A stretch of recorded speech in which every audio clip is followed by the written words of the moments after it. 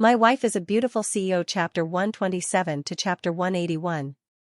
Lin Ruoshi wasn't happy to hear that. What did he mean by she couldn't start it, but he could? Did the driver of the car have to start it? Or did he think she wasn't as good as him? The woman, who had been proud since she was a child, immediately lost her temper. She snorted and said, "I'll give you the key. Let's see how you start it." She then stuffed the key to the Bentley into Xianxia's hand. Xianxia took it naturally, as if the key in his hand didn't represent this luxury car that was worth millions of yuan, but just an ordinary three-wheeled motorcycle. After opening the driver's door, Xianxia got in and pressed the front cover button to lift the front cover. Lin Ruoshi saw Xianxia's action and was a little suspicious and surprised. "You. What are you going to do to my car?" Xianxia rolled his eyes at her. This woman didn't seem to be very smart. He said, "What else can I do? The car broke down, of course, I have to check and repair it." "You know this car?" Although Lin Ruoshi wasn't very proficient in mechanical cars, she knew what kind of car she liked. This guy didn't even have his own car. She didn't believe that Xianxia knew how to repair this luxury car. Xianxia ignored her.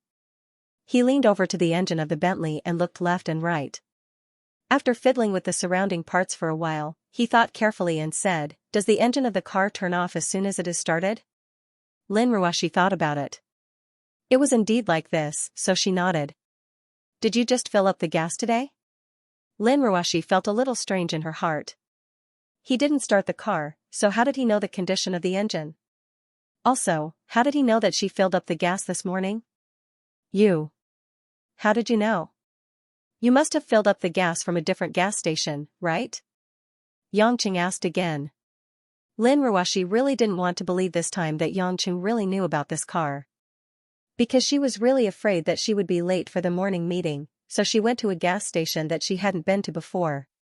Oh my god, could it be that other than selling mutton skewers, he was also a mechanic before? Lin Ruoshi's mind was filled with naive thoughts. Xianxia breathed a sigh of relief. He had finally found the cause of the problem. He said, "Your car has a high requirement for gasoline. The gasoline you added today must have a high alcohol content, so the engine can't be started. British cars, especially this kind of delicate car, are especially prone to this kind of strange problem. If it was a broken car, it wouldn't have happened. That is to say, the car is not damaged, and the problem is the gas?" Lin Ruoshi finally understood. Xianxia nodded. "Yeah, I ate something I didn't like and threw a tantrum at you." This analogy almost made Lin Ruoshi laugh. But thinking that the two of them were still in a tense stage, she immediately restrained her smile and nodded indifferently. "Got it, I will ask someone to take care of it tomorrow. Let's go home now." Then she walked in the direction of Xianxia's car. When they got in Xianxia's car, Lin Ruoshi began to sit still and didn't say a word. Xianxia was already used to this woman's silence, so he just drove by himself. When they came to the intersection of the ring highway, it happened to be a red light. A silver-gray Maserati GT with a roaring engine stopped next to Xianxia's car. In the car was a handsome young man wearing sunglasses and a red open-necked flowery shirt. When he saw the milky white BMW M3 next to him, he was stunned for a moment. Then he saw Lin Ruoshi's almost perfect side profile through the half-open window, and his eyes flashed. The first thing that came to the man's mind was that the person driving the BMW should be a pretty boy. No matter how he looked at it, he didn't look like a rich man, and the difference in appearance with the woman next to him was too big. While feeling a burst of contempt in his heart, he showed a smile that he thought was very handsome, rolled down the window and shouted, "Brother who drives the BMW M3, do you want to race?" The red light lasted for nearly 2 minutes. The bored Xianxia glanced at him. "What's the benefit?" "Upper Ring City, all the way to the third intersection of the expressway. If you win, I'll give you 20,000 when I get off the car. If you lose, this lady has to drink with me tonight." As he said that, the man looked at Lin Ruoshi with an evil charm. Frowning, Lin Ruoshi shook her head slightly at Xianxia. She had received so many ambiguous hints since she was young that she was numb to it. She didn't want to bother about it at all. Xianxia thought for a moment, nodded and said, "Okay, but the bet has to be changed. If you lose, stop the car and let me kick it." Hey! Do you think you're Superman? If I kick you, I'll break your leg. This is a Maserati. Do you think you're a salad? The man shouted in disdain. Xianxia didn't talk nonsense with him. If you don't want to race, then get lost. Let's race. You're finished. My car has been modified. Your woman belongs to me tonight. The man laughed and began to step on the gas pedal. The Maserati GT's engine began to roar again. Lin Ruoshi glared at Xianxia. If they weren't on the road, she would have gotten off the car immediately. If you're crazy, why are you using me as a bet? What do you think I am? Xianxia smiled and stared at the traffic light in front of him. It's because I don't like to use you as a bet, so I must bet with him. Don't worry, I don't have the habit of giving my wife to someone else. Without waiting for Lin Ruoshi to speak again, Xianxia suddenly stepped on the gas pedal. The M3 rushed out like an arrow. The Maserati on the side also started at the same time. Both cars had a V8 engine with a displacement of more than 4 liters. The Maserati GT had a slightly higher displacement, but because it had been modified, there wasn't much of a comparison between the initial numbers. When the two luxury cars entered the highway, they immediately began to speed up. One white and one silver, it was like two dragons crossing the dusk, violently surging through the traffic. Lin Ruoshi only felt a strong push on her back, and her body was uncontrollably pressed against the seat. Although she wasn't a slow driver, her top speed wouldn't exceed 140 km per hour normally. When she drove in Shanghai, it was more like 50 to 60 km per hour. How could she feel the true power of a sports car? Although the maximum speed limit of the two cars was over 300 km per hour, they were still on the highway. While madly stepping on the gas pedal, the biggest test was the control of the car. Lin Ruoshi saw Xianxia calmly and triumphantly driving forward. She carefully glanced at the speedometer. When she saw the needle pointing to the bright red number 200, she almost screamed. 200.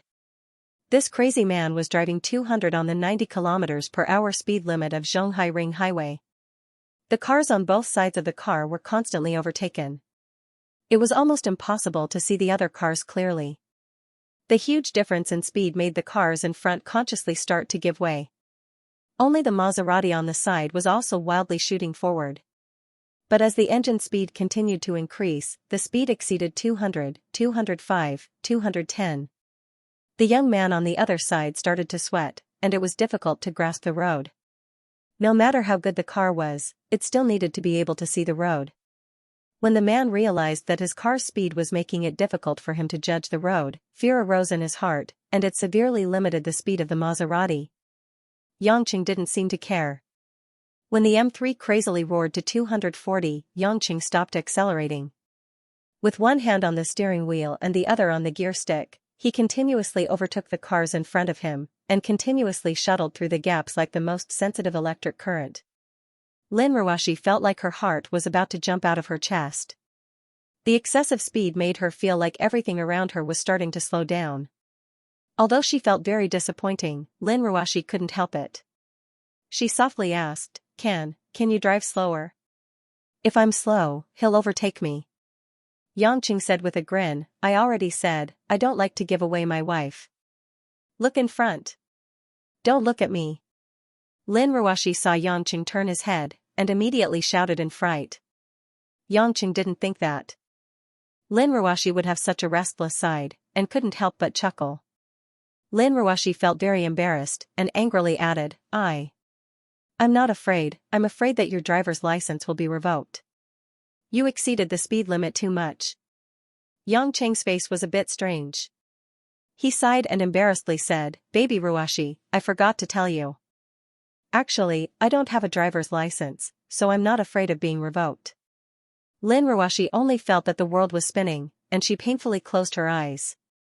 She felt that if she looked at this man one more time, she would really go crazy. After 5 or 6 minutes, Xianxia stopped the car in the parking area of the third highway intersection. After 2 minutes, the silver Maserati appeared. The young man also kept his word. After discovering the gap in driving skills and courage between the two of them, he didn't run away. Although his face was depressed and unhappy, he still rolled down the window and said, "I lost, I'll give you a kick." Xianxia didn't stand on ceremony. After getting out of the car, he looked around the Maserati, and finally chose to kick the front cover of the car, where the trident sign was. The young man didn't care at all.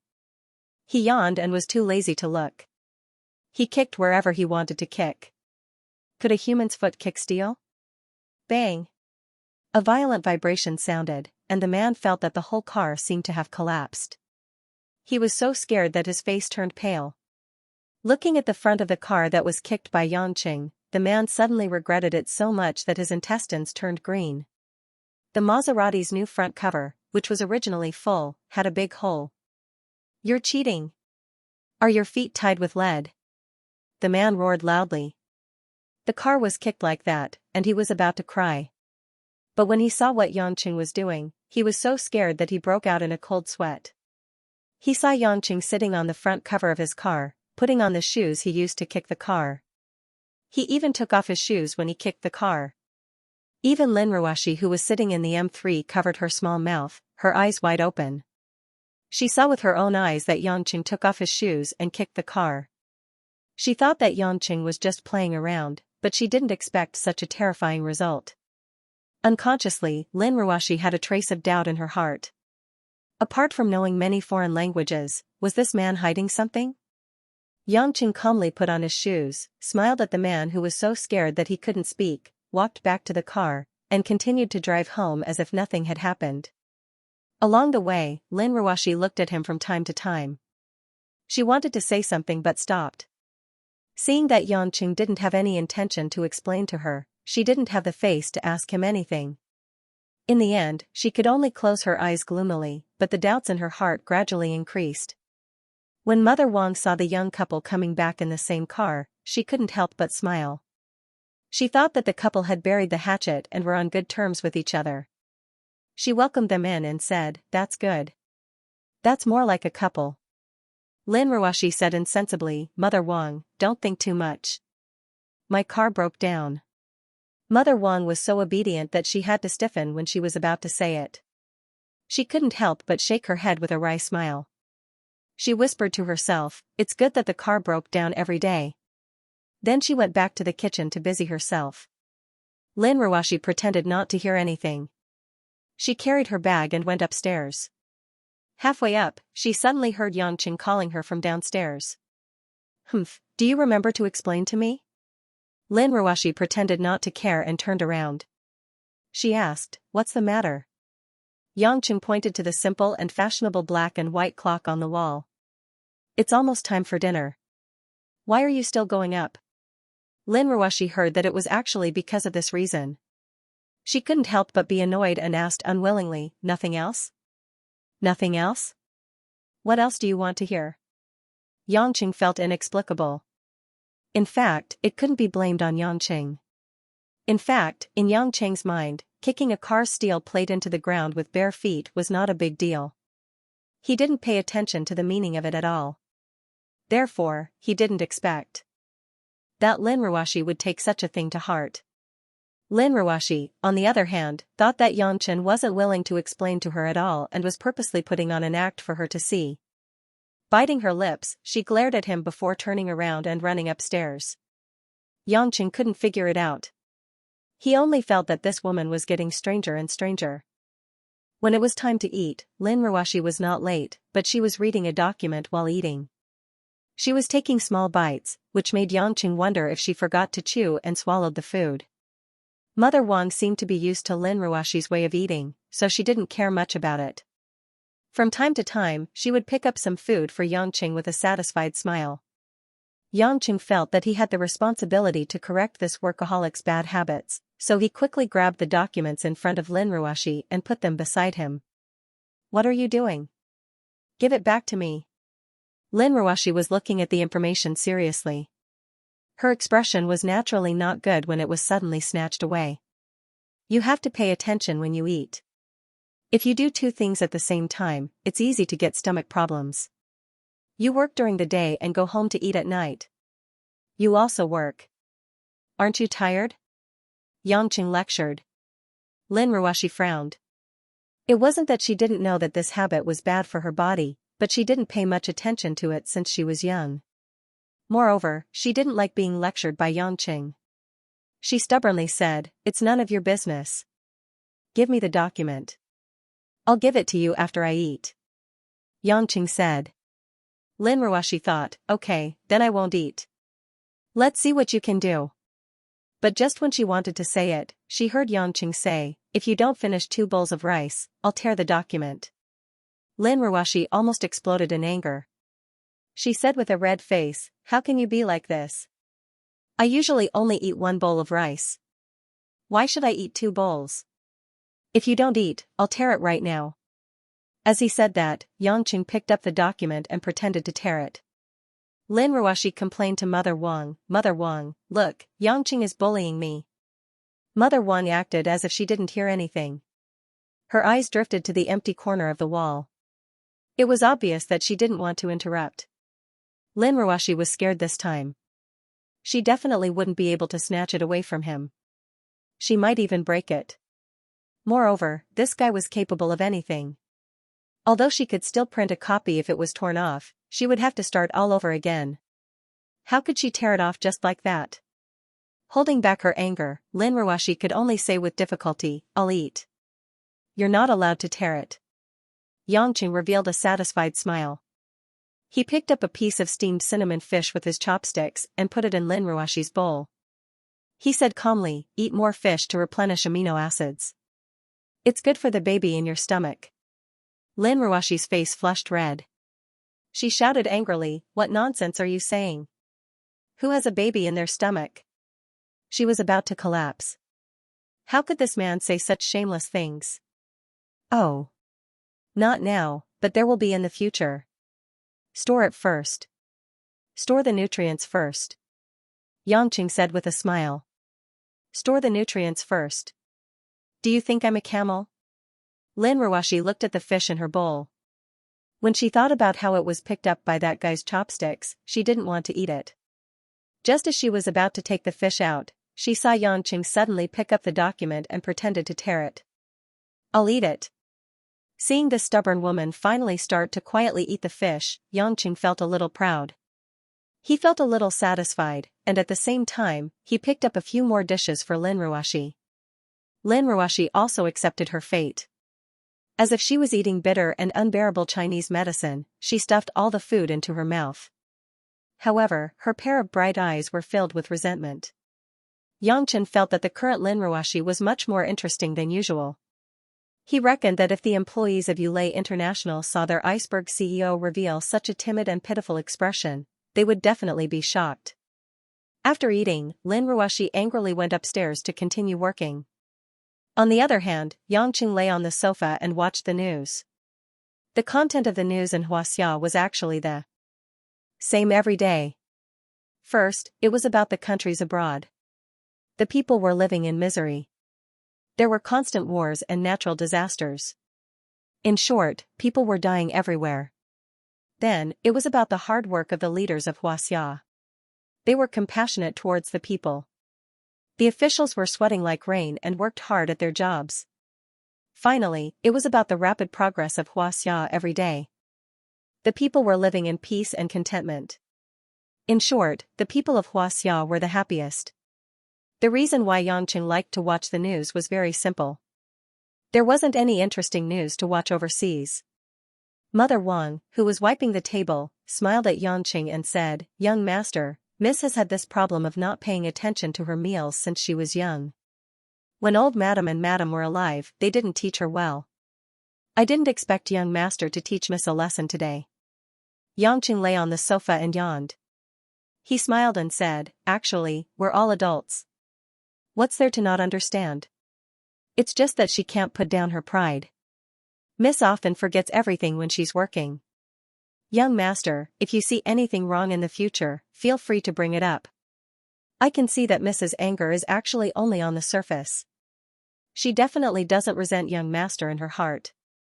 She might even be very happy." Mother Wang said with a look of understanding.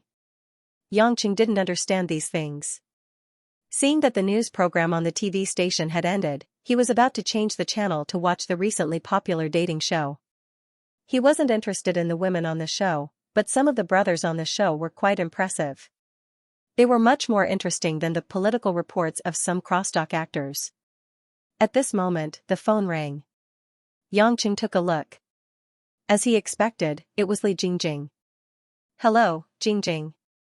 After Li Jingjing called out Big Brother Yang on the other end of the phone, she was silent for a while. Then she hesitantly asked, "Big Brother Yang, the email that our family received today was sent by you, right?" Xianxia revealed a trace of a smile. It seemed that Xianxia had already sent someone to deliver the things to Old Li's house. It was just that Old Li and his wife didn't know how to use high-tech items. They could only wait for Li Jingjing to return home before they released the things in the USB. "You can say that. I asked a friend to deliver it." Xianxia didn't hide it. Li Jingjing faintly sighed. "I always thought that although group leader Jiang was a bit prideful at times, he shouldn't be a bad person. But I didn't expect him to be that kind of person. The woman in that video is our school's executive vice principal. Normally, everyone is very afraid of her. I didn't expect her. And Jiangshua's father, Jiang Meng. Your Lord Principal, Vice Principal, and your group leader. If this show was broadcast in your school, I reckon that the ratings would be quite good." Xianxia joked. Li Jingjing, however, thought that Xianxia really wanted to do that. She hurriedly said, "Don't, Big Brother Yang. If we do that, the school's atmosphere will be very bad. Everyone won't believe in our school. In fact, most of the teachers and students are working and studying very hard. I don't want everyone's efforts to go to waste." This girl's brain was very simple sometimes. Xianxia helplessly smiled and said, "Jingjing, I'm not a paparazzi. Why would I expose that for no reason? The information I gave to your family was just for reference. It's to tell your parents not to trust Jiang Shua and his father too much." Li Jingjing breathed a sigh of relief and chuckled, "Big Brother Yang, you don't know. When the video was played, my parents were scared silly. They were too embarrassed to watch it. But when Mom found out that the person in the video was group leader Jiang, her lungs were about to explode. If it wasn't for Dad stopping her, she would have smashed my new laptop. You can keep that video. You can choose to anonymously send it to the Jiang family's father and son. That way, they won't do anything to you. There's no need to make things awkward. Who doesn't have something that can't be exposed to the light?" Li Jingjing softly nodded, obviously agreeing with this view. To be honest, when she saw the video, the simple girl had never seen such a human flesh war before. She didn't expect that the first time she saw it, it would be an acquaintance. Moreover, it was the Jiang family's father and son, and the famous Abbess Miju of the school. The three of them were sandwiched like a hamburger and had a threesome, which really shocked the girl. Although she was curious about how Xianxia got this information, Li Jingjing, who was used to Xianxia's surprises, tactfully didn't ask. At this moment, the heavy burden on her heart was put down, and her words were much lighter. She said, "Big Brother Yang, are you free these few days?" "What's wrong?" asked Xianxia. "I want to take you to a place, but I don't know if you're willing. In fact, there's another reason. I want to borrow your car because I want to move some things there." "Borrow a car to move things?" "Any taxi could do that." Of course, Xianxia wouldn't simply assume that Li Jingjing wanted to go somewhere with him. As the person who bought breakfast, Xianxia certainly had no reason to refuse a small request from a girl who couldn't even lie, so he readily agreed. After chatting happily with Li Jingjing, Xianxia stretched and planned to get up and go upstairs to take a shower and sleep. Although the symptoms after the murder had subsided, experience told Xianxia that adequate rest was still necessary. At this moment, Lin Ruoshi, who was holding a small wallet, walked down the stairs. She looked around and didn't see Mother Wang. She had no choice but to ask Xianxia, "Where's Mother Wang?" Xianxia was just on the phone, so he didn't notice where Mother Wang went. He shook his head and asked, "Why are you looking for Mother Wang?" Lin Ruoshi frowned and bit her lip without speaking, as if she was thinking about something. At this moment, Mother Wang's voice came from the second floor, "Miss, what's the matter?" Xianxia and Lin Ruoshi looked up at the same time, and they were a little dumbfounded. They saw Mother Wang had changed into a white nightgown and was standing by the railing on the second floor. Her hair was loose, and her face was covered with a layer of white facial mask. She was actually doing a woman's self-care. Lin Ruoshi blushed and said with some rebuke, "Mother Wang, when did you start to do facial masks? Have you forgotten what day it is today?"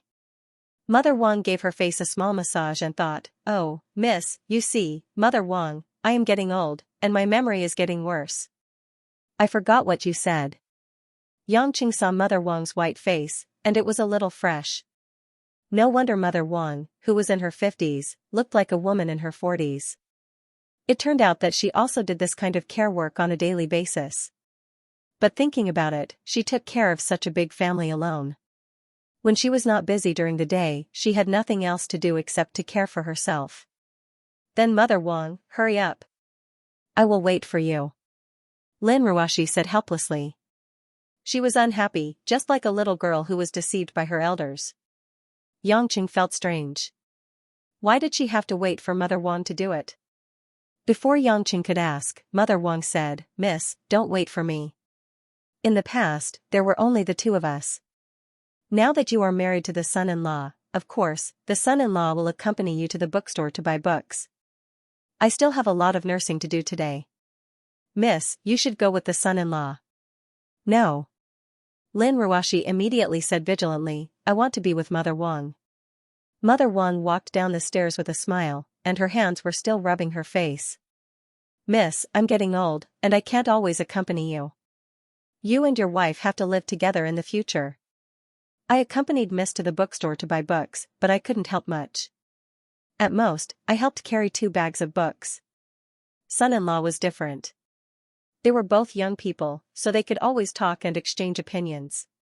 Besides, it's always good to have a man by your side when you go out at night. With the son-in-law protecting you, I can rest assured.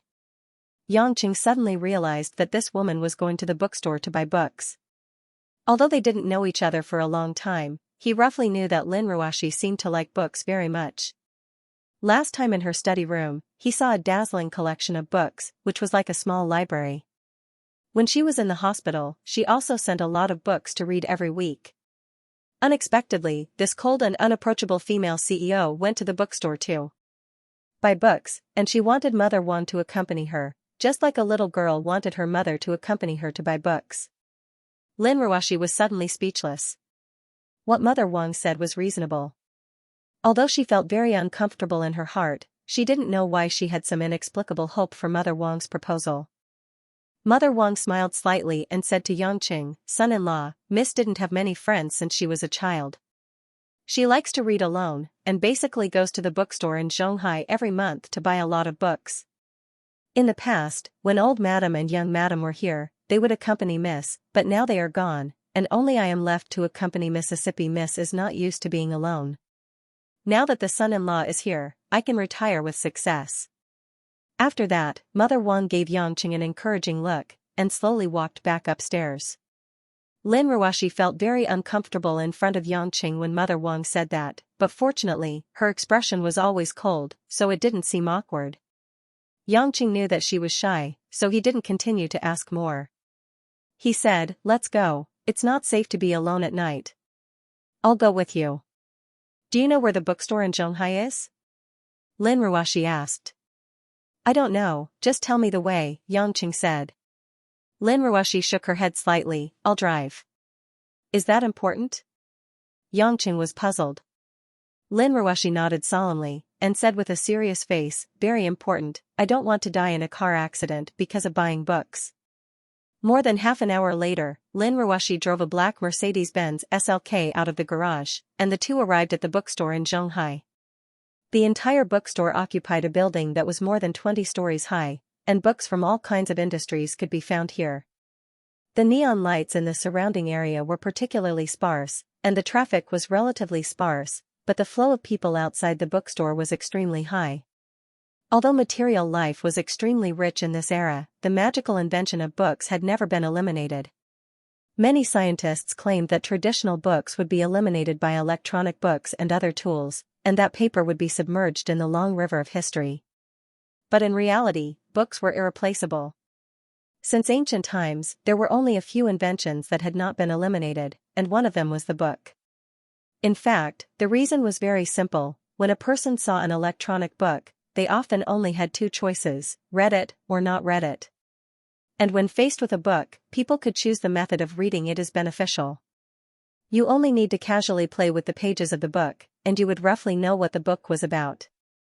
This was something that electronic books could not do. Xianxia followed Lin Ruoxi all the way into the bookstore. She had no makeup on, and she was wearing an ordinary white dress that had been washed countless times. Lin Ruoxi's appearance couldn't be more ordinary, but there were always many eyes that would linger on her, and there were even many men's eyes that were filled with naked greed. This made Xianxia understand to a greater extent why Lin Ruoxi wanted someone to accompany her. In such a crowded place, it was indeed dangerous for a girl like her to be alone. After standing in the elevator until they reached the Humanities and History section on the 10th floor, Lin Ruoxi walked out of the elevator.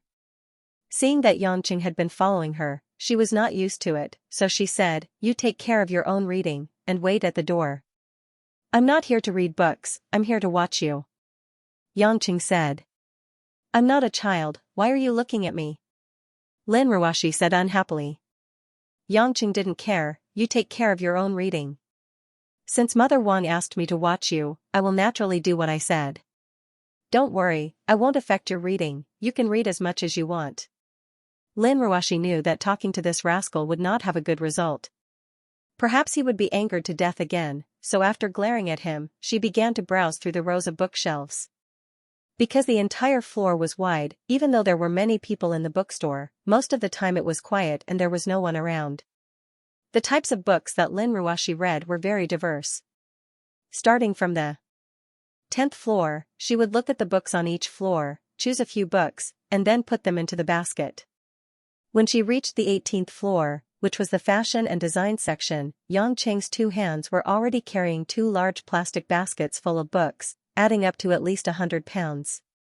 Previously, when she came to the bookstore with Mother Wang, because they were both women, she often couldn't carry a basket of books, so she had to go to the first floor to store them and then go upstairs to choose, which was very troublesome. This time, when she came with Xianxia, Lin Ruoxi felt much more relaxed. No matter what book she chose, she only needed to put it in the basket that Xianxia was carrying, and she only needed to choose it herself. She didn't need to think about whether she could carry it or not. At this time, the woman seemed to be very engrossed, completely forgetting how many books she had chosen. She shuttled back and forth between the bookshelves, as if she didn't know fatigue, and browsed through all kinds of books. Many customers who walked past them saw the big basket that Xianxia was carrying with both hands, which was full of books, and they all cast an admiring and mourning expression at Xianxia. In their opinion, this man's arm must have been about to be broken. However, after seeing Lin Ruoxi's face, those customers also understood. He was probably trying his best to win the girl's favor, so he was desperately pursuing her. Some young male customers saw Xianxia's situation, and the idea of flirting with Lin Ruoxi disappeared. This kind of woman couldn't take it. Xianxia didn't care, and he didn't consider whether the weight in his hands was beyond the scope of normal people's understanding. As long as the basket could fit, he wouldn't say anything.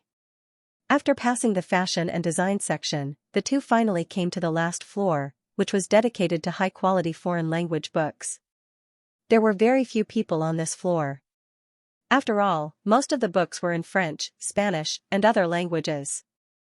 Few people could understand them, and even fewer people were willing to read these popular foreign language books. When Lin Ruoxi arrived at this floor, she suddenly thought of Xianxia's abnormal foreign language ability that even she couldn't help but admire. She casually asked, "Can you understand all the books here?" Xianxia glanced at them. They were all Western languages and a few Southeast Asian and Middle Eastern languages. There were no small African and Latin American languages that he didn't know, so he nodded and said, "I can understand all of them." Lin Ruoxi originally just asked casually, but she didn't expect Xianxia to really understand all of them. She couldn't help but feel that Xianxia was bragging. After all, there were at least 20 foreign language books on this floor. In order to teach Xianxia a lesson for talking without thinking, and also to have fun, Lin Ruoxi quietly walked all the way to the small section of Albanian. Albanian was the official language of Yugoslavia, Serbia, and other countries and regions. Because it combined many words such as Greek, Italian, and Slavic, it was one of the most unpopular and difficult European languages to learn. Lin Ruashi casually picked up a heavy book with a black cover and casually opened it to a page. It was densely packed with Albanian words, which gave her a headache. You said that you can understand all the languages here. Can you translate the words on this page for me? Lin Ruashi looked at Xianxia. She was in high spirits and didn't look at all like she had been shopping in the bookstore for 3 hours. Xianxia simply glanced at it and smacked his lips with some embarrassment. He asked, "Can I not say it?" "I think it's difficult to say it." "Don't make excuses. Isn't it just translating? Didn't you say that you can do it? What's so difficult about it? I'll hold the book for you. You just need to open your mouth and say it." Lin Ruashi continued to press him. Her beautiful eyes were full of pride and joy. She felt that she had finally occupied the upper hand and defeated Xianxia. Xianxia sighed. "You're the one who forced me to say it. Don't waste time. Hurry up and say it. But I'm warning you, technology is very advanced now. If you spout nonsense, I can analyze it with a translation tool. So if you can't, just give up." Lin Ruashi revealed a rare mischievous smile, waiting for Xianxia to embarrass himself and admit defeat. Xianxia looked at her strangely, cleared his throat, and began to translate. Joseph came. He gently pushed open the door to my room. I could hear my heartbeat. It was so full of the desire to be loved. I didn't know if I should wake up and stop him. Charles was next door. He was Joseph's brother, my husband, but we both betrayed him at this moment. At this point, Lin Ruashi was stunned, but she didn't say anything. She looked at Xianxia suspiciously, unable to determine whether this was true or not. Xianxia was also helpless. He continued to translate. Joseph kissed my earlobe. I feel my body burning up. How long has it been? Oh, my dear Joseph, you are like a warm furnace in winter, a lush green in summer. I can't get rid of you. Oh, my dear, kiss me, take me. Forget who Daphne is to you. Forget who you are. We are just a pair of pitiful lovers. Joseph kissed my chest. Stop. Lin Ruashi finally couldn't listen anymore. Her ears turned red. After closing the book, she gritted her teeth and said, "How can you be like this? Even if you don't know how to translate, don't make things up. Why are you saying such vulgar things?" Xianxia didn't know whether to laugh or cry. I didn't make things up. This is what's written in the book. Who would believe you? You must be lying. How could this book have such content? Don't the censors know? Xianxia didn't know why he was here, but Lin Ruashi couldn't accept such words. It seemed that his wife was very conservative in this aspect. It should be known that this kind of body language was common overseas. At this moment, a tall, gray-haired old man walked over from the other side of the bookshelf. He wore a gray sweater and a pair of presbyopic glasses. He smiled at Lin Ruashi and said, "Miss, this young man isn't lying. I've read that book before. There are indeed those fragments in it." Lin Ruashi looked at the old man in confusion. "You are?" "My surname is Zhao. You can call me Old Zhao. I specialize in studying Indo-European languages, so I know Albanian." That young man's translation should be correct. I remember that this book is mainly about a Serbian woman hesitating about whether to betray her marriage or not. Her name should be Daphne, Old Zhao explained. Lin Ruashi certainly didn't think that a kind-looking old man would come over and cooperate with Xianxia to lie to her. Although she knew that she had wronged Xianxia, she still felt wronged when she saw Xianxia's smug look. What was this guy's brain made of? How could he know such an unpopular language? "Thank you, Old Zhao. Are you here to read the book too?" Xianxia was very grateful to this old man. Otherwise, he wouldn't have been able to explain himself. Old Zhao smiled and shook his head. "I'm here to read for my wife." As he said that, Old Zhao pointed to the other end of the bookshelf. There was an old woman in a wheelchair. She was also close to 60 years old and looked very weak. "My wife's cataracts couldn't be cured. She's blind and can't read. She used to work in the same research institute as me. I didn't expect her to be blind at her age. Researchers like us are basically useless without eyes. My wife has been staying at home for a few years and started to develop dementia. I was anxious, so I quit my job and brought her here every day to read for her and walk with her. This way, she won't be muddle-headed and can remember more things. Old Zhao's eyes were a little moist as he spoke of the sad part. Last year, she asked me what my name was. She only remembered that my surname was Zhao and couldn't remember my name. Thinking back to when I was young, my wife was also a famous expert in the research institute. I didn't expect that she would soon forget who I was as she got older. How could I not be anxious? Lin Ruoshi's heart was pure. When she heard this, she felt sad for the old couple and comforted, "Old Zhao, don't be sad. Madame Zhao will get better." Haha. Old man Zhao laughed heartily and said, "It's hard to get better. I've thought it through. Whether she remembers me or not, I remember her. I remember that we'd been through decades of ups and downs together. That's enough. In a few years, we'll just be two piles of ashes. But in the end, we'll be together in death. That's enough." Yangqing and Lin Ruoshi listened and were silent. The old man's words sounded sloppy and plain, but they were full of the most precious things in the world. Old Zhao suddenly looked at the two of them and said, "You two are also husband and wife, right?" "Ah?" Lin Ruoshi blushed slightly and couldn't say a word. Yangqing nodded. "We just got married not long ago." Old Zhao laughed and said, "Young man, you're lucky to have such a beautiful girl as your wife. But you look quite tired too. The books in your hands add up to at least 50 kilograms. I'm tired just looking at you." At this time, Lin Ruoshi subconsciously looked at the two book baskets that Yangqing had placed on the ground. The books were actually piled up like a small mountain. She didn't notice that she had already chosen so many books. Frowning, Lin Ruoshi bent over and tried to lift one of the baskets. Who knew that she would be so tired even with one hand? She stretched out both hands and barely managed to pull the basket up. Putting down the heavy basket, Lin Ruoshi looked at Yangqing strangely. When she thought about how this man had silently walked with her for 3 hours, carrying such a large and heavy basket with both hands without making a sound, a strong wave of guilt and emotion welled up in Lin Ruoshi's heart. She looked up at Yangqing with a complicated expression. Yangqing saw this scene and smiled indifferently. To him, these things were nothing, but to an ordinary person, a girl, it was too heavy. Picking up the two baskets again, Yangqing said, "It's okay, I don't feel that it's that heavy."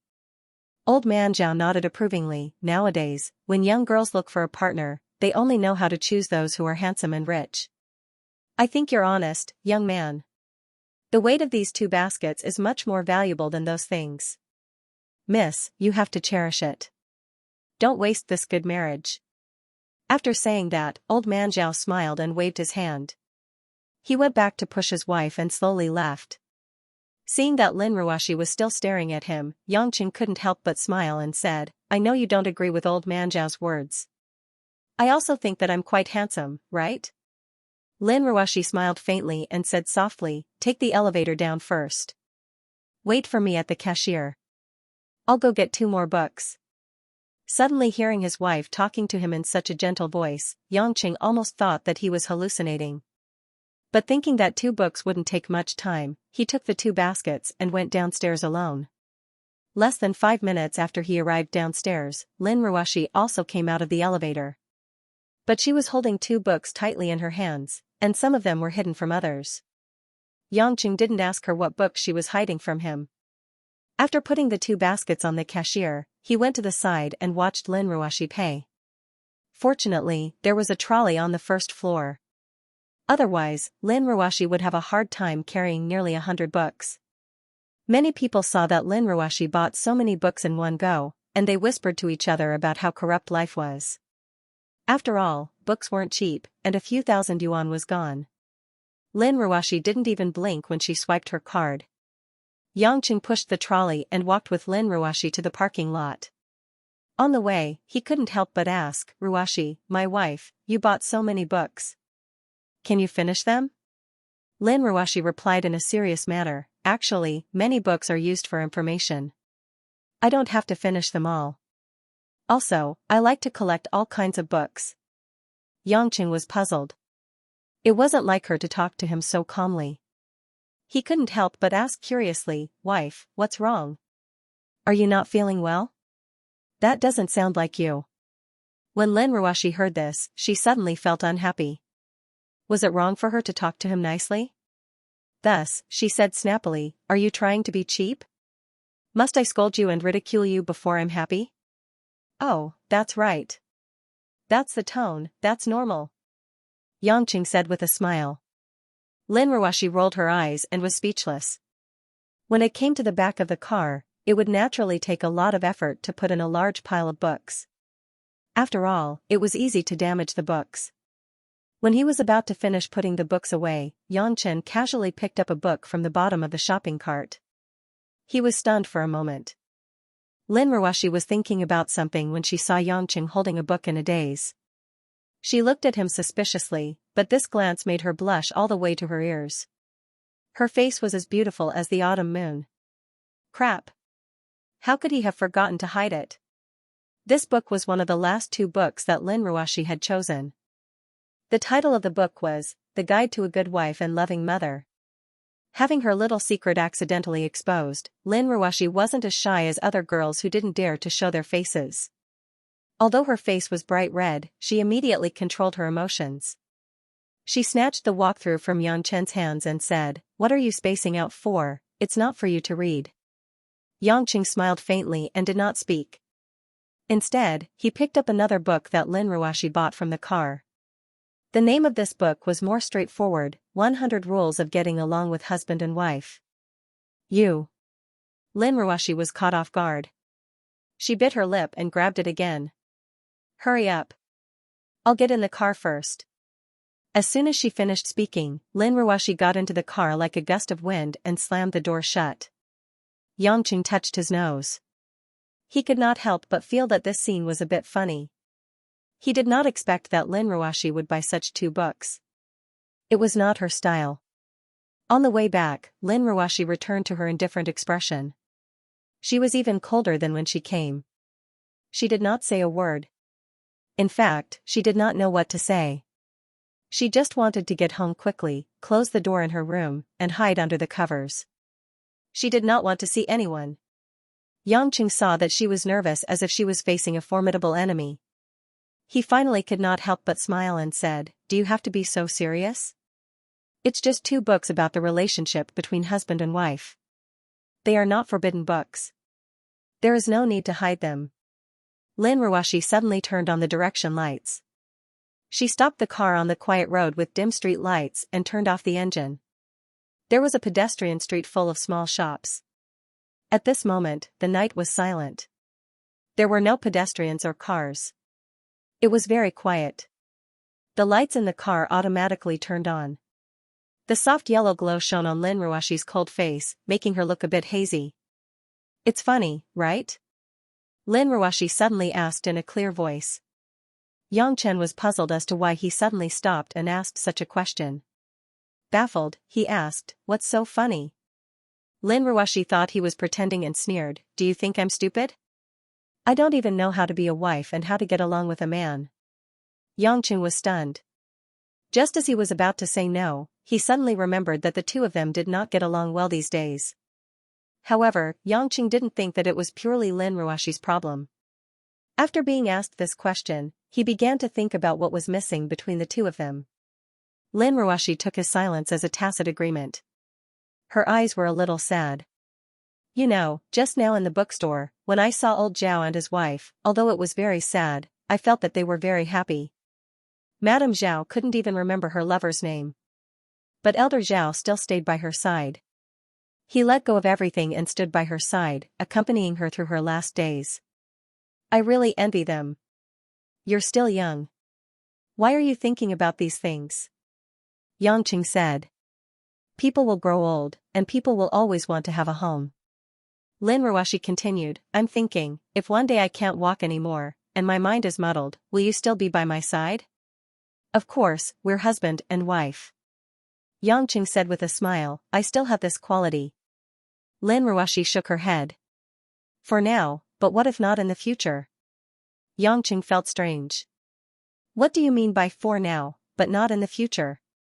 Isn't it the rule of the Lin family that you can only have one lover? Do you want to change husbands? Although the relationship between the two of them had always been ordinary, or even not good, if one day Lin Ruoshi suddenly said that she wanted to be with another man, Yangqing felt that he would definitely kill that man. Regardless of morality or ethics, he just couldn't bear it. I've already said that I'm not a member of the Lin family. That old man has nothing to do with me. I didn't marry you because of that ridiculous rule. Lin Ruoshi was a little sullen and said solemnly. Yangqing smiled. You didn't really sign the contract to use me as a shield, did you? I feel that my shield is basically useless. Lin Ruoshi shook her head slightly. I admit that I lied to you at that time, but that was actually only a small reason. What other reason is there? Yangqing asked. Lin Ruoshi suddenly blushed and pursed her lips. I'm a very conservative person. The atmosphere in the car instantly became ambiguous. Yangqing held back his laughter and pretended to be serious as he asked again, that. I didn't hear you clearly. Say it again? Lin Ruoshi gritted her teeth. This man was acting shamelessly again. She didn't know where she got the courage from, but Lin Ruoshi decided to go all out. I'll say it. I'm a conservative woman. Lin Ruoshi raised her voice and said clearly, my grandmother taught me to be faithful to one person since I was young. I can't bear to give my first time to a stranger. Yangqing smiled and looked at the angry woman. There's nothing to be ashamed of. You should have said it earlier. Don't pretend. You must think that I'm a silly woman.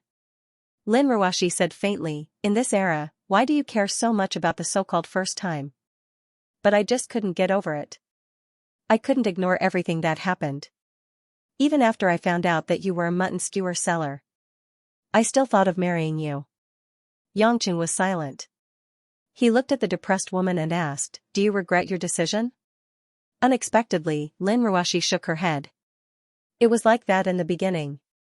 You were vulgar, shameless, unambitious, and indecent. You were completely different from the partner of my dreams. But since the day you rescued me from the warehouse at the port, I've decided to live with you. The warehouse at the port was naturally referring to the time when they were kidnapped by Lin Kuan. Unexpectedly, Lin Ruoshi didn't ask anything at that time and made such a decision in her heart. When I was tied up in the warehouse, I thought that this was probably a chance given to me by God. If you were a coward and didn't think of a way to save us, then I would lose everything. Even Qianni wouldn't have a good ending. So I made a bet with myself that if you came, then I wouldn't think about regretting it anymore. No matter how you treat me in the future, as long as we don't divorce, I would spend the rest of my life with you. If you didn't come, then I would pretend that my life was destined to be such a tragedy. Anyway, there's not much meaning in my life, it's bitter and tiring. What do you mean by there's no meaning in your life? You have such a big company, so many employees like you, you're prettier than anyone else, any man would go to heaven with just one look at you, and you're so rich. How do you mean there's no meaning in your life? Yangqing asked with a sigh. Lin Ruoshi looked at him coldly and said softly, when I was young, there was only grandma and mom at home. The men in the family didn't want us. When I went to university, grandma left me, and later, mom left me too. Only Mother Wang was left at home to accompany me.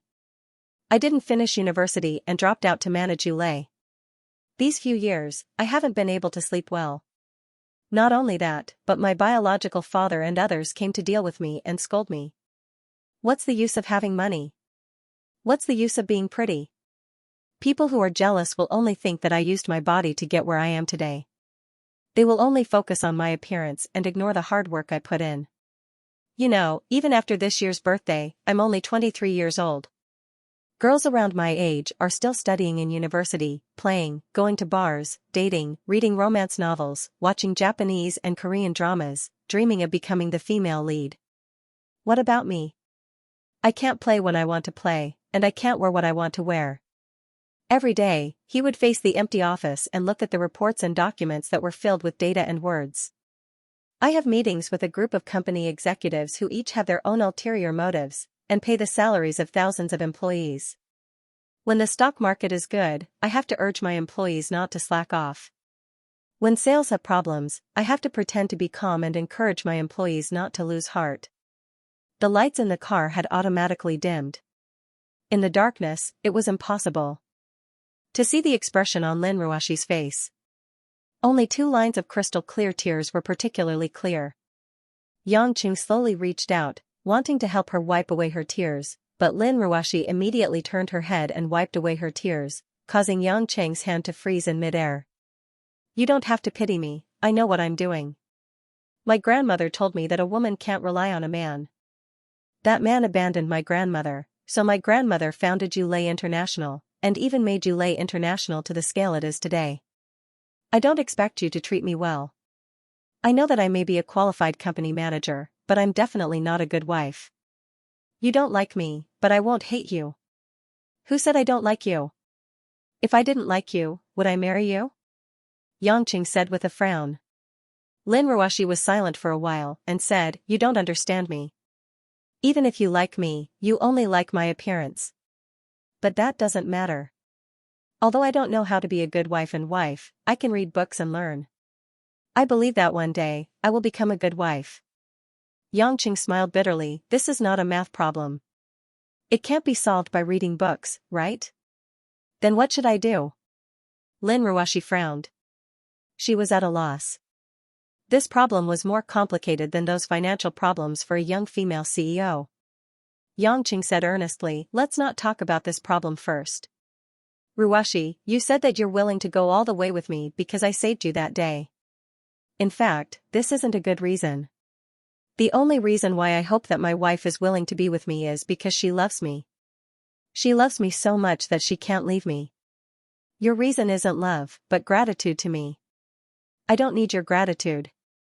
I saved you because you're my woman. Do you understand?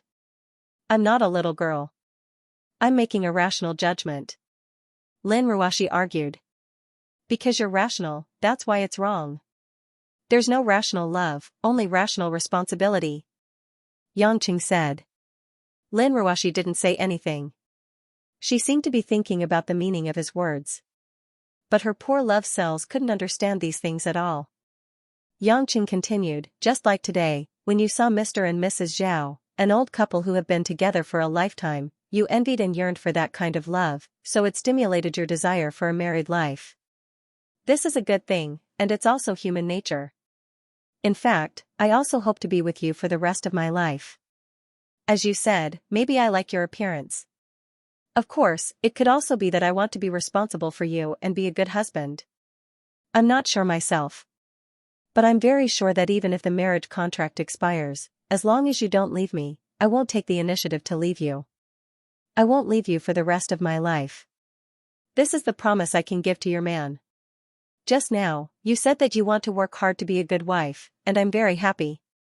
But the way you choose to learn how to be a wife is by reading books.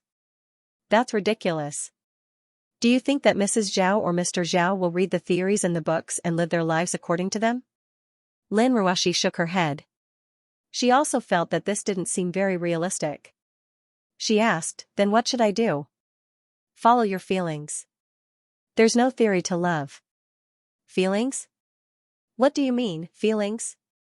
Lin Ruashi began to have a headache again. Xianxia chuckled. Being in love is a very strange situation between us. Generally, when a man and a woman get together, they fall in love first.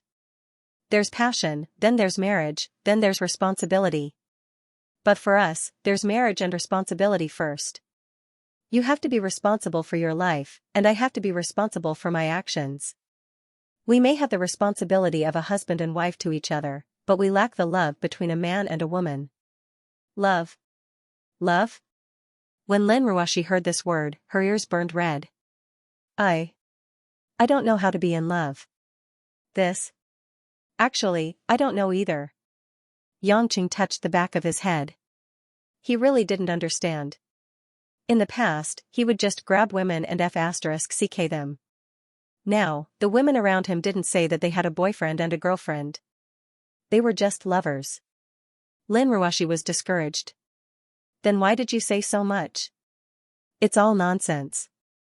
Actually, it's not that there's no way. Yangqing whispered.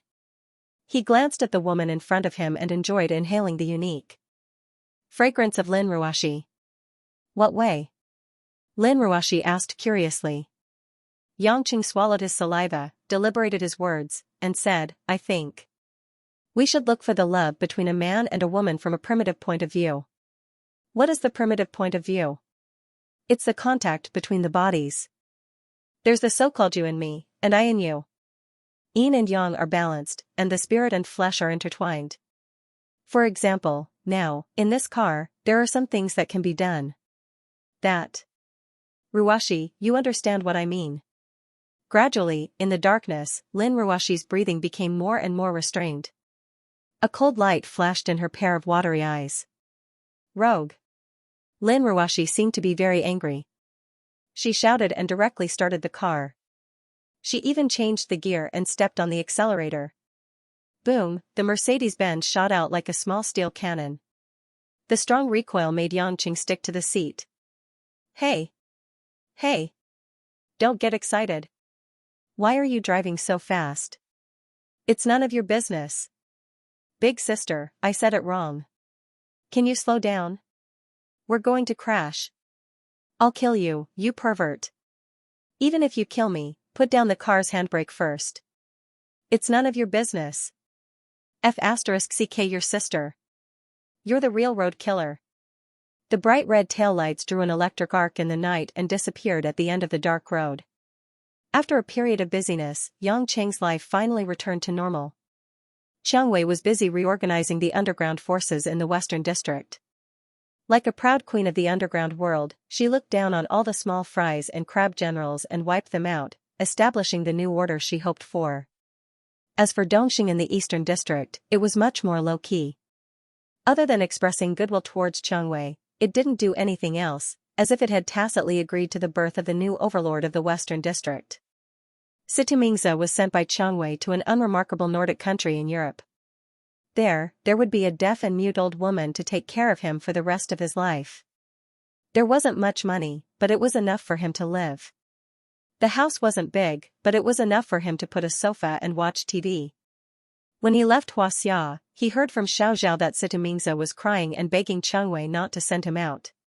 He knew that if he went out, he would have nothing left. Xianxia didn't soften. She was very clear on how important her choice was. The matter could be considered to have drawn a full stop. Li Jingjing invited Yangqing to a mysterious place, but he had to wait for a while. She also told Yangqing that after Li Jingjing's mother got rid of the father and son of the Jiang family, she started to look for a new boyfriend for her. This gave her a headache and she even wanted to move out. As for Jiang Shua and his father, Jiang Meng, after seeing the video sent anonymously, they were frightened. Every time they saw Li Jingjing in school, the father and son would smile like a dog's tail, trying to please her in every way possible. It was just that Li Jingjing pretended not to know anything. Tang Tang, that girl, was still in her third year of high school. Although she would occasionally give Yangqing a few harassing calls, she was tightly controlled by her mother and couldn't run out to play anymore.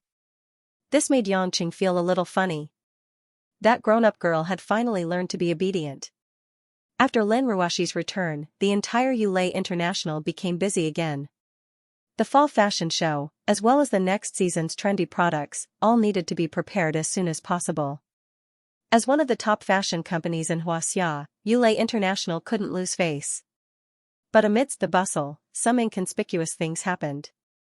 Other than Yangqing, the only male employee in the PR department, Comrade Chen Bo, resigned during this period. Comrade Xiao Chen's reason for resigning was that he felt that public relations work was not suitable for him, and he had already decided to work for a publishing company. Being a text editor was more suitable for his personality. Yangqing knew that it was mainly because of Chen Bo's younger sister. Chen Rong had already received a lot of benefits from Xianxia. She had even become the successor that Xianxia had focused on training. Therefore, Chen Bo's family problems had been solved very well. He didn't need to do a job that he didn't like just for a few thousand extra dollars. When he left, Chen Bo thanked Yangqing with tears and snot all over his face. In the end, he was just short of giving him a kiss. Chen Bo's departure did not bring much sadness to the office. Perhaps his presence was not that strong in the first place. Ever since Lu Mingyu became the head of the PR department, she worked exceptionally hard. She no longer had the time to chat with her friends like she used to. As a higher-up, she had to have the dignity of a higher-up. At the very least, she had to put on airs during working hours.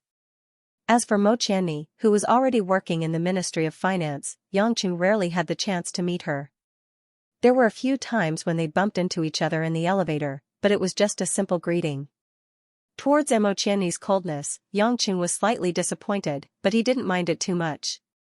When a beautiful woman was feeling helpless, a bored man lent her a helping hand. He gave her a chest to lean on, and at the same time, took advantage of the situation. Both of them did not owe each other anything. At least that was how Yangqing understood it. What made Yangqing not know whether to laugh or cry was naturally his wife at home, the cold and elegant female CEO who did not give a damn about him in the company. That night, Lin Ruoshi had said that she wanted to be a good wife so that Yangqing would not be able to leave her. However, she did not expect that after being provoked by Yangqing's Iminyu, she would immediately turn against him and not acknowledge anything at all. She, who was so pure that she did not seem like an adult woman, seemed to be really angry. In her opinion, Yangqing's thoughts were absolutely filthy. As a result, Lin Ruoshi started to become unapproachable again.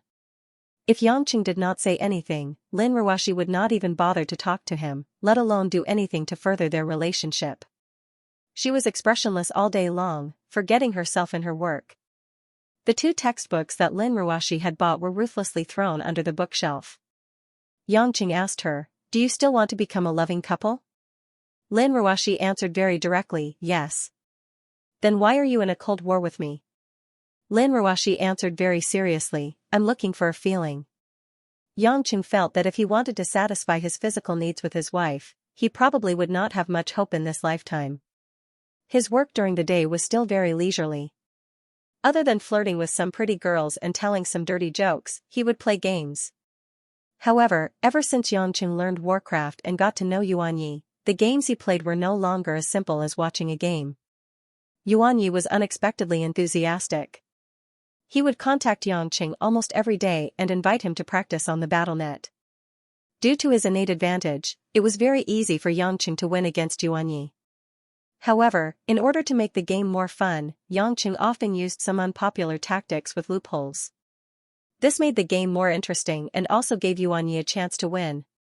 Yuan Yi greatly admired Yan Chen's skills and awareness, and then thought of what Yan Chen had taught him in the past, as well as Yan Chen's extraordinary skills. He had the intention to make friends with him seriously. He didn't lack the scoundrels of rich kids, but true friends were too few. Yangqing also gradually felt that Yuan Yi was not like other rich young masters who were unreasonable and did stupid things. It was rare that he found him pleasing to the eye. Moreover, Yuan Yi had such a friendly attitude, so he accepted Yuan Yi as a friend. The relationship between the two gradually became a lot closer. When it was almost time to get off work on Friday, Yangqing and Yuan Yi finished their last game. Yangqing was just about to say goodbye on MSN when Yuan Yi sent a message, "Brother Yang, it's my birthday on the 9th of next month. I want to invite you to my house for a party." Yangqing hesitated. Looking at the current situation, Yuan Yi's family background was definitely that of a super wealthy one. Although he wouldn't feel pressured by such a family background, he might meet some people who don't have eyes. When that time comes, it wouldn't be good if things got unpleasant. Yuan Yi seemed to understand Yangqing's worries and sent another message, "Brother Yang, don't worry. I'll only invite a few close friends and a few family members. There won't be any people you hate." Since the other party said so, Yangqing couldn't refuse, so he agreed and happily said goodbye to Yuan Yi.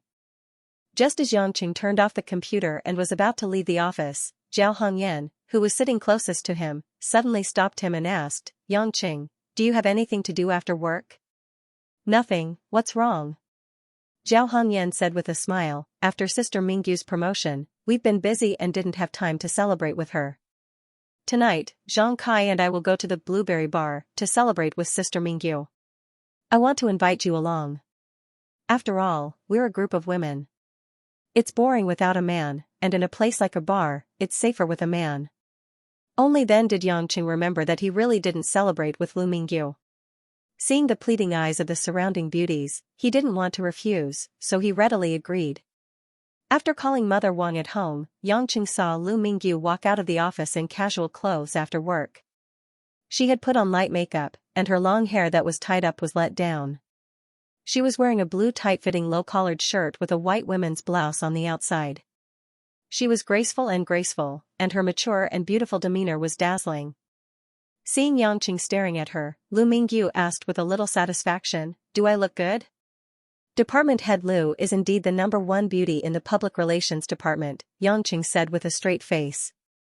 "Don't call me department head when you're off work, it's so unpleasant." Lu Mingyu rolled her eyes at him and walked out with a group of giggling girls. The Blueberry Bar was one of the more famous bars in Zhonghai. Because of its elegant style and low cost, it was very popular among the white-collar workers in the city.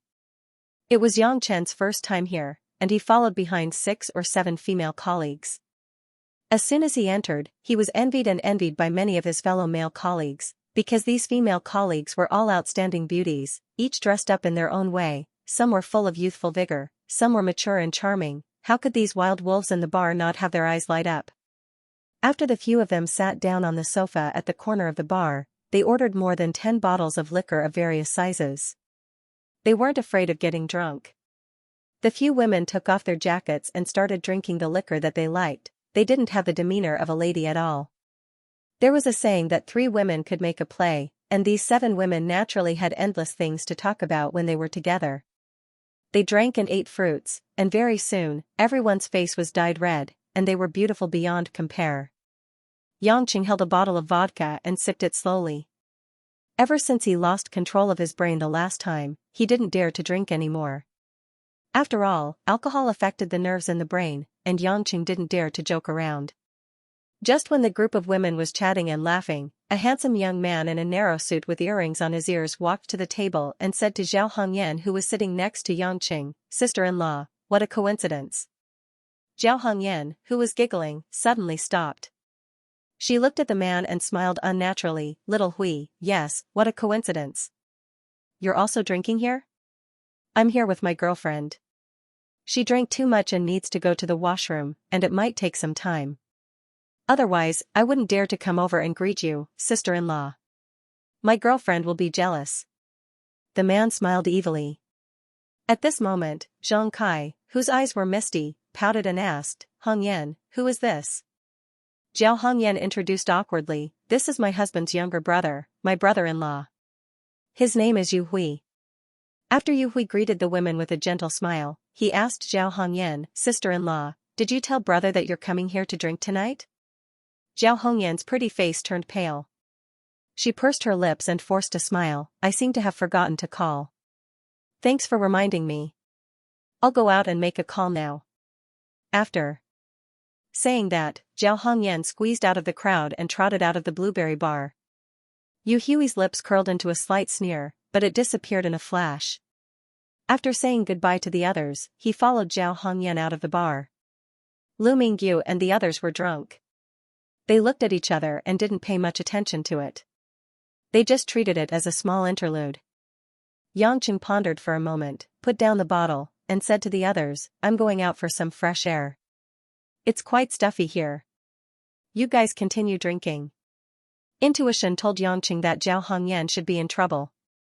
Although the other women were too drunk to notice, Yangqing still saw the unnatural expression on Zhao Hongyan's face. It was already autumn, and the streets at night were cold and windy. Not many pedestrians were willing to go shopping at this time. Occasionally, some people would pass by, but they were in a hurry.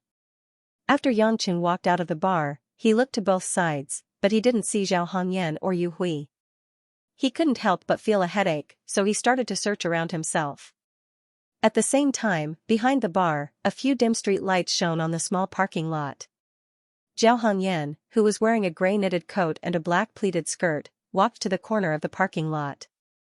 With a pair of slender legs and black lace stockings, she exuded the charm of a mature and beautiful young woman, but at this moment, her face was filled with anxiety and gloomy expression. After hesitating for a moment, Zhao Hongyan took out her small cell phone and prepared to make a call. However, just as she scrolled through the phone number, she was stuck there and didn't dare to connect. What's wrong, my dear sister-in-law? Don't you dare to call my brother? Yu Hui's voice sounded from behind Zhao Hongyan, sounding very playful. Zhao Hongyan's delicate body trembled slightly as she slowly turned around to look at Yu Hui. She said with some lack of confidence, "Little Hui, why did you come out too?" "I was just about to call. It's late at night. I was afraid that something would happen to you, sister-in-law, so I came to watch." Yu Hui smiled evilly. "I'm your sister-in-law, not your sister. What can happen to me?" Zhao Hongyan smiled embarrassedly and lowered her head. She reached out to stroke her bangs, but her eyes wandered, not daring to look at Yu Hui. Yu Hui took a few steps closer and walked to a meter in front of Zhao Hongyan. "I only have this sister-in-law, and my brother only has this wife. How can I be at ease? Sister-in-law, you don't have to worry about me. It's better to call my brother so that he can rest assured. You go in first, I'll call now." Zhao Hongyan's breathing was a little chaotic. "Why must I go in? Is sister-in-law going to call my brother without me knowing? Or are you feeling guilty and not planning to fight at all?" "Yu Hui." Zhao Hongyan's face turned red as she raised her head and stared at the young man with a strange smile. "What do you mean? How can you talk to your sister-in-law like this? How can you talk to your sister-in-law like this? I think highly of you and call you my sister-in-law. Zhao Hongyan, do you really think that just because you married my older brother, you really became the mistress of the Yu family? Don't you think about your identity? Why are you pretending in front of me? I've never thought of it that way. Don't slander me." Zhao Hongyan screamed, her eyes filled with tears of grievance. Yu Hui became more and more excited. "I don't care if you think that way. I only know that if I tell my brother that you came to a bar to drink without him knowing, and that there was even a man with you, what would he think? We're just colleagues, what's wrong with drinking together?" Hongyan said to say. Hongyan said, you yang, yan jiang you, Hongyanji was the same to say. Zhao Hongyan's face was pale. She opened her mouth, but she couldn't speak. That was what she told her husband, Yu Guang. She never expected that Yu Hui would appear in this bar. Zhao Hongyan's heart trembled at the thought of her husband finding out that she came to the bar. She felt her legs become unsteady. Yu Hui took 2 steps closer, almost touching Zhao Hongyan's body.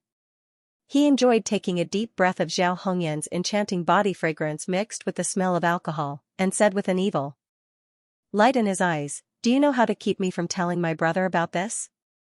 Zhao Hongyan blushed and guessed what this man wanted.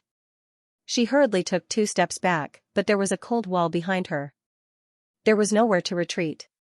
Yu Hui snorted coldly and pounced forward with both hands, pressing Zhao Hongyan against the wall, making it difficult for her to move. The distance between the two of them could already feel the heat of each other's breath. Under the dim light, Zhao Hongyan's fair and delicate face was flushed. Because of nervousness and humiliation, her tearful eyes looked especially pitiful. Her full chest constantly rose and fell, showing an alluring arc waves of intoxicating woman's fragrance constantly emitted from her body.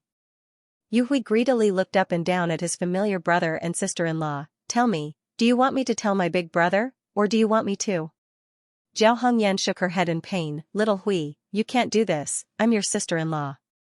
Yu Hui's face was ferocious as he suddenly roared, "Ever since the day you got married, I've never treated you as my sister-in-law. Ever since I was young, I've given Big Brother good clothes, good toys, and good opportunities to Big Brother.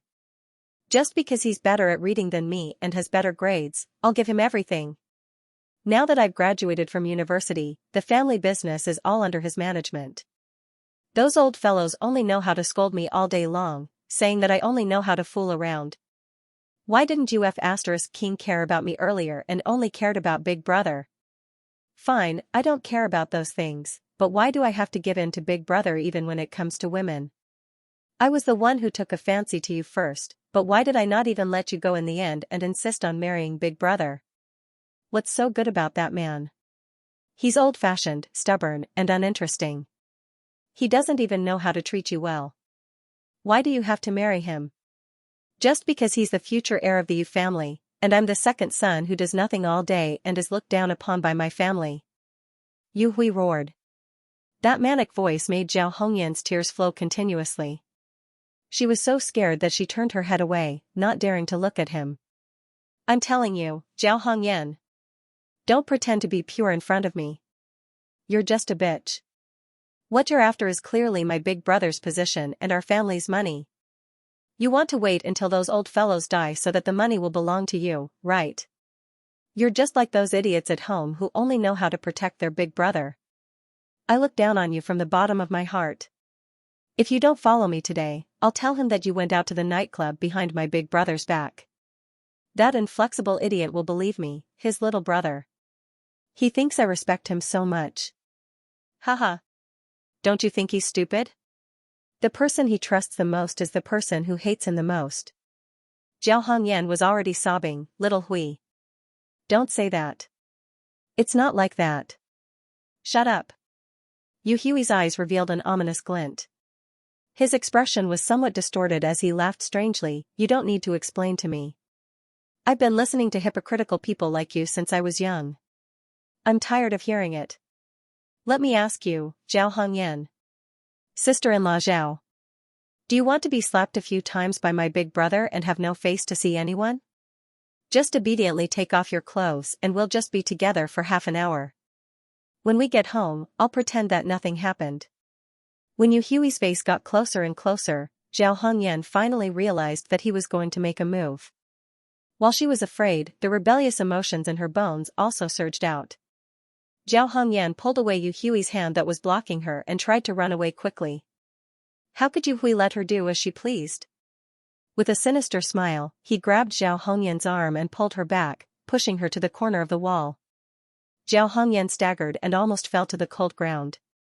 She was like a mother beast that was forced to a critical moment. In addition to her unyielding gaze, Zhao Hongyan was also a bit angry at the moment. She screamed and tried to push Yu Hui away. Unfortunately, no matter how angry a woman's strength was, it was often incomparable to an adult man's. Before Zhao Hongyan's hands could touch Yu Hui's body, she was grabbed by his hands and pressed against the wall, unable to move. Let me tell you, if you continue to be so disobedient, not only will I play with you, but I'll also tell my brother everything that happened today. Yu Hui pressed Zhao Hongyan's hands and said with a sneer. Zhao Hongyan struggled in pain and wanted to lift her leg to kick this rough man, but she was blocked by Yu Hui's legs as if she was fixed on a cross. Don't try to threaten me. If you want to tell Yu Guang, then tell him. I have a clear conscience. In short, I won't let you succeed. Zhao Hongyan's voice was already a bit hoarse and she was panting, but as a woman's last shred of dignity, she wouldn't give up. Is that so? Yu Guang raised his eyebrows and said casually, then you're old man. Yu Hui. Zhao Hongyan's strong mental defense finally loosened. She gritted her teeth and said with tears in her eyes, why are you doing this? What do I owe you that you have to do this to me? You owe me everything. Your whole body should be mine. You and the group of people in your family all owe me. From the day you entered the house, I swore that I would get you. Don't even think about escaping today. Yu Hui's mind seemed to be a bit deranged as he laughed wildly. Zhao Hongyan's struggling hand stopped, and Yu Hui also let go of his hands confidently.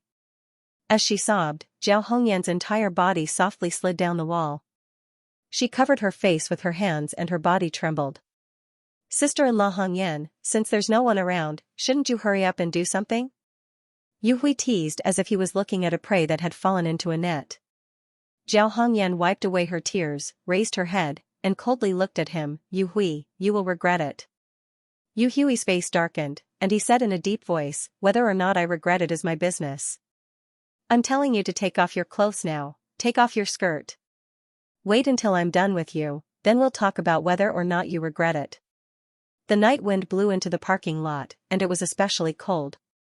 Zhao Hongyan took a deep breath and closed her eyes as if she had accepted her fate. Her two hands began to unbutton the knitted wool jacket on her chest, gradually revealing the two bulging hills inside. Yu Hui licked his dry lips in intoxication, and the flames in his eyes gradually ignited. The moment he had been dreaming of was so close. But at this moment, the sound of a man coughing came from behind Yu Hui. Cough cough, that.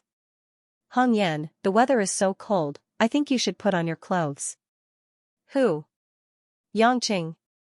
Yu Hui and Zhao Hongyan turned their heads at the same time and saw the sudden appearance of Yangqing, but the mood of the two people was completely reversed. "It's you?"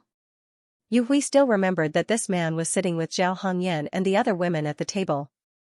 When he suddenly saw Yangqing appear, he was a little flustered, but he immediately calmed down.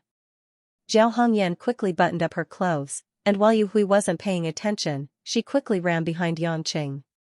"You've been eavesdropping on our conversation?" Yu Hui's face was very ugly, and he stared coldly at Yangqing.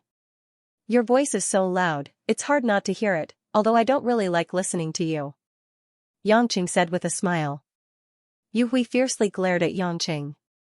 He knew that this matter was over. After all, he couldn't do anything with Zhao Hongyan in front of another man, but the resentment in his heart accumulated even more. He looked at Zhao Hongyan with some deep meaning, snorted coldly, and left the parking lot. Zhao Hongyan finally breathed a sigh of relief, looked up and forced a smile. "Thank you. Do you need me to send you back?" Yangqing felt that such a thing had already happened. Leaving Zhao Hongyan to continue drinking was simply torture for this woman. Zhao Hongyan shook her head. "No need, I can drive back myself. I want to be alone." Yangqing nodded. Although he roughly understood the situation of Zhao Hongyan's family, he was just a colleague, at most a good friend. There was no reason and no qualification to intervene in other people's private affairs. "Don't do anything stupid, there is room for remedy no matter what happens," Yangqing finally said with concern. Zhao Hongyan's eyes were slightly red. Feeling Yangqing's sincere thoughts, she was moved and said, "Don't worry, I'm not a child anymore. In fact, I've thought through a lot of things, and what will come will come. That's it, bye-bye. Bye-bye." Seeing Zhao Hongyan's lonely figure walking to her small Toyota, Yangqing was quite emotional. Every family has its own problems. Compared to Zhao Hongyan, the husband and wife combination like Lin Ruoxi might not be too bad. It reminded him of an old saying, "Life is rape. If you can't resist it, then enjoy it." After seeing Zhao Hongyan off, Yangqing went back to the blueberry bar. Lu Mingyu and the other women were almost drunk, and they were smiling charmingly. Seeing that Yangqing had returned but Zhao Hongyan was nowhere to be seen, Lu Mingyu, who was still somewhat clear-minded, asked, "Where's Hongyan?" "Oh, she had some urgent matters to attend to, so she went back first. She asked me to inform you." Lu Mingyu asked thoughtfully, "Nothing important, right?" "I'm fine." Yangqing smiled as he picked up the unfinished wine and raised it to his female colleagues. "Let's finish the wine first, and wish our department head Lu all the best in her career. Cheers." The women also raised their wine glasses and giggled. After all, they were a group of women. They drank until around 10 p.m. and went home. At first, Yangqing was worried that it would be dangerous for these women to drive, but he didn't expect that once they left the bar, everyone seemed to have changed their faces. They said goodbye to Yangqing in a sober manner and even made a few jokes. Zhang Kai seemed to have noticed Yangqing's surprise and smiled proudly. "What's so strange about that? Don't forget our jobs. Which public relations staff doesn't know how to drink? If we can't even drive home after drinking with our clients, then we don't need to work in this industry anymore." Yangqing was surprised. Since he didn't do any serious work in the company, he had forgotten what his colleagues' jobs were. When Yangqing drove back to the Dragon Garden Villa, he found that the lights on the first floor were brighter than usual. What surprised Yangqing was that there was a car parked by the roadside, which obviously didn't belong to Lin Ruoxi. It was a black Japanese Acura MDX. Although this car was a Japanese luxury car, it was created in the United States. If it appeared in Xianxia, it must be an imported product with a high price. Could it be that one of Lin Ruoxi's relatives came to the house? Should I go in or not? After thinking about it, Yangqing felt that his question was nonsense. It wasn't like his appearance affected the city's appearance. What was there to be ashamed of? He walked in slowly. There was indeed a guest sitting on the sofa in the living room. However, it wasn't the elder that Yangqing had imagined, but a young man wearing a blue Versace shirt. He had neat short hair, a well-defined face, a high nose bridge, a height of 1.8 meters, and a healthy complexion. He sat on the sofa with his back straight. His calm and composed look made it hard to guess the man's age.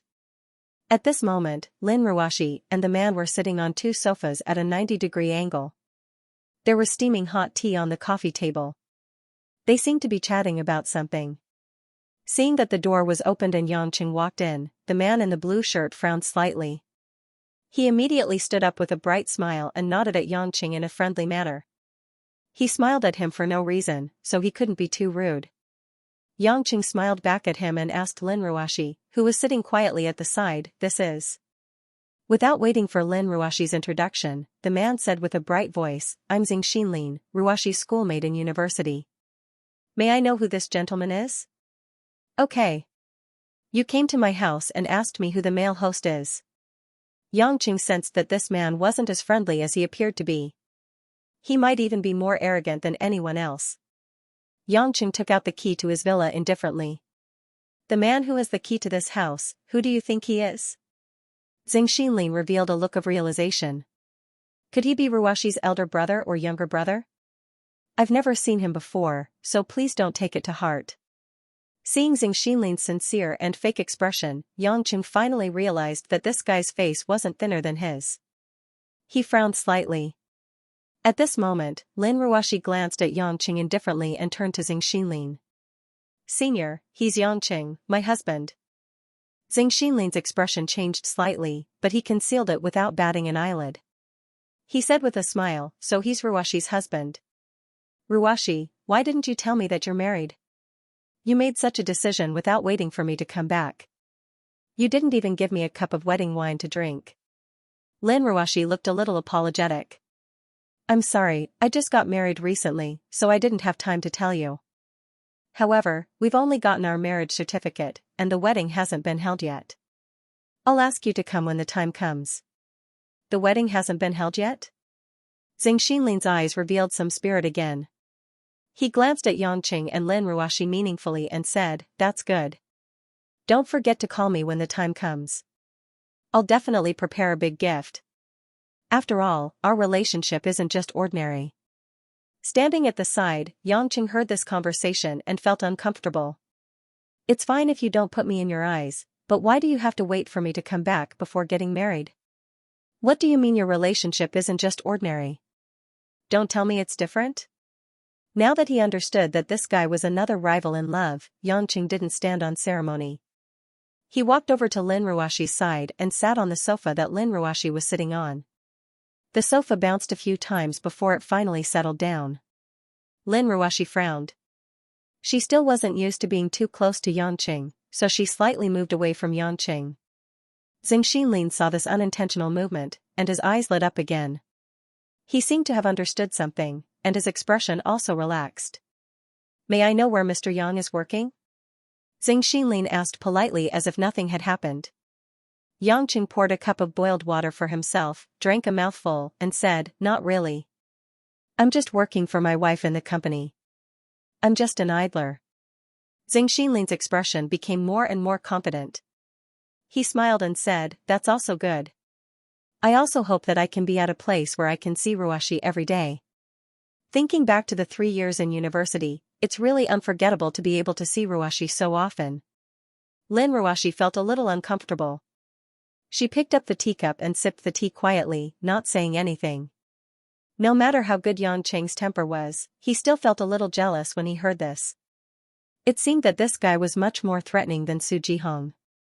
He was actually so close to Lin Ruashi in university. However, since Xianxia didn't take the initiative to talk about him, Xianxia couldn't be petty and say anything bad about him. He could only drink the tea quietly and listen to him and Lin Ruashi chat. Xianxia returned to his original indifferent look and didn't look at Xianxia anymore. He seemed to have a lot of emotions. "Back then, I was still a postgraduate student, and Ruashi was still an undergraduate. My tutor wanted me to be their teaching assistant. As soon as I entered the classroom, I saw Ruashi reading there. I was even curious as to why this female student was reading a postgraduate textbook. Later, I chatted with Ruashi, and it was like finding a bosom friend. Only then did I have the beautiful memories of those 2 years in university. Now that I think about it, it might be fate. Senior, it's all in the past. There's no need to mention it anymore." Didn't you say that you want to open a company when you return to Zhonghai? Even if Lin Ruoshi didn't know much about relationships, she could still feel that the atmosphere wasn't right. Thus, she changed the topic without batting an eyelid. Zhang Xinlin replied calmly with a smile, "That's right. Although my old man wants to hand over the business in my hometown in Beijing to me, I plan to open an entertainment media-related company in Zhonghai. Speaking of which, it happens to be the same as Ruoshi Zhulei International. At that time, you have to take care of me, you're senior. Senior, you're more talented than me. I'm sure you'll be able to do well," Lin Ruoshi said slowly but sincerely. "That's not necessarily true. 3 years ago, you dropped out of school and entered Yulei to become the CEO. No matter what, you have already walked on the right track of doing business. As for me, I was chased by the few old men in my family to go to the southwest to be a soldier. These 3 years, I basically didn't do any proper work and only managed those gun barrels and cannonballs. I have also forgotten all the things I learned in the past." Zhang Xinlin sighed. Lin Ruoshi fell into some memories. "At that time, I heard from some of my classmates that you went to be a soldier. I didn't believe it, but I didn't expect you to really go." Zhang Xinlin's eyes revealed some nostalgia. He squinted his eyes, and his originally masculine face looked especially masculine under the light. "Ruoshi, you don't know this. Although our country seems to be peaceful and prosperous now, the border defense has always been unstable. For example, during these 3 years when I was in the southwest, there were at least 500 to 600 days where there were conflicts and confrontations with those few countries in the southwest. Not many people died, but getting shot was a common occurrence." To Lin Ruoshi, who had lived in a big city since she was young, the rumbling battlefield and the pervading gunpowder smoke were naturally unfamiliar things. Moreover, iron-blooded soldiers were worshipped by most women. Even someone as cold as her couldn't help but ask curiously, "Senior, is the Southwest that chaotic? You even went to war?" Yang Qing, who was sitting beside Lin Ruoshi, was surprised to find out that Lin Ruoshi was actually interested in this kind of thing. He couldn't help but smile bitterly. What's the point of that kind of thing? Once he thought about war, Yang Qing felt irritated. He wanted to take out a cigarette, but realized that the cigarettes in his pocket had already been smoked. He couldn't help but sit on the sofa gloomily and continue to listen to Zhang Xinlin's deep speech. Zhang Xinlin couldn't be bothered with Yang Cheng's impatient expression and sighed. His youthful face had a maturity that didn't match his age. "Yes, war. I entered the army for less than half a year. Since I had some martial arts foundation and excellent training, I was directly transferred to the field regiment of the 32nd Southwest Division. To put it simply, I was a special forces soldier who specialized in Highland warfare. I squatted at the southwest border every day. If it wasn't for drug smuggling, human trafficking, fighting with drug dealers, or fighting with the armies of those countries in the southwest because of some territorial disputes. Now that I think about it, I'm really lucky to be able to sit here alive without losing an arm or a leg.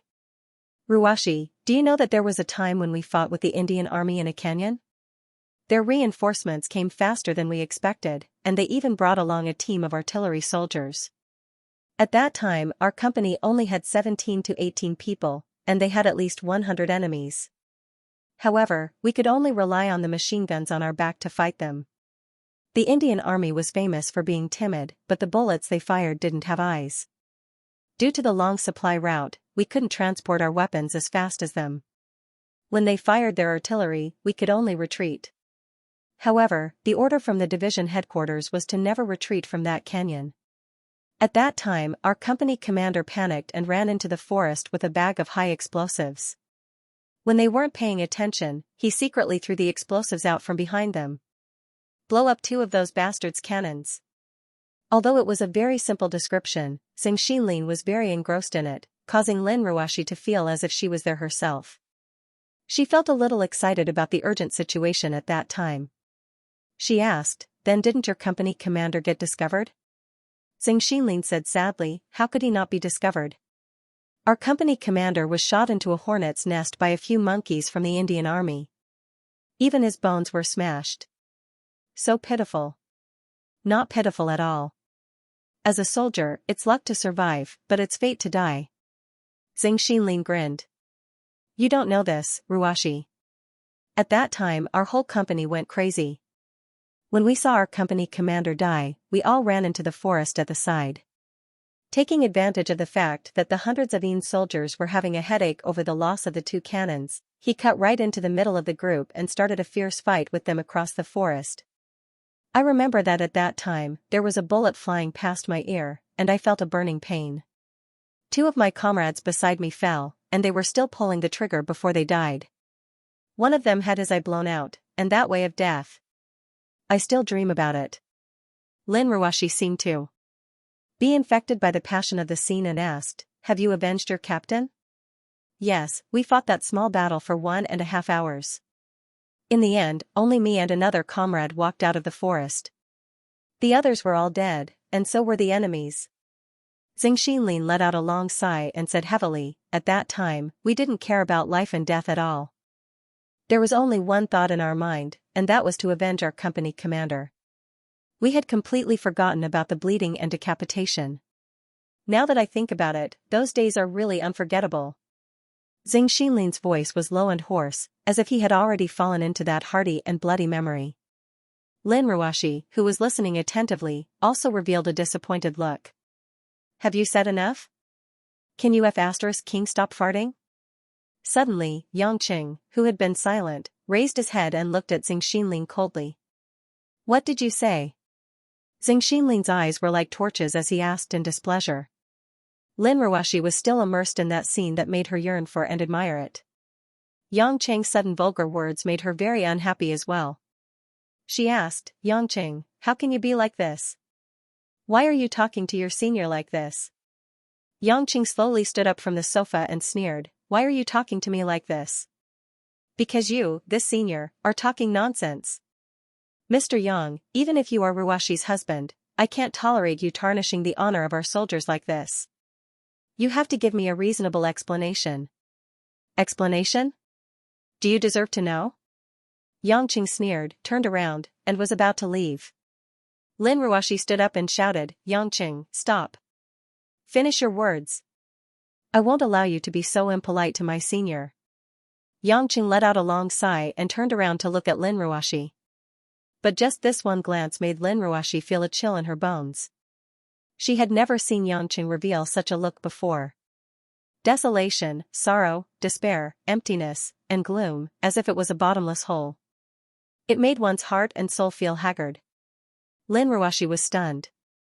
Zhang Xinlin, however, didn't notice that at this moment, he had already stood up, puffed out his majestic chest, and looked at Yangqing with a burning gaze. He couldn't accept that this mediocre man, who he thought was not competitive at all, would actually become Lin Ruashi's husband. But he knew that an impatient and unreasonable way would make a woman like Lin Ruashi feel disgusted, so he decided to slowly let Lin Ruashi lean towards his side. But slowly, it didn't mean that he could tolerate this insignificant man provoking him. Yangqing closed his eyes, and the complicated look in his eyes disappeared. What was left was a teasing look, and he said to Zhang Xinlin, who had an arrogant look on his face, Senior Zhang, please allow me to speak the truth. Those so-called hot-blooded stories of your life on the battlefield, in my eyes, are simply children's play and fairy tales for your own amusement. What did you say? Zhang Xinlin's eyes were already emitting flames. Yangqing wasn't afraid at all. He sneered and said, you don't know what a battlefield is at all. You have never seen a real battlefield. Could it be that Mr. Yang has seen it before? Zhang Xinlin said disdainfully. Yangqing took a deep breath and said calmly, yellow soil and sand are everywhere. From head to toe, there's nothing but blood and sweat on your body. There's no water or food. There's not a single complete person lying beside you. If it's not hands and feet, it's head and internal organs. You can't even tell if they are your comrades or your enemies. Other than the sound of explosions from the mortars and cannons, the sound of bullets is as light as a fart. If you stick your head out a little, a grenade might just hit your head. Even if you don't move, a shell will hit your trench. You will never know in 1 second that you will lose a leg or an arm in the next. You won't even know how you died. When you see any living thing in front of you, no matter what it is, your first reaction is to shoot. Who cares if it's a civilian, enemy, or your own people? F***ck humanitarianism. F***ck the battlefield and not hurting civilians. As long as it's someone standing in front of you, they have to die. When you see your comrades in arms fall by your side, when you see your superiors and good brothers being blasted into pieces by the enemy's artillery, you won't feel sadness, joy, or any other feelings. You will only have one emotion. That is, it's lucky that it's not me who dies. When you can't even care about your own life, and your life and death are already hard to grasp, who the F***ck still has the time to care about the life and death of others? Revenge? That's something only an idiot would do. If you can't win, run. Even if you can win, let yourself live first. When you're alive, you can have anything. When you're dead, everything is F***king bullshit. At the end of his sentence, Xianxia was almost shouting these words at the top of his lungs. Not only did his resolute tone cause Lin Ruoxi to be so moved that she couldn't speak, even Xinlin, who was full of rage just a moment ago, felt a chill down his spine for some reason. What kind of charaba was that? What kind of hell was that? Only those devoid of humanity can be considered a battlefield. The bullshit you said is just something shown in movies for primary school students to watch. After Xianxia finished speaking, he strode out of the house. He needed to buy a pack of cigarettes as soon as possible. After speeding on the highway once, the violent emotions in his heart made him feel oppressed and uncomfortable. When he walked out of the door, Mother Wang, who had just returned from shopping, happened to see Xianxia. But before she could greet Xianxia, she saw Xianxia quickly get into the car, and the car roared as it drove away. Mother Wang felt a little strange. She walked into the villa to take a look, and was instantly dumbfounded. Lin Ruoxi and Xinlin stood in the living room in a daze, as if they had lost their souls. Xianxia drove to the nearest small store and bought a pack of the worst quality cigarettes that cost 2 yuan. After stuffing a pack of cigarettes into his mouth, he returned to the car. After starting the car, it sped towards the ring highway. The traffic flow on the highway at night was especially sparse. The M3 was like a bolt of lightning in the night, whistling as it swayed left and right to overtake other cars. After more than 10 minutes, Xianxia had finished smoking 3 cigarettes, and his mood was much better. He randomly found an intersection to get off the highway, and found an empty space to park the car. After walking out of the car, Xianxia looked at the bright moon in the sky and laughed at himself. It was really not worth it to have such a huge emotional fluctuation because of that Xinlin's senseless words. It seemed that even though his temperament was much calmer than before, he was still far from being able to control his emotions. Especially when faced with sensitive topics, it was still difficult for him to control his emotions. After calming down his thoughts, Xianxia then noticed the place where he had parked the car. He looked to both sides and was instantly stunned. It was actually the riverside food stall that he had accompanied Xianxia to twice. The brightly lit riverside path not far away showed that the food stall was still doing very well at the moment. After drinking a bellyful of alcohol at night and chatting with Xinlin after returning home, Xianxia felt hungry. He suddenly thought of the Xianxia food stall that Xianxia had brought him to eat at. Therefore, he slowly walked towards the direction of his memory. 2 minutes later, Xianxia arrived at the Xianxia food stall that hadn't changed much. Wearing a red apron, Auntie Xiang's forehead was full of sweat. When she saw Xianxia walking over, she immediately recognized him and greeted him enthusiastically. "Isn't this little Yang? You're here to look for Nizi, right?" Xianxia was a little puzzled by Auntie Xiang's greeting. However, following the direction that Auntie Xiang was pointing at, he suddenly saw Xianxia, who was wearing a white dress with black polka dots at the waist, sitting at a corner of the food stall. She was alone, eating a table of side dishes, and leisurely refilling her glass of Kaoyang wine. Xianxia's posture was very elegant. Even though she was alone, eating the most ordinary and coarse food from the food stall, her every movement was as if she was drinking a bottle of aged red wine that cost a few thousand and eating a top-notch caviar that was more expensive than gold. Xianxia couldn't help but think of a phrase, "a woman as lonely as smoke." "Do you mind if I sit here?" Xianxia approached slowly, not disturbing Xianxia, who was drinking by herself. Xianxia heard the familiar voice and raised her head slightly. Perhaps she had been drinking for a while. The woman's pretty face had 2 lines of intoxicating blush, which made her extremely beautiful. How come it's you? Her voice was a little unreal, but there was a little surprise in it. Xianxia leisurely sat down, minding his own business as he peeled open a pair of hygienic chopsticks, ate a piece of spiced beef, and said, I came out for a stroll, and accidentally came here. Coincidentally, I was hungry, and thought of this food stall, who knew, so you're here as well. Xianxia saw that Xianxia was not lying, and said with a faint smile, do you know, what you said is actually a song. What song? Please allow me to settle the dust, bury the past with silence. I came from the sea, covered in wind and rain, live in seclusion in this desert. The things that should be hidden are always clear, thousands of words can only make me speechless. Love is the superstition of the right time and place. Oh, so you are here too. Xianxia sang softly, her voice was delicate and soft, and the song, So You Are Here Too, seemed to be narrating some sad past. You sang it very well, although it was the first time I heard this song. That's because we are indeed here. Xianxia poured herself another glass of white wine and took a sip. Xianxia recalled the first time he came here with Xianxia. She was also drinking alone like this, just like those heroines from ancient times who roamed the world and treated the four seas as their home. She sat in a dilapidated straw hut with a pot of wine and a plate of food. While she looked carefree and unrestrained, she was also lonely. Perhaps no one would have thought that the confident and glorious department head Mo would have such a simple and unpretentious side. For a while, the two didn't speak, and the atmosphere was silent. After Xianxia finished a glass, she finally found that the bottle was empty, and she didn't seem to want more. She looked at Xianxia with a complicated expression and asked, You really came out for a ride? Xianxia was stunned. Actually, he didn't want to face his senior, Lin Ruoxi, which was why Xianxia didn't go back. Thinking of the friendship between Lin Ruoxi and Xianxia, he suddenly asked, Miss Mo, do you know Xianxia?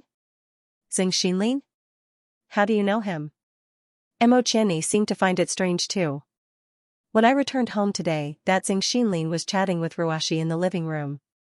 However, I didn't really like to listen, so I came out, Xianxia said simply. Xianxia looked at him with a meaningful look, and said with a playful smile, You have a sense of crisis? What crisis? The crisis of having my wife snatched away. Are you kidding me? I'm not the king of the mountain in ancient times. How can he snatch my wife away to be the wife of the leader of the stronghold? Xianxia said loudly. Xianxia snorted lightly. Back when Ruoxi was in university, she didn't even have many female friends who could get close to her, but Xianxia, that senior, was the only one she would see almost every day. At that time, many people thought that this pair of campus beauties and campus hunks would end up together. What a fantastic couple. Unfortunately, Ruoxi suddenly dropped out of school and returned to Yulei to take over the position of CEO, and Xianxia followed his family's request and joined the army. Otherwise, I don't know what would happen now. What a pity. That guy is obviously a second-generation rich kid. Xianxia's expression changed slightly, and he finally felt a little uncomfortable. When he thought about how that guy met Lin Ruoxi every day, Xianxia regretted that he didn't beat him up before they left. Anyway, it was all over. Xianxia pretended to be emotional and said, Yeah, as soon as he came back, he went to Zhonghai and became the CEO of Changlin Media. Although it's only a part of the Xing family's assets, he is still the CEO of a listed company. He's young and rich, has the looks of a campus hunk, and is the CEO of a big company the moment he takes office. Just like you said, it shouldn't be a big deal. Xianxia frowned and asked, Is the company called Changlin Media very big? It was originally a media company from another province, and its headquarters is in Beijing. But because of Xianxia's return, they moved to Zhonghai directly. They can be considered as one of the top 10 media and entertainment companies in the country, almost on par with our Yulei. But they have the Xing family's tens of years of accumulation as their trump card. It's not something that our Yulei can compare with alone. Xianxia said logically. Looks like you know them very well. Have you specially investigated them? Xianxia asked. Xianxia rolled her eyes at him. Changlin Media isn't a small company, and it belongs to the fashion industry just like us. Of course, the news of them entering Zhonghai is worth my attention. But I heard from you that Xianxia went to your house to visit Ruashi in the middle of the night. It seems like he's taking the initiative to express his goodwill and hopes to form an alliance in the future. Alliance my ass.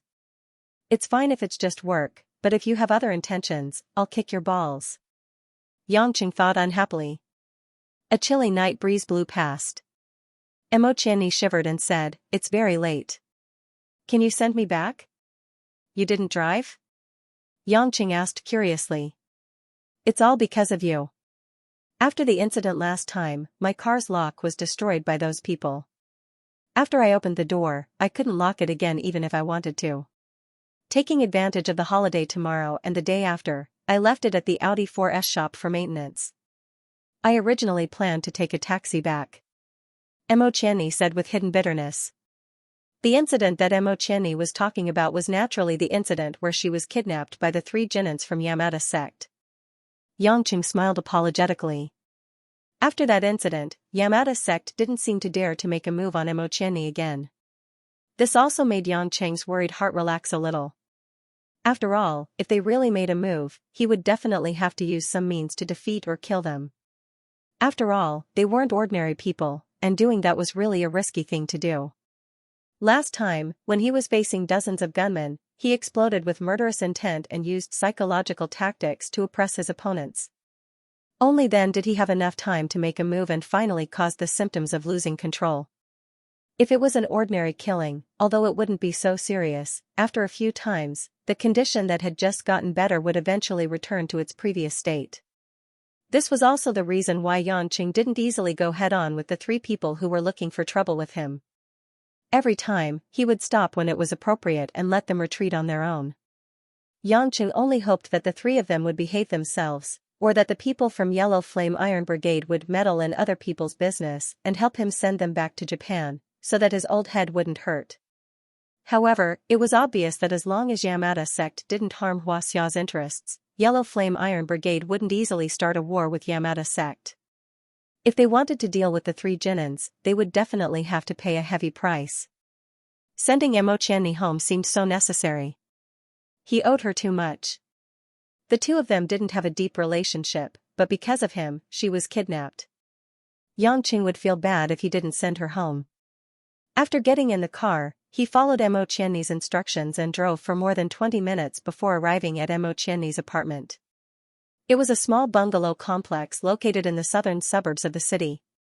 The scenery was elegant, the roads were clean, and the atmosphere was very bourgeois. It was already midnight. After the car stopped in front of Xianxia's apartment, Xianxia didn't get out of the car immediately. Under the dim light in the car, a questioning look appeared on her charming face. "Where are you going?" Xianxia was stunned. "Where else can I go?" "Of course, I'm going back. It's already very late. It'll take about half an hour to get back to Dragon Garden from my place," Xianxia said. "What else can I do? I can't sleep at your place, right?" Xianxia joked. "Sure. Xianxia's answer was so sudden that it made Xianxia a little confused. In the dead of the night, a man and a woman were alone. The woman was a feast for the eyes, and this beauty even took the initiative to suggest that he could spend the night in her little nest. One had to know that Xianxia wasn't averse to a night of sex. Moreover, the other party's beauty definitely wouldn't mistreat him. However, thinking that Xianxia was Lin Ruashi's good sister and that she looked very calm at the moment, he hesitated and asked, "Miss Mo, I'm afraid this isn't a good idea. Don't let your imagination run wild. Even if I'm really thirsty, I won't be that desperate. I just feel that if you go back at this late hour, you'll be disturbing Ruashi and Mother Wang's rest.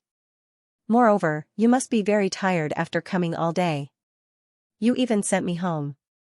Out of humanity, I should repay you. If you don't want to, it's up to me." The girl had already said so. If he continued to be coy, he wouldn't be a man. Moreover, Xianxia was indeed tired from driving. Although his body wasn't tired, his heart was. "Well, thank you for your pity, Miss Mo." Xianxia smiled and turned off the car. Hearing Xianxia agree, Xianxia's lips revealed a hint of joy, but she quickly concealed it and said, "Get off the car. My house is on the 3rd floor. Hey, wait. Xianxia stopped Xianxia and said a little shyly, let's agree in advance. You can't do anything to me when I'm sleeping. Xianxia really wanted to give this shameless man a slap. She gritted her teeth and said, don't worry, a pig is sleeping in my house. No matter how strong the pig is, I won't like it. Xianxia thought seriously and said, it's not that Miss Mo doesn't like it, it's that pig thing, ordinary women can't stand it. What's with this guy's brain? Does it have horns? Xianxia was about to vomit blood. After following the angry Xianxia all the way to the third floor of the apartment, they came to a green security door. Xianxia took out the key to open the door and said, you are the first man to enter my apartment. You should thank your 8 generations of ancestors. You got lucky. If I knew my ancestors, I would definitely go and thank them. Xianxia curled his lips and said. Wasn't that right? He didn't even know who his parents were. Taking off his shoes and walking into the one-bedroom apartment that Xianxia rented alone, Xianxia smelled a light lemon fragrance. As soon as the light was turned on, the furnishings in the room came into view. A simple moon-white sofa, a silver-gray 42-inch TV hanging on the wall, and a pot of daffodils on the glass coffee table. The floor-to-ceiling windows were covered with light gray tassel curtains. In the direction of the kitchen stood a refrigerator. It was worth noting that there were countless sticky notes on the refrigerator door, which should be used to remind something. The kitchen was full of pots and pans, and all kinds of seasonings were scattered around. There were many kinds of spicy sauces, which were colorful and eye-catching. The layout of the whole house was very simple, but it didn't seem empty because there were too many messy things scattered in every corner. Most of the things were all kinds of papers and documents, which were thrown everywhere. There were also all kinds of fashion magazines, newspapers, and brochures on the table, chairs, sofa, and floor. Xianxia's first impression was that she lived a simple life, often cooked, worked hard, and didn't care about trifles. This was very in line with the intuition that Xianxia gave him. Xianxia's face was slightly red. She also realized that the house was a bit messy. She walked to the refrigerator and took out a mineral water from it and poured a cup for Xianxia. She said, I live alone. Anyway, there are no guests. It's not very tidy, but there's nothing dirty. Xianxia naturally didn't care much about this. He pointed to the sofa and said, I'll sleep here tonight. I think this sofa is big enough. That's fine. I wanted to let you sleep on the floor. I'll bring you a blanket later. It's very cold here at night. Xianxia nodded and turned to walk into the bedroom. Xianxia yawned and saw that there were many magazines scattered on the sofa. He walked over and bent over, wanting to move these magazines away so that he could sleep comfortably. But just as he picked up an autumn magazine, a small black object suddenly appeared under Xianxia's eyes. If he wasn't mistaken, this was a pair of women's sexy underwear. It had a black lace pattern, and the tulle design made the underwear look transparent. The T-back style made the middle part of the underwear look particularly slender, like a thin ribbon, wrapping around the back of the buttocks. Xianxia swallowed his saliva. In his mind, the image of Xianxia's plump and perky but wrapped in this underwear appeared. Oh no, this underwear couldn't wrap it at all. 2 white and tender buttocks would drown that pitiful little ribbon. A girl wearing this kind of underwear was definitely not to protect certain parts of her body.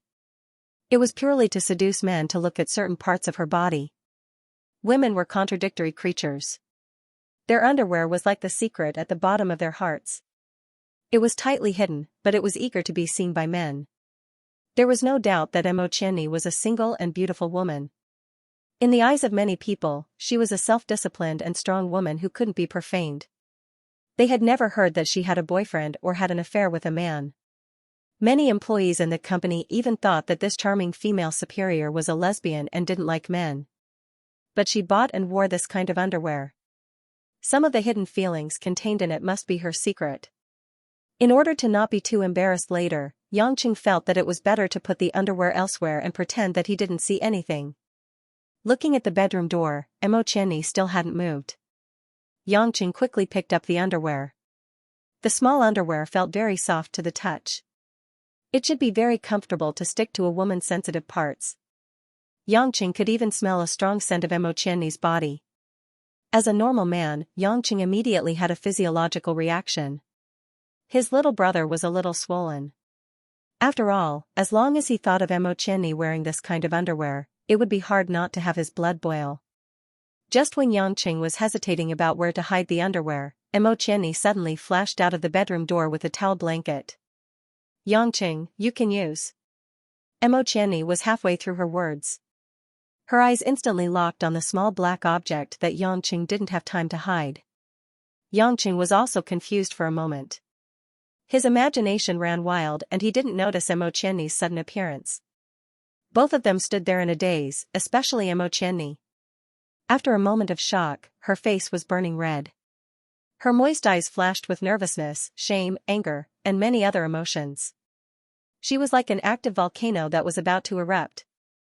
Yangqing's smile was uglier than crying. This was great.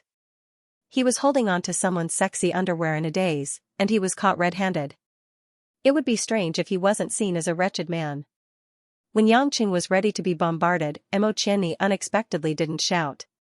She just walked forward with a complicated expression. She put the blanket on the sofa and walked in front of Yangqing. She grabbed her little secret from Yangqing's hand and held it in her palm. She bit her lip and asked with a dazed look, "Pervert, have you never seen a woman's underwear before? Why are you in a daze?" "I have seen it before, but I have never seen such a beautiful one." He had seen it and smelled it. What was there to be afraid of? Hearing this, Emo Chenni's eyes sparkled, her tender and beautiful face was about to drip water, and her heart was thumping, but she couldn't help but ask, "Is it really that good?" "Anne, it matches you very well." "Go to hell. You haven't seen me wear it." "How do you know it matches me?" As soon as he said this, Emo Chenni felt that something was wrong. Why did it seem like she was asking him to see her wear it? She was so ashamed that she wanted to crawl into a hole. Yangqing also felt the ambiguity between the two. What made him feel strange was that such an abrupt conversation was very natural. It didn't make him feel uncomfortable. After his heart calmed down, Yangqing didn't avoid it anymore. He said with a smile, "If you really want to wear it for me to see, I don't care. At most, I won't say anything after I see it. In your dreams. Let your wife wear it for you to see." Emo Chenni coquettishly rolled her eyes at him. She took her underwear to the bathroom and said, "I want to take a bath. If you are tired, you can sleep first. If you want to watch TV, you can play it yourself." The bathroom of Emo Chenni's home was opposite her bedroom. The door couldn't be seen from the living room, so even if Yangqing was there, she didn't avoid anything. She took the change of clothes and walked in. Yangqing tidied up the magazine on the sofa, turned off the energy-saving light in the living room, and lay down comfortably. He was too lazy to take off his clothes. He just covered himself with a towel and a blanket and began to prepare his pajamas. Not long after, Yangqing's sensitive ears heard the hua-hua-hua sound coming from the bathroom. He just saw Emo Chenni's personal items, and it aroused a trace of evil desire. At this moment, when he heard the sound of the bathtub, he couldn't help but think of the image of Emo Chenni taking off her clothes and entering the bathtub. In the middle of the night, in a quiet small apartment, a man and a woman just had some ambiguous friction with each other. If something happened next, it would seem reasonable. Of course, Yangqing was just thinking about it casually. If he really broke into the bathroom to do something, not to mention that it would be difficult to meet in the company in the future, if it was brought to the attention of Lin Ruoshi, the sky might be turned upside down.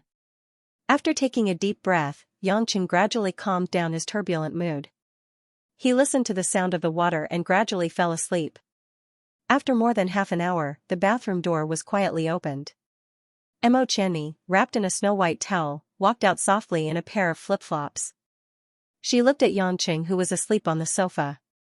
After confirming that Yangqing wasn't looking at her, she walked into her room with small steps and closed the door. In the bedroom, Emo Chenni pulled off the only white towel on her body and casually threw it on the floor. The soft yellow light shone on the woman's red and smooth skin, revealing a glossy luster. Facing the dressing mirror, Emo Chenni quietly looked at her exposed pink and tender body. Her tall figure, plump and straight snow-white peaks, tight waist, round and perky buttocks, and her whole body showed a soft and full curve.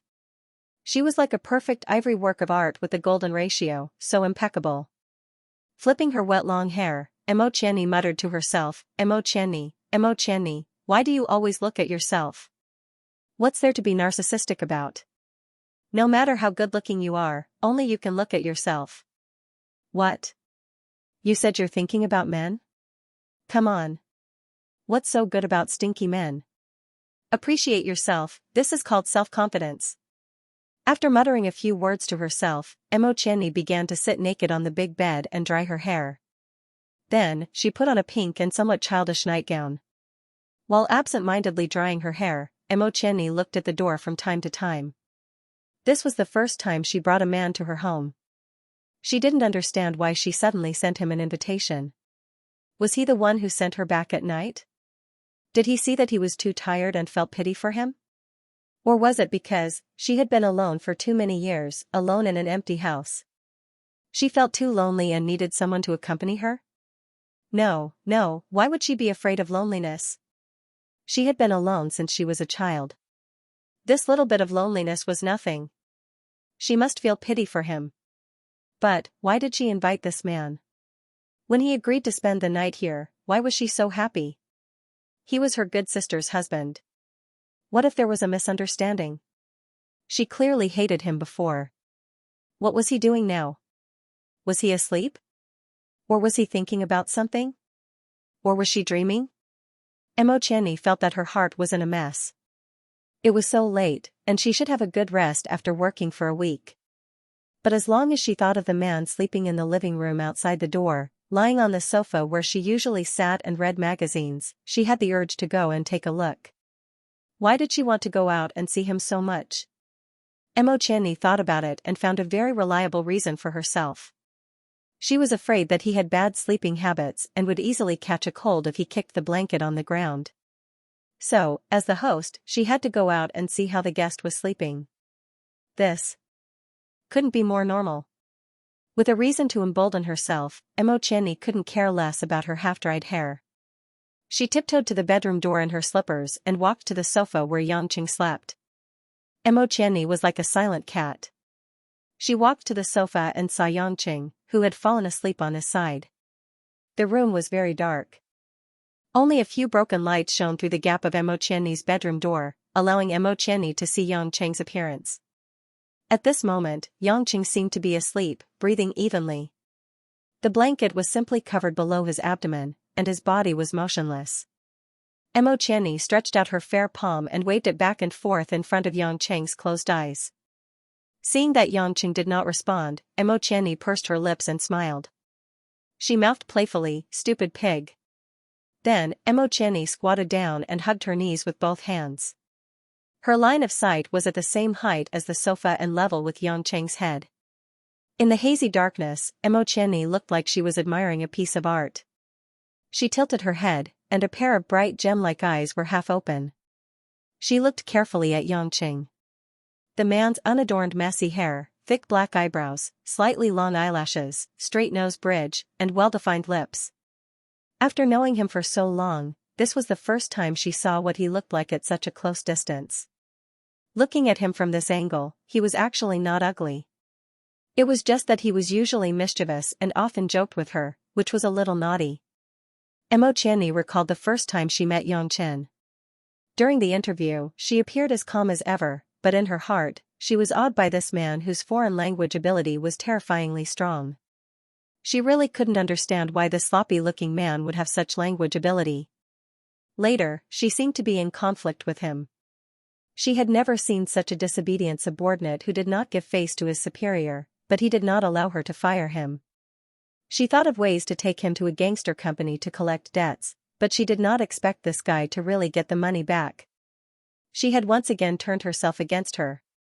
She had originally planned to continue thinking of ways to mess with him, but she didn't expect it to be her good friend, the husband of the president. At that time, apart from being angry, she also felt a little jealous. She really didn't understand herself.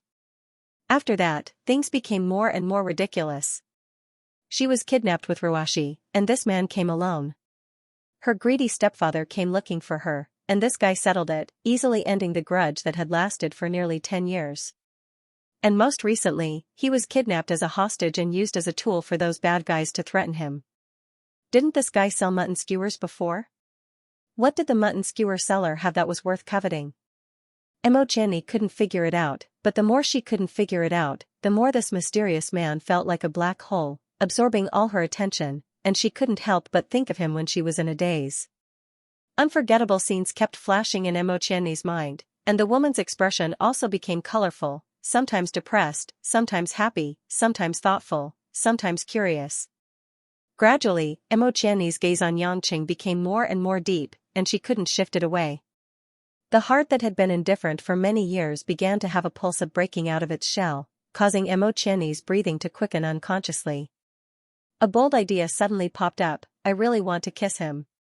Just one kiss his face, close her eyes and not look, just one touch and then leave. He won't wake up, right? So what if he wakes up? It's not like he'll suffer a loss if I kiss him. Will I get pregnant with a kiss?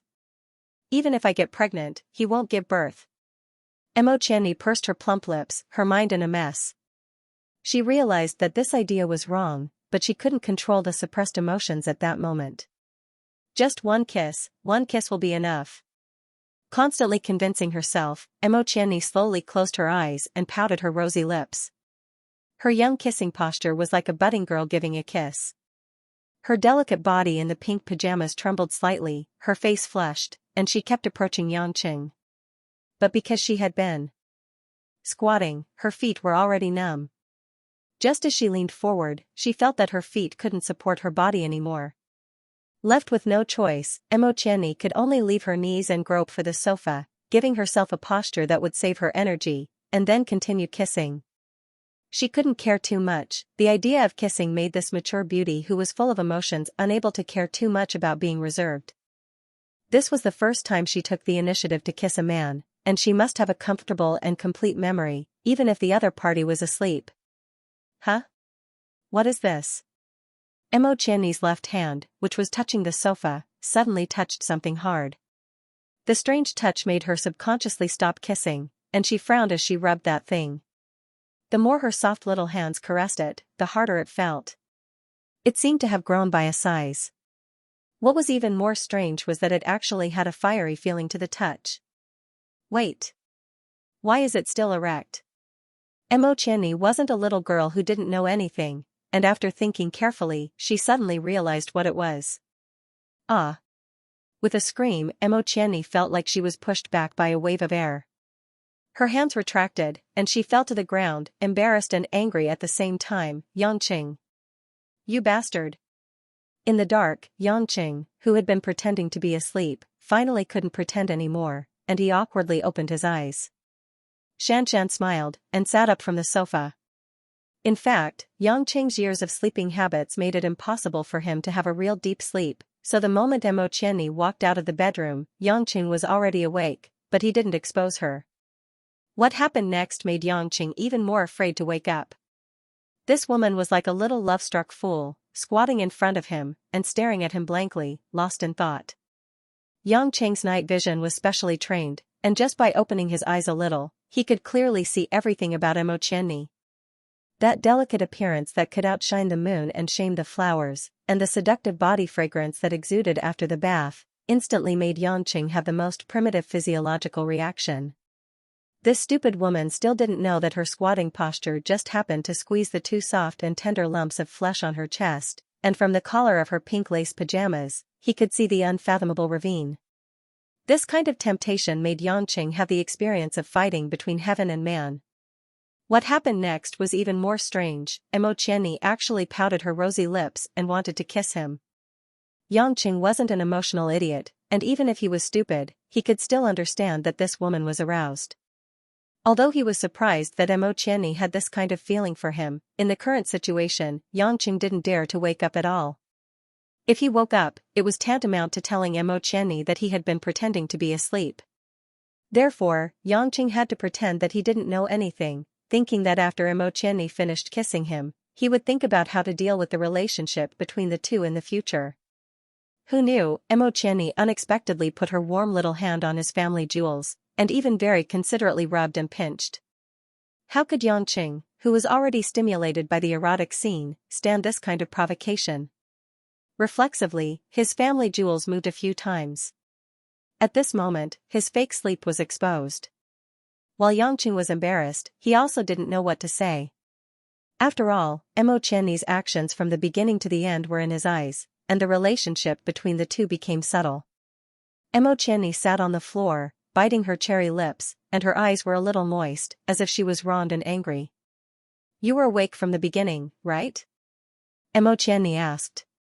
Yangqing nodded silently. "Then you knew what I was doing from the beginning to the end, and you have been watching me make a fool of myself, right?" "I didn't watch you make a fool of yourself." "Shut up." Mo Qianni smiled sadly, and her tears finally couldn't help but flow down. In the darkness, it seemed so crystal clear. "You don't have to comfort me. I'm not a little girl who takes things too hard. I'm not that fragile. Yes, I'm such a shameless woman. I couldn't help but want to kiss you, kiss my good sister's husband. You saw it. But don't worry, now you tell me how stupid that decision was. Even if I was blind, I shouldn't think that you are a man worthy of being kissed by me. This time I was wrong. After tonight, I won't have that kind of ridiculous idea anymore. Yangqing, you better not provoke me in the future." As soon as she finished speaking, Mo Qianni immediately stood up from the ground. She stared at Yangqing resolutely and quickly ran back to the bedroom. Yangqing was stunned on the sofa, and he smiled bitterly. He didn't expect Mo Qianni to be so excited. It seemed that it was better to show that he was awake from the beginning, and he wouldn't have made such a big mistake. "This is great. If I meet her in the company in the future, I don't know what expression I should have." Looking at the bedroom door that was closed, it wasn't difficult for Yangqing to imagine how gloomy Mo Qianni's mood was at the moment. He felt a little guilty in his heart, but he also knew that no matter how much he comforted and explained, it was useless. He had to lie down again and sleep for the night. He would deal with it in the future. The next morning, when Mo Qianni walked out of the bedroom with red and swollen eyes, Yangqing had already left the house. There was a folded towel blanket on the sofa, and that was the only proof that last night wasn't a dream. Mo Qianni almost didn't sleep for the whole night. She looked at the blanket with a complicated expression, scratched her disheveled hair, and walked to the bathroom. She brushed her teeth and washed her face as usual. Back in the bedroom, she sat in front of the dressing mirror. Mo Qianni looked at the red and swollen eyes in the mirror, and her haggard face. She sighed and said to herself, "Mo Qianni, you have to cheer up. Isn't it just a man? You made a mistake. At worst, you can find a better one in the future. Kissing him right in front of him. Piss him off." After that, Mo Qianni nodded at herself in the mirror and began to skillfully put on makeup. 10 minutes later, Mo Qianni put down her lip gloss. She only put on some light makeup, and the woman in the mirror became gorgeous and charming again. Even the swollen eyes became less obvious. Mo Qianni clapped her hands at herself in the mirror with satisfaction. She waved her little fist and said confidently, "Mo Qian, and I. You're the best. Go. Go. Go." At the same time, Yangqing, who drove back to Dragon Garden early in the morning, didn't know that the strong woman that filled him with guilt had once again become 100 times more energetic. When Yangqing opened the door of the villa and walked into the living room, it just so happened that Lin Ruoshi was sitting there eating breakfast. At this time, Yangqing suddenly remembered that he hadn't returned home all night after making a scene last night. It seemed that he had forgotten to call home. While having a bad feeling, as expected, two bone-chilling gazes swept over him. Yangqing couldn't help but shiver. He spent the whole night at his wife's good sister's place and almost had something with that person. With a guilty conscience, Yangqing could only smile exceptionally brightly and walk toward Lin Ruoshi. Lin Ruoshi had already finished eating. She put down her chopsticks and elegantly wiped her mouth with a wet napkin. She meticulously folded the napkin and put it away. She didn't bother to look at the smiling Yangqing. She moved from the dining table to the sofa and sat down. She picked up the remote control and turned on the TV. Yangqing was thinking about what to say, but just as he was about to say a few words, the news on the TV made Yangqing shut his mouth. The headline of the morning news in Zhonghai was prominently labeled "Terrorist Bank Robbery Reappears." On the screen was a bank in Zhonghai that had its facade and many walls blown up. The inside of the bank was surrounded by a yellow police cordon. Many medical personnel were transporting and rescuing bank staff and customers who had been carried out. Many people on the side of the road were pointing and gossiping, and many relatives were crying and scolding the police. According to the reporters at the scene, at noon yesterday, at the bank that was blown up, 7 or 8 robbers drove into the bank in a modified Ford with a medium-sized submachine gun. Not only did they make off with nearly 10 million yuan, but they also killed a large number of staff and customers. In the end, using the modified car's speed and driving skills, they escaped with the hostages to the outskirts of Zhonghai, deceiving the police and evading their pursuit. There are such brazen bank robberies in our country? Yangqing frowned and asked Lin Ruoshi, who was watching the TV intently. Lin Ruoshi glanced at him coldly and didn't say anything. She continued to watch the TV. Yangqing didn't ask for a rebuff. He smacked his lips and continued to watch the news. After a while, the scene shifted to the interview area for the police. The interviewee who appeared on the TV was someone that Yangqing knew. She had a head of short hair, a delicate oval face, and charming facial features. Although she was wearing a loose police uniform, one could still see the curves of her body.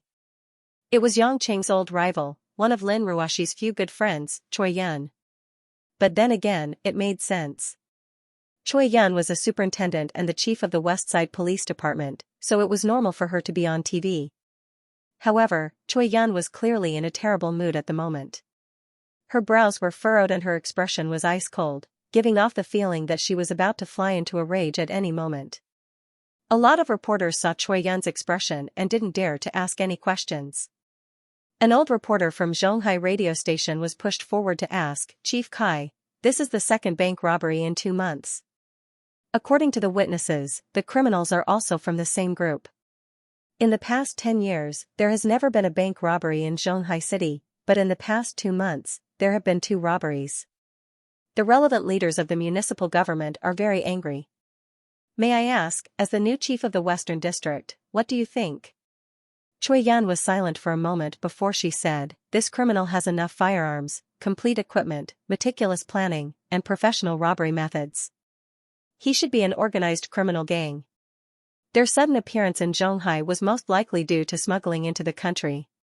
Traces of their crimes had been found in other coastal provinces before, but they had never been arrested. It's a dereliction of duty on our part.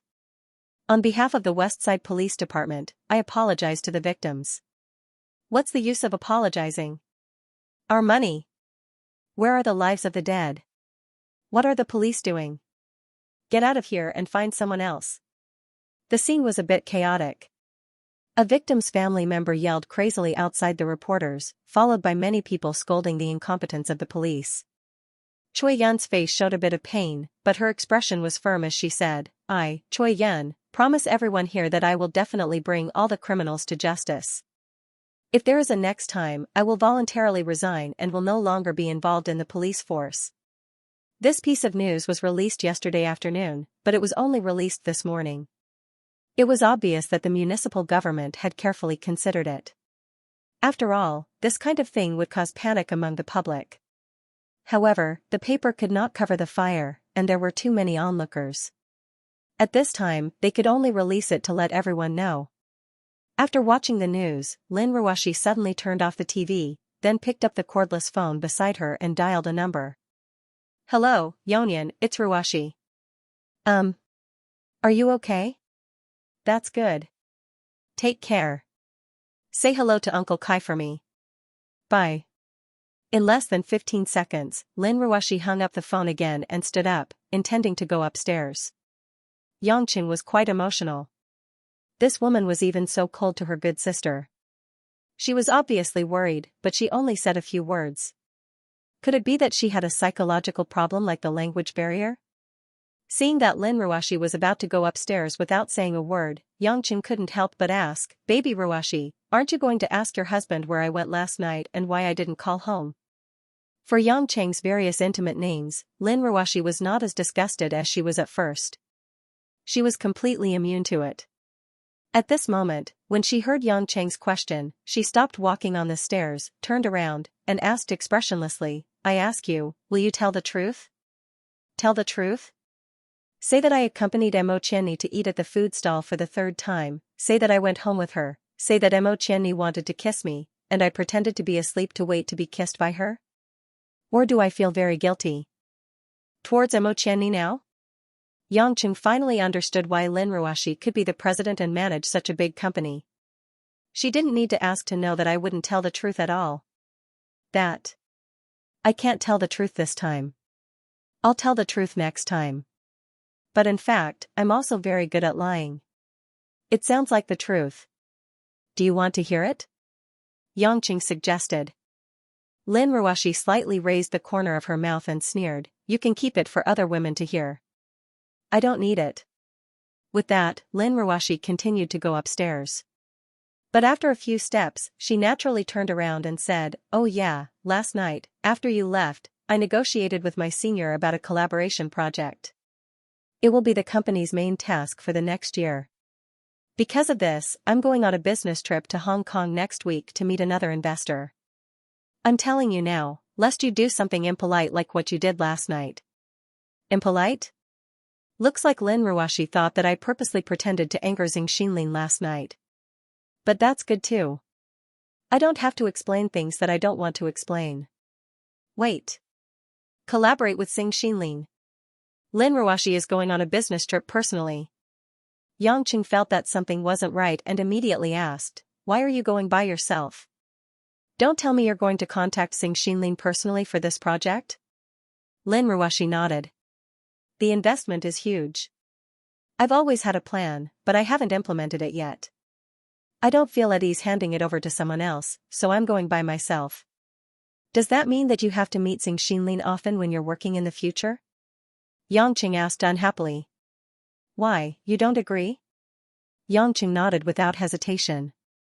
Isn't this like sending a fat piece of meat into the mouth of a fox? How can I let something like this happen?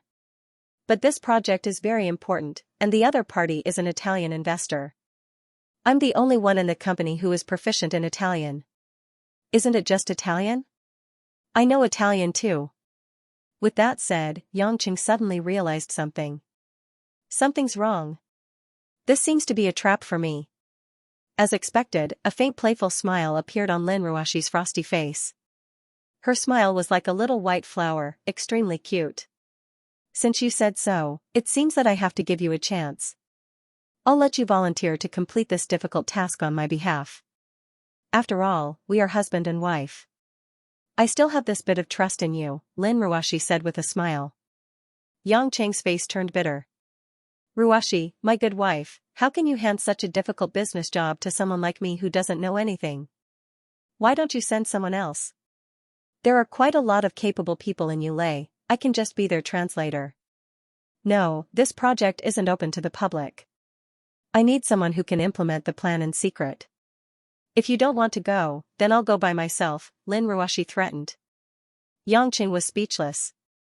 She was forcing him to choose between wife and slacking off. Let me think. Yang Cheng took out a cigarette and lit it up. As he smoked, he walked in circles in the room. Lin Ruoxi wasn't in a hurry.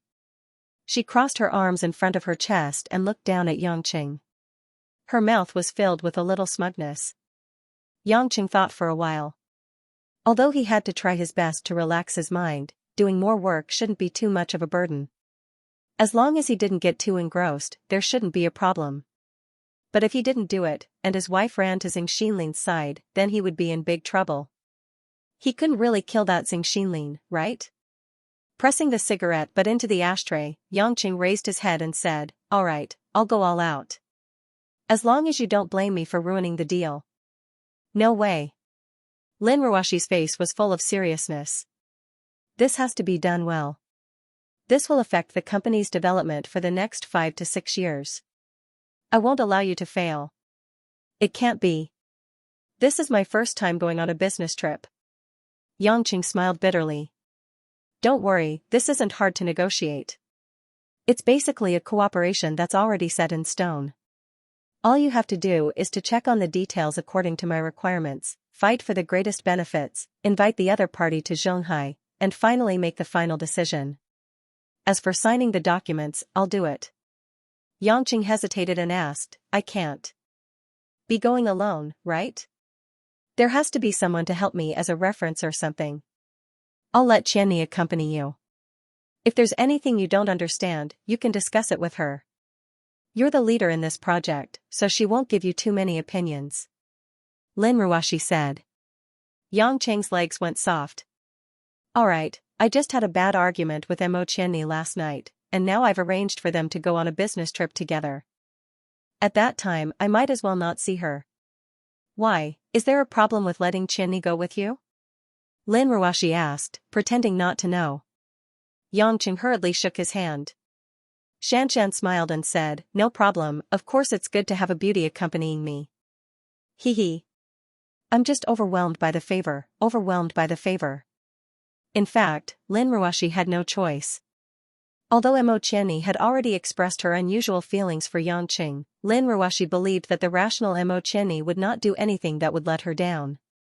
And this cooperation was indeed very important. It needed people who could be trusted enough.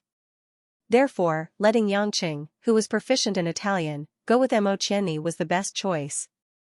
Lin Ruoxi's considerations were far greater than Yang Chen's imagination when it came to relationships and career. You think about those things yourself. Don't show off in front of me.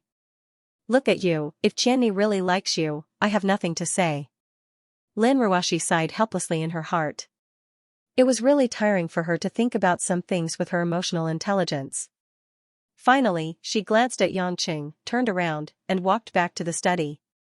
It was a sunny Sunday morning, but Yang Cheng's original plan to go out to bask in the sun and doze off was ruined by Lin Ruoxi's sudden pile of documents. Here you go. You have to finish reading them all. I've already booked the plane tickets for you and Qianni. Wednesday's flight.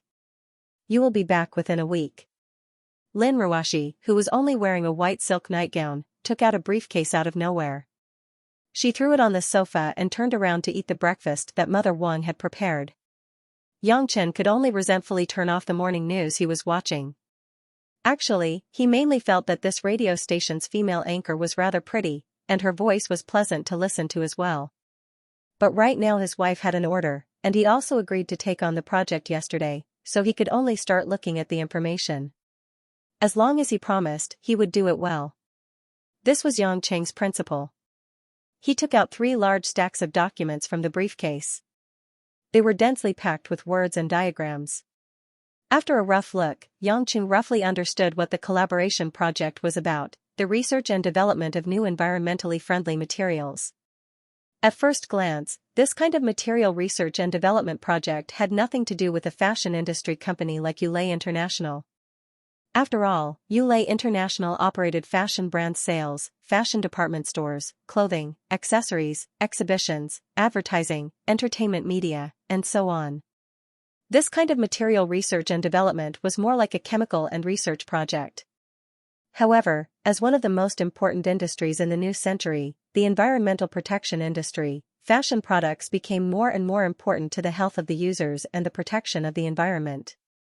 Many developed countries had already started to regulate products made of non-environmentally friendly materials. Products made of materials that were difficult to recycle were strictly prohibited. Products that could protect the user's health and could even be recycled. At the same time, products that could be recycled and had low costs and high profits were naturally more popular among consumers and countries. From the materials, it could be seen that the most basic applications were new plastic materials and fiber materials. These materials could be used to manufacture clothing, mobile phones, electronic products, and fashion accessories. These products would all be the most competitive products in the future fashion industry, so it had to be said that they had a lot of research value. Think about it, when you make a phone call, your mobile phone will give you some blood circulation in your ears. How happy would that be? What was the most important? Health. However, although this idea was good, Yulei International was more of a distributor and product designer. In terms of scientific research, it was only at the beginning stage. Therefore, if they wanted to be one step ahead, the best way was to borrow the resources of other companies and cooperate with them to gain benefits. Of course, even if Lin Ruoxi and Zhang Xinlin could think of this, it didn't mean that the other companies could think of this and find a way to do it.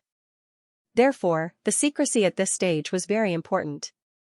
After Yangqing had a general understanding, he began to look at the specific development guidelines and the terms of the project to be negotiated next week.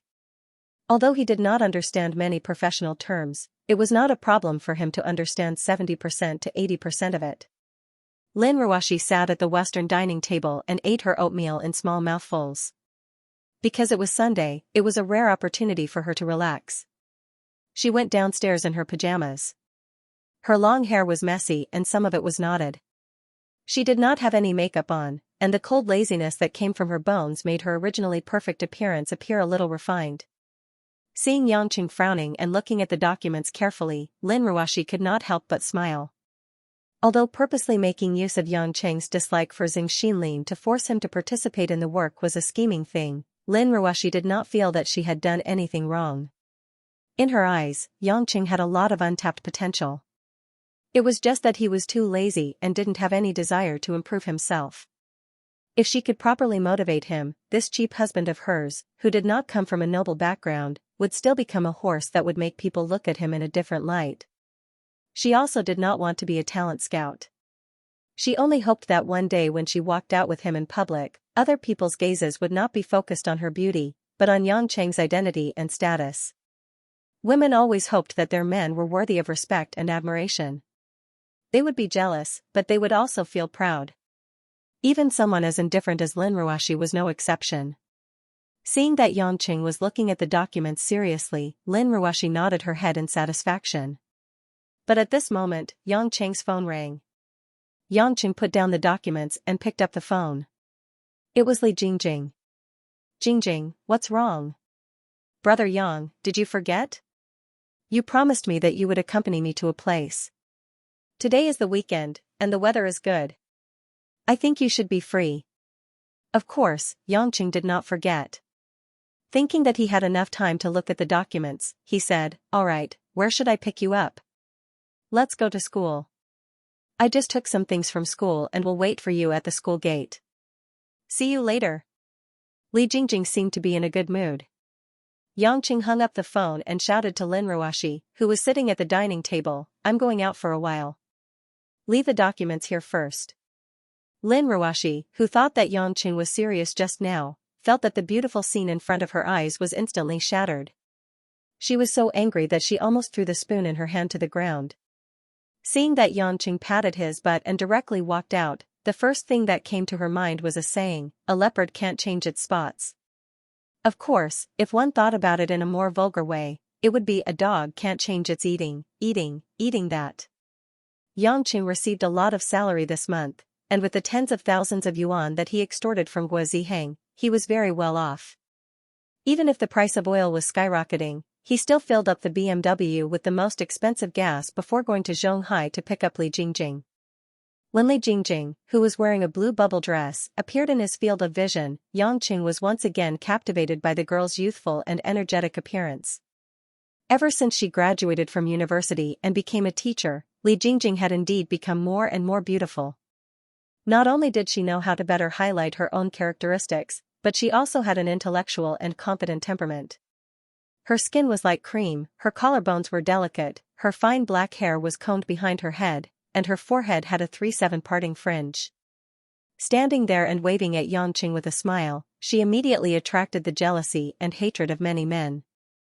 Passing by. The video of the Jiang family's father and son finally allowed Li Jingjing to no longer be entangled in any way.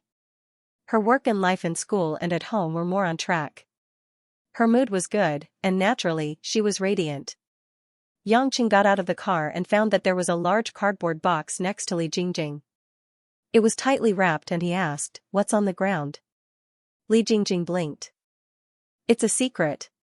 Seeing that the little girl was in a good mood, Yangqing couldn't help but reach out and scratch her delicate nose, causing Li Jingjing's pretty face to turn red. "Get in the car, I'll put the box in for you." After Li Jingjing got in the car, Yangqing asked, "Where is the mysterious place you mentioned?"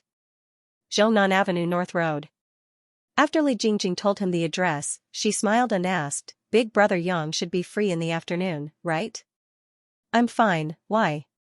That's good, because if we go there, we may only be able to leave at night, Li Jingjing said. Yangqing didn't ask much. After driving for less than half an hour, the car arrived at the address Li Jingjing mentioned. After taking a closer look, he was suddenly puzzled. There were several neat three-story buildings surrounded by densu trees in the middle. The green area was very large, and there was a white and black sign hanging on the gate, New Hope Orphanage. Helping Li Jingjing carry the large cardboard box, the two of them walked all the way into the orphanage. Li Jingjing knew that Yangqing had a lot of questions, so she slowly explained, a while ago, I brought the students to the welfare homes and nursing homes in this area to do volunteer work, such as cleaning, and so on. When I came to this orphanage, I thought that the children here were very cute, but they didn't have parents since they were young. How pitiful. So I played some games with them. After that, some children asked me if I could come to play with them again. Of course, I said yes, so I came here a few times by myself. But it's really tiring to accompany so many children alone. I don't have many friends in Zhonghai, and the students are all in their third year of high school. I don't want to affect their studies, so I thought of inviting Big Brother Yang to play with them. To be honest, I don't really like it here. Yangqing smiled bitterly. But I can understand your feelings. Li Jingjing was stunned and said apologetically, I'm sorry, Big Brother Yang. I forgot that you are also an orphan. It's okay, I'm already used to it. I'm just curious about how you want me to play with them. Yangqing asked. Li Jingjing pursed her lips and smiled. Actually, I was also inspired by another sister. The second time I came here alone, I met a very beautiful sister. I thought she was the most beautiful woman I had ever seen. I heard from the dean that she often came here to tell stories, solve riddles, and read some interesting things to the children. The children liked her very much. And she has been doing this for many years.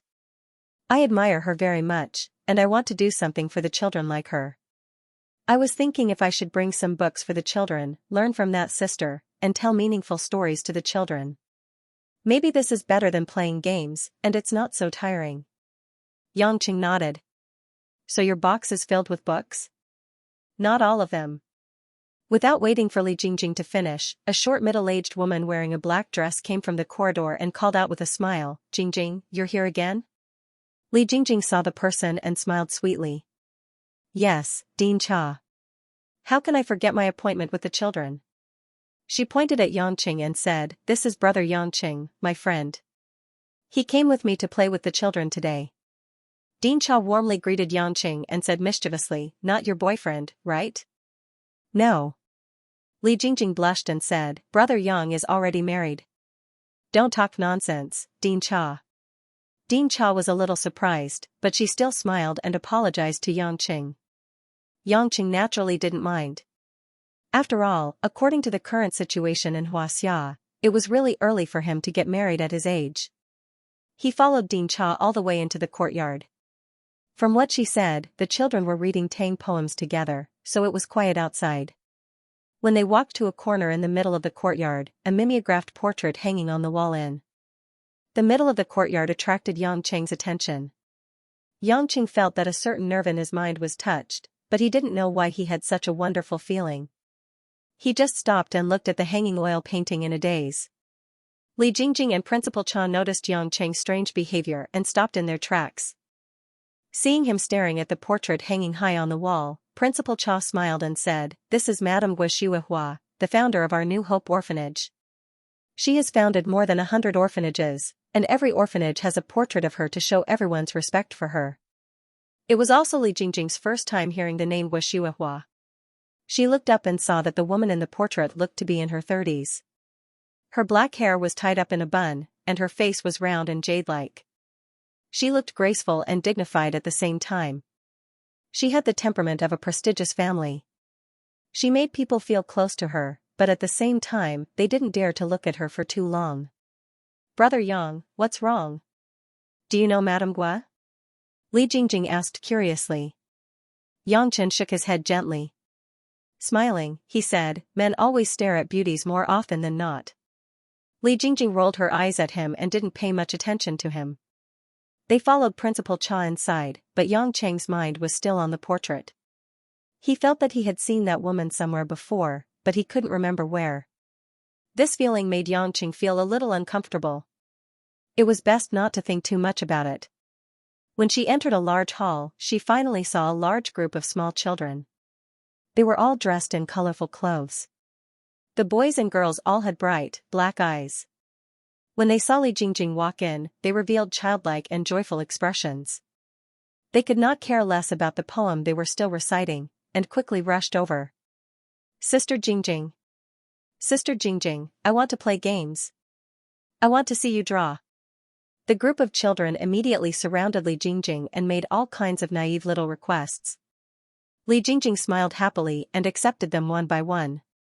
Her body was pulled here and there by them. Fortunately, children didn't have much strength. Otherwise, Li Jingjing's clothes would have been torn. Yang Chen felt his scalp go numb, but he couldn't just run away. He put down the box and opened it. Sure enough, there were a lot of books with rich illustrations inside. What made Yang Chen more interested was that Li Jingjing also brought a lot of puzzles. Obviously, one puzzle was enough to keep the children busy for a long time. Li Jingjing was slacking off. Half a day passed much faster than Yang Chen expected. Other than having a simple lunch, the group of children tirelessly surrounded Li Jingjing. They wanted to listen to Li Jingjing's stories, and wanted Li Jingjing to teach them how to draw watercolors. Halfway through, Li Jingjing's throat couldn't take it, so she asked Yang Cheng to tell the story for her. But when the children heard Yang Cheng's dry voice, they sulked and pouted to show their dissatisfaction. Yang Cheng left the stage dejectedly and continued to play his pitiful role, making Li Jingjing, Director Cha, and several other staff members of the orphanage giggle.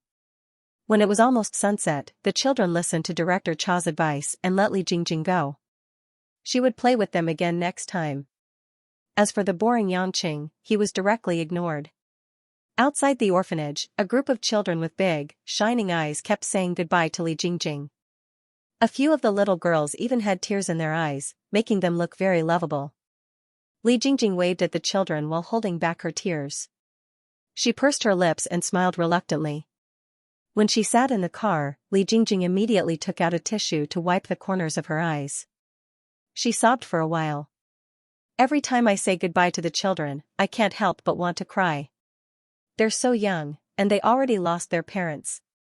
Brother Yang, you must have had a hard time when you were a child. It must have been hard on you." Yang Chen curled his lips and smiled. "It's okay. I'll get used to it. Sometimes, many things can make me forget about my parents. When you walk the line of life and death every day, you don't have time to care about your parents and relatives." Yang Chen thought to himself. Li Jingjing said faintly, "I only hope that the stories I tell the children and the small gifts I give them can make them happier. Although my family was very poor when I was a child, I felt like the happiest child in the world when my parents were with me. They must be very envious of those children who have parents, but unfortunately, they can't have them." Yang Cheng saw the sad look on the girl's face. He thought for a while and asked, "Teacher Li gave so many gifts to the children today. What would you like for yourself, Teacher Li?" Li Jingjing pouted. "Brother Yang, don't joke around. I'm not a child anymore. Only children don't have the right to get the gifts they want. You've been busy for most of the day. Your brother Yang has decided to reward you," Yang Cheng said seriously. At this moment, the sun had already set. The light of the setting sun spilled into the car and dyed it with a faint golden aftertaste. The car was very quiet. They could hear each other's breathing. Li Jingjing's eyes were a bit intoxicated. She seemed to think for a long time. A touch of pink appeared on her face. "I want love. Brother Yang, can you give it to me?" After saying that, Li Jingjing lowered her head. She didn't dare to look at Yang Cheng again. The smile on Yang Chen's face disappeared, and he became silent. Li Jingjing's sudden words were like a heavy hammer, smashing on his heart. "I don't want much. I don't want a house, I don't want a car, I don't want money, I don't want fame, I don't want status. I just want love. I just want Brother Yang to pay attention to me and love me. But, the only thing I want may be the only thing I can't get. Yes, maybe he could give her anything. But what she wanted, he couldn't give her. Yangqing sighed. I'm sorry. I didn't expect it to be like this. But you are a very good girl. You are still young. I think you will have a good husband. At that time, I can be your brother and attend your wedding. After saying this, Yangqing felt very uncomfortable. Li Jingjing raised her head. Her eyes were slightly red, but she still had a smile on her face. Brother Yang, don't say these things. Otherwise, you will be like my mother. Every day, she will urge me to get married. It's so annoying. Your parents are old. Of course, they will look forward to holding a grandson. That is also human nature. Well, Brother Yang, don't say these comforting words to me. In fact, I feel a lot more relaxed after saying what's in my heart. In short, I don't want to get married yet. Maybe after Brother Yang and sister-in-law divorce, I will have a chance. Don't count on me. I am not a good man. Yangqing felt that in front of Li Jingjing, he was indeed a bit hateful. Li Jingjing shook her head. Whether you are good or not is not up to you men to decide. It is up to a woman. This seemed to make sense. Every carrot had its own pit. She had dug a big pit. Although it was a bit inappropriate to say that a man was a pit. Oh right, Jingjing. Yangqing thought of something. Last time, you said that you wanted to move out. Have you thought it through? I have. I am looking for a house. But it will take a while. I don't want to renovate or buy furniture. That is too troublesome. I plan to rent a small house. With my current salary, it shouldn't be too difficult. Li Jingjing said. Yangqing nodded. When a girl grew up, she would gradually become independent. Looking at the slightly depressed Li Jingjing, Yangqing didn't say anything. He started the car and sent her home. The weekend passed in the blink of an eye. It was Monday again. Although Yangqing accepted the task given by his wife, the CEO, this project would not be publicized. Therefore, there was no need for a transfer or promotion. He would only be the project director on special occasions. Therefore, early in the morning, Yangqing bought a lot of breakfast as usual and brought it to the public relations office. As soon as he entered, the most gluttonous Zhang Kai was the first to rush up. She took 2 bags of fried buns and a bag of milk and started to eat heartily. When the other beauties saw Zhang Kai's table manners, they couldn't help but grit their teeth. They were puzzled. Why did Zhang Kai eat so much, but her figure didn't change? Other than her plump face, there was no other reaction. When breakfast was almost distributed, Yangqing suddenly realized that Zhao Hongyan, who was sitting closest to him, wasn't here. Thinking about what happened last Friday night, Yangqing felt that things weren't going well.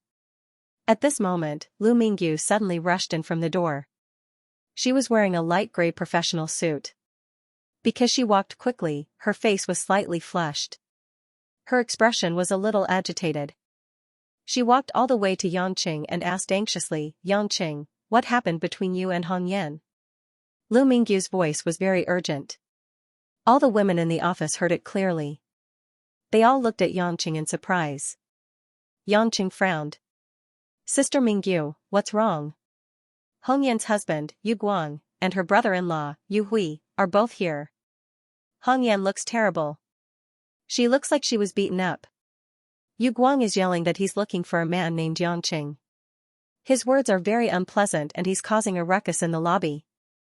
Lu Mingyu said angrily. Yangqing's face darkened. Zhao Hongyan didn't contact him for the past 2 weekends. He thought that it wasn't a big deal, but now it seemed that Zhao Hongyan didn't have a chance to contact him after what happened. Or maybe she didn't want to talk to him. If it wasn't for the weekend, her husband would have dragged her to look for him 2 days ago. Take this. Yangqing stuffed the rest of the breakfast and soy milk into Lu Mingyu's hands. Lu Mingyu hurriedly caught it and asked, what are you doing? It's time for the man named Yangqing to appear. When Yangqing walked out of the elevator on the first floor, there were a lot of people standing in the lobby in front of him. They were all gathered around the guest lounge in the lobby. Several Yulei international security guards were maintaining order. They seemed to be arguing with someone, but for some reason, the security guards didn't dare to make a move. When Yangchen walked to the edge of the crowd, quite a few people noticed him. After more than a month, many people in the company had more or less gotten to know Yangchen. At this moment, they immediately looked at him with a gloating expression. Some men even raised their thumbs up, as if they were praising him for something.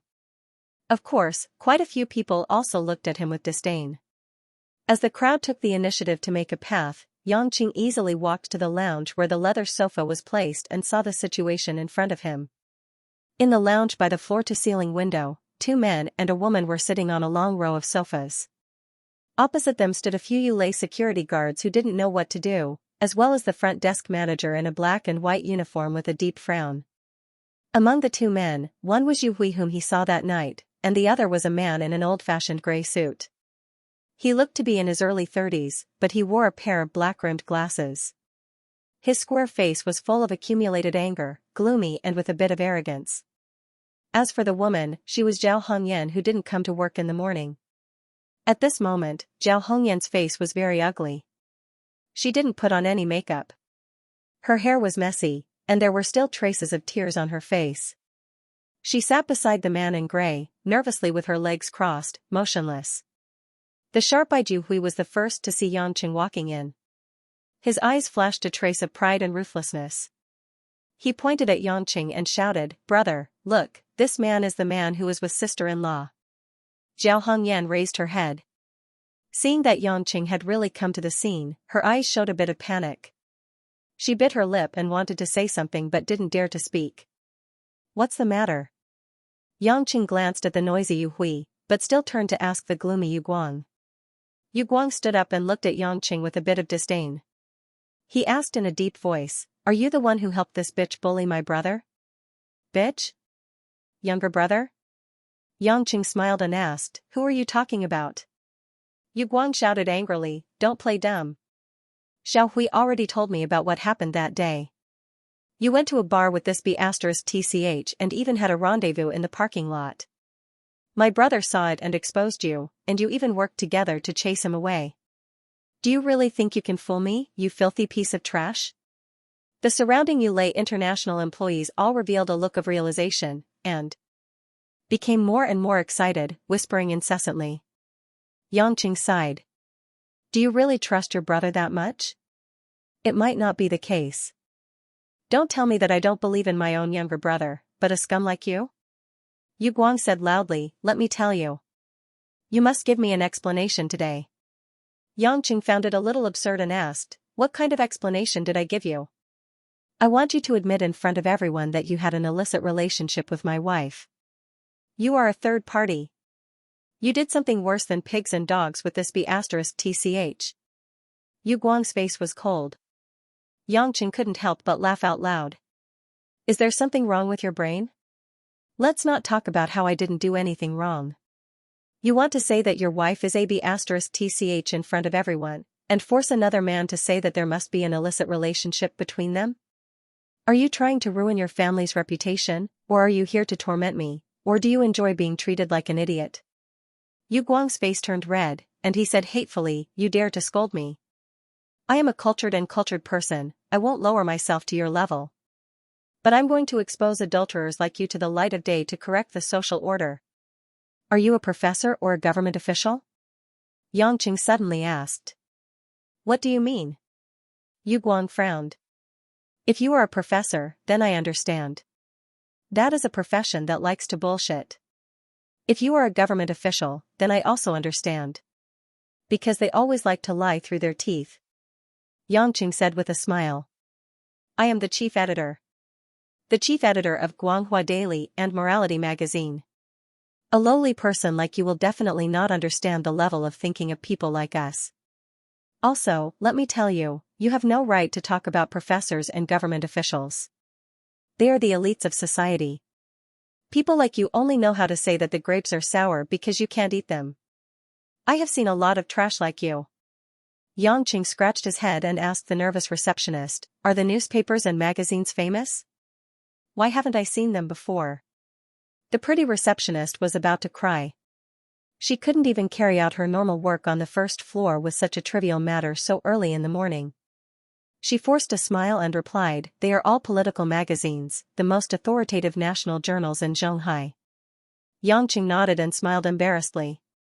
"I really don't know, I only read magazines and newspapers with beautiful women. But now I understand why you are talking nonsense. Vulgar." Yu Guang said righteously, "Only an uncultured person like you would do such a dirty thing with this B***tch. I advise you to admit it in front of everyone here, and I will let you live. Otherwise, we will meet in court." "What do you want to see in court?" Yangqing sneered and said, "To see if the judge will give your wife to me or me to give my wife to you. Dream on. With you like this, even the sow in my house may not want you." You. Yu Guang was obviously not good at cursing people. He stomped his feet and turned around to pull up Zhao Hongyan, who was sitting there with a sad face. He pointed at Zhao Hongyan's nose and scolded, "B***tch. Say it in front of everyone. Tell me the whole truth." Zhao Hongyan's eyes were filled with tears as she asked with grievance, "What do you want me to say? You still don't want to admit it? I'll say that you have a shameful and dirty relationship with this wild man so that I can openly divorce you." Yu Guang said arrogantly. "Ah Guang. I have said many times that there is nothing between me and Yangqing.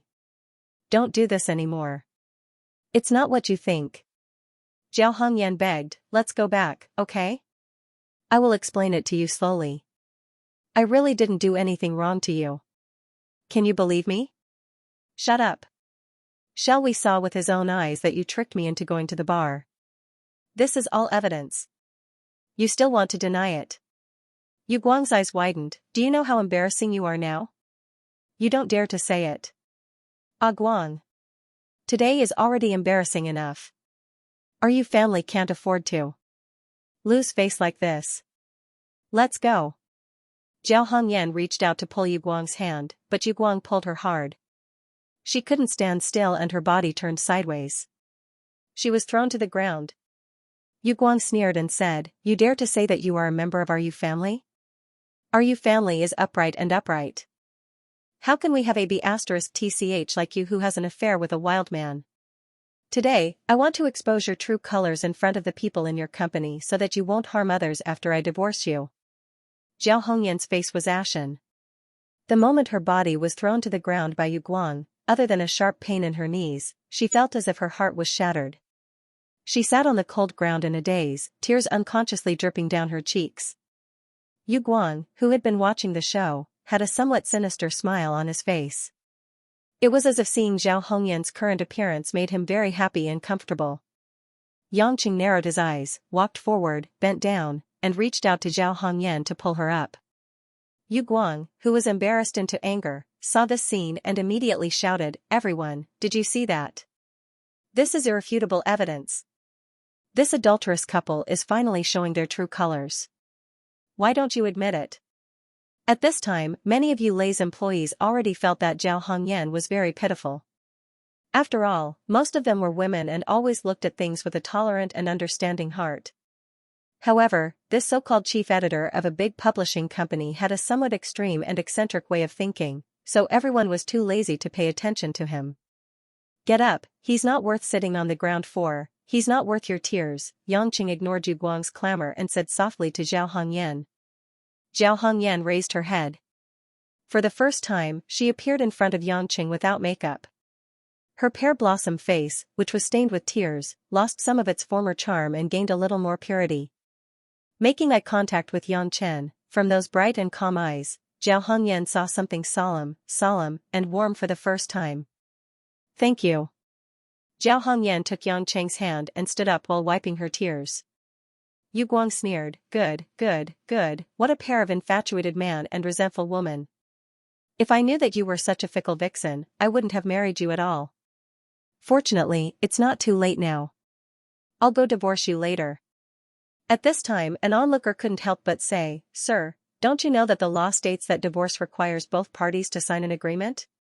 It's not ancient times where the husband can just divorce his wife with a divorce letter. This is a society ruled by law, okay?" "That's right, who didn't make a mistake?" "You're too harsh, making such an uproar." A few girls also expressed their support for Zhao Hongyan. Yu Guang glanced at them arrogantly and said, "What do you people know? Our old Yu's daughter-in-law should get out of the house if she did something wrong. Whether she wants to or not, she has to leave." "That's right, brother, these are all part-time workers. They don't know anything, how can they compare to our family?" Yu Hui fanned the flames. Yu Guang glanced at his younger brother with satisfaction. "Xiao Hui, it's all thanks to your cleverness this time. Otherwise, your brother might have been deceived by this woman for a long time. That would be too unfair to the ancestors of the Yu family. I don't know what your so-called old Yu family is, but I'm sure it's not something worth me understanding." Yangqing shook his head and sighed. "Our Yu family is not a thing." Yu Guang corrected him solemnly. Yangqing smiled, "It's up to you. If you say it's not a thing, then it's not a thing. But what I want to tell you now is that I did have an affair with your wife." As soon as this sentence came out, not only was Yu Guang stunned, but the other employees who spoke up for Zhao Hongyan were also dumbfounded. Yu Hui, who knew the truth, showed a puzzled expression. The one who was the most frightened was Zhao Hongyan herself. Yang Chen, you, what nonsense are you talking about?" Zhao Hongyan's cheeks reddened as she pulled on Yang Chen's sleeves. Without waiting for Zhao Hongyan to say anything, Yangqing suddenly reached out and pulled Zhao Hongyan's soft body into his arms. One of his hands even skillfully stroked the woman's waist and buttocks intimately. The change in the scene made everyone suck in a breath of cold air. What was this man thinking? Zhao Hongyan felt her buttocks being covered by a fiery big hand. That hand even very contentedly rubbed and kneaded her tender flesh a few times. While Zhao Hongyan wanted to die of shame, the unusual sensitivity made her legs weak, and she couldn't even muster the strength to resist. The surroundings were filled with Yulei International employees, and right in front of her was her husband and brother-in-law, but this man's hand was touching her buttocks. What was worse was that she didn't even have the strength to struggle away. Zhao Hongyan felt her heart jump to her throat. It was more exciting than riding a roller coaster. She was afraid that the people around her would see her abnormality, but she also faintly looked forward to it, and enjoyed it a little. When a person surpasses their mental endurance, they would often be able to see their truest side. At this moment, Zhao Hongyan blushed in her heart as she realized that she actually didn't reject Yang Chen's somewhat excessive actions, because her lower body had already started to overflow with dew. Was she really a fickle woman? This ethical question made Zhao Hongyan forget the awkward situation in front of her, and fell into her own thoughts. Yu Hui saw the woman he yearned for day and night in Yang Cheng's arms, and even touched her buttocks. He was so angry that his teeth itched, and he said to his silly eldest brother, "Yu Guang, eldest brother, he's doing this because he looks down on you. Looking down on you is equivalent to looking down on the entire Yu family. We can't tolerate it." Yu Guang was just angry at Yang Cheng's audacity, but after hearing his younger brother's explanation, he also immediately became hot-headed. "Yang Cheng, are you provoking our Yu family? So what if I am? If you dare to say it again, do you know what the consequences are?" Yu Guang angrily rebuked. Yang Cheng was too lazy to speak again. The corner of his mouth slightly raised, and he suddenly reached out with his other hand, and used 2 fingers to gently pinch Zhao Hongyan's smooth and round chin. Zhao Hongyan was in a sluggish state, and didn't resist at all. She let Yang Cheng pinch her chin, and her head was slightly raised, her delicate facial features facing Yang Cheng. Her eyes were misty, and it was unknown what she was thinking. The next moment, the crowd exclaimed in disbelief. Yang Cheng lowered his head without hesitation, rubbed his lips together, and kissed Zhao Hongyan. Whether it was the Yu brothers or the employees present, they all watched as Yang Cheng kissed Zhao Hongyan and began to move his lips, immersing himself in kissing her passionately. Zhao Hongyan's mind was completely blank. The moment Yang Cheng kissed her, his fiery breath was like a bolt of lightning striking her already complicated and heavy mind, purifying all her thoughts in an instant. There was only one thought left in her mind, enough to make her heart stop. "He kissed me. He's kissing me. He kissed me." Zhao Hongyan was unable to control her body due to her brain's malfunction. Unknowingly, Yang Cheng had already invaded her fragrant lips, crossed her pearly white teeth, and entwined his tongue with hers. The two of them kissed and made all kinds of lingering and seductive sounds. These ambiguous sounds, coupled with such a scene, were extremely romantic in the eyes of many young men and women around them, and many people began to applaud and cheer. Yu Guang and Yu Hui's faces alternated between black and white, and they stood there speechless. After a long time, Zhao Hongyan's eyes were already misty from drunkenness, and her body was soft as if made of water. Only then did Yangqing slowly loosen his mouth and let go of this beautiful and breathless colleague. Zhao Hongyan seemed to be unaware, and her cherry lips were still half open as she looked at Yangqing. That seductive, mature and beautiful posture made many male employees feel a strong sense of jealousy towards Yangqing. I want to see your boss. Your boss of Yulei. Immediately. I strongly demand that this shameless and lowly scum be driven out of here. People like him should be put in jail.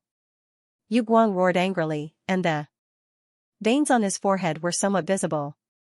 His finger pointed at Yangqing, and his body trembled. Who wants to see me? A cold and sweet voice suddenly appeared at this time, and all the Yulei employees who heard this voice revealed a nervous look, and respectfully turned back to look at the person who came. Lin Ruoshi, who was dressed in a black uniform, was accompanied by her secretary, Wu Yu, and a few senior executives. She walked towards the resting area gracefully in her silver-gray crystal heels. Her face was as cold and dignified as ever, like a fairy who was untainted by the mortal world. Hello, General Lin. A group of onlookers immediately greeted loudly and bowed slightly, not even daring to breathe loudly. Obviously, Lin Ruoshi's daily accumulated prestige had reached a very terrifying level. Lin Ruoshi coldly glanced at them. I pay you, not to let you watch the show. As soon as these words came out, everyone seemed to have been injected with stimulants, and ran in all directions, hurriedly squeezing into the elevator, running down the stairs, in short, trying to find a way to leave the scene as soon as possible. In their eyes, Lin Ruoshi may be a super beauty, but when a beauty becomes the parent of their livelihood, she may have become a demon. The Yu brothers were also shocked by Lin Ruoshi's appearance. They never thought that such a big company would have such a young girl as the CEO, and her icy cold aura also made the Yu brothers feel weak all over. Zhao Hongyan, who was being hugged by Yangqing, suddenly came to her senses. Seeing Lin Ruoshi's seemingly unintentional gaze, her body bounced away from Yangqing as if she was electrocuted. She lowered her head with a flushed face, and just wanted to escape the scene, but her feet were stuck to the ground, not daring to move.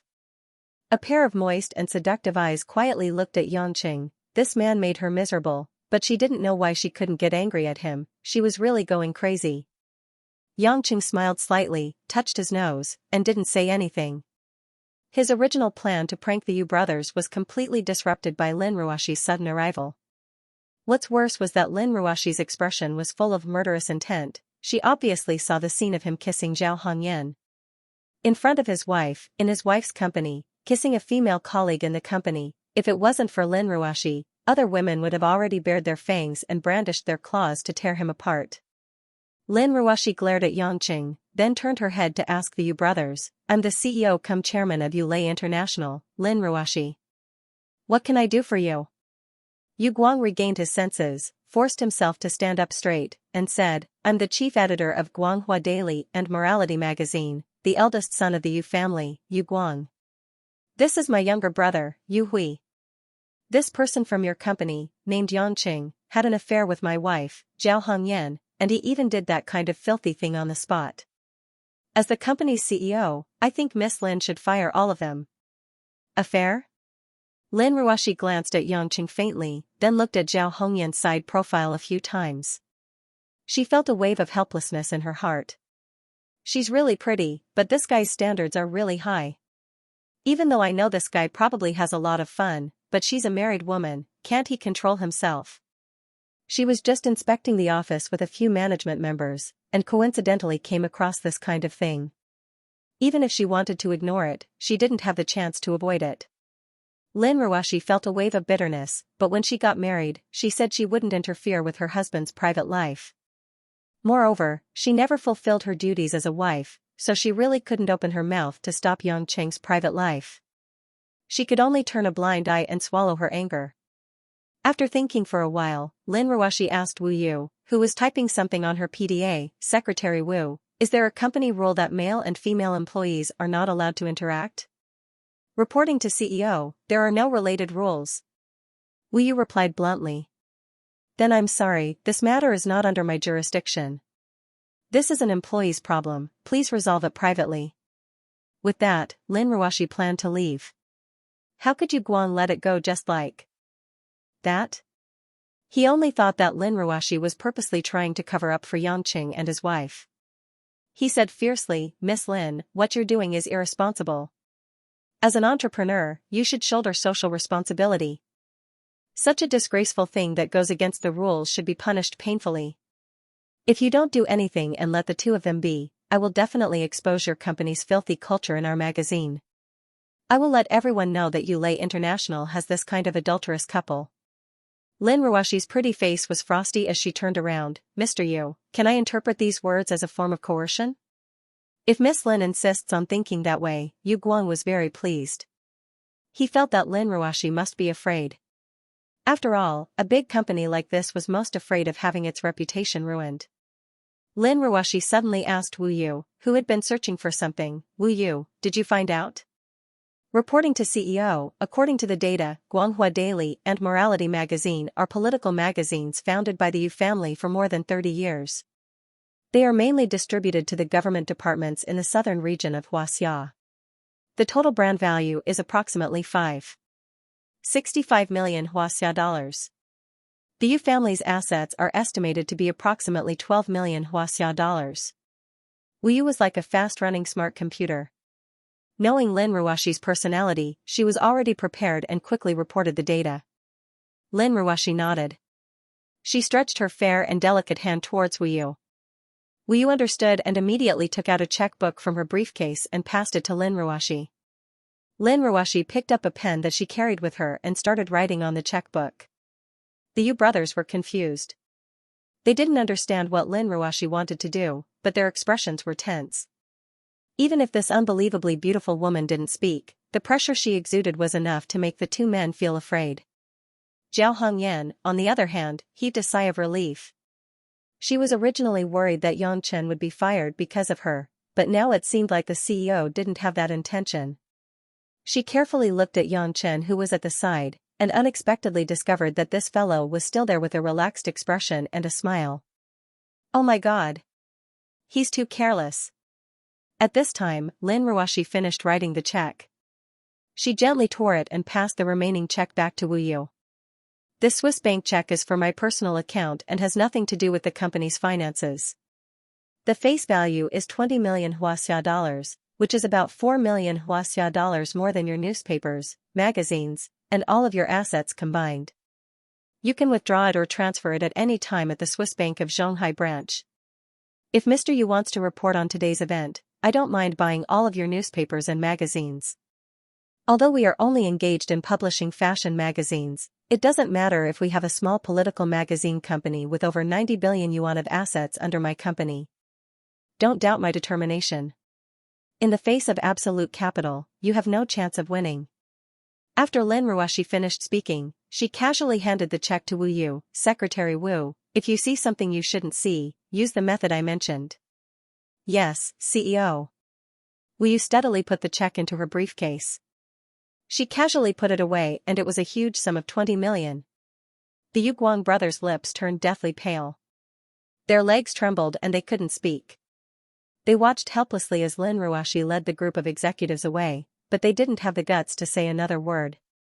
If their own business was really bought out, even if they took the money, it would be impossible for them to create such a high-profile magazine in a few years. They wouldn't dare to imagine the consequences. Just when everyone thought the incident was over, Wu Yu, who had followed Lin Ruoshi for a short distance, suddenly turned back. She walked up to Yangqing and Zhao Hongyan and said mechanically, General Lin wants to see you. Go to her office in 5 minutes.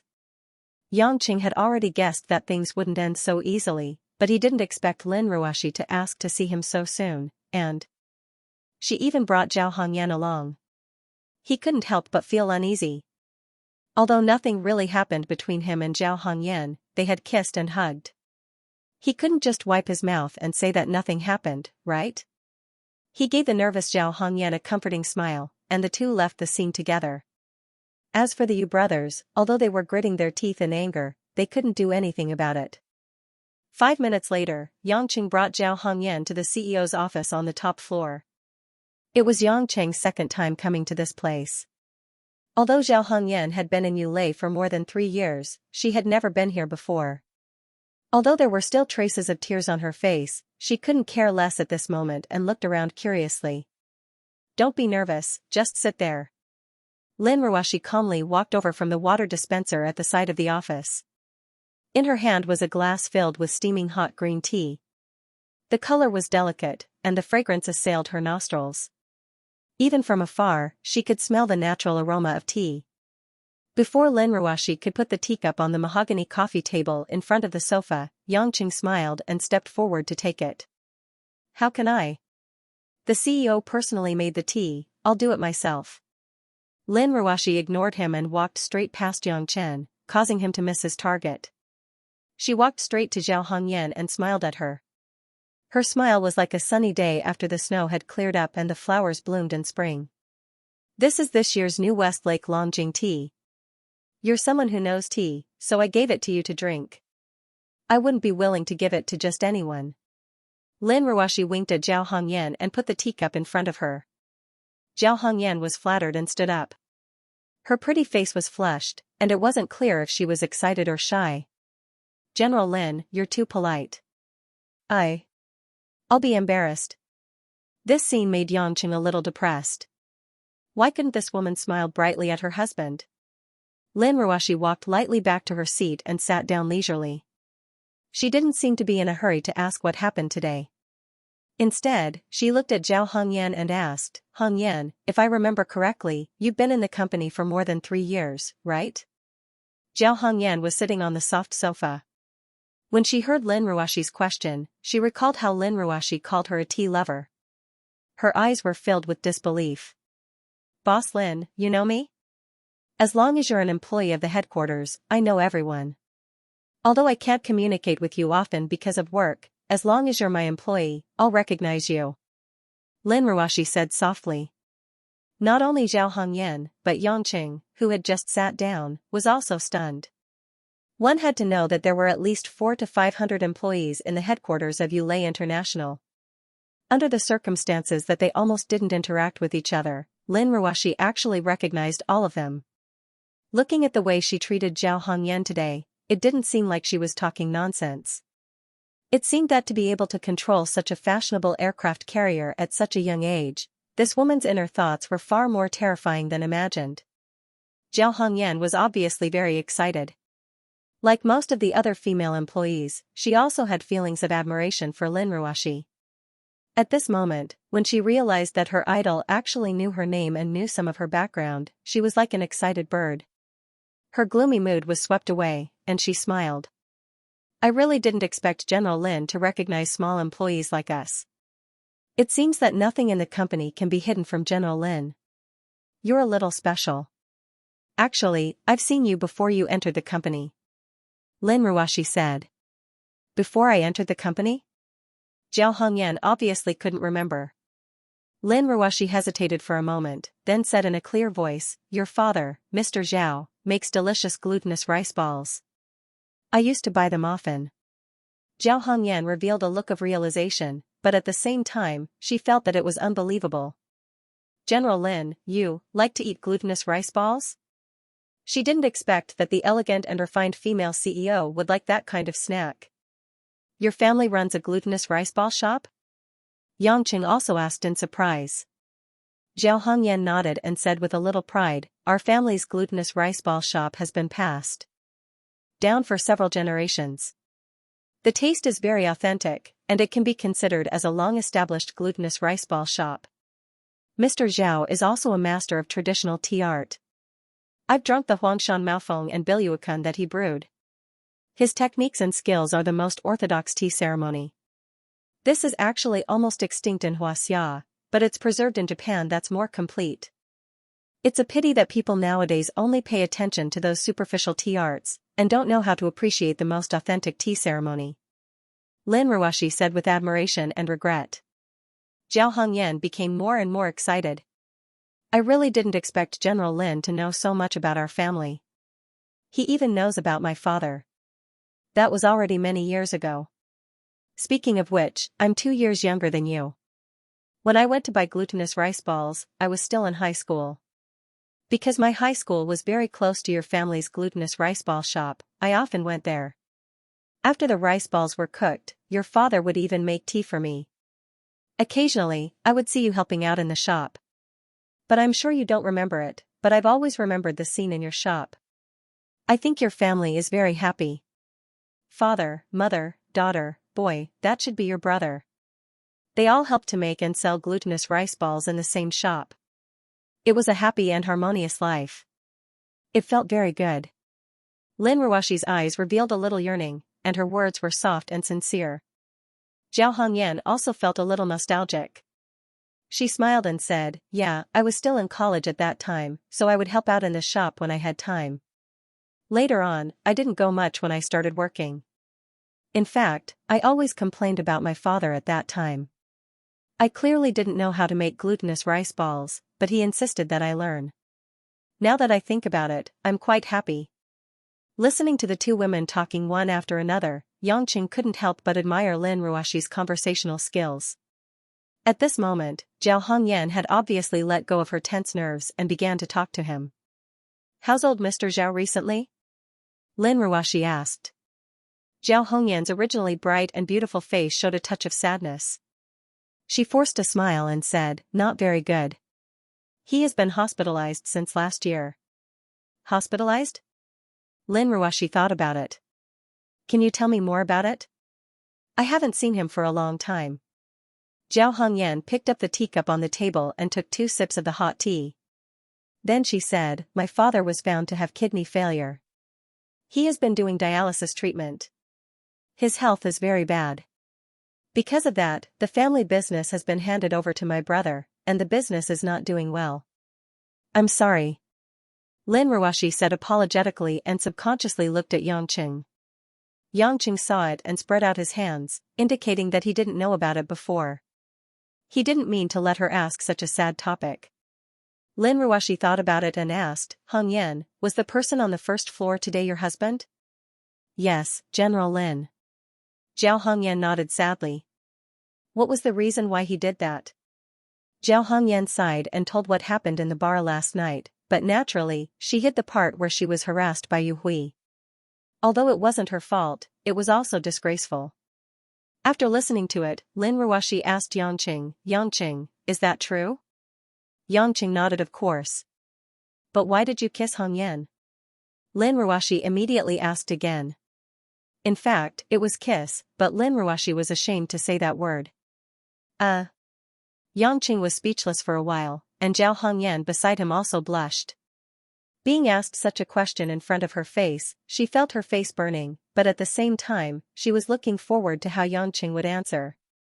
Lin Ruoshi's eyes were as cold as a scalpel that cut open a person's heart, as if telling Yongqing, "Don't lie to me." Obviously, whether it was official or private, Yongqing kissed Zhao Hongyan in front of everyone, which made Lin Ruoshi very dissatisfied, but she didn't show it too excitedly. Yongqing smiled embarrassedly, "That you guy insisted that I have that relationship with his wife. I said it's nothing, but he didn't believe me.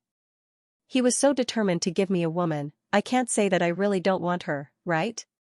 Isn't that a blow to Hongyan's self-confidence?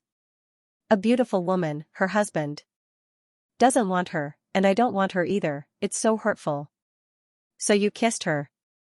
Have you ever thought that if everyone saw that scene, what would happen to the two of you in the future?" Lin Ruoshi was going crazy. This man actually opened his mouth with such a shameless reason. Yongqing looked at Zhao Hongyan, who was beside him, whose face was so red that juice was about to drip out. He rubbed the back of his head, "What else can I do? Her husband said that he wants to divorce her, I can't say that I want to divorce her, right? You."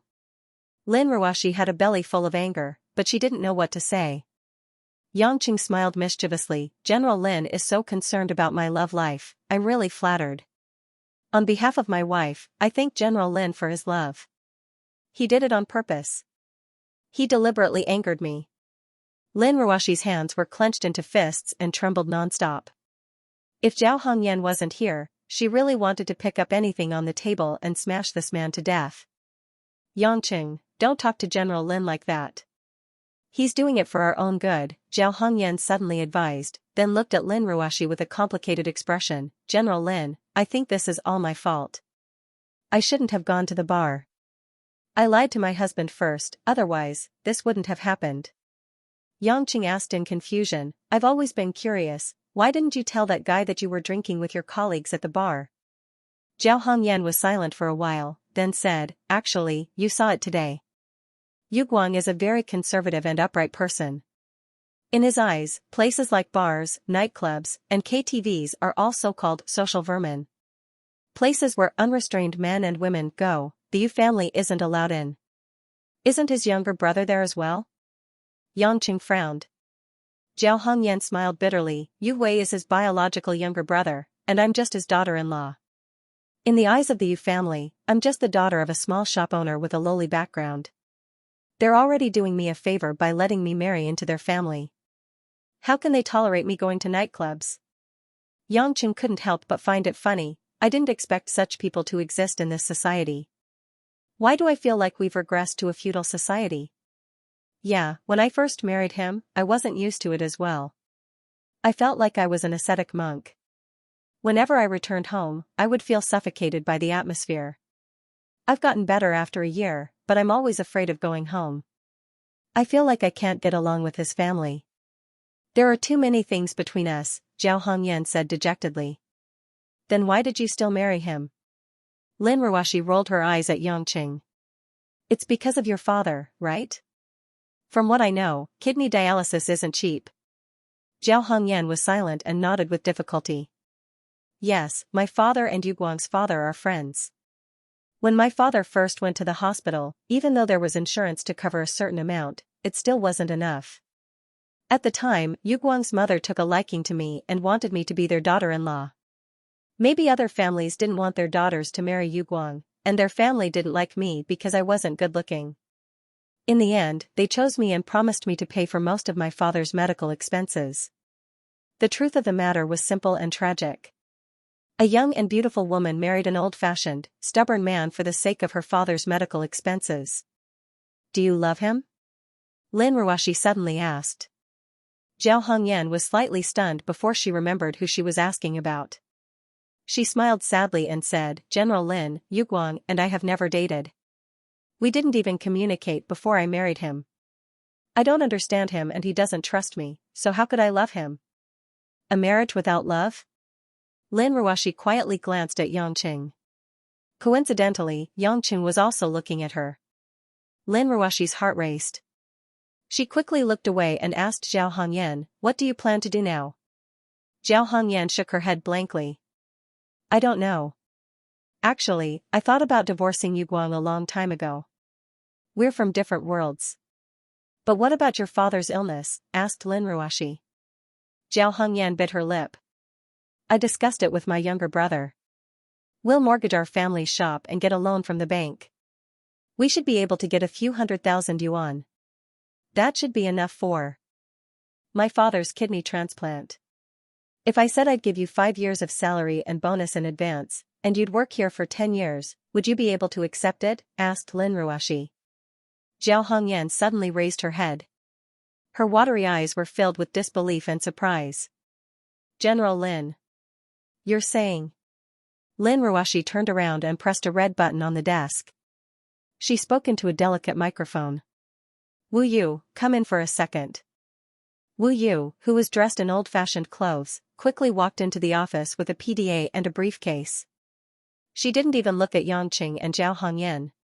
She directly bowed to Lin Ruoxi and asked, General Lin, what can I do for you? Help me calculate Zhao Hongyan's performance for the past 3 years and her salary for the past 3 years. Make a comparison with the PR department as a whole. Wu Yu immediately opened her notebook. Her slender fingers quickly typed on the keyboard and said, Zhao Hongyan's performance for the past 3 years is 1.56 million, 1.73 million and 2.1 million respectively. The average salary and bonus is about 200,000 each year. She is considered to be above average in the PR department. Lin Ruoxi nodded, help me draft a contract. Zhao Hongyan's salary and bonus for the next 10 years will be halved. The company will advance 1.5 million as a special fund to her account in advance.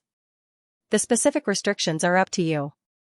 Wu Yu frowned. President, please allow me to express my opinion. What? You don't agree? Lin Ruoshi asked. Yes, as a PR personnel, 10 years is too long. Few people can continuously increase or maintain the number of orders, especially young women. As they grow older, there will obviously be a decline in the number of orders. This kind of contract is too risky. Wu Yu calmly said. Without waiting for Lin Ruoshi to speak, Yangqing couldn't stand it anymore. He couldn't help but laugh. I say, is your brain made of a machine? I used to think that your body was bad, but it turns out that you are also missing a piece of your brain?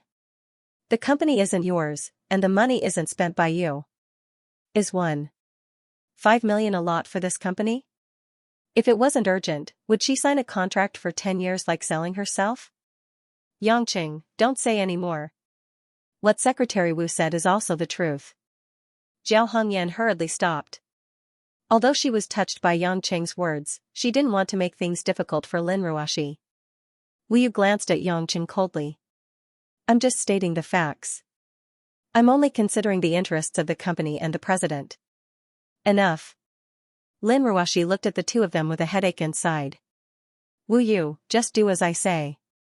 I trust Hongyan. Wu Yu didn't say anything more this time. She responded and left. Zhao Hongyan stood up with red eyes and solemnly bowed to Lin Ruoshi. Thank you. You don't have to thank me. I also hope to be able to eat Mr. Zhao's glutinous rice balls in the future.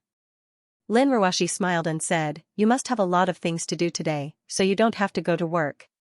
If the Yu family refuses to let go or wants to blow things up, you can contact me. I'll get a lawyer to help you solve these problems.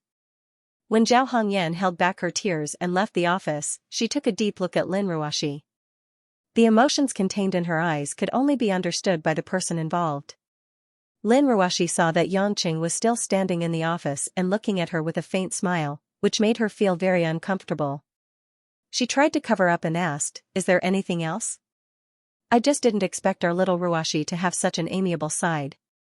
You were very cute today and deserve to be praised. Yangqing said with a smile. If you want to gossip, then please leave as soon as possible. Don't disturb my work. Lin Ruoshi didn't bother to pay attention to him and turned to look at the computer screen. Yangqing shrugged indifferently and turned to leave. But after a few steps, Lin Ruoshi called him from behind. Yangqing. What? You don't want me to go? Yangqing turned back. Will marriages without love end like them? Lin Ruoshi lowered her head and asked as if she was talking to herself. Yangqing was stunned. After thinking for a while, he smiled evilly and said, no, at least we won't. If Ruoshi baby wants to go to a nightclub or a bar, just call me. I'm very open. If you want to play, let's play together. Get out. After leaving the CEO's office, Yangqing didn't go straight to work. So many things had happened just now. If he went to the PR department, he would definitely be bombarded with questions. Yangqing didn't want to suffer, so he decided to wait until tomorrow when everyone's interest had waned. He would be leaving Zhonghai for a while on Wednesday, and what Yangchen was thinking at the moment was that he should go and meet Rose. This woman who was willing to be his lover, it had been a while since he last saw her. Although he knew that Rose would be very busy during this period of time, after all, it wouldn't be easy to deal with the stragglers of West Union society. But the main reason was that he didn't have much time to spare for her, and the guilt he felt towards Rose had been increasing. Driving to Rose Bar, the bar was still quiet and empty during the day. A few waiters were dozing off by the table. When they saw Yangqing enter, they immediately woke up and greeted him. Yangqing waved at them and walked straight to the back corridor. When he arrived at the center of the corridor, he found a few Red Thorns Society bodyguards guarding there. On the wall of the corridor, a door had been moved. That door was usually one with the wall, so it was hard to recognize. Yangqing only discovered it today. When the bodyguards saw Yangqing walk over, they immediately shouted, "Hello, Brother Yang." Yangqing pointed at the dark passage behind the door. "What's inside?" A bodyguard replied, "It's a basement that the CEO dug last year to deal with the brothers and enemies who committed crimes. This deal naturally wouldn't be anything good. To put it bluntly, it was a place to kill, extort confessions, and interrogate people." Yangqing didn't find it strange, but he wasn't too satisfied with Chengwei's choice of place. It was so close to her bedroom, and she kept killing people inside.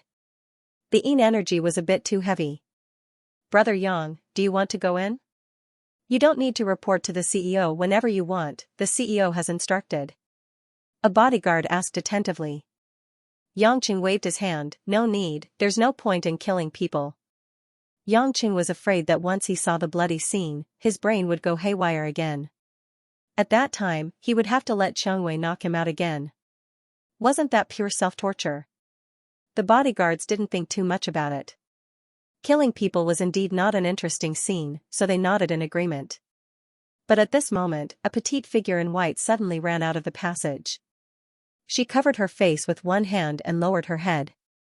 Like a light breeze, she rushed out of the door and ran out of the corridor while crying. Although it was only a blink of an eye, Yangqing still clearly saw who the girl was. It was the little girl Chenrong. Seeing Chenrong run away crying without even seeing herself, Yangqing wondered and asked a bodyguard, "What's wrong with Rong?" The bodyguard forced a smile and said, "Today, the CEO brought Miss Chen down to let Miss Chen kill a few people from West Union Society." Yangqing was silent. Although he knew that Chengwei had the intention to train Chenrong, he didn't expect that she would have to kill people so quickly. To let a girl who had just come out of the mountains, who was inexperienced in the world, pick up a weapon and kill a living person, even if she knew that the other party wasn't a good person, this was definitely something that challenged her bottom line.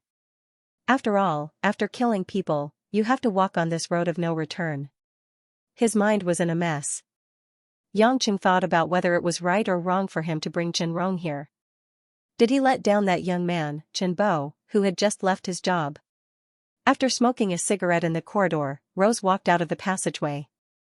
She was wearing a long black dress with tassels, and her fair skin looked especially smooth and bright.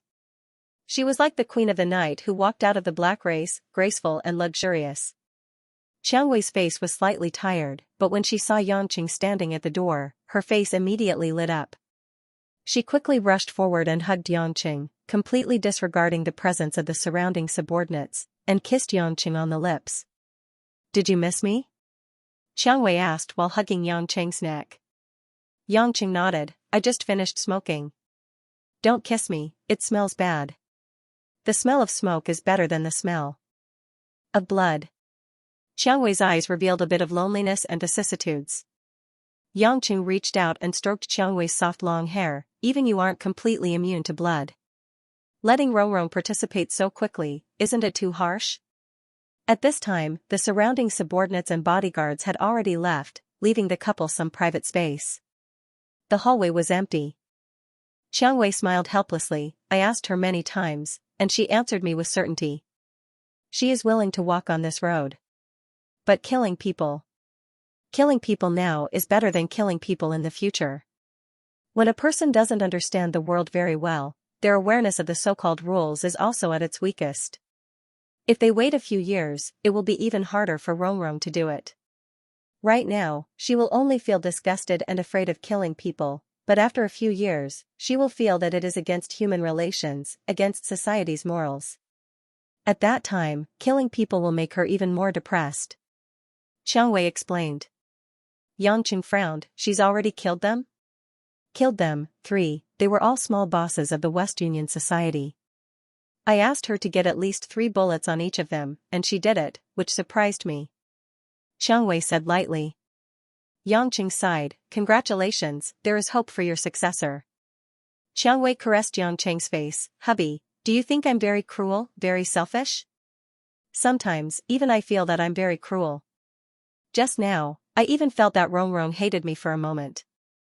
I can only say that what you've done is still far from the standard of cruelty in my heart. As for Rong hating you, that is normal. Otherwise, she would really be a she-devil." Yangqing said truthfully. "She really is very outstanding. She looks very weak, but her will grows very quickly, and she will gradually become stronger than anyone else. She is very smart and can understand a lot of things without me saying them. More importantly, she is very clear about what she wants, and when it comes to important decisions, she will not hesitate. Only this kind of person can lead a gang to continue forward. Once Xianxia thought of Chen Rong, who was as soft as a daffodil, becoming an underworld boss in the future, he felt a headache. He forcefully hugged Rose's soft body, and pressed her against the wall, feeling the captivating elasticity of her curvy body. Xiangwei baby, let's not talk about this. I have to go to Hong Kong on business the day after tomorrow. It might be a week, and today I came to say goodbye to you. Xiangwei was already a ripe peach. Being teased by her lover like this, she immediately felt something, and panted, not here, go to the room. Go to your room after we're done here. Yangqing smiled naughtily and began to untie the ribbon of Qiangwei's long dress, while using his erect lower body to push between Qiangwei's legs. Feeling the lump of flesh on her chest being kneaded by a large hand, Qiangwei's body began to tremble. Woo, but my body still smells of blood. I'm going to take a shower. I just like the smell of blood on your body. Yangqing growled hoarsely, and bit Qiangwei's plump red lips. Not long after, there was the lingering sound of men and women in the corridor, some low and some high. After a day, it was finally Wednesday. Yangqing had no choice but to welcome the day of his business trip. During breakfast in the morning, Lin Ruoshi said a few words, which was rare. However, it was nothing more than telling him about the work matters after he arrived. As for nice words like be careful and I wish you success, this woman still wouldn't say them. Previously, Lin Ruoshi's secretary, Wu Yu, had arranged for the plane to take off at 9:30 in the morning. It would arrive in Hong Kong around lunchtime, and they would be received by the Hong Kong Muyun Group. As for Xing Xinlin, after knowing that Lin Ruoshi wouldn't be going in person, he temporarily asked Lu Tao, the vice president of Chonglin Media, to go with her. Meanwhile, he stayed in Zhonghai and waited for the Muyun Group to come to Zhonghai to sign the contract, just like Lin Ruoshi. He even called it unconditional trust. This change made Yangqing clench his teeth in anger. This senior of his was obviously picking a fight with him. Wherever Lin Ruoshi was, he would be there too. How could he do this? Wasn't he sticking to her like a piece of candy? However, Yangqing wasn't a CEO, and he didn't have the guts to tell Lin Ruoshi that he had to decide not to go at the last minute. Otherwise, that girl's piercingly cold eyes could really freeze him to death. Therefore, he had to bite the bullet and go. Some people said that there were no men who were afraid of their wives in this world, only men who loved their wives. Yangqing felt that this was definitely the self-comfort of men who were afraid of their wives. After parking the car in the parking lot of the airport, Yangqing dragged a small leather suitcase and went all the way to the departure hall. Due to the excellent visibility, Yangqing easily found Mo Qianni, who had arrived earlier than him in the brightly lit airport hall. She was wearing a light pink sweater, a white suit jacket, and a blue and white chiffon skirt. Below her fair and slender legs were red high-heeled sandals. Her waist-length hair was cut a little shorter, and she wore a pair of light-colored large-framed sunglasses. Even though half of her pretty face was covered, she still attracted a lot of men's gazes as she stood beside the resting area. For some women, you only needed to look at her temperament to recognize her beauty. This was also the reason why Yangqing could recognize her at a glance. "Good morning, Minister Mo. Have you eaten?" Yangqing nonchalantly greeted her and walked toward Mo Qianni. Mo Qianni glanced at him. Under the sunglasses, her watery eyes could not be seen. She nodded calmly and did not answer. Yangqing breathed a sigh of relief. It seemed that Mo Qianni was just cold to him. She did not mean to target him. Thinking about it, this time they were going to Hong Kong to discuss business. They couldn't mess up the business because of personal feelings. That was not Mo Qianni's style. At this time, a slightly short and fat middle-aged man walked up from an inconspicuous corner. He was smiling like a Maitreya Buddha. He was wearing a light gray suit and a red tie. He reached out a hand to Yangqing. "This must be Mr. Yang. I am Lu Tao from Chonglin Media. I have been waiting for a long time." Yangqing simply shook hands with him. "I am not a plane. Why are you waiting for me?" Lu Tao still wanted to say a few polite words, but he was not angry when Yangqing stopped him. "Mr. Yang is a straightforward person. then I will not be polite. I hope we can have a pleasant cooperation in Hong Kong this time. Mo Qianni looked at them from the side. She frowned, but she did not say anything. Lu Tao also brought a young female assistant with him. She looked ordinary, but had a thin waist and a round butt. Because there was still some time before entering the waiting room, the two of them left to go somewhere else.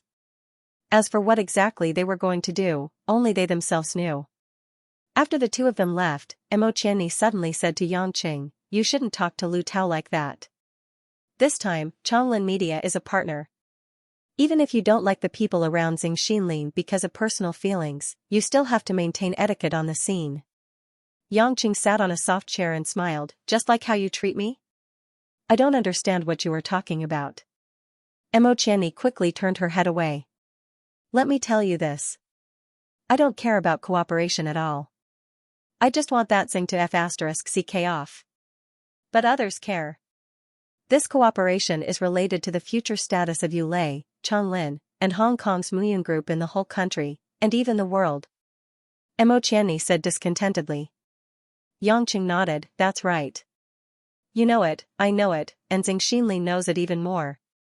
So, even if our personal grudges make us reject each other, the path for the big picture has already been paved, and nothing will change because of our likes and dislikes. Anyway, I'm already in conflict with that Xing, so why should I pretend that nothing is wrong? If I treat his people politely, they will only think that I'm cheating. Don't you think so, Miss Mo?" Mo Qianni did not say anything. She was thinking about Yangqing's point of view. It seemed to make sense, but of course, she would not say it out. She could only snort coldly and ignore Yangqing again. After a quarter of an hour, Lu Tao and his assistant walked back slowly. The female assistant's face with a few pimples was still a little flushed. She seemed to have just sprayed a lot of perfume on her body, and the smell was especially strong. Mo Qianni had seen this kind of thing many times, so she did not pay much attention to it. She just stood a little further away. Yangqing came to Lu Tao's side and said with a smile, "Boss Lu, you disarmed yourself too fast. Without the time for preparation and tidying up, the time you take to fire a gun is no different from firing a bullet from a machine gun." Lu Tao was poked in his sore spot, and a trace of displeasure flashed across his face. However, years of ups and downs in the business world had trained him to be a smiling tiger. Plus, before the trip, Xinxinlin had reminded him not to lower himself to the level of this man called Yangqing. So, he immediately laughed it off and said, "How can I be as good as a young man like Mr. Yang? I'm old and can't do it anymore."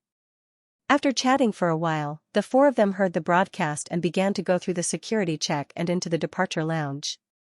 After waiting for half an hour, the four of them began to board the plane. Yangqing also deliberately took a look at Mo Qianni's seat number, and sure enough, it was the same as his. So, he smiled at the woman proudly. Mo Qianni also noticed it. She bit her lips and said nothing.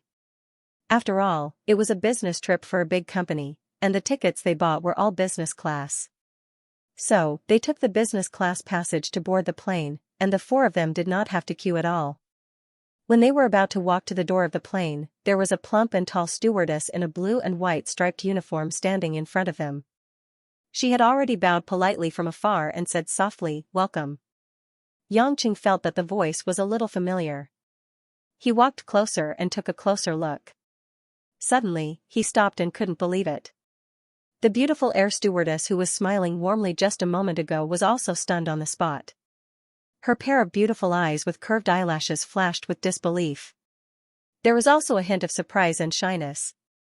Her pink cherry mouth was open, and her fair face was dyed with a layer of pink. "My dear little Princess Anqin, are you playing a role?" Yangqin didn't know whether to laugh or cry. The air stewardess in front of him was actually an ex-IN, who he had a period of passionate entanglement with, and also had a trip to the police station. Ever since they parted, this woman had never contacted him again. He originally thought that she would be like the many women he had slept with in the past, and would never have anything to do with him again. He didn't expect that a rich girl like her would become a stewardess here. Anqin also came to herself. Seeing the man who took away the most precious first time in her life, she had an inexplicable wonderful feeling. After they parted, she thought that she had freely forgotten him. But now that they were face to face, Anqin suddenly had a strong impulse to go up and hug him. However, considering the situation, she just smiled and said, "Mr. Knight, let's go in first." When Emo Qianni, who was following behind Yangchen, saw this scene, she could clearly feel the unclear relationship between these two. Seeing Yangchen being unusually intimate with another beauty, she felt a wave of discomfort in her heart. She coldly snorted, and quickly entered the cabin first, out of sight, out of mind. Lu Tao and his little secretary didn't think too much. Perhaps in their eyes, all men and women were possible. Seeing Emo Qianni's weird behavior, Anqin couldn't help giggling to Yangqing, "Mr. Knight, it seems that you have a lot of princesses." Her? Yangqing smiled bitterly. Even if she is a princess, she might be the princess of an enemy country. There were fewer people in the business class than expected. There were a total of more than 10 seats, but only 2 people were sitting except for Yangqing and the other 3 people. The main reason was that there were many flights to Hong Kong. Speaking of traveling, it was also the off-season, so it was not surprising. What surprised Yangqing was that Anqin was also the chief stewardess of the plane. She completed the safety broadcast before the takeoff in both Chinese and English. That was to say, she was not here for fun. She was a professional stewardess. After waiting for almost half an hour, the plane finally took off and flew straight into the sky. When she found that the business class was less than half of the passengers, Emo Qianni quickly moved her seat to the farthest corner from Yangqing. It was obvious that she didn't want to talk to Yangqing. As for Lu Tao and his little secretary, they sat in another hidden corner. They kissed each other and sometimes made some small movements, which made the little secretary blush. They were really in love with each other. Not long after, an Xian walked out of the workshop with the help of a trolley. She had a professional smile on her face as she served drinks to the 2 passengers in front of her.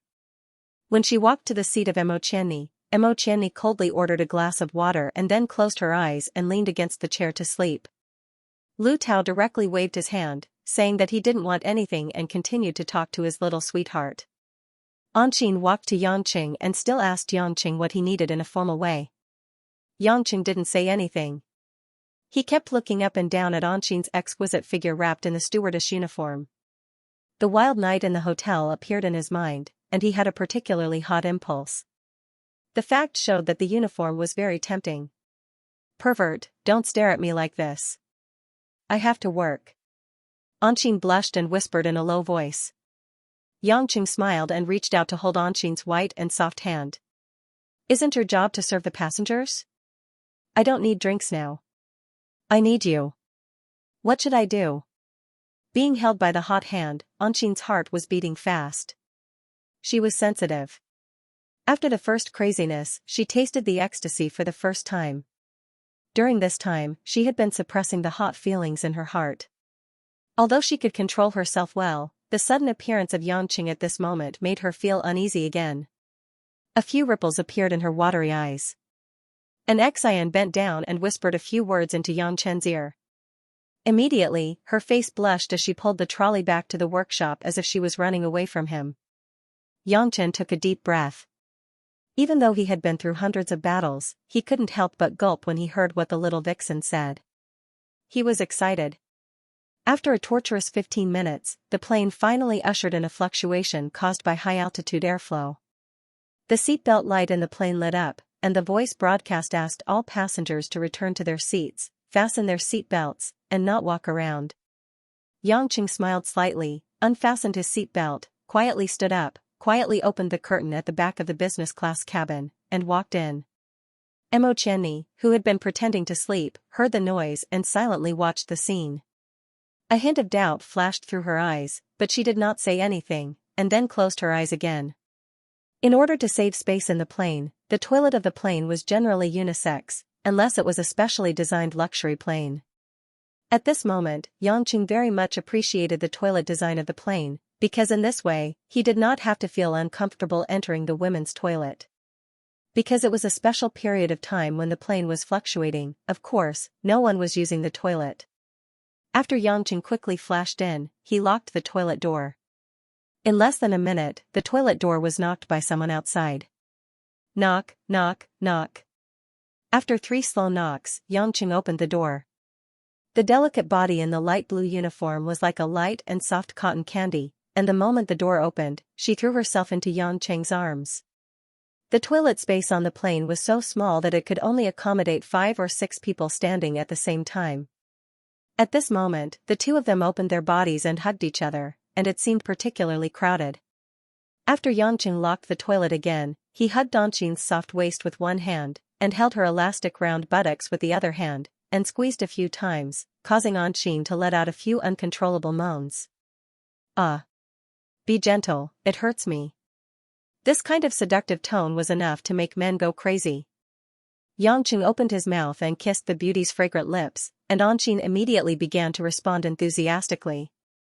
Although the two only had one night of entanglement, they understood each other a lot.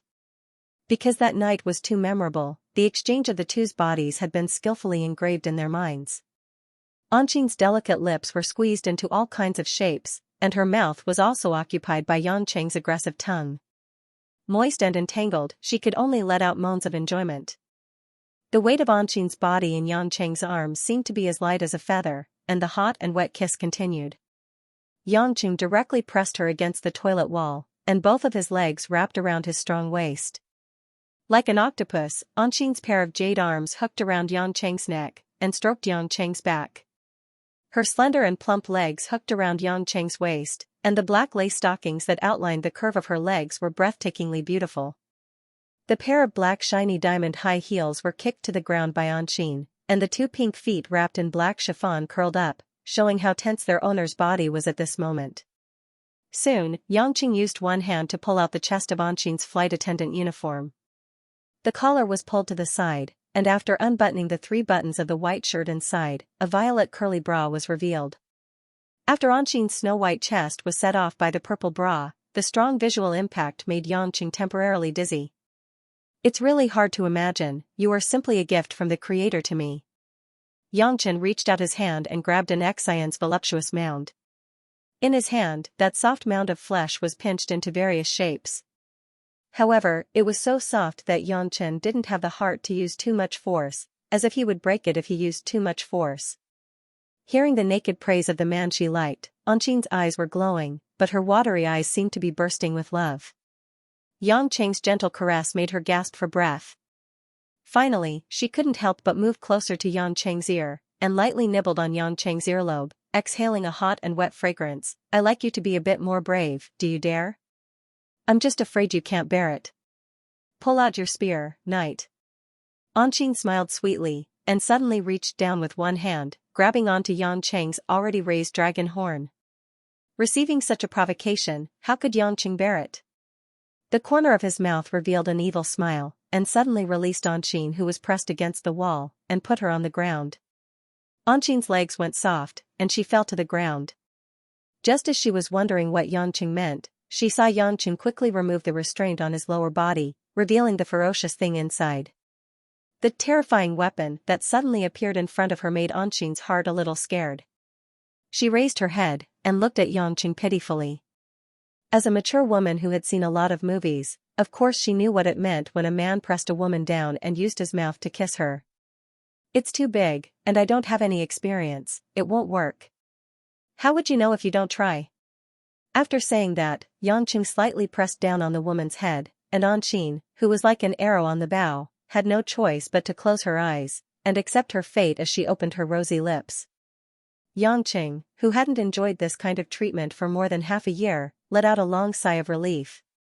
Although Anqing's technique was very rusty, and she didn't know how to please a man, but as long as he lowered his head and saw the blue flight attendant uniform, and the beautiful face with proper makeup, and thought of such a woman doing this kind of service for him, the sense of accomplishment in his heart was much greater than his body. 10 minutes later, Anqing was almost out of breath, and her tears were full of grievance. Xianxing also felt distressed. He picked up the woman, and rewarded her with a kiss. He then pressed her against the wall, and pulled down Anqing's uniform from behind, revealing the most mysterious part of her body.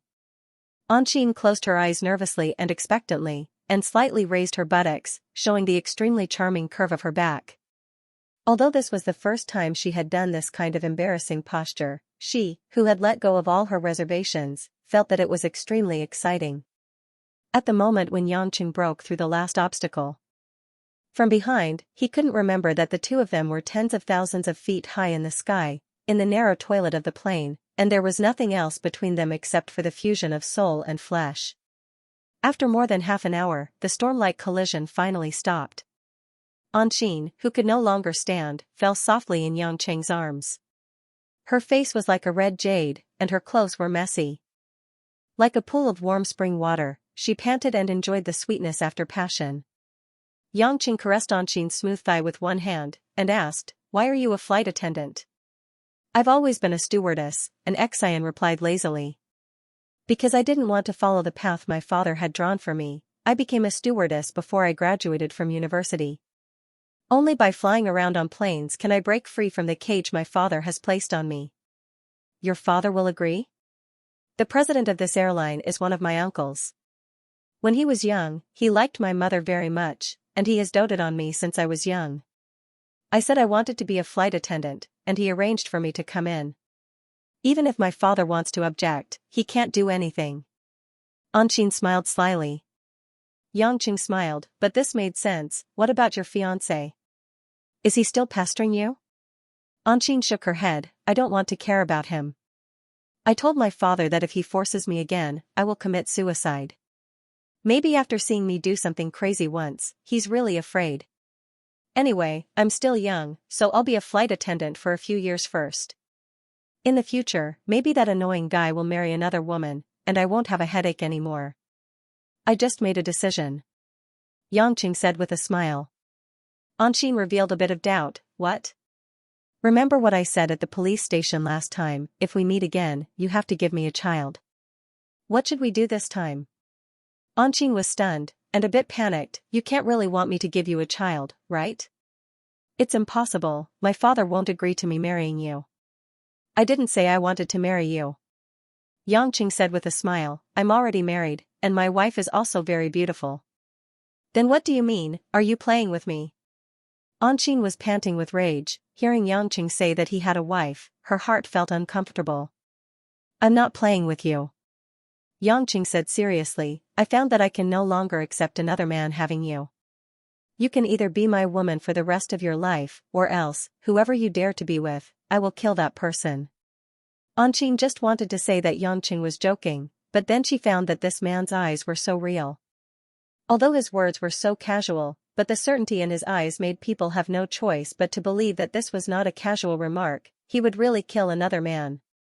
"Don't be like this. I'm so scared." Anqing lowered her head and stammered. Yangqing kissed her forehead, smiled and said, "What's there to be afraid of? I'm not going to eat you, I'm just announcing your ownership." "How can you be so domineering, depriving me of my life?" Anqing complained in a low voice. "There is no absolute fairness in this world. From the moment you set a trap in the bar that night to seduce me to go to the hotel to get a room, you have already determined today's cause and effect. You can think of me as a domineering, rude, vulgar, and malicious man. I don't care, but I can promise you that every word I say is from the bottom of my heart. I like you, so I want you to be my woman. If you doubt my ability, I don't mind killing the other men around you to prove everything, even your father." Yangqing said it very calmly, but it was full of madness, which deeply touched Anqing. After a long time Anqing sighed. "You bad guy, what do you like about me?"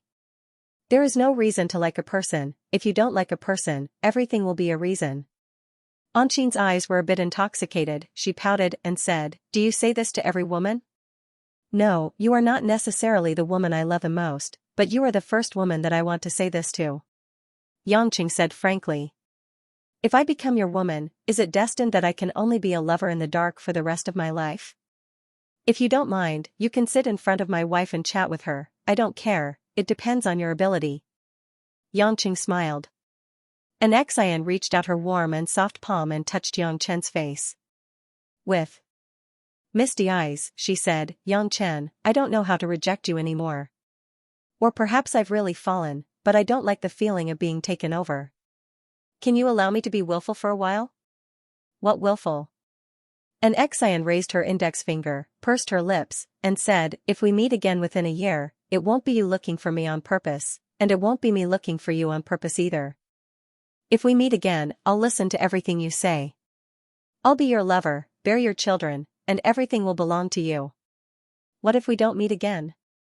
Xianxia asked with a faint smile. In fact, this question was too simple for him. As long as he was willing, he could definitely find Anqing. As for whether it was intentional or not, who could say for sure?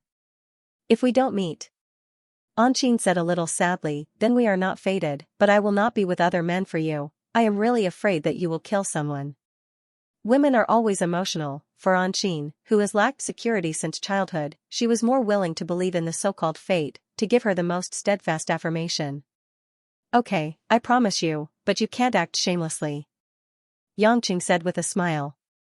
Anqing pouted, and shyly rolled her eyes. I have been ruined by you, who else can I go with? By the time the two of them were fully dressed, almost an hour had passed since the beginning. Anqing opened the door of the washroom, and found that there were already several male and female passengers standing at the door, looking at her with dissatisfaction, obviously waiting to go to the washroom. Anqing had to smile at everyone embarrassedly, and immediately ran back to the workroom. Just when a female passenger was about to enter the washroom, Xianxia came out of the washroom again. All the passengers were stunned, men and women going to the washroom together. Seeing everyone looking at him strangely, Xianxia said loudly with dissatisfaction, what the hell are you looking at? Men stand to pee, women sit, is there a problem with going to the washroom together? After that, he turned around and went back to business class. Only a few passengers were left, staring at the only toilet in the washroom. Walking back to business class, Xianxia was just about to sit down and take a break. Although this half an hour of making love with her made him very satisfied, in such a small area like the toilet, he spent most of the time standing and doing that kind of thing he loved to do, causing his back to ache. But right at this moment, two extremely cold gazes shot towards him from a corner. Xianxia shuddered and looked up. It was Xianxia who took off her sunglasses and glanced at him with a murderous look.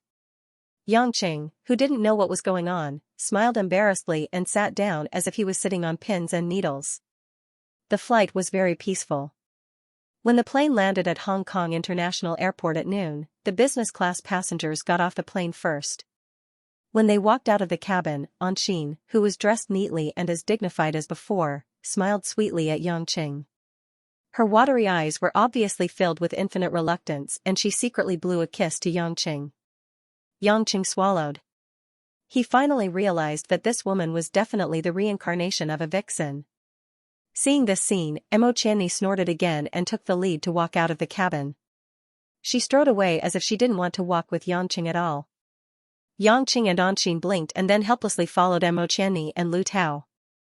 I say, Miss Mo, what kind of show are you putting on this time? Did I provoke you again? Xianxia asked in a low voice, puzzled. Xianxia sneered, isn't it good to be a flight attendant? Xianxia was stunned and didn't hide it, how do you know? Seeing him admit it so straightforwardly, Xianxia was even more angry and bitter. This man was too shameless, how do I know? When everyone was wearing their seat belts, you went to the toilet and so did the flight attendant. Both of you came back after an hour. Do you think I'm a fool? Looking at Xianxia's embarrassed and angry expression, Xianxia's thoughts flashed like lightning. He playfully smiled and said, our department head Mo can't be jealous, right? Jealous? Jealous? Xianxia's face turned red, and she hurriedly tried to clear her name. I'm jealous of you, don't flatter yourself. I just feel sorry for Ruashi.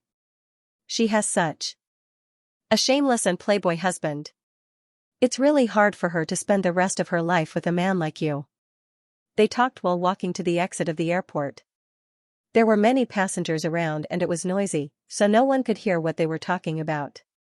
Xianxia said with a smile, you are not me and Ruashi. How do you know we are going to spend the rest of our lives together? What? Do you want to divorce Ruashi so that you can find another vixen? Xianxia asked angrily. Hey, what are you so excited about? I didn't say anything. Even if I want to divorce, I'm not divorcing you. I'm just saying it casually. Xianxia didn't expect her to have such a big reaction. Mo Qianni stared straight at Yang Qing. Let me tell you, surnamed Yang, you better not have any crooked thoughts. If you hurt Ruashi, I will definitely make you die a horrible death. Seeing the woman's beautiful eyes that were so close to him and filled with killing intent, Yang Qing smiled stiffly and waved his hand. How could that be? I don't even have enough time to love her, how could I hurt her? It better be like this, Mo Qianni said. Based on my understanding of Ruashi, she doesn't say it, but she's the kind of person who won't turn back until she dies. Since she chose to marry you, she definitely won't change her mind. If you dare to abandon her for another woman, even if it's for the sake of the old chairman, I will make you live a life worse than death. Mo Qianni's words were quite ruthless. Her sharp gaze told Yang Qing that she was very serious, causing a chill to run down Yang Qing's back. However, from the beginning to the end, Mo Qianni didn't say that Yang Qing was not allowed to have other lovers. She only said that he was not allowed to hurt Lin Ruashi. The meaning behind her words was a little mysterious. They walked all the way to the domestic arrival exit. At the agreed entrance, the four of them saw an eye-catching sign with the words Yu Lei and Cheng Lin printed on it. Several solemn-looking men in suits and ties were already waiting there. When they got closer, they saw a handsome young man standing at the front. He was wearing a navy blue suit and a scarlet tie. He was more than 1.8 meters tall, and he was welcoming the four of them with a warm smile. It was obvious that he was the leader of this group of people from Muyun Cloud who came to welcome them. We've been waiting for a long time. Friends from Yulei International and Chonglin Media are finally here. I'm Li Muhua, the vice president of Muyun Group. My father is Li Deshen. Since my father is not well, it's inconvenient for him to travel. So, I'm here to welcome you and express my apologies on behalf of my father. Li Muhua shook hands with Lu Tao first, and then shook hands with Yang Qing and Mo Qianni. Lu Tao's little assistant was directly skipped. Obviously, she had good eyesight and could tell the severity of the situation at once. Lu Tao smiled modestly and said, I didn't expect the young master of the Li family to come in person. I'm already flattered. How could I let Mr. Li come in person? I didn't expect you to be so formal. We've neglected you, Mo Qianni also said apologetically. After all, the people from the Li family were all wearing formal wear, while the four of them were in casual wear. Li Muhua quickly said, You must be Ms. Mo Qianni, right? Ms. Mo, you don't have to take it to heart. After all, you're all from the fashion industry. We can understand. Li Muhua appeared to be very easygoing. After chatting with them for a while, she led the four of them out of the airport. They got into the luxury cars that were used to welcome them. All of them were pure black 7 Series BMWs, and in the middle was an extended Cadillac. The car quickly and steadily got on the road. In the spacious extended car, Li Muhua personally poured 4 glasses of Lafite red wine that had been chilled in the car and drank it with the four of them in a friendly manner. Li Muhua didn't have the slightest arrogance that a descendant of a big family should have, which made the four of them feel very comfortable. Even Yang Qing couldn't help but feel that this guy was almost as handsome as him. May I ask if the four of you have been to Hong Kong before? Li Muhua asked with a gentle smile. It was the first time for Lu Tao and the little assistant to come to Hong Kong for a business trip. Mo Qianni had only been here once, and Yang Qing had actually been here so many times that he had lost count. Because Hong Kong was a financial and trade center, too many tycoons and important political figures would appear here. In the past, he would often come here to deal with some problems, but it was hard to say, so he could only say that he hadn't been here before. Li Muhua immediately said with a smile, That's great. This time, you've come to Hong Kong, so we, the Li family of Muyun, must be a good host. Business is business. But in private, Muhua still hopes that we can become good friends, so that we can improve together in the future. Vice President Li, you're too polite. Before we came here, Mr. Xing said that the Li family was a century-old distinguished family. This generation of the Li family even has a capable person like Mr. Muhua, so it's bound to go to the next level. Lu Tao flattered. Li Muhua waved her hand and said, Mr. Xing is just being polite. Mr. Xing comes from the Xing family of Yanjing. Not only in Yanjing, but also in many provinces on the mainland. Hong Kong is a small place, so no matter how strong it is, it's still a frog in a well. It can't be compared to a famous family like the Xing family. Listening to the two of them flattering each other, Yangqing couldn't take it anymore, so he interrupted and asked, Vice President Li, where are we going now? I'm hungry. Can we eat first? His straightforward words made everyone's faces awkward. Li Muhua said a little awkwardly, Mr. Yang, don't worry. We're going to Twilight Villa under the Muyun Group. It's a leisure, entertainment, accommodation, and dining resort. It's next to Jinza Bay, and the scenery is great. We'll arrive in about half an hour. My father and the backbones of the company are also waiting there. We can eat after we get there. Vice President Li, when will the specific discussion start? Mo Qianni was more concerned about business. Li Muhua said solemnly, don't worry, Miss Mo. We're all tired from the flight today, so please rest at Twilight Villa. My father and his entourage will also relax with you. Tomorrow, we'll officially start the discussion. In the next 2 days, we'll arrange a visit to the Research Institute and discuss with the researchers. Finally, we'll draft the cooperation document together. It seems that Vice President Li has arranged everything properly. Qianni is overthinking things. Li Muhua laughed heartily and said, this is a good attitude for cooperation. Miss Mo, don't worry about it. More than half an hour later, the luxurious motorcade gradually drove into the dense forest of high hills. It was already autumn. The mountains were covered with red leaves, and the road was scattered with yellow. As the quiet and secluded mountain road continued to rise, they could gradually see the hazy and vast sea view in the distance. The blue and white sea line and the dense old-fashioned building pattern of the houses formed a sharp contrast with the scene on the mountain. Stop and sit in the maple forest in the evening, the frost leaves are redder than the flowers in February.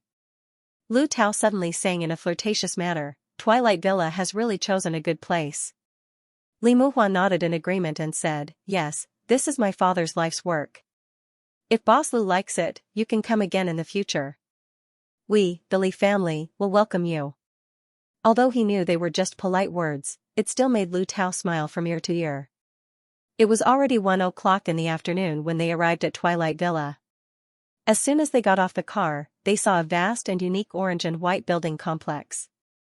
The perfect combination of the retro Oriental style and the modern Western style made the entire building complex exquisite and practical.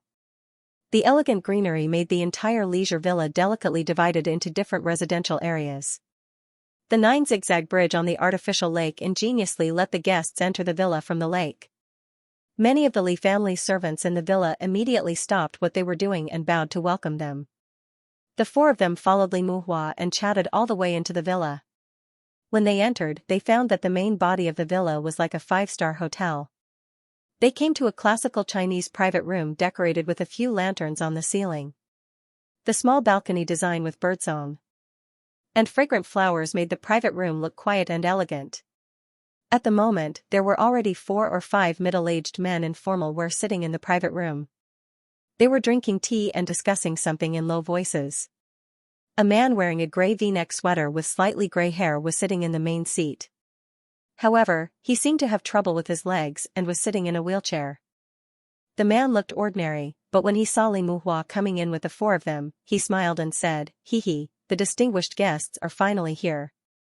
Des Hen, please forgive me for not welcoming you earlier. Boss Li, you're too kind. We're flattered that Mr. Li came to pick us up." Lu Tao was the best at making polite remarks, so he immediately smiled and said. After they greeted the managers of Muyun Group one by one, they sat down together. The atmosphere was harmonious. Although everyone was scheming against each other, they naturally had to maintain the best relationship on the surface. Li Deshen saw that it was about time, so he gave Li Muhua, who was sitting next to him, a look. Li Muhua nodded knowingly and clapped her hands. She said to the rather good-looking waitress at the door, "Serve the dishes." The waitress was also very efficient. She brought all kinds of exquisite dishes to the table.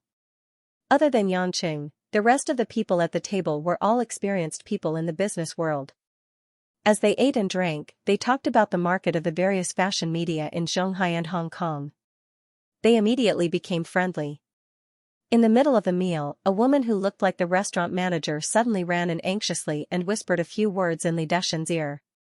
Li Deshen's hand that was holding the chopsticks froze, and then he slammed the chopsticks on the table. Pa! Preposterous. Just a moment ago, Li Deshen, who had been talking and laughing with everyone, suddenly became furious. Everyone present was shocked. Soon, a few of Muyun Corporation's senior executives asked the old chairman what had happened. Li Deshen looked unhappy, but he did not say anything. Li Muhua, who was next to him, frowned. She seemed to have thought of something. At this moment, a man wearing a flowery shirt suddenly staggered in from the door of the private room. His face was flushed red, and his mouth was shouting something. The smell of alcohol could be smelled from afar. The man's appearance was very similar to Li Muhua's. He was slightly shorter, and he seemed to be quite drunk. He couldn't even stand steadily. As soon as he ran into the private room, he suddenly lay on the ground and crawled to Li Deshen's feet. He hugged Li Deshen's leg and wailed loudly. Everyone was embarrassed when they saw that. After all, this was the Li family's business. No matter who this man was, his behavior was enough to embarrass Li Deshen. Bastard! Li Deshen was not in good health. His face turned unnaturally red because of his anger. He pushed the young man's head away because he could not walk properly. The young man was pushed to the ground, but he didn't wake up. He cried and hugged Li Deshen's thigh again, crying even louder. Wha? Dad. My life is so hard. Tina doesn't want me anymore. Tina ran away with another man. Wha? The people from Muyun Group naturally knew who this man was. Yangqing and the other three just realized that this was Li Deshen's other son. Li Deshen was embarrassed in front of everyone, so he was extremely angry. However, no matter how useless this bastard was, he was still his son. He could not just let the bodyguards drag him away. He could only suppress his anger and said to everyone, "I'm really sorry. My eldest son, Mucheng, has not been taught well since he was young. He doesn't do proper work all day. I can't do anything about it. I've embarrassed myself. Don't worry about it, Chairman. Every family has its own problems. I think the young master might be deeply hurt by love. That's why he suddenly came here to complain to the chairman." One of the executives tried to comfort him. At this moment, Li Muhua stood up and walked to her brother, Li Mucheng. She tried to help him up with both hands. "Brother, if there's anything, we can talk it out. Don't hold on to Dad like this. There are guests here." Li Mucheng, on the other hand, turned around and hugged Li Muhua's thigh. "Brother. Your brother, have suffered so much. I gave Tina everything she wanted. Why did she have to leave me? Boo-hoo. Brother, don't cry. Let's talk nicely. I'll help you think of a solution, okay?" Li Muhua became like an older brother as she comforted Li Mucheng with a pained and helpless expression. Li Mucheng, on the other hand, was relentless like a child. He kept crying and yelling drunken nonsense such as "Tina doesn't want me and let me die." This scene was not a good thing for the eldest son of such a large family, not to mention that there were guests present. Just when everyone was speechless in embarrassment, a well-built man dressed in black with a face as sharp as a knife flashed through the door. When the man saw Li Mucheng, he immediately went forward to support him. He controlled Li Mucheng so that he would not fall to the ground. Then, he bowed to Li Deshen with a calm expression. "I'm sorry, Chairman. I couldn't stop the young master from running in. It's my fault." Li Deshen's expression softened a little. He asked, "Li Meng, I asked you to look after this bastard. How did he become like this again?" Reporting to the chairman. "Because England's Earl Scott's daughter, Miss Tina, chose to return to England to get married after finishing her university here, so she cut off her relationship with the young master. The young master drank alone the whole night and became like this," Li Meng answered expressionlessly. "How long is he going to embarrass himself for the sake of a foreign woman?" Li Deshen coughed a few times in anger. Li Muhua, who was at the side, anxiously went forward to comfort him. Seeing Li Muhua's concerned gaze, Li Deshen was slightly comforted. He waved his hand at Li Meng and said, "Bring this kid back to his room. Don't embarrass yourself here. Wake up first. If he dares to drink and go crazy for a woman again, I'll lock him up for 3 months." "Yes, Chairman." Li Meng was very strong. Li Mucheng couldn't break free this time. He screamed as he was dragged out by force. Li Deshen stared blankly at the door for a while. Then, his face turned gloomy. He forced a smile and said, "I'm sorry to have shocked everyone. My biggest regret in this life is that I didn't teach my eldest son well. But fortunately, my second son, Mu Hua, can take over my job. Consider it a little mercy from God." Hearing Li Deshen's words, a few of the executives of Muyun Corporation immediately praised Li Muhua for his outstanding performance in the company. Even Lu Tao, who was a guest, also chimed in. He praised Li Muhua as if he could only be found in the heavens. Li Muhua wasn't too happy to be praised in front of everyone. She said to Li Deshen in a roundabout way, "Father, I think my eldest brother is actually not bad. It's just that he hasn't truly understood your good intentions. When he understands it in the future, he will naturally turn over a new leaf and do his best for the company. Father, you should give him some chances." "Humph." Li Deshen snorted. "Give him chances? Did I not give him chances? 3 years ago, I let him participate in the investment project, and it was a total loss. If I didn't personally intervene, I don't know how big the loss would be.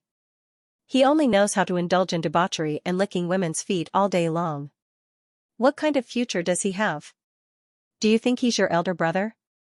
What has he ever done for your younger brother? But. No buts. I value you very much. Don't let me down." Li Deshen said with a straight face.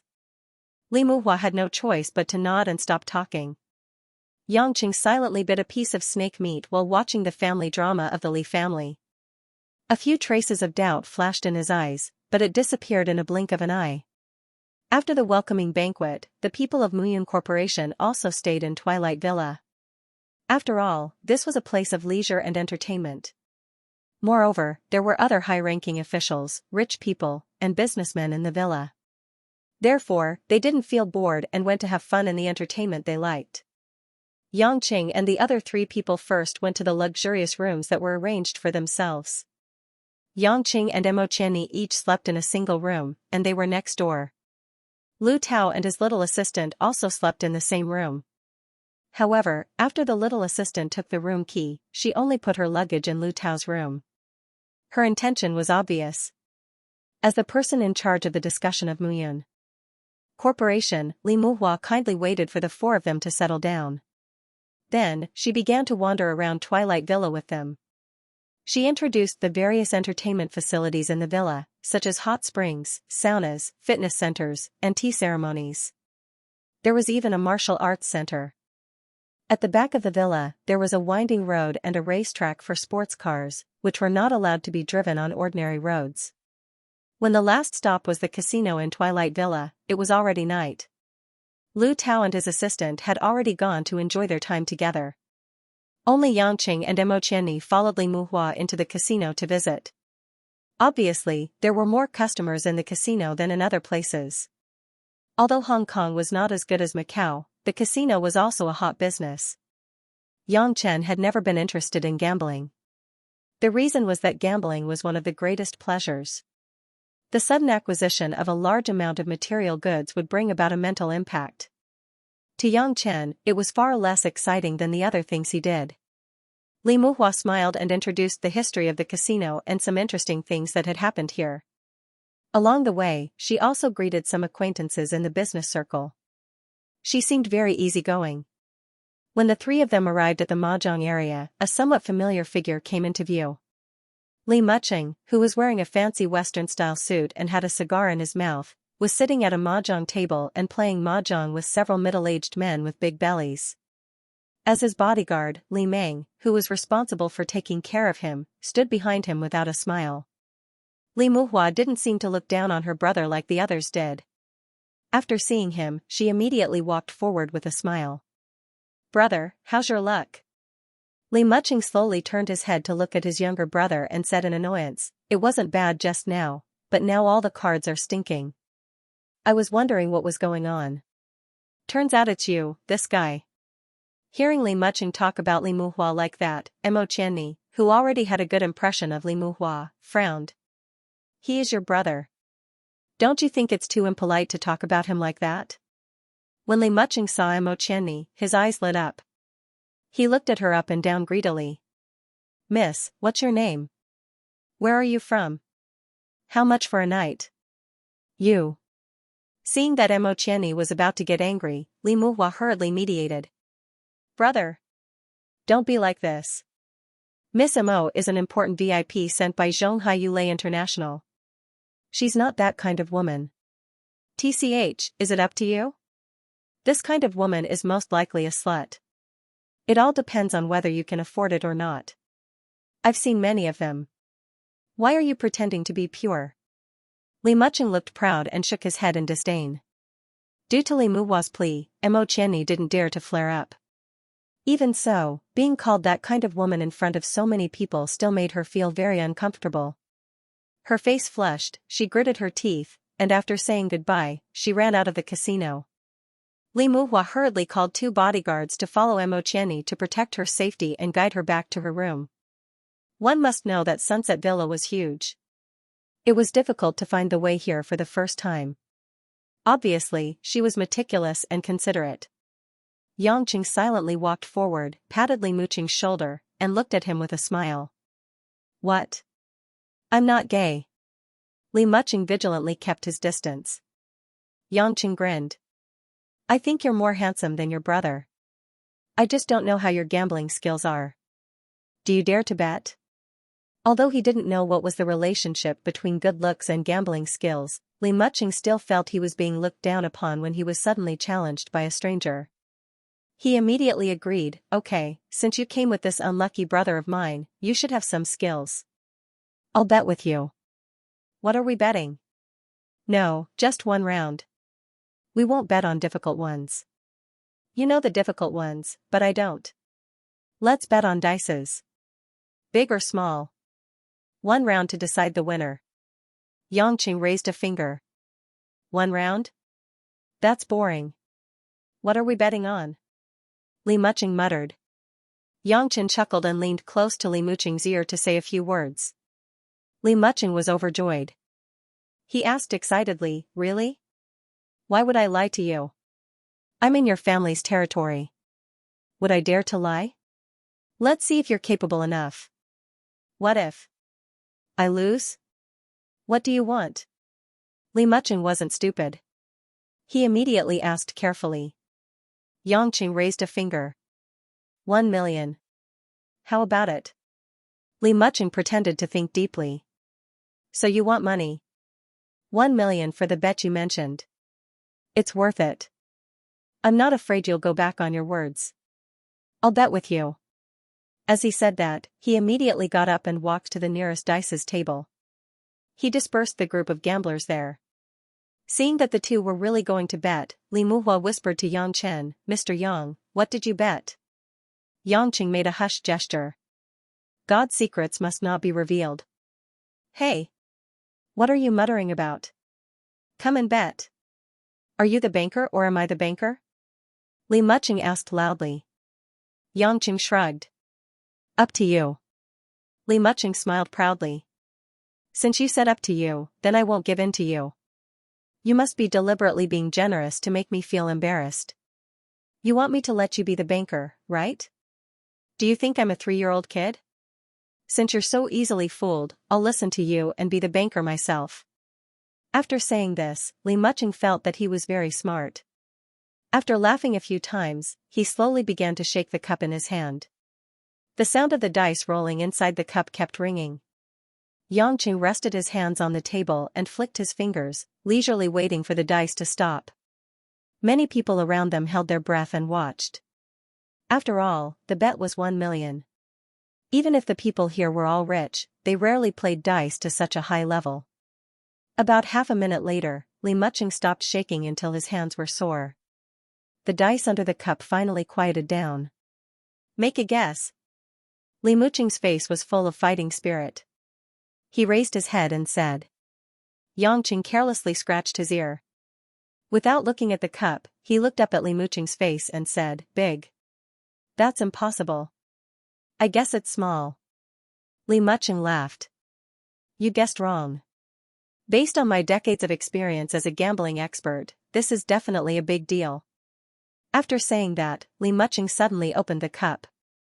113, small. A dealer at the side reported in a low voice. Li Muching's face was suddenly full of depression. He muttered, impossible. Seeing that her brother lost, Li Muhua smiled at Yangqing and said, Mr. Yang, your gambling skills are excellent. You won. I'll send a 1 million check to your room later. No need. Li Muching suddenly appeared and stopped him. I'll give you a check if I lose. I don't need your stinky money. After saying that, he glared at Li Muhua and took the checkbook from Li Meng. With a big stroke, a 1 million Huaxia bank check was handed to Yangqing. Yangqing didn't stand on ceremony. He took it and directly put it in his pocket. It seems that young Master Li's luck isn't very good. I'm a person who knows when to stop. I'll bid you farewell tonight. Li Muhua was rejected by Li Muching on the spot, but she wasn't angry. After smiling at everyone present, she caught up with Yangqing from behind and whispered, Mr. Yang, is it convenient for you to tell me what's the bet between you and my brother? I'm very curious as to why my brother would suddenly be willing to bet with you. Yangqing slowly took out a cigarette from his pocket. After putting it in his mouth, he signaled Li Muhua to light it for him. Li Muhua didn't dislike it. She looked very happy. She borrowed a lighter from her sidekick and lit it for Yangqing. After taking a puff, Yangqing nodded with satisfaction and said, You really know how to behave better than your brother. Your dad should really look up to you. Mr. Yang is overpraising me. I'm just doing my duty as a host. Li Muhua waved her hand. Yangqing blew a few smoke rings and smiled evilly. Actually, I didn't say anything special to him. I just said that if he won, I would help him knock out Mo Qianni and send her to his room. Li Muhua looked horrified and hurriedly said, Mr. Yang, how can you do this to Miss Mo? If Miss Mo knew that you secretly used her as a bet behind her back, it would be so hurtful. It will also destroy the friendship between us. Didn't I win? Why are you so anxious? Yangqing asked with a smile.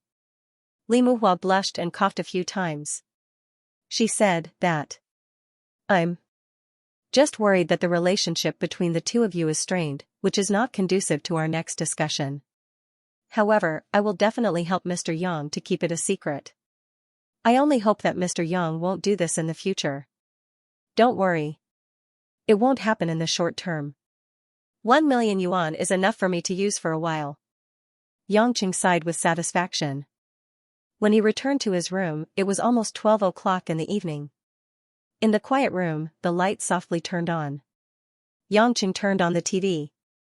The satellite TV happened to be broadcasting a French radio station, and it was a reading program. Since there was no language requirement, Yangqing wasn't picky, so he just left it there. He went to the bathroom and turned on the faucet. He planned to take a bath, but just as he took off his clothes, there was a knock on the door.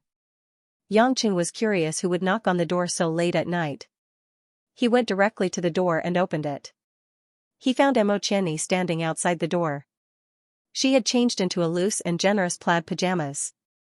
Her wet hair told him that the woman had just taken a bath. Her body was still exuding the fragrance of shower gel. Yeah, I thought it was the service lady that I called. I didn't expect it to be the higher class department head, Mo Yangqing joked. Mo Qianni blushed and turned her head.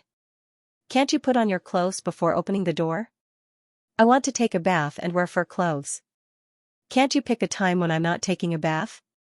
Yangqing said as he took a few steps back into the room. He didn't plan to put on his clothes. What's going on so late at night? Don't tell me you really want to sleep with me? I'm a very clean person. Mo Qianni wasn't a shy girl. Seeing that Yangqing didn't plan to cover up, she didn't dwell on the issue of his naked upper body. She strode into Yangqing's room. She walked to the bed and the toilet and looked around. Yangqing was puzzled. Miss Mo, is there anything worth looking at? Our rooms are the same. Mo Qianni glared at him. I'm helping Ruashi to check if you're irresponsible enough to bring a vixen home at night. Yangqing suddenly understood. He smiled evilly and said, You're really helping my wife check? I don't think Ruashi would care about this kind of problem at all. But Miss Mo, you seem to care a lot. Mo Qianni's ears were hot and her heart was beating fast. She had indeed been brooding about what happened on the plane during the day. When she thought that Yangqing might bring another woman at night, she felt uncomfortable. After thinking about it again and again, she decided to come and take a look. Don't be complacent. Do you think you're Tangsing? Everyone is chasing after you to eat meat. I'm just doing my duty as a good sister. Since you didn't bring a vixen back, I'll leave. Mo Qianni felt that she would die of embarrassment if she stayed any longer. She lowered her head and hurriedly wanted to slip away from Yangqing's side and leave the room. Suddenly, Yangqing grabbed Mo Qianni's cold arm with one hand. Mo Qianni stopped in her tracks. With her back facing Yangqing, she asked nervously, "You? Why did you grab me?" Yangqing sighed and said, "I'm sorry. I was wrong that night. I solemnly apologize to you." That night was naturally in Mo Qianni's house. Yangqing deliberately pretended to be asleep and waited for Mo Qianni to kiss him. In fact, that matter was Mo Qianni's own will. As a passive party, Yangqing didn't do anything wrong. But in terms of sincerity, Yangqing deceived this innocent woman. Because he deliberately lied to Mo Qianni that he was asleep when he was awake, so that he could get a kiss from her. This was tantamount to saying that he deliberately took advantage of her irresponsibly. So that Mo Qianni's true feelings couldn't get a true answer. Mo Qianni's delicate body slightly trembled. With her back facing Yangqing, her charming face drooped down. Her eyes were red, but she forcibly held back her tears. She took a deep breath and lightly said, "I don't know what you're talking about. Don't tell me these words that I don't understand." With that said, Mo Qianni forcefully broke away from Yangqing's arm and quickly ran back to her room. Yangqing helplessly curled his lips.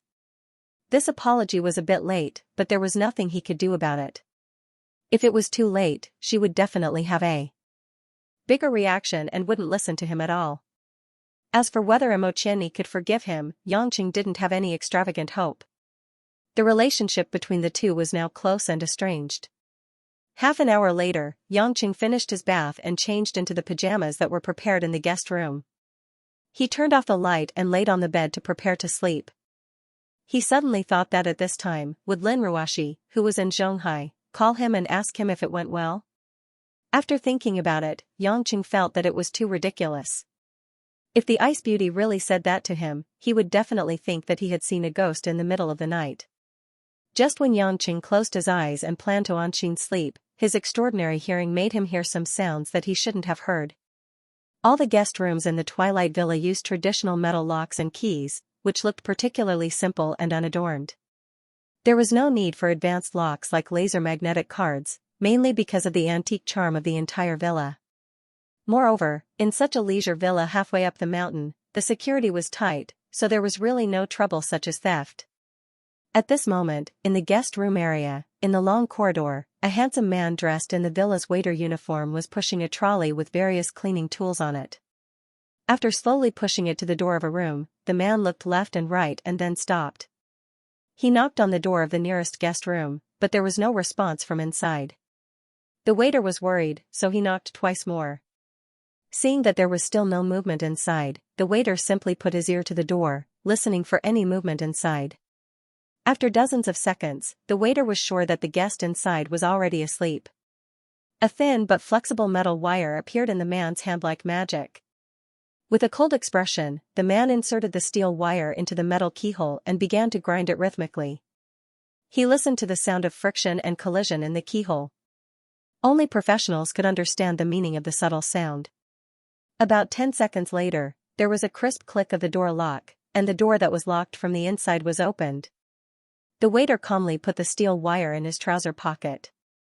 Just as he was about to walk through the door, someone suddenly patted his shoulder from behind. Danger! The waiter almost instinctively turned around, and at the same time moved to the side, nervously looking at the person who patted his shoulder. This was a young man with an average appearance, wearing the villa's guest room pajamas with a smile on his face. It was Yangqing, who had quietly walked out after hearing the special sound. The waiter immediately showed an embarrassed and respectful expression, and apologetically bowed. "I'm sorry, sir. You scared me just now, so I was so excited." I scared you? Yangqing touched his chin and said with a strange smile, I was scared when you used a small steel wire to open the copper lock. This skill can't be learned in a year or two. The waiter showed a blank look. Sir, what are you talking about? I don't understand at all. It doesn't matter if you don't understand. If you lend me the steel wire in your pocket to play with, then everything will be fine. Yangqing said. A trace of coldness flashed in the waiter's eyes as he said with a smile, all right then. The waiter put his hand into the pocket of his pants, lowered his head, and slowly took out the thing inside. Die. Suddenly, a small dagger with a cold glint was pulled out from his pocket. The moment it was pulled out, it stabbed towards Yangqing's throat. Yangqing was already prepared. He calmly slapped the waiter's arm that was holding the knife. The force directly numbed half of the waiter's arm, and the sharp knife in his hand naturally fell to the ground in a long arc. What I want is steel wire. I'm not interested in this knife, Yangqing said with a faint smile as he watched the waiter retreat with his arms folded in pain. The waiter's originally delicate and pretty face immediately turned sinister and fierce. He suddenly fished out a .54 pistol from the gap of the cleaning tools on the trolley, raised it up and was about to shoot at Yangqing. Bang! Before the pistol could shoot, the trolley in front of the waiter suddenly fiercely hit the waiter's chest. The waiter felt a sharp pain in his chest. He didn't hold the gun steadily, and it fell to the ground. His body also curled up and rolled on the ground. Yangqing retracted his foot that kicked the trolley inside. If you take the gun and shoot, it's not as fast as me directly using the trolley as a cannon. After that, Yangqing kicked the pistol on the ground far away. He squatted down and grabbed the waiter's palm to look at it. Just by looking at it, Yangqing frowned. With his rich experience, Yangqing could determine with 100% certainty that this waiter was a person who used a gun all year round. Of course, it was absolutely impossible for someone who came here to pretend to be a waiter to be a police officer. It was impossible for a thief to use a gun all year round, so there was only one explanation: assassin. Who sent you to kill Mo Chenni? Yangqing asked with a slightly serious look. The waiter was seriously injured, and his whole body felt like it was about to fall apart.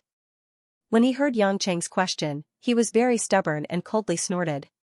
He didn't say anything. Yangqing was too lazy to ask more. He directly slapped the poor assassin's face and knocked him out. At this time, there was movement in the room. Mo Chenni, who woke up from her sleepiness, finally came to the door of the room. She saw the scene in front of her and exclaimed, Yangqing, what's going on? Yangqing shrugged. I think it's better for you to make a phone call first and inform the villa service desk.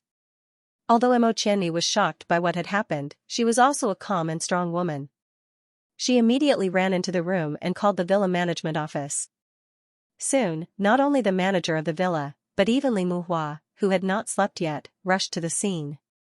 After all, Yangqing and Mo Chenni were VIPs of Muyun Group's business cooperation this time, so they couldn't be neglected. When everyone who rushed to the scene saw the waiter on the ground and the Type 54 pistol on the ground, they were shocked. Mr. Yang, what's going on? Li Muhua asked anxiously. Yangqing yawned and told her about how he happened to see the waiter lock the door with a steel wire. He wanted to enter Mo Chenni's room, and then took out a pistol to kill him. He only said that he was lucky and kicked the cart hard. The waiter didn't pay attention, so he succeeded and saved his life. Although there were some loopholes, as a victim, it was enough to say so. Li Muhua's face suddenly turned green and white. She pointed at the manager and the head of security and scolded, What are you doing? Do waiters bring guns to work? President, we don't know. We have never seen this waiter before. He looks unfamiliar. The manager in charge of the guest room was so scared that his legs were trembling. Unfamiliar? Li Muhua was not stupid. She looked at Yangqing and said, Mr. Yang, it seems that this is indeed not someone from our villa. It must be an outsider who sneaked in and tried to murder Miss Mo. Yangqing shook his head and said, It's not just Miss Mo who tried to murder us. Both Miss Mo and I were sent by Yulei for this negotiation. On the first day we arrived, someone tried to assassinate us at night. Just now, he took out a gun and wanted to kill me. I think he didn't want to kill Miss Mo, but the negotiator sent by Yulei. If this murder is successful, I think the next target will be Chonglin's President Liu. Everyone present understood a little bit. This was a hidden assassination in the mall. Li Muhua's expression became more and more dignified. She ordered all the bodyguards to focus on protecting this area and thoroughly investigate all the service staff. No one was allowed to enter or leave without permission. After all the silent managers ran away, Li Muhua solemnly apologized to Yangqing and Mo Qianni. I'm sorry. I didn't expect such a thing to happen on my first day in Hong Kong. It's Muhua's dereliction of duty. Fortunately, Mr. Yang is quick-witted and has extraordinary skills. Otherwise, Muhua wouldn't be able to sleep and eat in peace for the rest of my life if I hurt you. Mo Qianni didn't expect that things would be so dangerous. The hidden crisis behind this business trip made her, a strong woman who had been in the business world for several years, feel a chill down her spine. She looked at the calm and composed Yangqing beside her, thinking that if it weren't for this scoundrel, hooligan, and beast, she might really die with everlasting regret. I say, second young Master Li, the other party's goal is to prevent us from carrying out normal business cooperation. I think you and I are very clear that the products developed, manufactured, and sold through this cooperation will greatly promote the future of our three companies by leaps and bounds. It can be said that we will reach an unparalleled standard in the industry. With your brain, second young Master Li, it shouldn't be difficult for you to think of the real culprit behind this. Yangqing winked at Li Muhua and said with a smile. Li Muhua forced a smile. Sure enough, I can't hide it from Mr. Yang. Actually, Mr. Yang and Miss Mo should also know about the real culprit behind this, even more than me. We know it better than you? Mo Qianni didn't quite understand. What do you mean, Boss Li? We don't know many people in Hong Kong. Even if we do have business partners, they are not important. How could any of them want to kill us? Li Muhua shook her head and said, the person I am talking about is not in Hong Kong, but a strong enemy in Zhonghai, Su Jihong from Donghua Technology. Su Jihong? How could it be him? Mo Qianni frowned and asked, this time we are talking about the development of new environmentally friendly and energy-saving materials for fashion products. What does this have to do with Donghua Technology? Yangqing was also puzzled. Things were obviously more complicated than he thought. Li Muhua sighed. It's a long story. I think, for some reason, your General Lin must be hiding something from you. Why don't we go to the tea room in the villa and talk about this while enjoying tea? It's not a good idea to keep standing in this corridor. Yangqing and Mo Qianni were no longer sleepy. After agreeing, they quickly changed their clothes and went to Twilight Tea House with Li Muhua. At the same time, in order to be fair, Li Muhua also sent someone to invite the vice president of Chonglin, Lu Tao, who was also lying on the bed. After serving tea, they started talking. When Lu Tao learned that Yangqing and Mo Qianni were almost killed, he was so scared that he was no longer sleepy. He rushed over with cold sweat on his forehead. Boss Li, how could that happen? I don't want to lose my life in Hong Kong. Lu Tao was crying. He was timid by nature. How could he stay calm when he suddenly found an armed killer? Li Muhua comforted him. Don't worry, Boss Lu. The killer has been subdued and sent to the police station. Our security work has reached the highest standard. We will definitely protect your safety. That's good, that's good. Let's talk business. Lu Tao wiped his cold sweat and said with a stiff smile. Li Muhua took a sip of her green tea, sorted out her thoughts, and said, I'll start from the reason why our three companies are cooperating this time. I think Mr. Yang and Ms. Mo might not be clear about this, but the main reason why our Muyun Group decided to cooperate with the Xing family's Chonglin Media was because my father and the current head of the Xing family, Mr. Xing Weiqiang, were once comrades during the Vietnam War. For so many years, the Xing family of Beijing and the Li family of Hong Kong have maintained a good friendship. Therefore, for this important project, there is no one more suitable than Chonglin Media. Then why did you choose Yulei as the distributor? As far as I know, although there aren't many fashion companies that can compete with us, there are definitely more than a handful in Huaxia, Mo Qianni said. Li Muhua nodded, that's right. What I want to say is, the reason why I chose Yulei International as the third partner, besides the strong sales network of Yulei International over the past 30 years, the good brand effect, and the high efficiency of the industrial chain, there is another big reason, and that is capital and interpersonal relationships. According to our preliminary investigation, there isn't a fashion company that can invest a huge amount of capital in this project like Yulei International. And the president of Yulei International, Lin Ruashi, happens to be General Lin's junior in university. This relationship is also very important to us. There's one more thing. Fatty Lu Tao, who had already calmed down, suddenly laughed and said, "As far as I know, your General Lin seems to have quite a grudge against the Su family, especially the president of Donghua Technology, Su Jihong." Yangqing turned the teacup in his hand and asked, "I've seen Su Jihong a few times. Why is this cooperation related to the Su family? Why did he intervene and even send assassins?" Li Muhua said solemnly, "Although we can't be sure that the assassins sent by the Su family are deliberately causing trouble, for now, the Su family is the biggest suspect, because this research project is also the latest key research project of the Su family's Donghua Technology." "The Su family is also researching new materials?" Mo Chenni asked doubtfully, "Isn't Muyin's research lab far ahead of the others in this research project?" "It's like this. In terms of the entire world, our Muyin's research lab has the most advanced technology. The developer of this technology is a collateral relative of our Li family, Professor Li Guanxuan, who personally led the research team.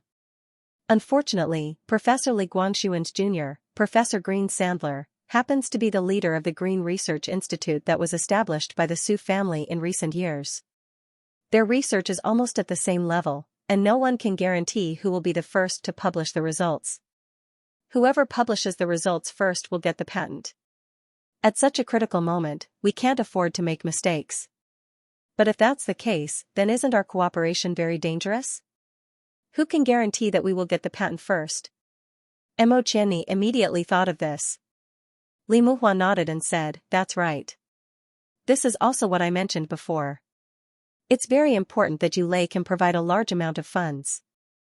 According to Professor Li Guanxuan, the successful development of this technology will take at least half a year. Within this half a year, the amount of funds invested will directly affect the speed of the later results. The Su family is one of the top 5 families in Zhonghai. Although the economic strength of Donghua Technology is not as strong as the three of us, with the support of the Su family, it will definitely be better than any of us. Therefore, only when the three of us work together will we be able to take the initiative." After listening to this introduction, Yangqing finally understood. In this case, Su Jihong was indeed too suspicious. Moreover, because of his relationship with Lin Ruashi, Su Jihong must want him to die as soon as possible. It was not surprising that he sent assassins. Actually, there's nothing wrong with the Su family doing this. After all, the research project this time is too profitable. Many countries in Europe and America are also very envious. Unfortunately, their research is far from the Li family and the Su family's research team in this aspect. Li Muhua smiled and said, "It's just that I didn't expect the Su family to be so impatient and so ruthless so quickly. They wanted to kill the 2 negotiators to stop our alliance. But I can also understand. Even if they didn't do this, would we let the Su family research smoothly? We definitely have to make some obstructions. I don't support them doing what they did. Killing their people is too cruel even in the business world. No matter who designed it first, there must be a way to design a similar product by playing on the edge of the law. There's no need to deprive those scientists of their lives for money." Mo Chenni said with dissatisfaction.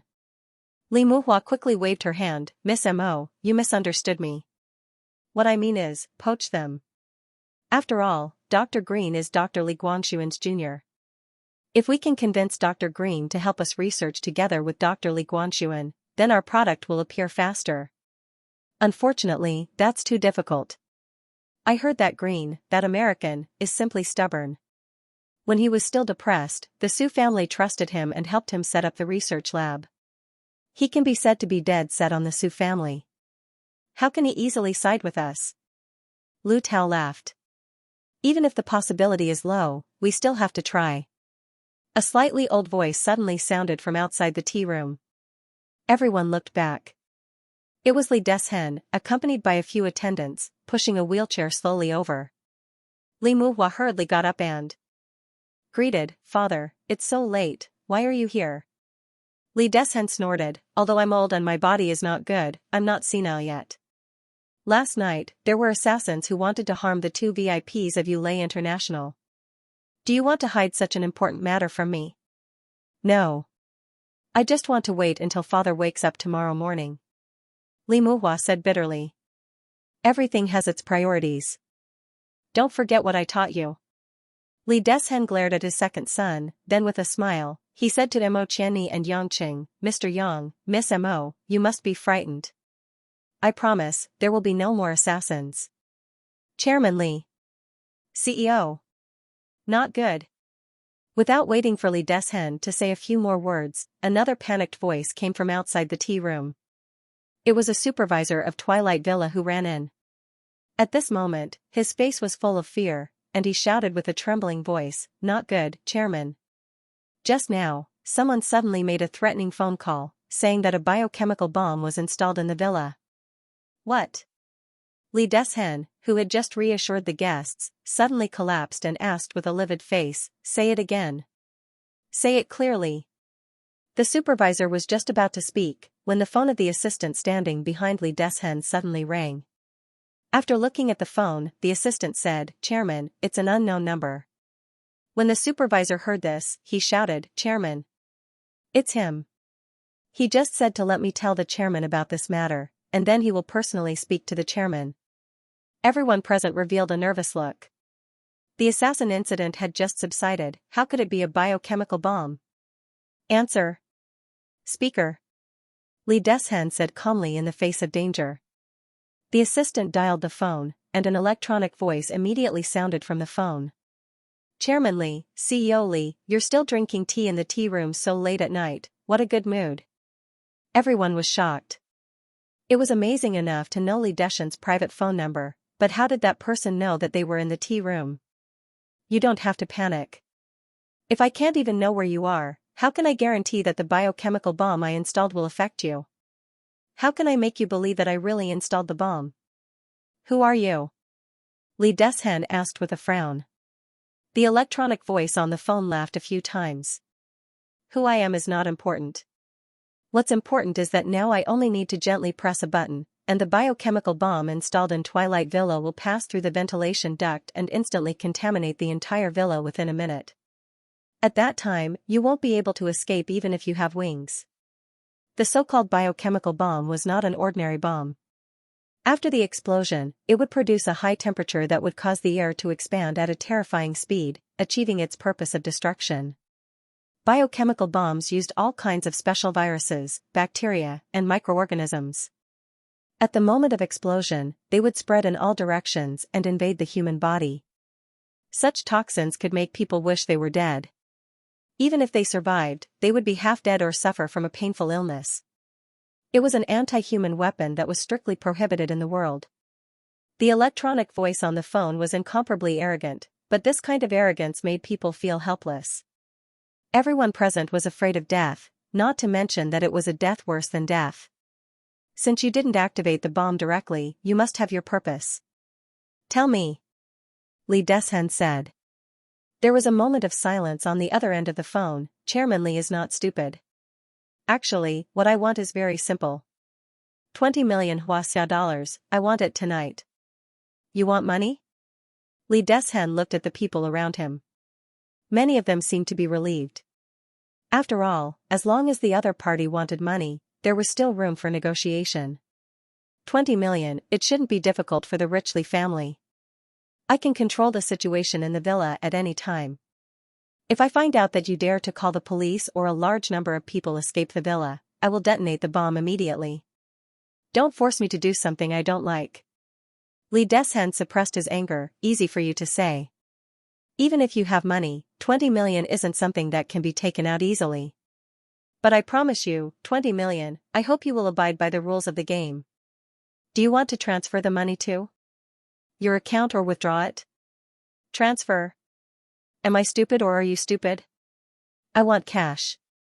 Send it to the third warehouse at the Golden Lake Bay Pier within an hour. It has to be from Chairman Li or the two young masters of the Li family. If it's anyone else, it doesn't count." I will press the detonation button. Also, if I find other people or the police, I will press the detonator as well. With that, the phone was cut off. Many people at the scene took a deep breath. This criminal actually wanted the Li family to send the money personally. This wasn't just asking for money, it was obviously asking for life.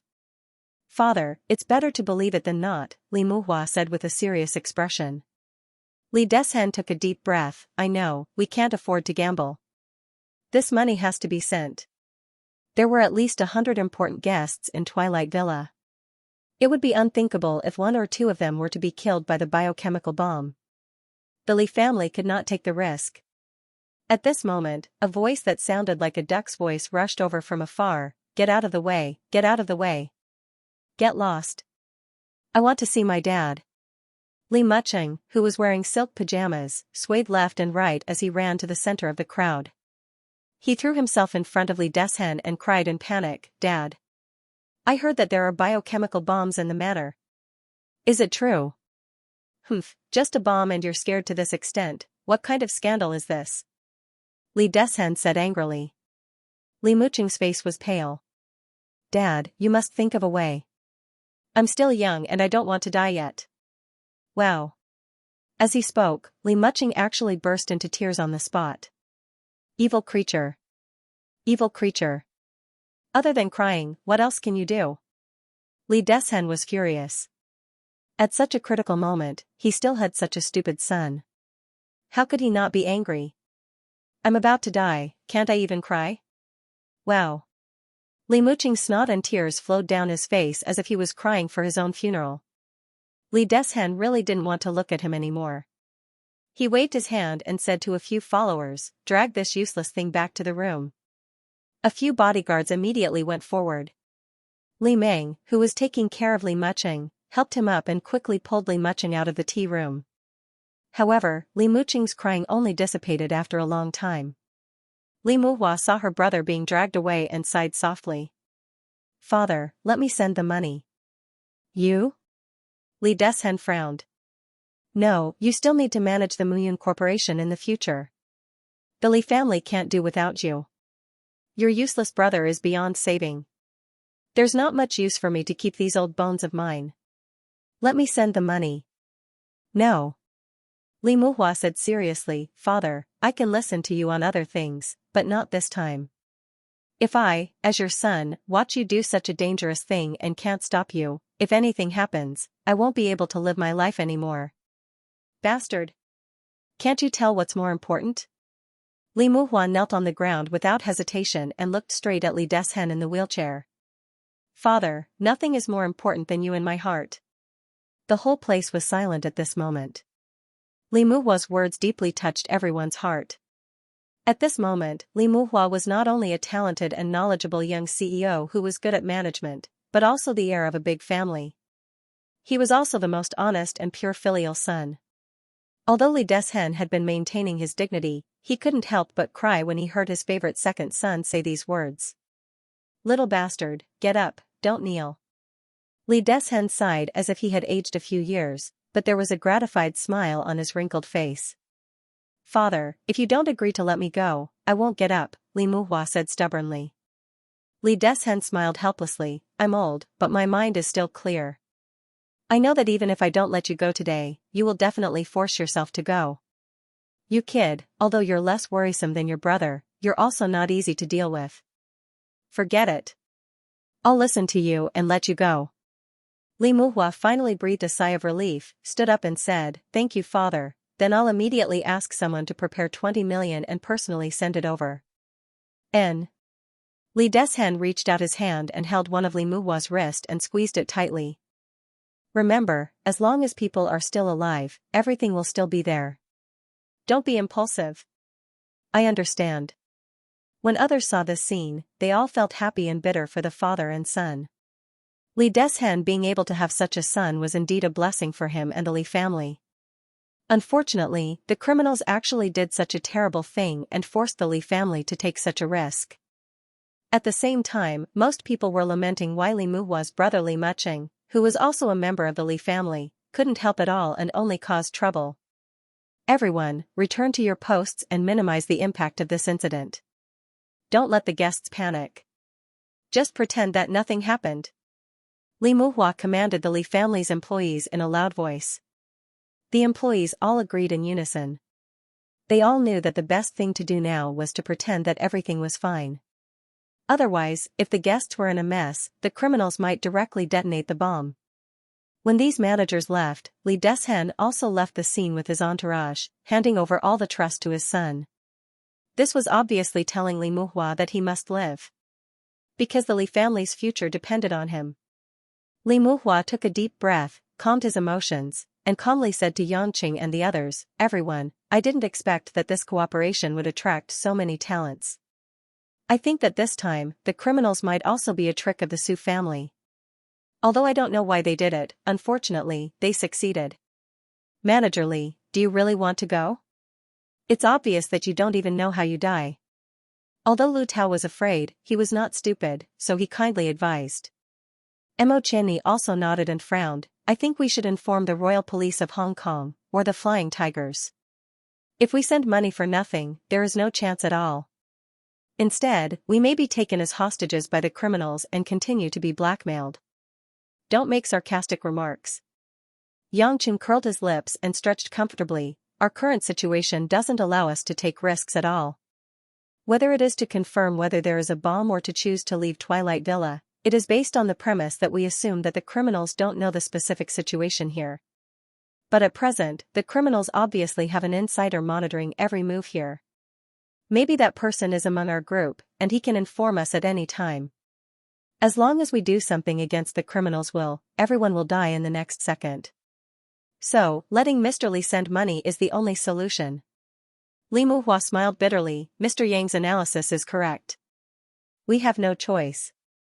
But you can rest assured, second brother Li." Yangqing called Li Muhua second brother again, and said, "Since the criminals are so bored to extort money, it means that they are not interested in our lives. Otherwise, they could directly ask for hundreds of millions. We don't even need to send money, because it is impossible to raise so much cash at one time. We can just wait for death." "I think so too. The best situation now is that the criminals are not sent by the Su family. In that case, I won't be in too much danger. After they get the money, they should directly escape by sea. After all, Jinza Bay is very close to the international waters." Li Muhua continued her analysis. "To tell you the truth, I'm a Taekwondo black belt. If it wasn't for the fact that there were too many of them and they had a lot of firepower, it wouldn't be easy for them to harm me. After all, I can also go there with weapons." With that said, the people in the room slowly came to their senses. They did not expect that there were so many things to analyze behind this incident. Mo Chenyi looked at Yangqing strangely. The latter was calmly drinking his cold tea, not arrogant nor impatient. Ruashi chose him to be the representative for the negotiation. It seemed that it was not entirely because of personal relations. Mo Chenyi's mouth slightly raised as she thought to herself. Since the matter had been settled, the rest of the people dispersed. Except for Li Muhua, everyone went back to their rooms to wait for news. After all, the criminals had said that if they found a large number of people escaping, then they would also detonate the bomb. Who knew how many people the criminals were talking about? So it was better to be obedient and guard. Yangqing and Mo Chenyi walked back to their rooms together. When they entered the corridor of the room, Yangqing suddenly stopped and said with a smile, "My mind is too clear to sleep. Let's go to the bar in the villa and have a few drinks before going to sleep. You go back first." With that, he turned and walked back. Mo Chenyi looked back at Yangqing's back, and a trace of doubt flashed in her eyes. Of course, Yangqing wouldn't be so bored as to drink alcohol. Not to mention the fact that he couldn't immerse himself in alcohol due to his brain. Yangqing felt that it was too interesting. Others might not be able to see the inner things, but in Yangqing's eyes, there were too many things that were worth pondering and doubting. There were even many details that were filled with all kinds of hidden meanings. How could he choose such a wonderful moment to drink alcohol? After passing a few corners with no one around, Yangqing came to a small exit at the back of the villa. There was a small door that led to the open-air parking lot at the back of the villa. With such a huge building complex, there were naturally many exits. It was impossible for there to be only one entrance, so Yangqing easily found this one. However, Yangqing wasn't in a hurry to go out. Instead, he slowly turned around and shouted towards the empty corridor, "Miss Mo, it's not a good habit to follow a person, especially a beautiful woman following a man with a wife."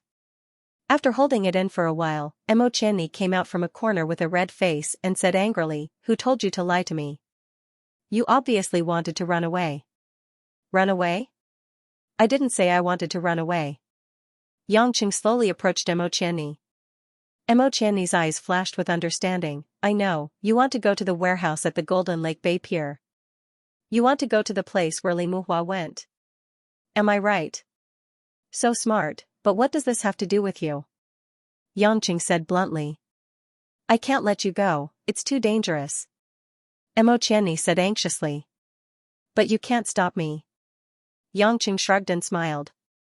Mo Chenni saw that Yangqing was getting closer and closer. She subconsciously took 2 steps back. "Then bring me with you. I can't let you go to such a dangerous place alone." Yangqing asked curiously, "If you know it's dangerous, why do you still want to go with me?" I'm worried about you," Mo Chenni said in a low voice. Her face was red under the light. She couldn't let Yangqing go to such a dangerous place alone. Although she knew that this was too straightforward and was equivalent to expressing her feelings, Mo Chenni couldn't care too much about being reserved at such a critical moment. Yangqing was also stunned. He didn't expect Mo Chenni to speak her mind so directly. But once a woman tells you in such a gentle voice that she doesn't trust you, can you still treat her with a tough attitude? Yangqing couldn't, so Yangqing gave up on his original plan to stun Mo Chenni. After a moment of silence, Yangqing sighed and smiled lightly. "I was going to stun you and throw you back to the room, but I'm a soft-hearted person. I can't listen to women's good words, especially beautiful women's sugar-coated bullets. Since you want to go with me so much, then I'll fulfill your wish." "You." Mo Chenni was so angry that her tears almost came out. She looked at him with grievance. "You actually want to stun me?" "Nonsense, you're worried about my safety, and I'm also worried about you," Yangqing said. Suddenly, Mo Chenni became silent. Her heartbeat sped up several times, and she looked away like a delicate flower. She pursed her lips, not allowing herself to laugh happily. The ambiguous feelings between the two seemed to have gotten a real response at this moment. It seemed meaningless to talk more, as long as this hazy sweetness was enough. "Hey, silly girl, do you need to be so happy? Are you still going?" Yangqing asked with a smile. Mo Chenni quickly came back to her senses. "Of course I'm going, but you have to take me with you." Her eyes were pitiful, like a little woman who had been bullied, completely losing the tough side of a strong woman. Yangqing hooked his finger at the woman, and Mo Chenni quickly followed. When they came to the exit of the small door, there was already a bodyguard in black standing outside, obviously to prevent guests from leaving without permission. "Brother, come in." Yangqing waved at the bodyguard with a smile. The brother in black quickly entered the door and asked kindly, "What's the matter, sir?" "Well, please faint for a moment." Before the bodyguard in black could react, Yangqing's lightning-fast knife hand had already hit the back of his neck, and the black-clothed man immediately fainted on the ground. Mo Chenni opened her small mouth in surprise, looking at Yangqing cutely. "Did you want to stun me like this before? Take a guess." Yangqing winked at her, and flashed out of the door. In the dark, the parking lot was quiet, only the sound of the wind blowing through the forest could be heard. A few branded cars were parked in the parking lot, looking bright and eye-catching. Mo Chenni felt that the temperature was a little low, and asked Yangqing with her arms crossed, "Are you going with Li Muhua?" "We don't have a car." Yangqing smiled evilly. "Who said we don't have a car? Aren't there cars everywhere?" As he spoke, he pointed at the cars in the parking lot. "Are you trying to steal a car?" Mo Chenni was confused, but before she could stop him, Yangqing had already walked to the door of the nearest black Lexus. "Hey! You're joking, right?" Mo Chenni asked with a forced smile. Yangqing touched his chin, circled the car, and seemed to confirm something. Suddenly, he stretched out his hand, made a cone gesture, and slammed it on the car window. Bang! The sound of glass shattering was heard, and a big hole suddenly appeared on the car window. See that? Xianxia pointed at the car door that he had easily broken through. This model of Lexus, the alarm system is quite weak. As long as you don't forcibly open the lock, it won't sound the alarm. After that, under the cute stunned expression of Xianxia, Xianxia reached out and casually unlocked the door from the inside, then opened the driver's door, and sat in. Xianxia was on the verge of fainting. Xianxia's actions had completely exceeded the limits of morality, law, and body that ordinary people understood. This wasn't something an ordinary woman like her could understand. Get in the car. Xianxia gestured to her, and opened the door of the front passenger seat. When Xianxia got in the car, Xianxia had already removed a piece of plastic under the steering wheel, and he was fiddling with something inside. After Xianxia had some psychological preparation, she wasn't too surprised this time. She asked with a little confusion, "What are you doing now? Can you start the car like that?" "Nonsense." Xianxia rolled his eyes at her and fiddled with the wiring in the car. "I don't have a key, so of course, I have to use a special method." As soon as he finished speaking, the dashboard of the Lexus suddenly lit up, and then the engine roared, and the car started. Ignoring Xianxia's surprised expression, Xianxia skillfully adjusted the seat and was ready to leave. Wait. Xianxia thought of something and reminded him, there must be a lot of people watching outside the villa. Even if the mountain road is some distance away from the villa, if we drive out, the car's headlights will definitely let people see us. You're smart. Xianxia touched Xianxia's nose with appreciation, and the latter blushed again. Then how do we get out? Who said we have to turn on the lights when driving at night? Are you? Ignoring Xianxia's looking at a psycho expression, Xianxia laughed and turned off the headlights. The whole car was as dark as it was in the day. Then, Xianxia put the car into gear, and the car smoothly left the parking lot, and began to drive towards the outer road. Xianxia saw that it was pitch black in front of her, and it was difficult to see the road 3 meters away. When she thought about how Xianxia was driving down the mountain to Xianxia, she was so shocked that she wanted to jump out of the car. Are you crazy? If you drive like this, you'll rush down the mountain. Xianxia glanced at her in the dark and said, if you believe me, then sit there and don't talk. Although I promised to take you to Xianxia, you have to listen to everything I say. Otherwise, I can't guarantee that I won't knock you out and throw you in the back seat.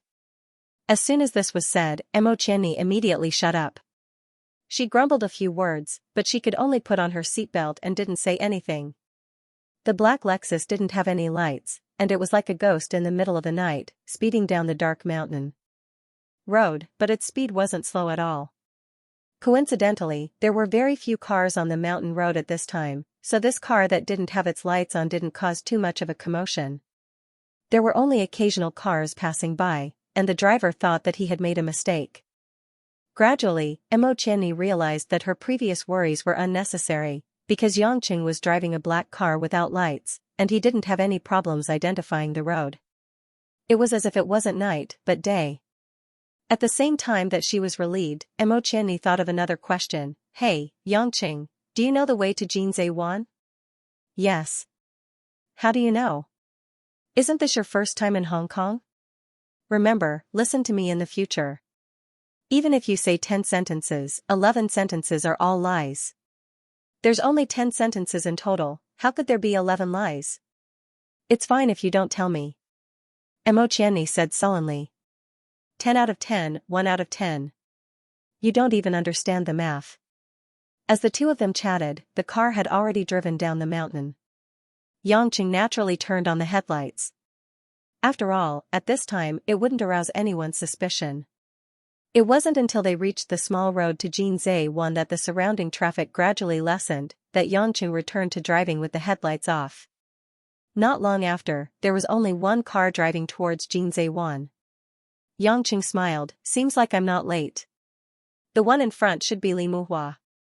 Xianxia had already changed from panic and fear to excitement and novelty. This kind of secret tailing made her experience a different kind of life, but as they slowly reached Xianxia, she started to worry about the safety of the two of them. She couldn't help but ask, how are we going to get there later? Are we going to deliver the money with Li Muhua?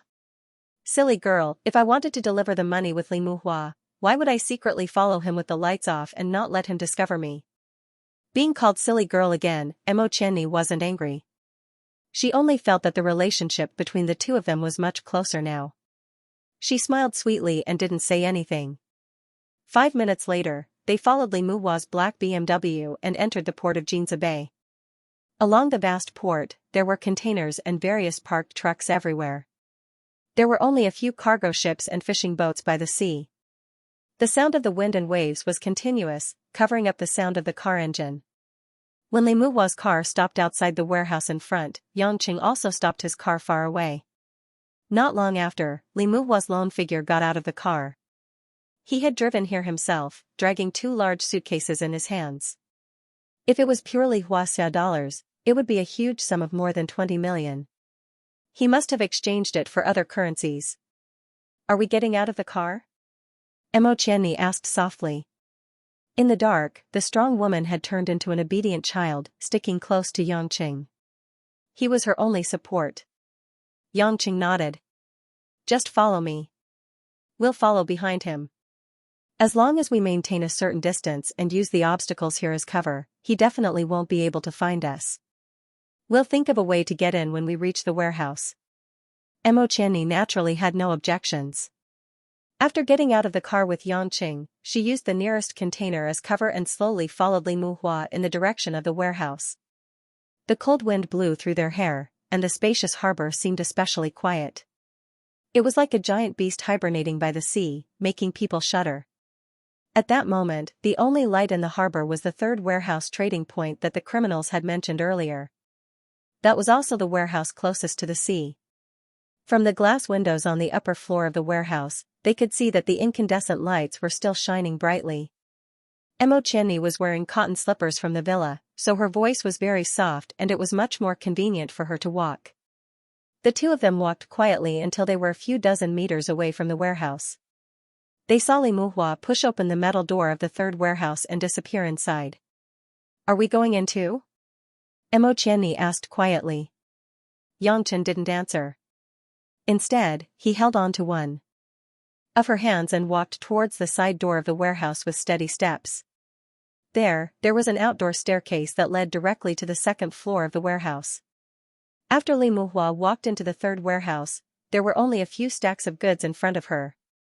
These goods were just waste products that could not be transported out of the port.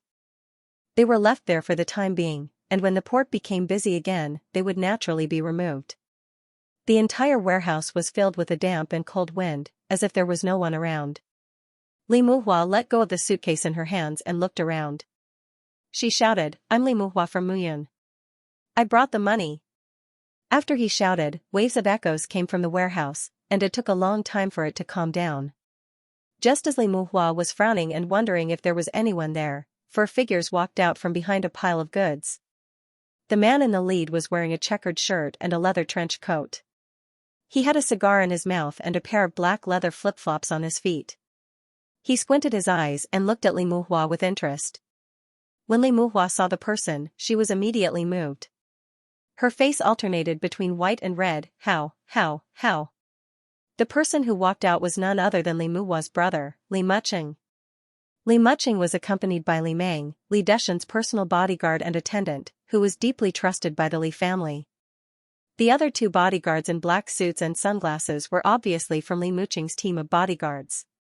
"Why, are you surprised? My dear brother." Li Muqing's eyes flashed with malice. He held the cigar with 2 fingers and asked with a cold smile. Li Muhua staggered 2 steps back. Her eyes were filled with unwillingness, confusion, and pain. She asked, "Brother, why did you do this?" "Why?" "Haha, Li Muhua, you're still asking me why." Li Muqing laughed wildly. He suddenly threw the cigar in his hand in front of Li Muhua and roared, "Stop pretending to be kind and righteous. I've had enough of your hypocritical face. Do you think I'm that stupid? Do you think I'll be like that brainless old man and think you're a kind person?" Li Muhua looked at him blankly as if she didn't know what Li Muqing was talking about. Li Muqing raised his head and laughed while panting, "Are you pretending to be stupid? I don't care. You can pretend if you want. After tonight, you'll say goodbye to this world. But don't worry, I'll take care of the family. I'll help you take care of the company and the property. Brother, are you doing this for the company and the property? Li Muhua looked at him in disbelief. I've never thought of taking the family's property for myself. I've been persuading Dad to give you a chance to participate in the company. Since I took charge of the company, I've never been short of your annual bonus. Why did you lie to me? You lied to Dad. You even used blackmail and bombs to lure me here? Enough. Shut up, damn it. Li Muching rushed a few steps forward and pointed at Li Muhua's nose. You think I don't know? 3 years ago, when the old man gave me funds to invest, if you hadn't bribed my subordinates and made him change the terms of the negotiations, I wouldn't have suffered such a huge loss. Also, every time my private investment shows a slight improvement, there will immediately be a powerful unknown opponent messing up my investment. You think I don't know that person is actually you? Li Muhua wanted to explain, but Li Mucheng obviously didn't want to hear it. He turned around and continued, this time, Muyun has teamed up with Zhonghai Zhulei and Chonglin for a new material project.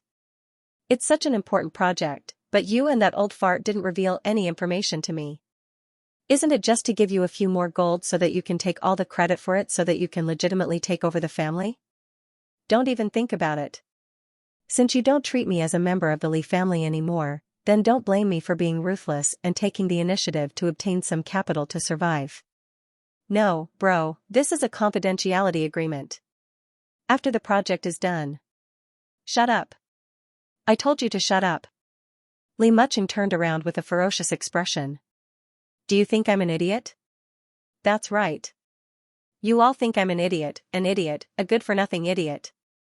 You all look down on me. You think I don't know that the enemy is Zhonghai Su family? Even if I don't rely on you, I know who my main competitor is this time. I can still do well without you. Li Muhua slowly calmed down from the initial shock and asked with difficulty, so, you single-handedly planned tonight's assassination, tonight's biochemical bomb, tonight's extortion? That's right. Of course, I also have to thank the old man for sending Li Meng to me. Li Mucheng smiled as he walked to the tall Li Meng and patted his shoulder. Li Meng obviously knows right from wrong better than you guys. With him helping me with the planning and execution, the plan was perfect. Thank you for the compliment, young master. Li Meng nodded at Li Mucheng expressionlessly. Li Mucheng continued, originally, I planned to let the representatives of Yu Lei and Chonglin die in the villa to stop this collaboration. Unfortunately, they didn't die. But it doesn't matter. As long as you're dead, I can still achieve my goal more directly. Li Muhua's face turned pale. Bro, I'm your biological brother. Are you really going to kill me? No, no, no. Li Mucheng shook his finger and grinned. I'm not going to kill you. How could I bear to kill such an adorable brother? The ones who killed you are the criminals. After they shot you, they escaped on a boat. We were in the villa the entire night. Everyone saw with their own eyes that I, Li Mucheng, went back to my room and was dragged back after I was scared. With that, the smile on Li Mucheng's face instantly disappeared. The murderous intent in his eyes intensified and he waved his hand. Kill him, Li Meng. Yes, young master. Li Meng took out the MP5 assault pistol hidden in his pocket without hesitation. He opened the safety, raised his hand and aimed.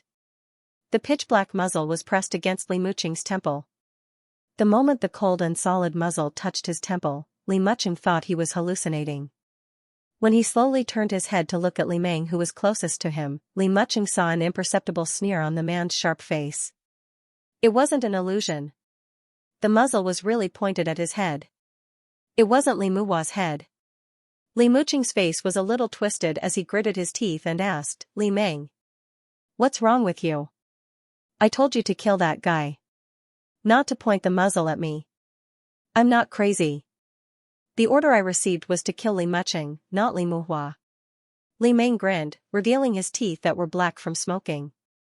Just as Li Mucheng was in a daze, Li Muhua suddenly coughed twice. My dear brother, thank you so much for cooperating with me in directing this wonderful movie. Li Mucheng suddenly turned around and looked at Li Muhua's face again. There wasn't even a hint of panic and pain on her face.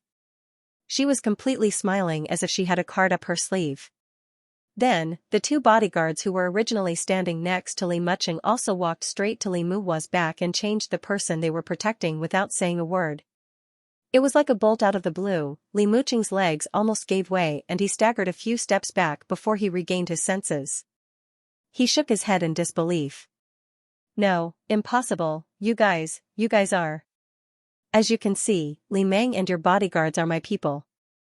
Li Muhua's smile was even brighter, just like the usual modest gentleman. My dear brother, did you really think that you could design such a perfect setup? If I didn't send Li Meng to cooperate with you, how could you follow my steps and come this far? Li Muching swallowed his saliva and his body started to tremble. Cold sweat soaked through his clothes. He gradually understood that all of this was a setup that Li Muhua had planned a few years ago. It was just that the veil was completely unveiled today. Even Li Muhua's panicked expression was just an act for him to see. He was fooling around with him. He had always thought that victory was in his grasp, but from the beginning, it had all been an illusion. His enemies had been watching him like he was a clown. The cruelty of reality almost made Li Muching forget to breathe. Li Muhua tidied up his well-ironed suit, and his handsome face was full of a calm smile. He walked to Li Muching and said, "What a pity. In the past few years, you've been pretending to be crazy and trying to find ways to seize the company and family property. You must have had a hard time. You bastard." Her words were like a sharp knife, stabbing into Li Muching's heart, causing his eyes to turn red. He let out a hysterical and hoarse shout and suddenly got up, wanting to pounce on Li Muhua and beat her up. However, before Li Muching could touch Li Muhua, he was suddenly kicked in the face by Li Muhua. Roar! Li Muching was kicked so hard that he flipped in the air. Dizzy and unable to get up, he rolled on the ground and cried out in pain. Dear brother, did you forget that we learned Taekwondo together when we were young? It's a pity that you've never beaten me, so you gave up later. But I persisted in learning until now. I'm a black belt now. What about you? I guess you've forgotten how to fight. Look, you've never been better than me since young. It's normal for you to be like this today. Li Muhua sighed. Li Muching was devastated. All the schemes that he had painstakingly designed, and he thought success was at hand. He didn't expect that everything that he was proud of was just a mirage set up by his opponent. It was like a person who had painstakingly climbed up to the ideal heaven, but the people around him cruelly told him that he had climbed in the wrong direction. This wasn't heaven, but hell. Li Muching's usual joking and roguish look was no longer there. The arrogance just now had also dissipated. What was left was a lifeless heart and a pair of lifeless eyes. Actually, you're not that stupid. Yes, your investment 3 years ago was my doing, but so what? You can only guess. No one can provide you with evidence. For the past few years, you've been pretending to be a fool, trying to make me relax my guard against you, but you've underestimated my patience. Li Muhua said as she paced back and forth. Li Meng is someone I planted in the family when I was in college. He first worked by my father's side, and then my father let him follow you. But from the beginning to the end, Li Meng only listens to me. So, there's no point in pretending to be crazy. I've heard and remembered every word you said to Li Meng. All your investments and schemes are within my grasp. Moreover, I was the one who told Li Meng many of the schemes that Li Meng helped you with. You. Li Muching pointed at Li Muhua with a trembling finger. You devil, you're a devil. I'm not a devil. I'm just better at setting up schemes than you. Of course, this also means that I'm more suitable to take over Muyun and the Li family than you are. Li Muhua said faintly, do you know, actually, apart from Li Meng, 80% of the people around my father were arranged by me? So, even if my father didn't let Li Meng follow you back then, another Li Meng would have appeared. Your chances of winning are slim to none. As for you wanting to find your own helper, it'll be even easier for me to arrange it for you. Li Muching finally realized the gap between him and this brother whom he had always hated. The only thing he could think of at this moment was whether he could survive. So, he asked tentatively, what do you want to do to me now? Do what? Li Muhua laughed as if he had heard the funniest question. What do you want to do? Of course, I want to do what you originally wanted to do to me. You. you want to kill me? Li Mucheng was so frightened that he crawled backward on the ground. His whole body was trembling. Li Muhua looked at him disdainfully. What a coward.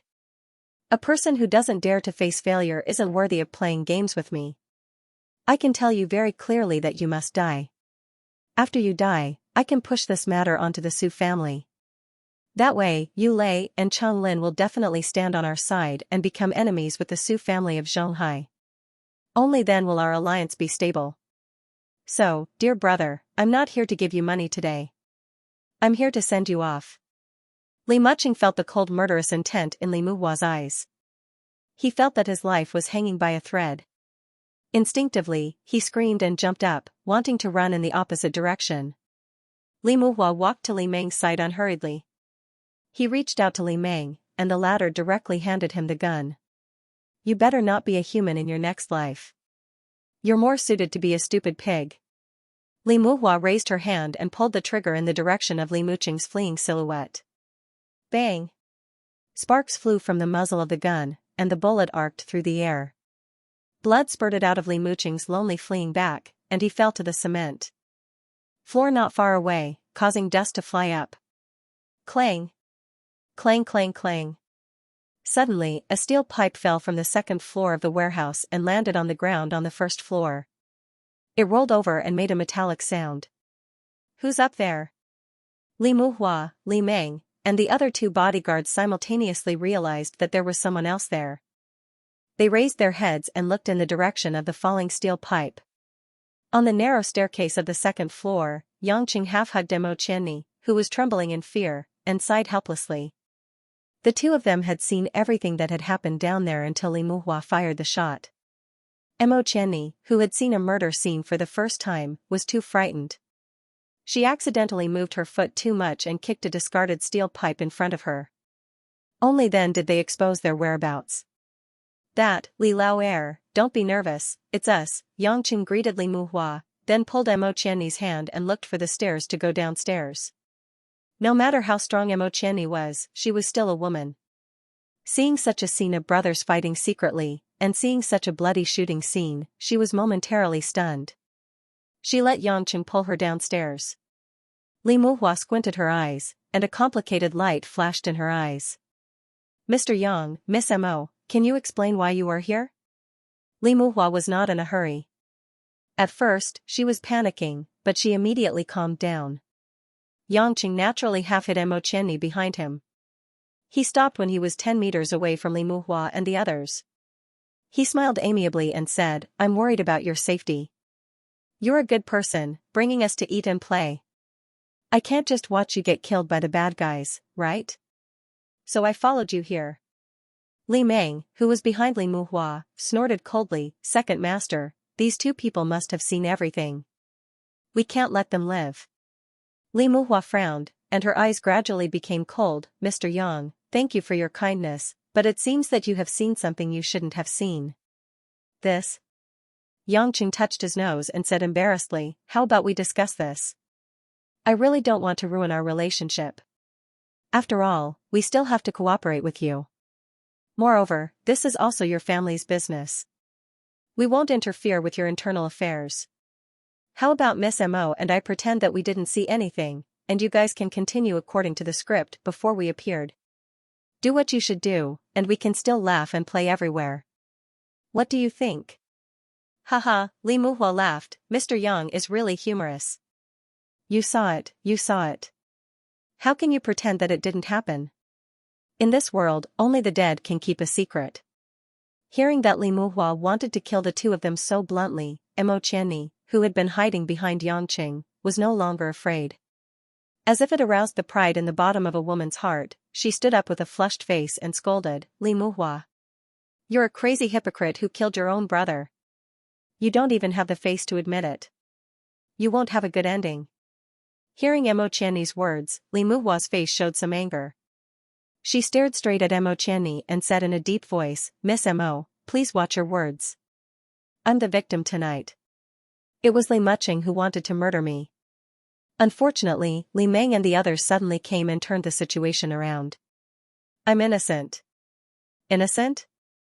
Do you think our eyes are blind and our ears are deaf? You're more shameless than Li Muching, you're even more inhuman. Mo Qianni sneered. Li Muhua's face became more and more ugly. She frowned deeply and the veins on her forehead were already visible. Yangqing touched his face gloomily. Why is this woman so agitated? Let's talk this out. Isn't it just a fight for money and property in a big family? This is just like the war between Xianxia in ancient times. It's the same no matter who wins. They're fighting for the same piece of meat. What's there to talk about? It's none of my business. I originally planned to solve the current situation peacefully. But after what Mo Qianni said, it's obviously impossible. Miss Mo, I'm really disappointed that you would say that about me. Li Muhua loosened her brows and revealed a bitter smile, although I know it's a little sudden to say this. In fact, I've thought about it before. Through this cooperation with Yulei International, I can become friends with Miss Mo. Then, I'll look for opportunities to develop further. Li Muhua's words not only stunned Mo Qianni, but also Yangqing. What does this mean? A confession to Mo Qianni. What a pity. I didn't expect Miss Mo to see this scene today. It seems like my dream is going to be shattered, Li Muhua said regretfully. Mo Qianni bit her lips. Li Muhua, don't make such an expression anymore. You having such thoughts about me will only make me feel disgusted. Miss Mo, do you know that before I decided whether to invite Yulei International to join us, I looked through your information in detail. As for Yulei's CEO Lin Ruashi and Miss Mo Qianni, they were the two that attracted me the most. It can be said that the reason why I decided to invite Yulei International to join us is largely because I hope to reach a certain relationship with one of the two beautiful ladies, Li Muhua said frankly. As soon as these words came out, Yangqing was unhappy. This old Li was not kind. He wanted to help him hide this matter and pretend that it didn't happen, but this guy was actually coveting his wife.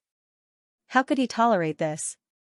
However, although General Lin is the future partner of my dreams in terms of appearance, ability, talent, cultivation, and so on, General Lin's personality is destined to not be a good wife that I hope for. So, I have always hoped to have a chance to have a deeper development with Miss Mo. Li Muhua continued, unfortunately, the heavens don't fulfill one's wish. I didn't think that under such a situation tonight, I would say these words from my heart. It seems that we are destined to not be together in this life. Yangqing couldn't listen anymore. Old Li was too thick-skinned. Why did it seem like a woman who didn't follow him would be at a disadvantage? Didn't you see me standing here? I say, Old Li, don't pretend here. Go do what you should do. Listening to you makes me sick. Yangqing waved at Li Muhua and pulled Mo Qianni to leave. But after a few steps, the tall Li Meng suddenly stood in front of the two and blocked their way. You can't leave today, Li Meng said. Yangqing frowned, glanced at Li Meng, and turned to ask Li Muhua, Old Li, are you sure you want to turn against me? I can only say that I'm sorry, Mr. Yang. Since the two of you came here tonight, then you can only accompany my poor brother in death. I believe that the death of the two of you should also promote the alliance between our three companies. When we deal with the Su family, we can be more firm. Li Muhua's eyes turned cold as he lightly said. Yangqing sighed, patted Mo Qianni's small hand that was slightly trembling due to nervousness, and gave her a reassuring look. He smiled and said to Li Muhua, do you know why I came here? Why? This was actually the question that Li Muhua had been thinking about. Why did Yangqing come? How did Yangqing come? He couldn't understand at all. Because I want to confirm whether my guess is correct. Guess? Li Muhua became more and more confused. Yangqing nodded and let go of Mo Qianni's hand. He walked in front of Li Muhua and said, I've guessed before that these so-called assassinations, bombs, and extortion incidents were all planned by you. Li Muhua sneered, Mr. Yang, seeing that you won't be alive for long, I'd like to hear how you came up with such a magical guess. You don't believe me? I believe that this arrangement is impeccable. Li Muhua proudly said. Countless successes made this young CEO incomparably confident. Yangqing shook his head, took out a cigarette from his pants pocket, and lit it for himself. His movements were slow.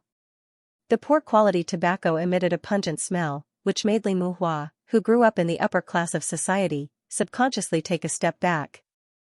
Yangqing enjoyed a puff, and said embarrassedly, if I don't take a puff, I can't explain it clearly. I'm all ears. Li Muhua only treated it as the last cigarette for the condemned. Since things had come to this point, Yangqing and Mo Qianni were fish on the chopping board, and he was not in a hurry to slaughter them.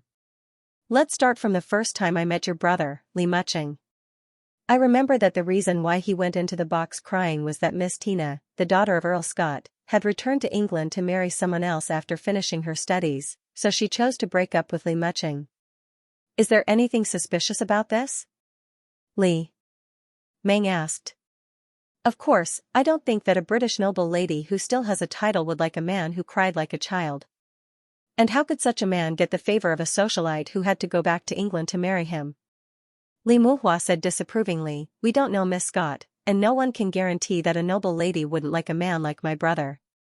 So I tested him to see if your elder brother was pretending to be a fool, Yangqing said with a smile. Test? At the casino. Yangqing flicked the ash off his cigarette, and continued, I took the initiative to make a bet with him, and even used our Miss Mo as a gambling stake to tempt him. I looked at his reaction. Although he looked surprised, his eyes were calm, just like an ancient spring, unperturbed by the waves.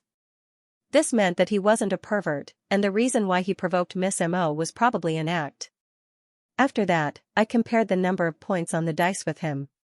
Forgive me for being blunt, but his skill in shaking the dice was very clumsy. The reason I said it was clumsy was because anyone who knew how to shake the dice could easily tell the number of points. When I was guessing, I kept looking at Li Muqing's eyes. I knew the answer was small, but I said big first. At that moment, I clearly felt the disdain in Li Muqing's eyes. Why would he be disdainful? Because he knew very well that the number was small. At that moment, I determined that his IQ in gambling wasn't low, at least higher than ordinary people, which meant that he wasn't stupid. However, when I immediately changed my words and said small, Li Muqing deliberately said that he was an expert and that he knew it was big. This went against his conscience. Why? Because he was pretending.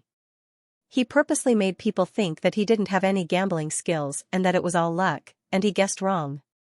At this point, Li Muhua and the three bodyguards had a thoughtful look on their faces, and the way they looked at Yangqing also changed. Especially Li Muhua, he was watching everything that Yangqing said, but he didn't realize that Yangqing had been testing him. At first, when Mo Qianni heard that Yangqing used her as a bet with Li Muqing, she was still angry, but gradually, she was convinced by Yangqing's analysis and reasoning. Her pair of beautiful eyes fixed on the man in front of her. Even if she was in the tiger's mouth, she completely forgot about it. Why would a person deliberately show his stupidity, and greed to the people around him? I think the biggest possibility is to show weakness. As for who to show weakness to, it must be to those who are hostile to him. Yangqing looked at Li Muhua and said, I clearly remember that your old man, Li Deshen, said that the money that Li Muqing invested 3 years ago was all lost. I don't believe that such a shrewd and intelligent person can't even do the simplest investment well. Even if he didn't make a profit, at least he wouldn't make a loss. The greatest possibility was that his enemy had gone against him. Then, he deliberately showed weakness because he wanted to hide his strength and bide his time. Li Muhua's eyes were full of killing intent. He realized that the man in front of him must be killed. These are all your guesses, Mr. Yang. There is no substantial evidence. There is indeed no evidence, but there is a huge flaw that makes me think that this series of events is a huge conspiracy. Loophole? Li Muhua's eyes flashed with doubt. At that moment, Li Meng and the two bodyguards were a little anxious. Li Meng urged, Second Master, this guy's brain works faster than the wheels of a car. It's better to kill him quickly and feed him to the fishes. No. Li Muhua said, I'm very interested to know what loophole Mr. Yang is talking about. Rather than saying it's a loophole, it's more like something that doesn't make sense. Yangqing thought for a while and said, it was less than 10 minutes before and after we received the so-called criminal's phone call. During this time, Li Muqing actually ran out of the room and found out about the criminal planting the biochemical bomb. If he's really a good-for-nothing who only knows how to eat, drink, and have fun, how would he know about such a confidential matter, and who would tell him about it? Even among the management of the villa, only a few people knew about it. In order to not cause panic, they even blocked the news. Then, who would tell Li Mucheng, who seemed so useless to everyone, about this series of events? And it was reported in such a timely manner. Aren't you afraid that he won't be able to control his big mouth and cause trouble? This is indeed illogical, but because of this, shouldn't Mr. Yang be suspicious of my brother and not me? Li Muhua asked. It's exactly the opposite. Yangqing smiled. It's such an obvious loophole that even I, as an outsider, can see it and have my doubts. As a member of the Li family, you actually don't have any doubts and are so certain that everything has something to do with the Su family. I'm puzzled. Since you're the most outstanding heir of the Li family and the CEO of Muyun, how can you be more stupid than your brother who pretends to be crazy? In the end, there's only one explanation, and that is that you're also pretending to be stupid. However, you're pretending to be stupid in a different way. You're pretending to be stupid. On the surface, you're kind to everyone, you love and respect your brother, and you're even more filial to your father. But isn't this another form of disguise? Li Muhua was finally moved. This series of analysis was meticulously linked. Although there was no substantial evidence, if she thought about it this way, her loophole was too obvious. However, this man was able to discover her long-planned plan from these clues. It was really unimaginable. Mo Qianni was also frightened by Yang Cheng's words. She also experienced these things personally, but she didn't have any doubts at all. Of course, she wouldn't think that she was stupid. She could only say that Yang Cheng's observation was too terrifying. When she thought that the man she liked had such a side, Mo Qianni's heart was filled with joy. But now, the two seemed to have reached a dead end. Forget it, to be able to die with him doesn't seem too bad. Women are emotional, Mo Qianni's heart no longer felt too bitter when she thought of this. Forget it, Yangqing waved his hand.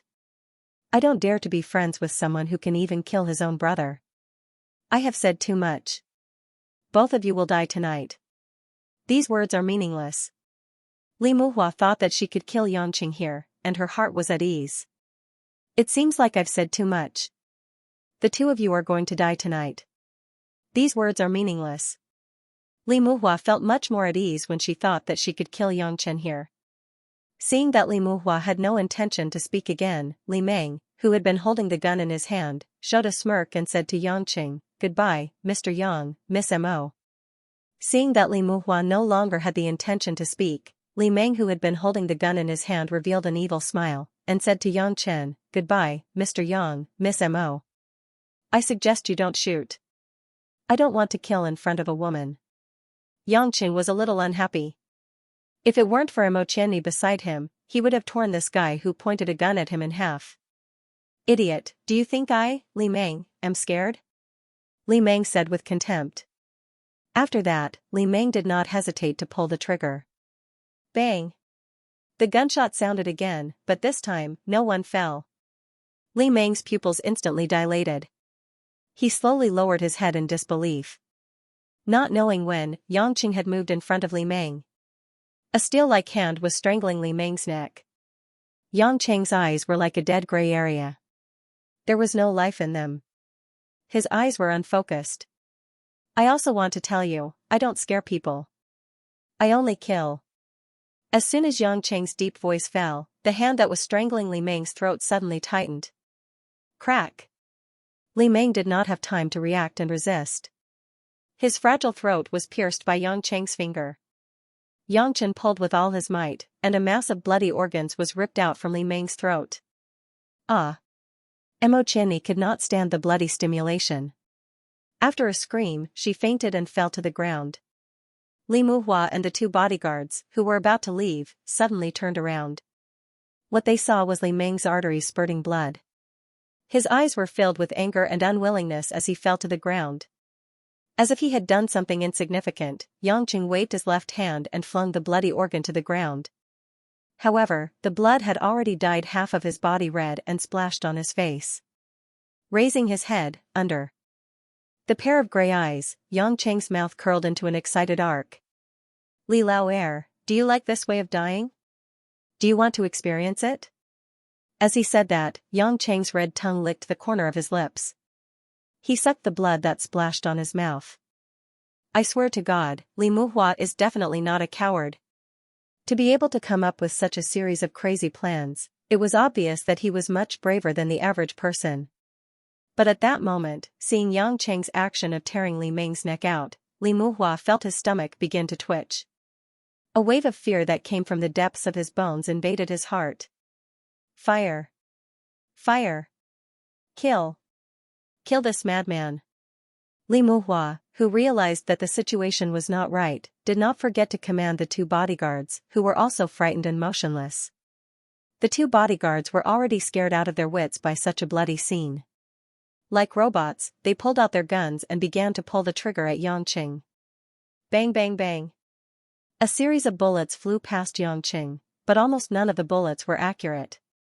The bodyguard's hands were trembling, and the bullets were flying everywhere. Yangqing did not care at all. Step by step, he slowly approached Li Muhua. It was as if every bullet was within his exquisite calculations and was perfectly dodged. The bodyguard's Rolock pistols only had 8 bullets. After they finished firing, they continuously pulled the trigger, only letting out a kacha-kacha sound of an empty magazine.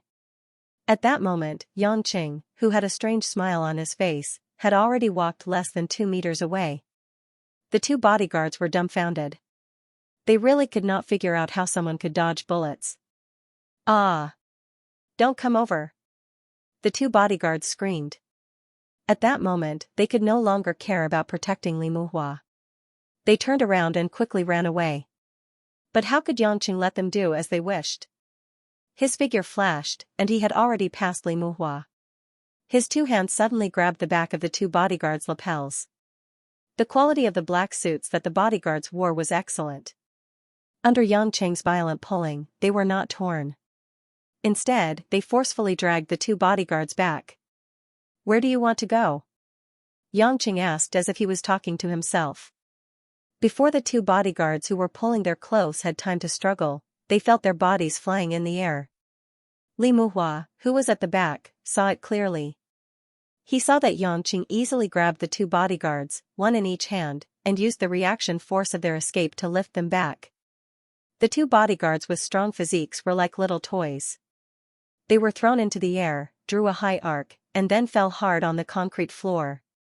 The intense shock caused the two of them to spit out a mouthful of blood, and they immediately fainted, half dead. Li Muhua was stunned.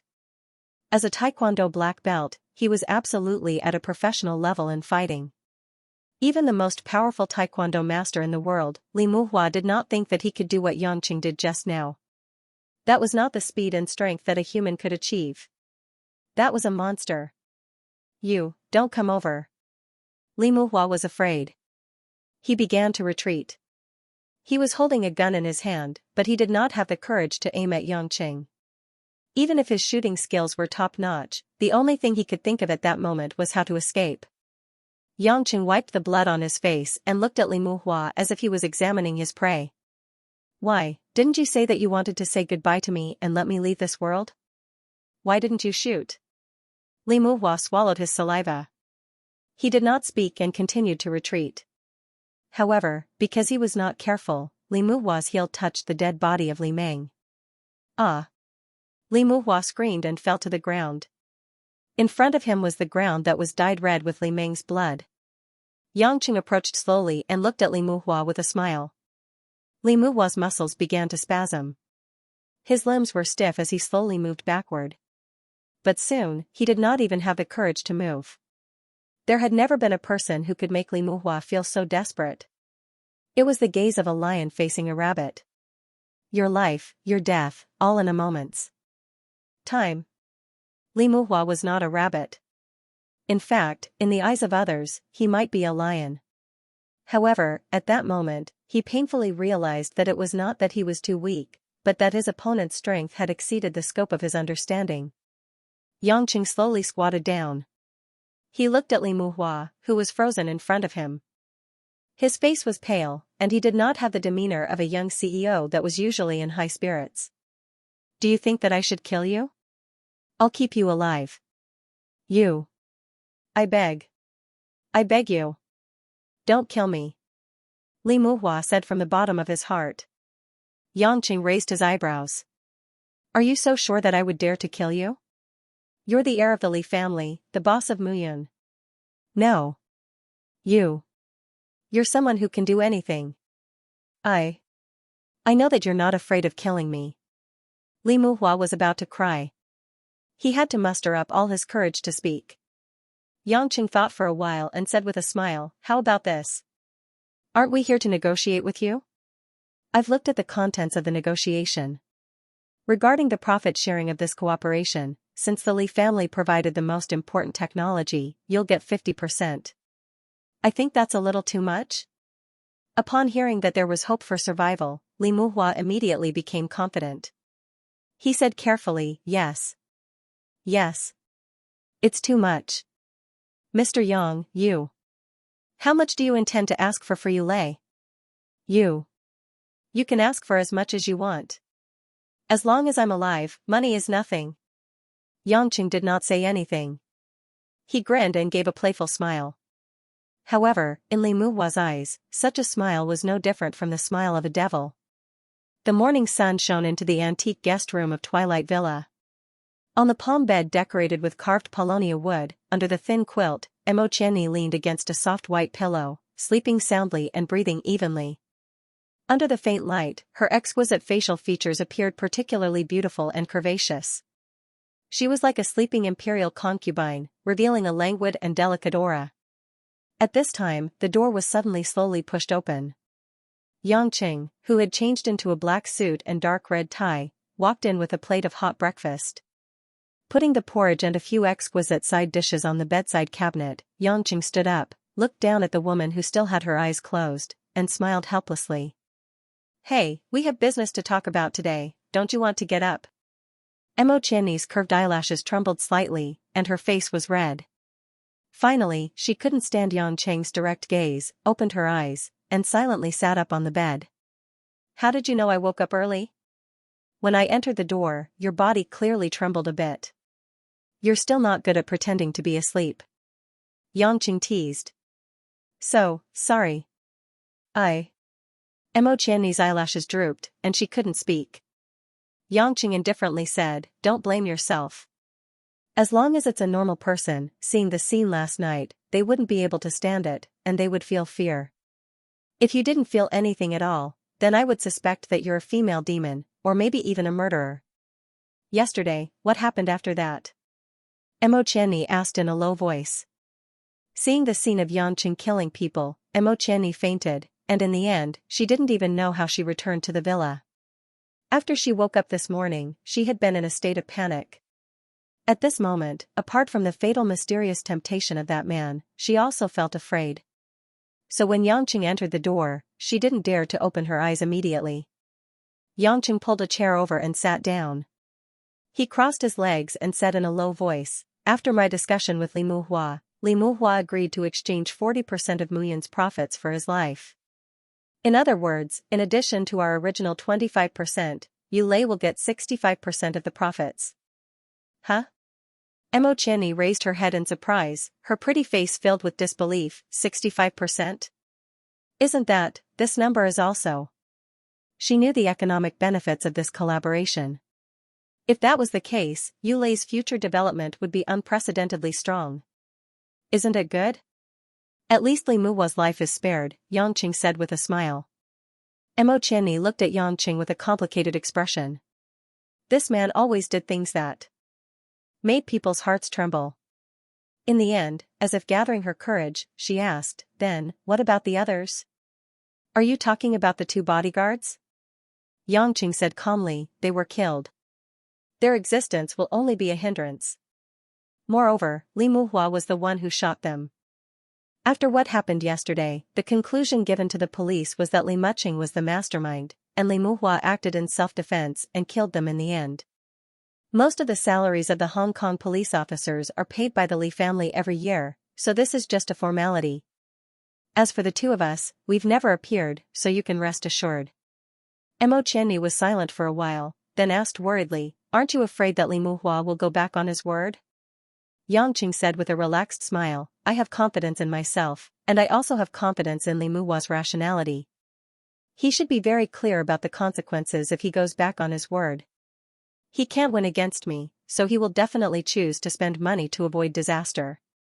Xianxia forced a smile. You always give people a kind of blind confidence, but you are right every time. This is the aura of a man. Yangqing winked at her. After that, both of them had nothing to say.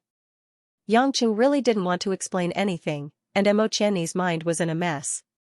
In the end, Yangqing noticed that Xianxia revealed a pained and struggling expression, and sighed in understanding. You don't have to force yourself, nothing actually happened between us, you don't have any responsibility to think of ways to absolve me. As you saw last night, I'm a person who is proficient in killing people. When I kill people, I don't even blink. I won't explain to you why I kill people, and I won't tell you what I did in the past. I can only tell you that everything you see is true. I only don't want to tell you, and I don't want to hide anything from you. Xianxia raised her head and looked at Yangqing's calm gaze. She suddenly felt that the man who was sitting so close to her suddenly started to move further away from her. The intimacy that she had cultivated last night once again vanished like smoke in thin air. Her heart was in pain, and this was even worse than letting her die immediately. He was so natural, so free and easy, and his smile was so relaxed, as if there was nothing that he was reluctant to leave. However, Xianxia felt a deep loneliness. The haze that condensed in this man's bones was like a poison that constantly tortured people. Yangqing. Can you stretch out your left hand? Xianxia pursed her red lips and said softly. Yangqing was puzzled, but without hesitation, he stretched out his left hand. Xianxia stretched out her soft hands and slowly held on to Yangqing's left hand. Her delicate fingers rubbed against the slightly rough skin, itchy and smooth. Last night, you used this hand to take Li Meng away, right? Yangqing was silent. Yes, this hand, last night, took away Li Meng's life, and held on to a large amount of organs and flesh from Li Meng's throat.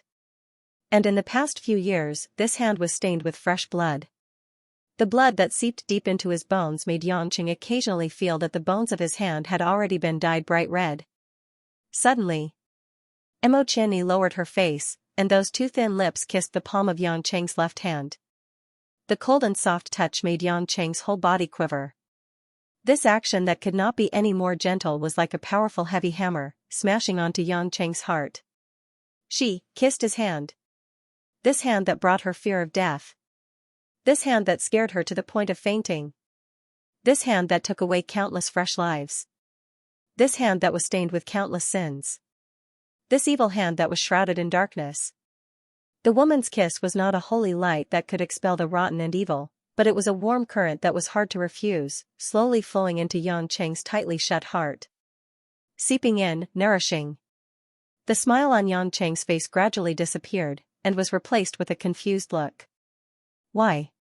Shouldn't she be afraid, fearful, disgusted, and like too many people in the past, run far away from him, or pretend to be respectful and keep a distance? Why did she have to kiss the bloodiest of sins? After Xianxia finished kissing Yangqing, she breathed in the palm of his hand, then slowly raised her head, and said with a tender smile, "The smell of oil, it's not hygienic to wash your hands after eating." Why? Yangqing ignored the woman's joke, and directly asked. Xianxia calmly smiled, leaned over, and reached out to stroke Yangqing's face, her beautiful eyes full of tenderness. I like you, Yangqing. Although I don't know when it started, and we've only known each other for such a short time, I just like you.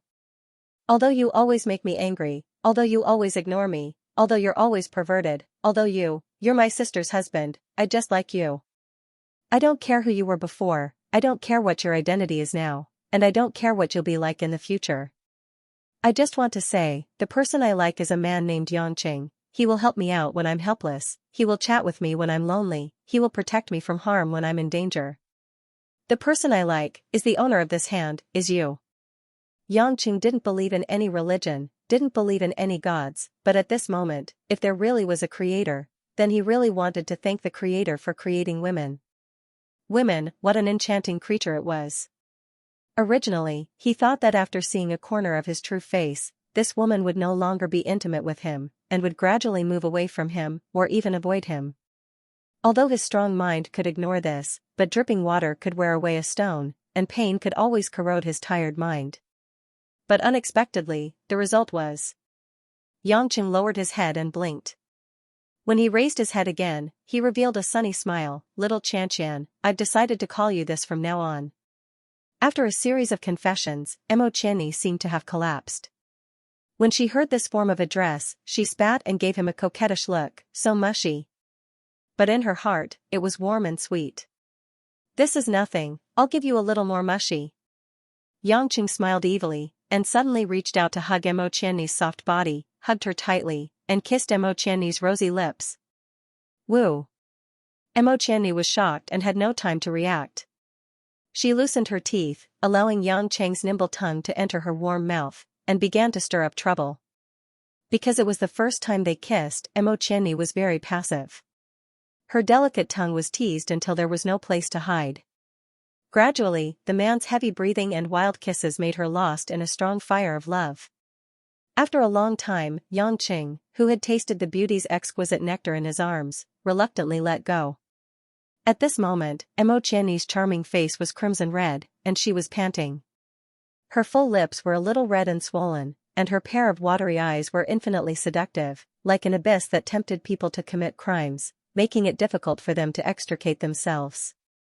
Xianxia looked at the woman in his arms, who was at his mercy, and felt a surge of heat in his dantian. However, he knew that it wasn't the right time, and could only suppress his desire with great difficulty. He stretched out his hand and spanked Xianxia's plump buttocks a few times. Her bouncy buttocks were extremely meaty. "Little Xianxia, you wouldn't want me to push you down right now, right?" Only then did Xianxia recover a little. Her eyes were filled with panic, and she immediately broke free from Xianxia's arms. She covered her shy face and hurriedly ran to the bathroom with her bare feet. Soon, the sound of water flowing came from the bathroom. It seemed that Xianxia finally remembered that today was the official day for business, and she was busy taking a shower and dressing up. Xianxia comfortably leaned against the back of the chair, turned his head, and looked at the charming morning scenery outside the floor-to-ceiling window, and smiled happily. The internal turmoil in the Li family didn't spread too far. Although Li Deshen fainted because of this, fortunately, Li Muhua was at the helm. Everything seemed to be in order, and everything was still going on. The bomb scare in the villa was also completely resolved under Li Muhua's wise guidance. Everyone admired Li Muhua very much. Li Muhua, on the other hand, couldn't say anything. Thinking of that man's horrifying smile, he felt worse than death. A whole 65% profit. Giving it away just like that. Although he was extremely unwilling, Li Muhua, who had walked on the line between life and death, didn't dare to take the risk of provoking that man who couldn't even be hit by bullets. At 10 o'clock in the morning, in the conference hall of Twilight Villa, Li Muhua pretended to be calm as he shook hands with Lu Tao, Xianxia, and Xianxia. Under the attention of many senior executives of Muyun Group, they finished discussing the details of the cooperation. As for the division of profits, it wasn't decided at this meeting. They had to wait until after the visit to the research room, so it didn't cause too much of an impact. Xianxia and Xianxia were different from Lu Tao. They could feel the fear that Li Muhua felt when he saw Xianxia. They smiled without saying a word. After successfully finishing the morning work, they had a sumptuous lunch together at noon. However, this time, Chairman Li Deshen was already on in 4 drip. His health was very poor after the death of his eldest son, so he couldn't be present. So, Li Muhua was in charge of everything. Everyone understood that after this incident, Li Muhua had completely replaced Li Deshen and become the real master of the Li family and Muyun Group. In the CEO's office on the top floor of Zhonghai Yulei International Tower, Lin Ruoshi sat on the leather chair as usual, concentrating on the various documents and reports that were submitted in the morning. These kinds of data were usually ignored by some managers who were more practical. However, Lin Ruoshi, who had become the CEO of a listed company at a young age, was very clear that no matter how charismatic a person was, or how skillful he was at management, if he didn't understand the detailed data, he wouldn't be able to truly be a senior manager. Therefore, she would never reject such complicated data. After a while, Lin Ruoshi raised her head and looked at the time on the computer screen. It was almost 11 in the morning. Yesterday, after Xianxia and Xianxia went to Hong Kong together, he didn't call her for 3 consecutive days, which made Lin Ruoshi a little upset. They must be very leisurely. Under the Li family's hospitality, there must be plenty of food, drink, and entertainment. Especially that thick-skinned guy. Maybe he went to flirt with other women again. Maybe after a while, he would forget about his duties. Thud thud. Someone knocked on the office door. Only Wu Yu, the secretary, would do so. Come in. Lin Ruoshi retracted her flickering gaze and resumed the demeanor of a CEO. Wu Yu, who was wearing a black business suit, walked into the office with a serious expression. General Lin, something happened in Hong Kong. Lin Ruoshi felt her heartstrings tighten, but she didn't show it. She asked calmly, what happened? The director of the Hong Kong branch just called this morning. The night before yesterday, department head Mo and Xianxia were assassinated by the Su family. Later, the Li family had internal strife, and the eldest son of the Li family, Li Muqing, planted a biochemical bomb in the villa. Fortunately, Li Muhua turned the tide. Nothing happened to department head Mo and Xianxia. The Li family has been keeping this matter under wraps for 3 days. We only found out about it through the police this morning. After Wu Yu finished reporting, Lin Ruoshi still didn't respond. After a long time, she nodded and said, got it. You can leave now. Wu Yu seemed to be used to Lin Ruoshi's cold attitude towards everything, so she quietly left. When the office door closed, Lin Ruoshi immediately grabbed the phone on the desk. Just as she was about to pick it up and dial a number, she paused. Should she call them? Ask them how they're doing? What's the point? It's been 3 days since such a big thing happened, but they didn't tell me about it in time. It's not like they're on the other side of the world. There's no time zone for overseas calls. I'm still worried about them, but they don't care about me at all. When she thought about this, Lin Ruoshi's worry turned into resentment. She took a deep breath and hung up the phone. Xianxia, who didn't know that his wife at home was gnashing her teeth in hatred, was yawning at the moment. He sat in the Mercedes-Benz that Li Muhua had arranged for him and headed in the direction of Muyun's Research Institute. Mo Qianni, who was beside him, wore a fitted white business suit that showed off her beautiful figure. At that moment, the woman was holding a pile of technical documents and looking at them seriously. Little Xianxia, these technical documents are for the researchers to look at. Why are you looking at them? Xianxia asked, puzzled. Although the two of them had already made their feelings clear, Mo Qianni didn't show too much intimacy. Her rational self knew very well that as long as Xianxia and Lin Ruoshi were still husband and wife, she couldn't be with Xianxia without any qualms. Even if they liked each other, they could only do it in secret. She didn't want to give up on Xianxia, but she also didn't want to become enemies with her good sister. When she heard Xianxia's mushy way of addressing her, Mo Qianni couldn't help but blush. She rolled her eyes at him and said softly, I'm going to die. The driver in front is so embarrassed if he hears you. What can you do about my liking? Hee, I'm just bored. Xianxia smiled and reached out a hand. Suddenly, from the side, he reached into the gap of Mo Qianni's short skirt and quickly touched her plump and supple thighs. The thighs that were wrapped in the nude-colored stockings were smooth and smooth. It felt so good to the touch that Xianxia couldn't help but pinch them. Mo Qianni was so shocked that she immediately put down the pile of documents and pressed down on Xianxia's mischievous hand with both hands to stop him from reaching inside. Don't do this. It'll be so embarrassing if someone finds out, Mo Qianni pleaded. Her face was red. Just look at it. I'll just put my hand here. Don't be nervous. Xianxia also looked like he wasn't going to back down. Mo Qianni was helpless. She could only let Xianxia place his hand between her thighs. She picked up the documents and continued to pretend to look at them. However, her mind was elsewhere. Half an hour later, the motorcade arrived at the Research Institute of Muyun Corporation. The Research Institute was built on the hillside. It was surrounded by dense trees and was well hidden. However, the main purpose was to be away from the hustle and bustle of the city. It was more suitable for development and research. The periphery was filled with the Li family's private guards in camouflage uniforms. Obviously, there were guns hidden in their bulging waists. They just didn't show it openly. In a place like Hong Kong, it was almost impossible for a big family to gain a foothold without a background in the underworld. The Li family was obviously one of the examples. They just didn't show it usually. Under Li Muhua's lead, Yang Qing, Mo Qianni, and Lu Tao all entered the strictly monitored research institute. After entering the hall, they went through a full-body cleaning and disinfection. Then, they put on special protective suits before entering the research institute. Inside the Bright Research Institute, there were many researchers in protective suits. When they walked past them, some of them knew Li Muhua. They simply nodded and greeted her without saying much. Li Muhua, on the other hand, was very kind and respectful. He smiled at these researchers.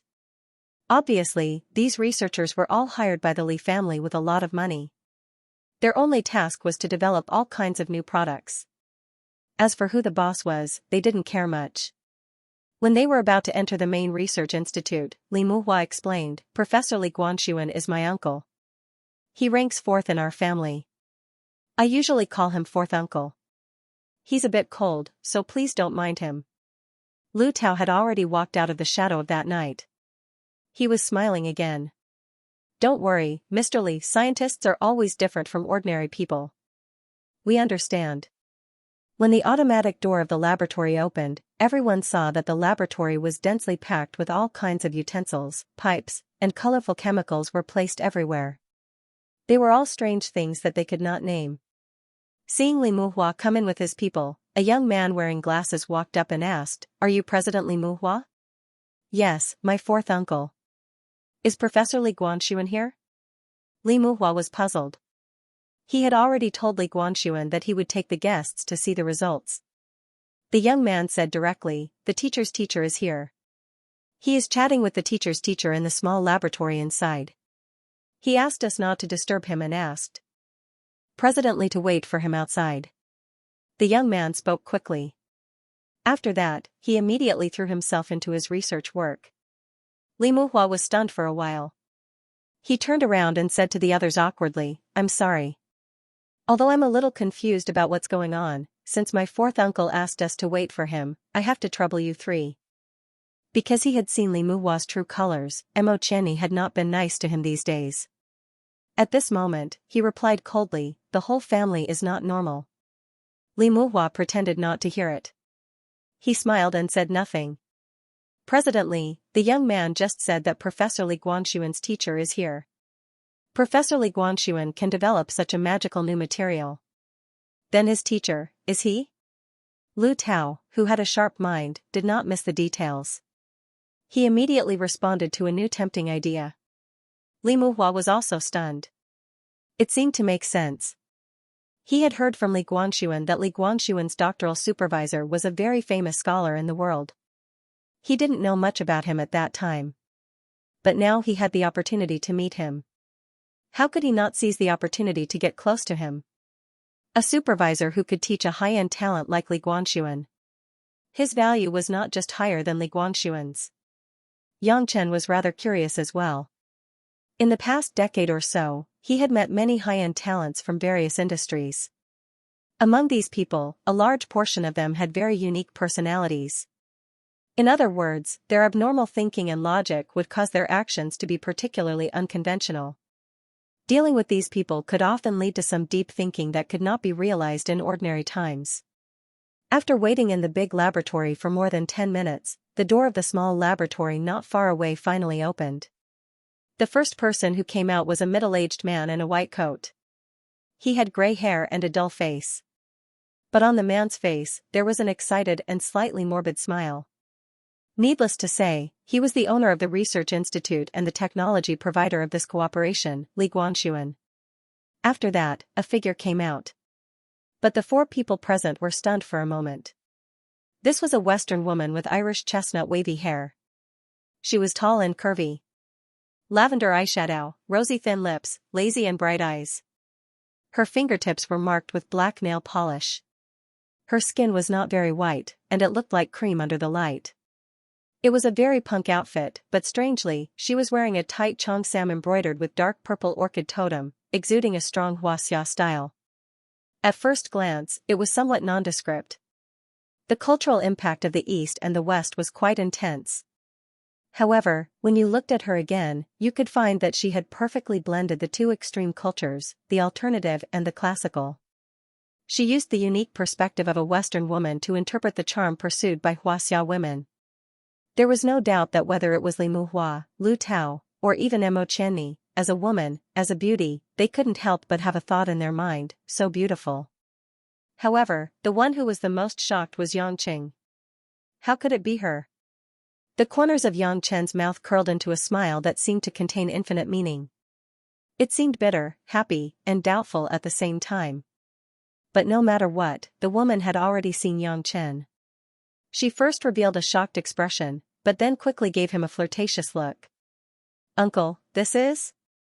Li Muhua, who had the identity of the host, came forward and asked Li Guangxuan with a gentleman's modest smile. Li Guangxuan's voice was a bit sharp. Seeing that Li Muhua, his junior and employer, didn't look too good, he proudly introduced, "This is my supervisor when I was studying in the UK. She happened to come to Hong Kong today. I invited her to review my achievements over the years and give me some advice."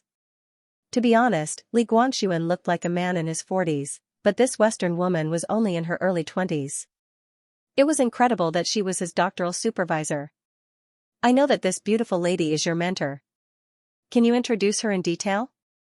Li Muhua asked unhurriedly, but her eyes moved to the Caucasian beauty. A perfect smile appeared on the corner of the woman's mouth, and she suddenly said in fluent Chinese, "Hello, everyone. My name is Jane Christina Arthur Elizabeth Mountbatten von Windsor Alexander. This is my full name. If you don't mind, I prefer to be called Jane." Jane? One word, a name so simple that it could not be ignored. However, her long full name was something that could not be ignored. The names of Westerners came from all sorts of backgrounds, especially England, which used to be an empire where the sun never set. The aristocratic tradition made their names represent noble bloodlines.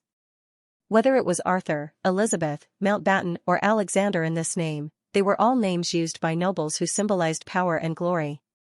Of course, many commoners would also use these middle names, but it was obvious that the woman in front of him was definitely not a simple commoner. None of the people present were illiterate. When they heard such a name, they immediately understood how complicated and mysterious Jane's background was. It was even likely that she had some hidden noble titles. "It's nice to meet you, Miss Jane." Li Muhua extended his hand to Jane and revealed a bright male smile. Jane did not shake his hand. She smiled politely like a noble princess. "This must be the president of Muyun Group, Mr. Li Muhua. I'm sorry, it's not polite for a man to take the initiative to ask a woman to shake his hand, so I refuse." Such a direct refusal made Li Muhua a little embarrassed, but the people around didn't think that Jane was showing off. It was as if this was how Jane should be. Li Guangxuan frowned and said, "Muhua, don't be rude to my teacher. Hurry up and get ready. We haven't welcomed the teacher yet." "Oh, okay." Although Li Muhua was a little unhappy, he didn't show it. He ordered a follower and went to make the arrangements. Jane asked curiously, "Lily, what do you mean by welcoming?" "Lily?" This title was naturally for Li Guangxuan. Everyone looked at Li Guangxuan in surprise. They didn't expect Professor Li, who was over 40 years old, to be called Lily by his teacher, a foreigner. Li Guangxuan's face turned red, but he didn't dare to neglect and immediately replied, "Sir, it means to treat the guest who just arrived to a good meal." "Oh, welcome, I learned a new Chinese word, hee hee." Jane seemed to be very happy. She laughed like a 17 or 18-year-old girl. She looked at Yanqing and others and asked, "These are?" Li Muhua immediately introduced, "These are our allies in this business cooperation. Today I brought them to see the results of the new environmentally friendly materials in the laboratory to finalize the final contract. I didn't expect Miss Jane to come. Miss Jane is my uncle's teacher. I think you can give us some professional and academic advice." Jane looked at Yanqing with a puzzled look. She didn't seem to understand why this man suddenly became a member of the company's investigation team. Li Guangxuan saw that Jane didn't speak and thought his teacher was unhappy. He immediately said with dissatisfaction, "Muhua, how can you ask the teacher for advice so casually? Do you know the identity of the teacher?" Even if the Royal Academy of Sciences, the Lawrence Berkeley Laboratory, the Lincoln Laboratory of the Massachusetts Institute of Technology, the Imperial Laboratory of Germany, and those top universities wanted to invite the teacher to have a look, the teacher may not be willing to go. Do you think the teacher's advice can be given casually? Little Li, you are talking too much again. Jane squinted at Li Guanxuan. The outspoken Li Guanxuan immediately shut up and smiled at Jane with a flattering smile. Although they didn't know much about the world-famous scientific research institutions and laboratories mentioned by Li Guanxuan, everyone present knew that Jane was definitely a master who played an important role in the scientific community. It was hard to imagine that she was really a young girl. Lu Tao was also a little surprised. He was a little cultured and hesitated to ask, "Miss Jane, are you a Nobel Prize winner?" Jane smiled and shook her head, "No, I have never won any award. My teacher has been the final judge for the Nobel Prize for 3 years in a row. Winning the prize is nothing." Li Guanxuan muttered again as if the honor was won by him. This news was extremely shocking. It was said that the world's highest Nobel Prize was decided by this girl. Even someone as calm as Li Muhua, the CEO of a big family and a big company, felt a kind of awe for the young white woman who was unbelievably beautiful in front of him. He felt ashamed for the desire to get close to her that had just sprouted. His own net worth was probably nothing in her eyes. "Miss Jane, if you have finished your trip here, why don't we go to the arranged restaurant? It is rare for you to come to Hong Kong and be received by us.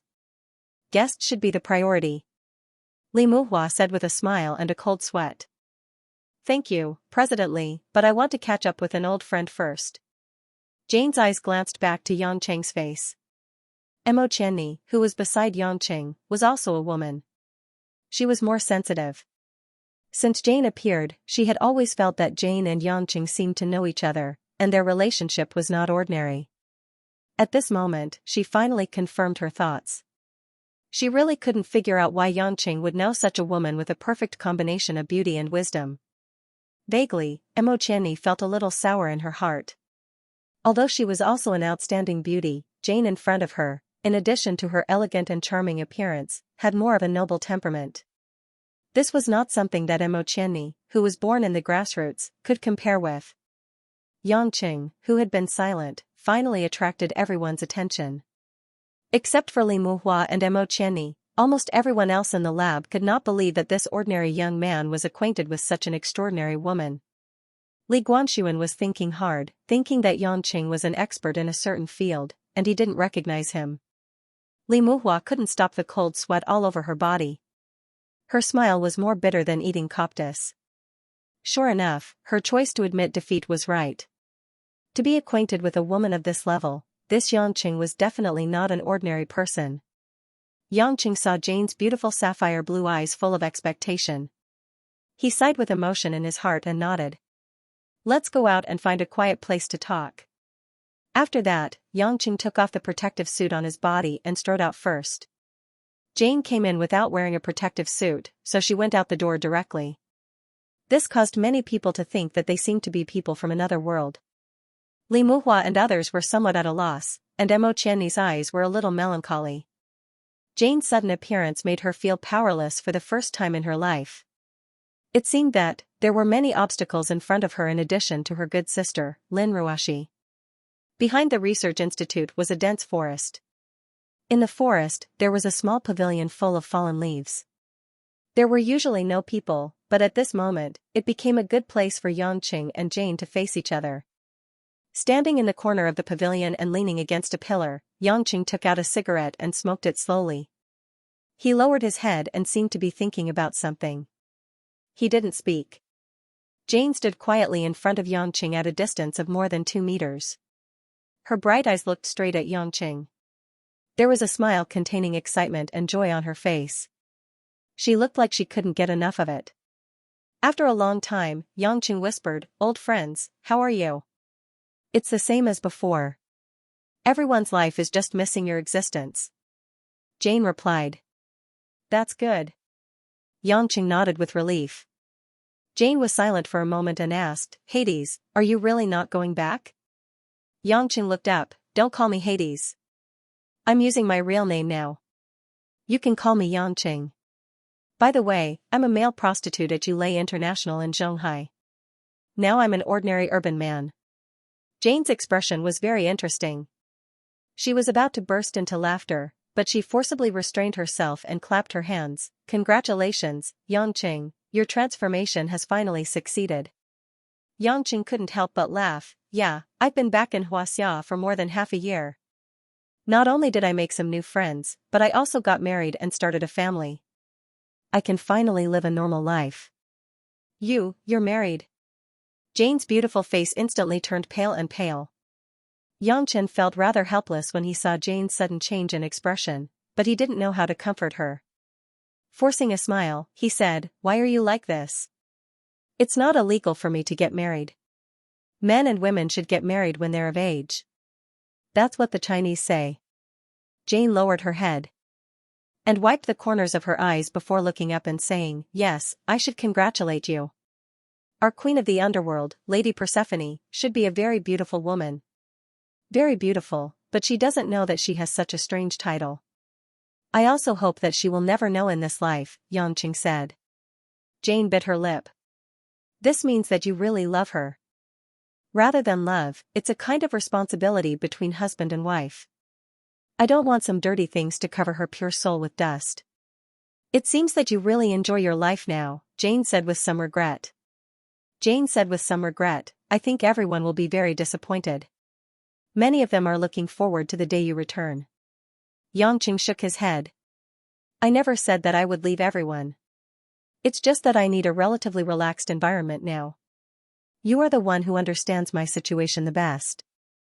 You should understand." Jane asked worriedly, "Is the illness still acting up?" "Sometimes it's difficult to control, but as long as I don't overuse my extraordinary strength, it's still very healthy." "I'm sorry. I've always said that I would help you get rid of this shackle, but you've worked very hard. I don't think anyone in this world can help me suppress the illness to this extent except for you." Yangqing smiled comfortingly. "By the way, how did you have time to come to Hong Kong? Catherine can't do without you." "Humph." At the mention of Catherine, a playful expression appeared on Jane's face again. "That old woman just wants to slack off and leaves everything to me to deal with. I gave her a lesson this time. I dumped all my business and planned to go on a trip around the world. I came to Hong Kong because one of my students, Little Lee, is here. He has been inviting me to see his new results, so I just happened to have time. So that's how it is," Yangqing said thoughtfully. Jane giggled, and her body, which was wrapped in a tight cheongsam, trembled charmingly. "Our beloved king, do you think that we would have the guts to look for you when you explicitly ordered us not to look for your specific whereabouts? I believe that even if many people knew that they had bumped into you by chance, they would still escape as soon as possible before you realized it to avoid your suspicions." Yangqing looked slightly embarrassed. "Don't think that way. I'm not that scary. Actually, I'm still very happy to see you." "Really?" Jane asked in surprise. "Then can I go to Shanghai to find you next time? I also have a student, Green, who is in Shanghai." "Oh right, he is working on the same project as Li Zi." Yangqing remembered the business at hand. "I'm currently working for Yulei International. In other words, it's best if Li Guangxuan's research results can be put to good use. Green is currently working for another competitor, and you are their teacher. Can you help me mediate between them? I might as well let them all work for me, so that I won't have to poach them again next time." Jane tapped her chin and thought for a moment before saying, "If you order me as the king, I can ask Green and Lee to work together. Most of their achievements today were given by me, so I can definitely do that. But, if this is a request for help, then I can't do it. Because in this industry, it's very shameful for an expert to betray his employer. Unless Green is willing, otherwise, as his teacher, I will be doing something that will let him down." Yangqing nodded in agreement. "What you said makes sense. Then let's do it this way. At most, you can give Li Guangxuan a little more guidance and let him develop faster. Then it won't be a big problem." "Actually, there are other ways," Jane said easily. Jane said casually, "If you want to develop new environmentally friendly materials, I can provide a lot of ready-made undisclosed technologies." Those technologies will be enough to help your company become one of the world's leading companies. Xianxia knew that this young woman was not lying. She had been given the title of genius girl since she was young. All these years, she had been a low-key woman who walked the world's most cutting-edge scientific research in various industries. Only she was too lazy to research. Whatever she researched, it was often a huge breakthrough. And many of these results would be thrown aside or destroyed by her. In her words, she didn't want the world to progress too fast, which would lead to the widening of the social class gap caused by technology. The two talked for a while. Jane suddenly thought of something and asked, "Xianxia, how long will you be staying in Hong Kong?" "About 3 days." 3 days? Jane thought for a while. 3 days it is. I want to make something for you. Maybe it will help you. Xianxia didn't know what Jane would make, but he didn't ask since Jane didn't say. The two talked for more than half an hour. When they returned to the main entrance of the research institute, Li Muhua, Li Guanxuan, Mo Qianni, and others were already waiting. Mo Qianni saw Xianxia and Jane talking and laughing all the way. She felt more and more uncomfortable, but she still smiled at Jane out of courtesy. Jane had also noticed Mo Qianni standing next to Xianxia. From her Western point of view, Mo Qianni's beauty was not very outstanding. It was mainly because Jane had seen too many beautiful women on a daily basis. In contrast, the graceful and intellectual side of Mo Qianni was more worthy of her attention. Jane, who had extraordinary insight, noticed the jealousy in Mo Qianni's eyes. She immediately understood something and smiled at Xianxia. "Teacher, you're finally here. Let's go to the restaurant." Li Guanxuan smiled happily and invited Jane to get in the car. Jane frowned slightly. "Little Li, since you are developing an important project, leave the research institute after the research is finished. I will come back to check your research results after dinner." Li Guanxuan made an ah sound, but when he heard that Jane would check his research results again, he immediately became energetic. The frustration of not being able to have dinner with the teacher he admired was gone, and he ran back to the research institute happily. Li Muhua kindly suggested, "Miss Jane, in fact, fourth uncle has been very hard for the past few months. It's good to go out and relax occasionally." "Sorry, I never listen to other people's opinions in terms of academics and education," Jane said politely and took the initiative to sit in the car. Li Muhua was speechless. Although she was angry, she knew that this was definitely not someone she could provoke. She had to force a smile and command everyone to set off. The restaurant that Li Muhua chose to entertain Jane was a famous Western restaurant in Kowloon, Hong Kong, close to the Blue Sea. The entire restaurant was designed with reference to the Western Gothic church, but the overall length was extended. The towering spires and flashy stone pillars were well used everywhere. The mottled floral glass windows exuded a sorrowful and solemn atmosphere.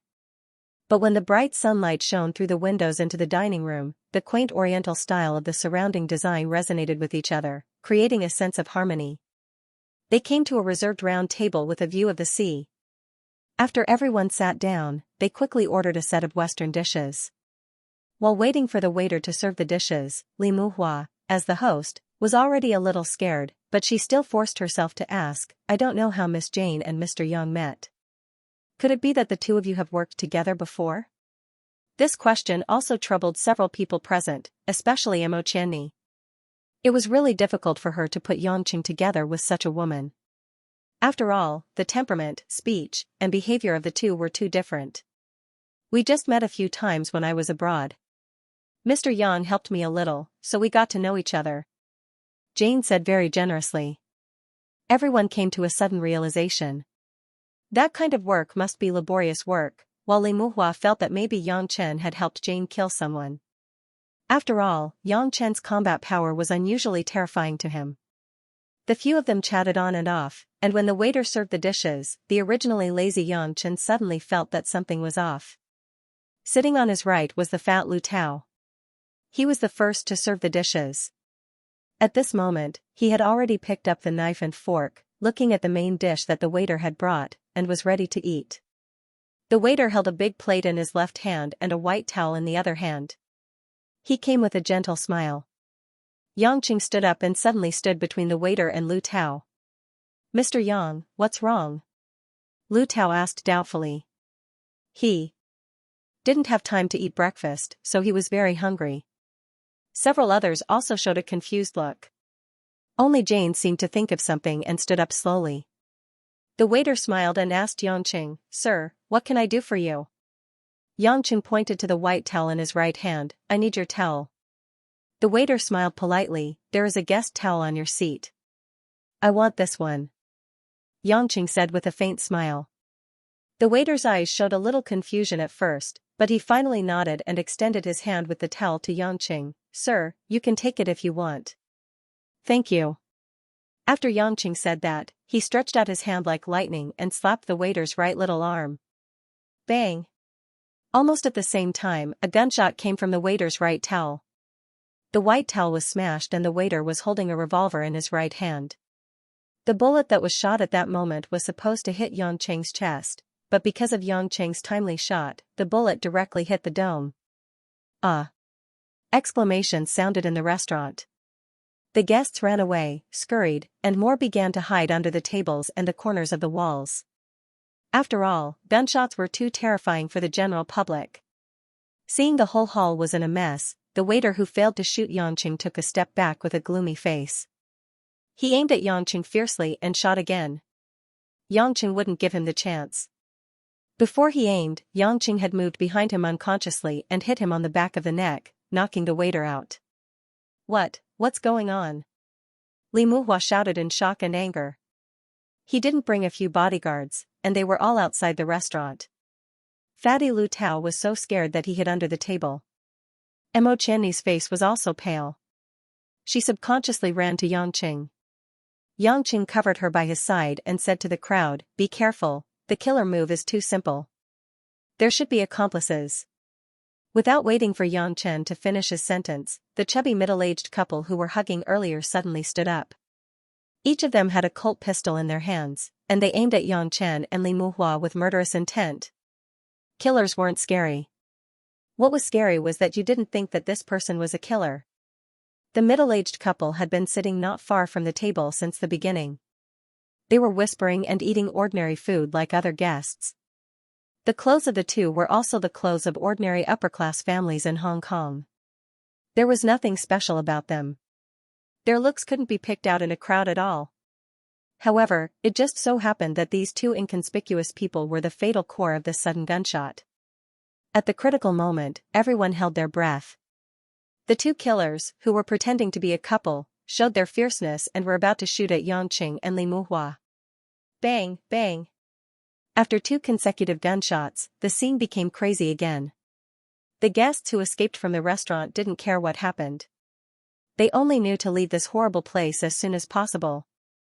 Li Muhua had closed his eyes and was ready to die. He wasn't Yangqing. He had no time to run away, let alone kill the two killers. However, after the gunshots, Li Muhua was surprised to find that he didn't suffer any damage. Missed? Li Muhua opened his eyes, and the scene in front of him sent a chill down his spine. He didn't know when, but there were two smoking bloody holes on the foreheads of the killer couple. The gun holes directly penetrated between their eyebrows. The two killers opened their eyes angrily and fell down. The guns in their hands were still ready to pull the trigger. Who? Jane, who had been standing in the same place and watching everything calmly, was holding an exquisite Swiss-made pocket pistol that had just been fired. This pistol was only more than 5 centimeters long, but it had amazing power in a short distance. At the critical moment just now, it was Jane who calmly killed the two killers and saved Li Muhua's life. Li Muhua felt that the bones in his whole body were as heavy as lead in an instant. He slumped to the ground. He, who had walked around the edge of death again, was about to collapse. Mo Qianni was also scared and broke into a cold sweat. Seeing that it was Jane who saved Yangqing, she was grateful and envious. She didn't even have the right to be jealous of such a woman. "Are you all right?" Yang Chen asked gently while caressing Mo Qianni's face, which had turned pale due to the shock. Mo Qianni felt sweet in her heart. In the face of danger, the first person he cared about was her, not Jane. This showed that she was at least not inferior to Jane in his heart. This made Mo Qianni suddenly realize that her worries were groundless. If Yangqing was the kind of man who would despise her birth, how could he help her again and again without asking for anything in return? Even a super beauty like Jane, who was both intelligent and beautiful, would not have special treatment in his eyes. She was herself, there was no need to compare herself with others. Mo Qianni was filled with boundless confidence again. She smiled brightly and said, "With you here, I believe everything will be fine." Yangqing didn't understand why this woman suddenly became so cheerful. While feeling puzzled, he nodded in relief. What the hell is going on? Why does someone want to kill us again? Isn't Li Muqing dead? Lu Tao jumped up and shouted after a false alarm. Li Muhua gasped with anger burning in her eyes, "It's Su Jihong." As expected, he won't let us form an alliance so easily. Su Jihong. Lu Tao curled his lips and cursed, "Damn it." This was absolutely a vile method of competition that could not be any more vile. What should we do? If we go back to Zhonghai, won't it be more dangerous? That won't happen. Mo Qianni came to herself and immediately analyzed carefully, if we go back to Zhonghai, Su Jihong will never dare to do anything. Because of the special social environment of Hong Kong, underworld means can often be suppressed.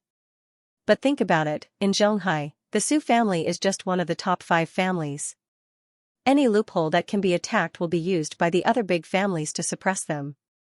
After all, in politics and military, the Su family is not as strong as the other families. They will never dare to use unconventional means to compete with us, which is not in line with their overall interests. Li Muhua agreed, "Yes, Miss Mo's analysis is very correct. But even in Hong Kong, the Su family can't hire killers to attack you so easily. In the next few days, I will not let any fly disturb your fun."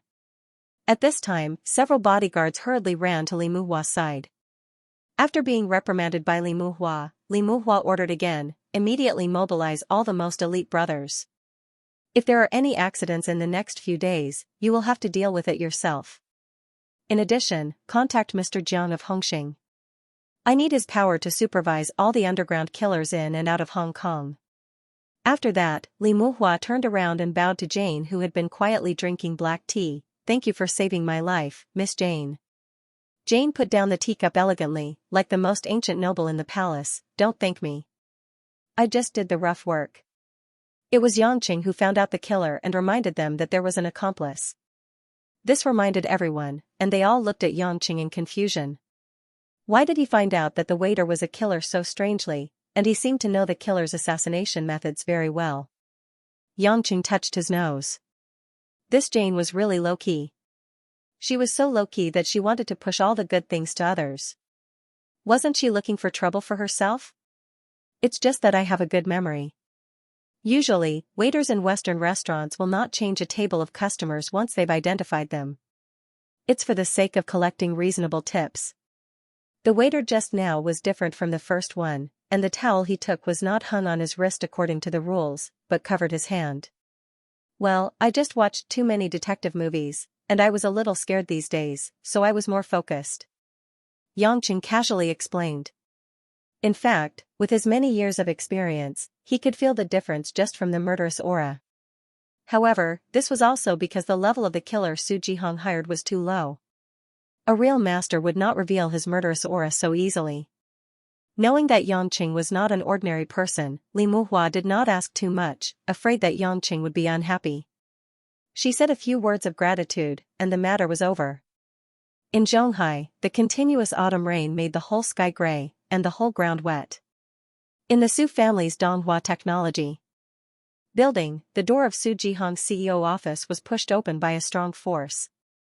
Furball had a cigarette in his mouth and a pair of long leather rain boots. He strode into the large office with a beautiful cashmere carpet. Su Jihong looked up and looked at Furball up and down. "How many times have I told you to knock before entering? Also, I don't blame you for wanting to wear such a pair of broken rain boots, but can't you take them off before entering my office? Do you know that this carpet is enough to buy you a few thousand pairs of shoes?" Furball grinned. He was already used to being criticized by his boss, so he did not care at all. "Boss, you don't know how to do a secretary. Even if I see you doing it, it's not a big deal. At most, we'll do it together." why knock on the door? It's a waste of time. As for the carpet, I don't want it. I want rain boots. Ignorant man. Su Jihong muttered dejectedly. He was also very helpless with this subordinate of his, but at a critical moment, he really could not do without him. He could only ask about serious matters. How's the situation in Hong Kong? It didn't work. I don't know where a Caucasian woman came from, but she took care of the couple. Her shooting skills are sharp, tsk. I wonder if she's also good in bed. Furball sighed. Caucasian. Su Jihong thought about it. Try to find out who that Caucasian woman is. Also, don't stop monitoring Muyan Research Institute. Don't miss any opportunity to capture Li Guanxuan. Furball agreed. Boss, do you want to send a few more killers? That young brat is quite tough. He's still alive. There's no need. Su Jihong stood up and walked to the reinforced glass floor-to-ceiling window. He looked at the concrete forest in Zhonghai that was shrouded in the rain and said, Hong Kong is the Li family's headquarters. They are the local tyrant. Hongxing, East Star, and the Small Sword Society are all their allies. We only have one chance. Any more and we'll just be a joke. Furball scratched his head disapprovingly. So we're just going to let it go? Of course I can't. However, there are some things that can be done. It doesn't necessarily have to succeed. Again, I don't understand, Furball muttered and walked out of the office in wet rain boots, forgetting to close the door. 2 nights later, in the cafe of the Li family's Sunset Villa, Yangqing and Jane sat on opposite sides of the coffee table in the corner. The fragrance of pure blue mountain lingered in the air. You're not really just asking me to come out for a cup of coffee, are you? Yangqing asked with a smile when he saw Jane not saying anything. Jane pursed her thin lips. Why? Do you miss Miss Mo? Don't worry, it won't take too much of your time. Besides, you guys are going back to Zhonghai tomorrow, and I'm leaving Hong Kong. That's not what I mean. Although Chenny is a woman I care about, we're not that close. Yangqing knew that Jane was joking, so he didn't mind. I'm just hesitating whether or not to give you the gift that I've developed in the past 2 days. Jane took a deep breath and revealed a wise smile. I've decided. I'll give it to you. As she spoke, she took out a dark yellow plastic bottle from the pocket of her jeans. There was no label on the bottle, and it was the size of a thumb. What is this? Medicine? Yangqing picked up the bottle and pinched the cap. There were about a dozen dark brown pills inside. Jane's expression was a little complicated. I've been studying how to control and eradicate your strange disease for the past few years. Although I haven't been able to come up with a perfect solution, I've generally understood some basic principles through enough experiments. This is the final pill that I completed last month. I didn't give it a name because there's no need for it. It only serves you. What's its use? Yangqing asked softly. It can forcibly stabilize you when you can't control yourself, but the more you use it, the weaker the effect will be. And, it may be accompanied by a more violent negative effect next time, Jane said slowly. In other words, this was a kind of slow-acting poison. It could prevent you from feeling pain and going crazy for a short period of time, but in the end, you might completely lose your humanity because of it. Yangqing was silent, and then he smiled bitterly. Are you harming me or saving me? You can choose not to use it. I took it out because I don't want to hide anything from you. Jane looked at Yangqing with a little hope. You know me. I can't refuse it. Of course, I hope not to use it. With that, Yangqing put the bottle into his pants pocket. Jane sighed. I knew it. The plane from Hong Kong back to Zhonghai landed at 10 o'clock at night. The air ticket at night was relatively cheaper, so even if you always flew business class, it was impossible to buy a daytime ticket for you every time. Walking out of the airport, Lu Tao and his little assistant said goodbye to Yangqing at the entrance of the domestic arrival building.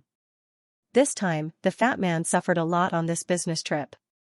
He was frightened and didn't have many chances to enjoy the sweet days with his honey. Mo Qianni breathed the damp and cold air of Zhonghai at night and said faintly, Are you going home? Yangqing nodded. Do you want me to send you? No, my car is also in the parking lot, and it's not good. Mo Qianni suddenly winked at Yangqing. Even if you are a mistress, you should be aware. You haven't seen the legal wife for a week, and I can't disturb your reunion. Saying this sentence itself was a kind of sour taste, and Yangqing was a little embarrassed. Mo Qianni stepped forward, opened her soft arms and gave Yangqing a hug, breathed the man's scent, and then let go. She took a few steps back and waved at Yangqing. Although I'm very reluctant, goodbye. After that, Mo Qianni turned around and walked towards the garage with her suitcase. Her slim figure looked confident and independent under the light at night. Yangqing watched her go away with emotion. After tonight, the next time they met in the company, they could only get along as colleagues with a tacit understanding.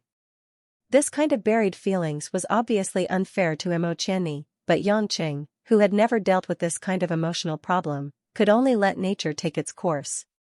Returning to the villa in Dragon Garden, the light in the hall was on. Yangqing threw the suitcase to the corner, thinking that it was Mother Wang who was waiting for him. But when he walked closer, the person sitting on the sofa was Lin Ruoxi. Lin Ruoxi was dressed in a pink, heavy cotton pajamas and pajama pants that were painted with colorful spots. Her hair was loose as she sat on the moon-white sofa with a fashion magazine in her hand. She seemed quiet and gentle, and her usual cold aura seemed to have disappeared without a trace. Lin Ruoxi raised her head when she saw Yangqing entering the room. Under the light, her flawless face looked like a pure crystal. There wasn't a single trace of emotion on it, as if she didn't see him at all. She blinked her eyes and nodded as a greeting. Yangqing smiled bitterly.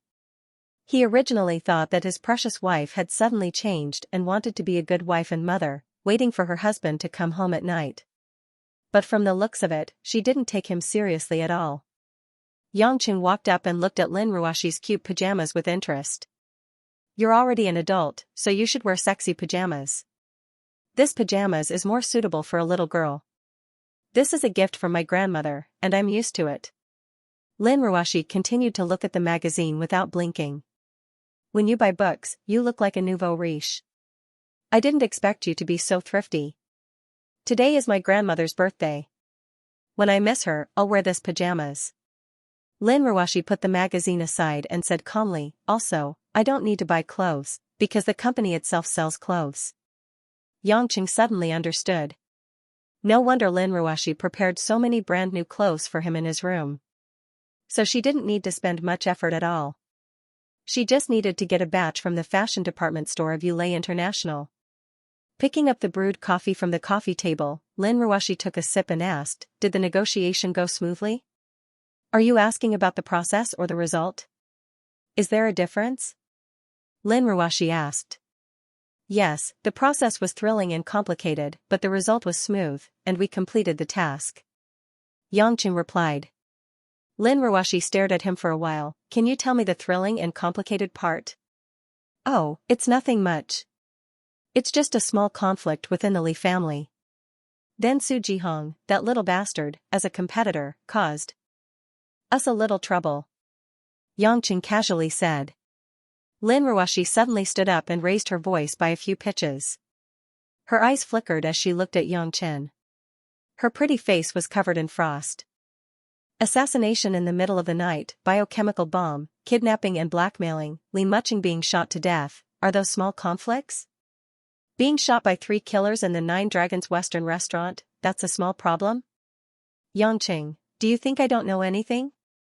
Do you think I'm a little girl that can be easily fooled? Yangqing chuckled, you're indeed the boss of Yulei International. You didn't go to Hong Kong, but you know every move in Hong Kong like the back of your hand. That's right, but since you already know, why are you asking me? I want to know if you'll tell me the truth. Now I know, I lied.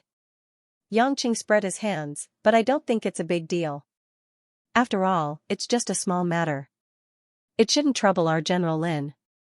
Lin Ruoxi felt wronged when she saw Yangqing's indifferent face. She had always been worried about them. She even had nightmares in her sleep for the past few days. However, not only did this fellow refuse to tell her the truth, he even responded to her in such a frivolous manner. So many things happened, why didn't you call me? Lin Ruoxi's eyes were a bit red as she calmly asked. Yangqing said with a serious face, we're the ones being attacked and in danger, not you. If I called you, what could you do? Do you want us to go back to Shanghai directly? Or do you want to come to Hong Kong personally and work with us against the bombs and bullets? But I'm your superior. Shouldn't you report such a big matter to me? Lin Ruoxi angrily said. I'm sorry. If you're asking me as a superior, then I think the only thing I need to report is about my work. I've just reported to you that I've overfulfilled my task. As for what happened to me, it's my personal affair, so I don't think I need to report it to you, General Lin. Yangqing paused for a moment and then continued, if you're asking me as a wife, then when your husband's life is in danger and you happen to know about it, you should be the first one to call to ask if he's safe, not me. I won't tell you because I'll take my family's worries into consideration. But if you don't call to ask about my safety, then it's not my problem.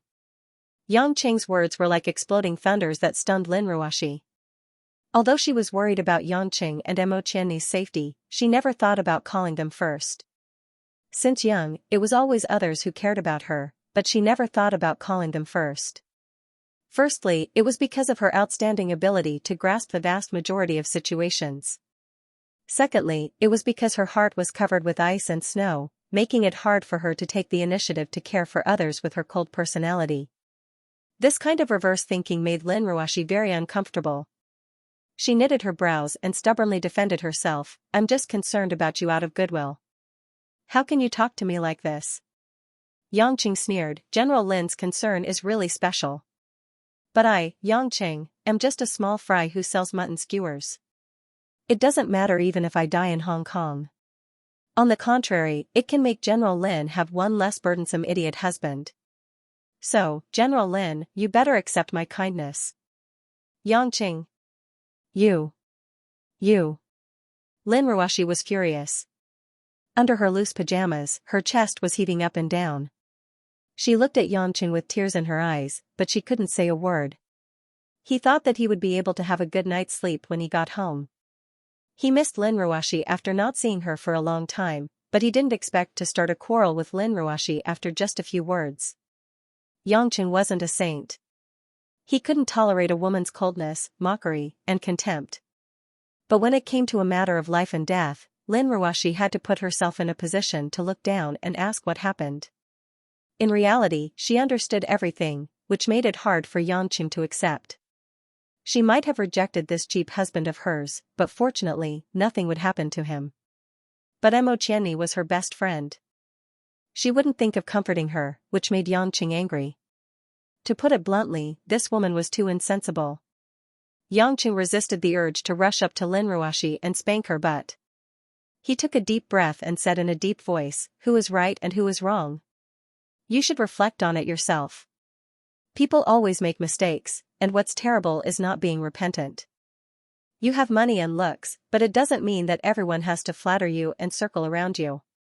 At least as a husband, I don't want a wife like you. Speaking until here, Yangqing turned around and walked towards the door of the villa. Seeing that Yangqing was about to leave as soon as he got home, Lin Ruoxi felt a pain in her chest. Yes. I'm not only his superior, but also his wife. She gradually realized that what she did wasn't good enough, and what she said was too unreasonable. But the inherent pride in her heart didn't allow her to let go of herself to keep Yangqing. Go, it's best if you don't come back. Lin Ruoxi said in a low voice as she sobbed. Yangqing's hearing was extremely good.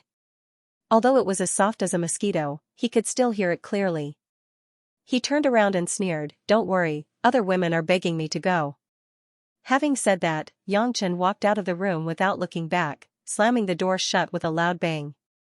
In the living room, when Lin Ruoxi heard the sound of the door slamming, her body suddenly went soft. As if she had used up all her strength, she directly sat on the fluffy carpet and tears flowed out. On the second floor of the villa, the door that was left ajar was opened. Mother Wang slowly walked out in beige pajamas. Seeing Lin Ruoxi crying alone downstairs, Mother Wang sighed and slowly walked downstairs.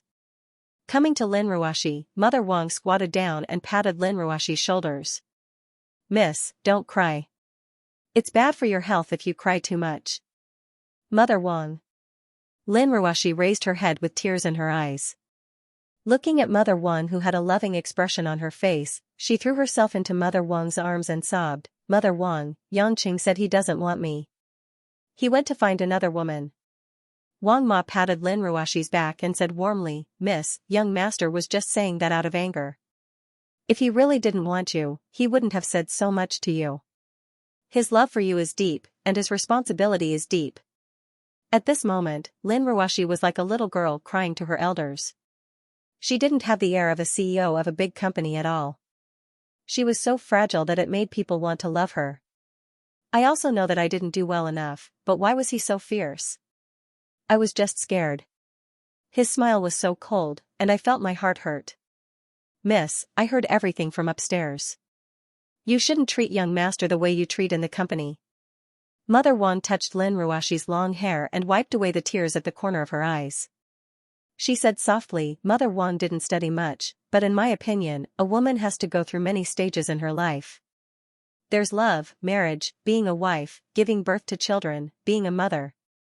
When these things are done well, when a woman gets old, she'll feel that her life is fulfilling and satisfying. No matter how successful she is in her career, as a woman, there won't be much to reminisce about in the end. I also want to live a good life, but he's always so unmotivated. I get anxious and can't help but get angry." Lin Ruoxi murmured. "Miss, it's useless for you to force young master if he doesn't want to make progress. The important thing is that young master has you in his heart. Look, didn't young master take the initiative to go on a business trip for Boss Zheng's matter? This means that he cares about you and is jealous of Boss Zheng." Mother Wang smiled and said, "Since this can make the son-in-law seriously participate in the work, there will always be other ways to improve this problem in the future. Rushing it will only make the son-in-law feel disgusted." Lin Ruoxi agreed, but then said gloomily, "But he has so many ambiguous relationships with so many women. Just in the company alone, I heard that he has an unusual relationship with 3 women in the public relations department, not to mention outside. How can I trust him?" Mother Wang smiled bitterly and said, "Miss, don't blame Mother Wang for being too talkative. Ever since you got married, the son-in-law hasn't even stepped into your bedroom, let alone the intimate things you do between husband and wife on a daily basis. Son-in-law is a normal man. He has a wife, but he can't touch her.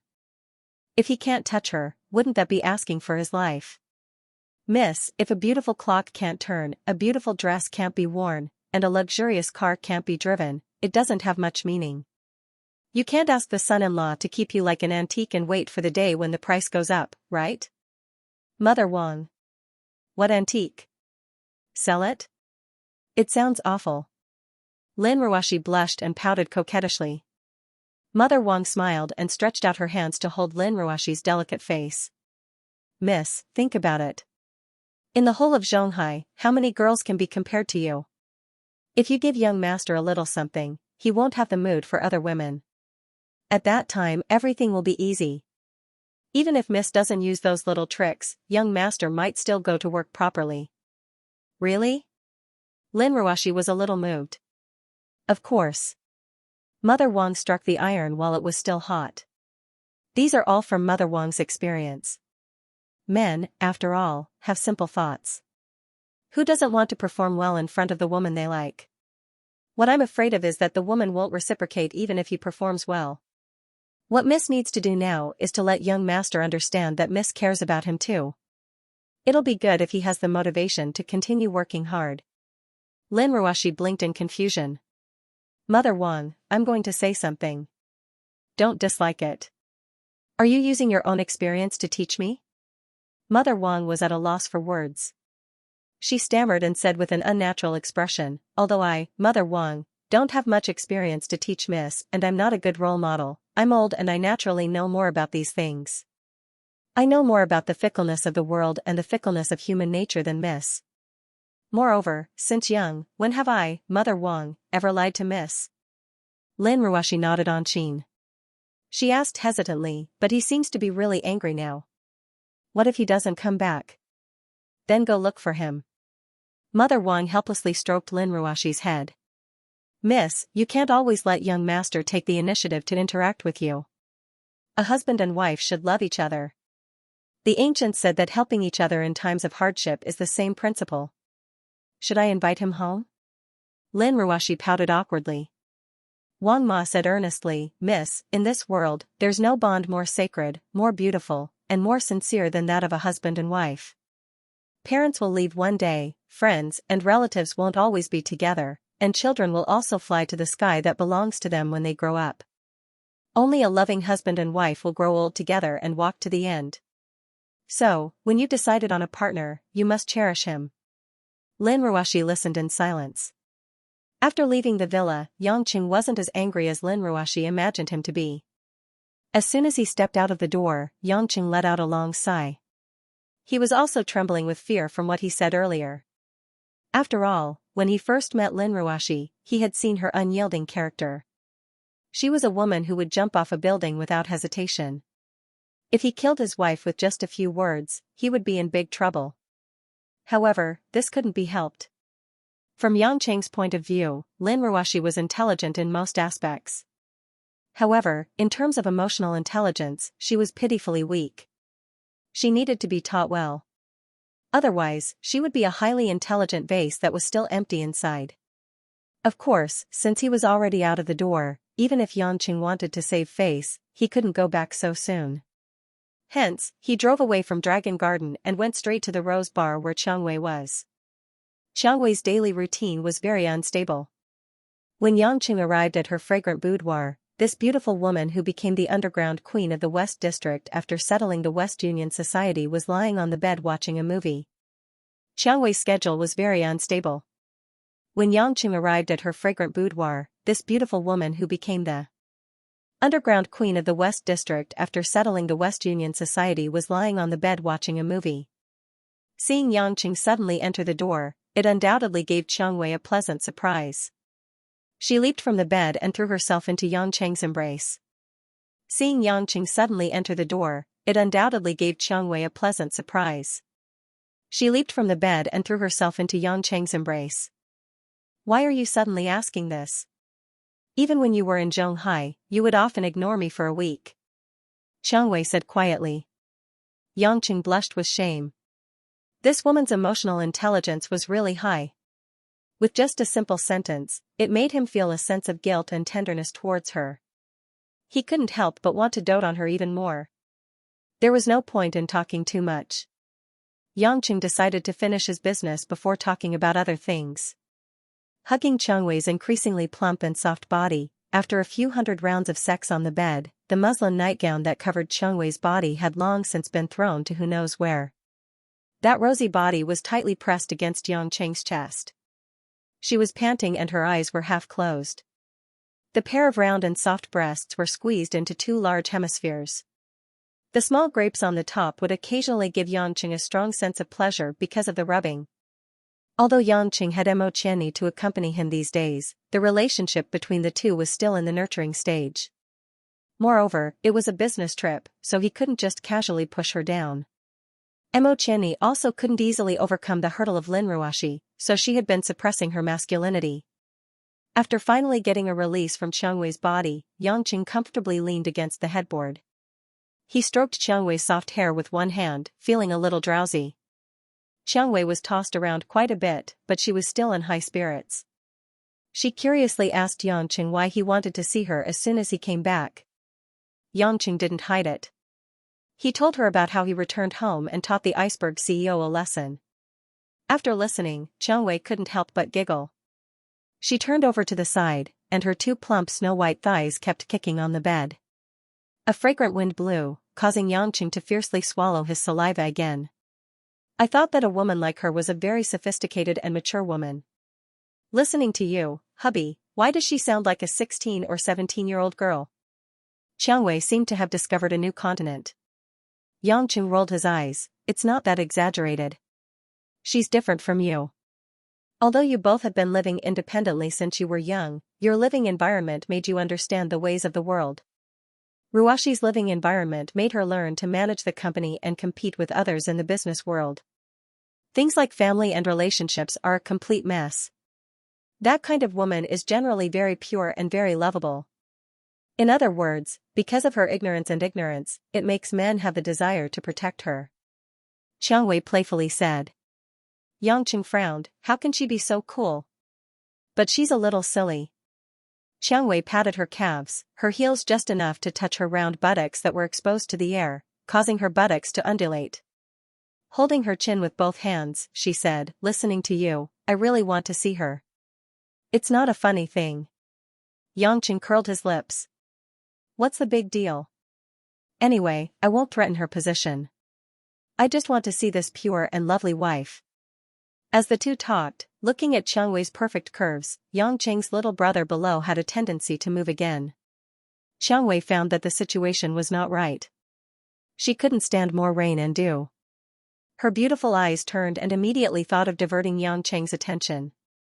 She said, Hubby, during the days you were away, someone came here to see you. Yangqing and Xiang Wei's relationship was almost a secret, so when someone came to Rose Bar to look for Yangqing, it had to attract Yangqing's attention. Who? Chanel. Xiang Wei pursed her lips into a smile, a little crafty. Yangqing spent a lot of effort before he remembered who Chanel was. Wasn't that Zhou Dongqing? That day when he massacred the West Union Society's masterminds, he didn't directly clash with Dongqing, and that was all thanks to Miss Chanel's brilliant performance.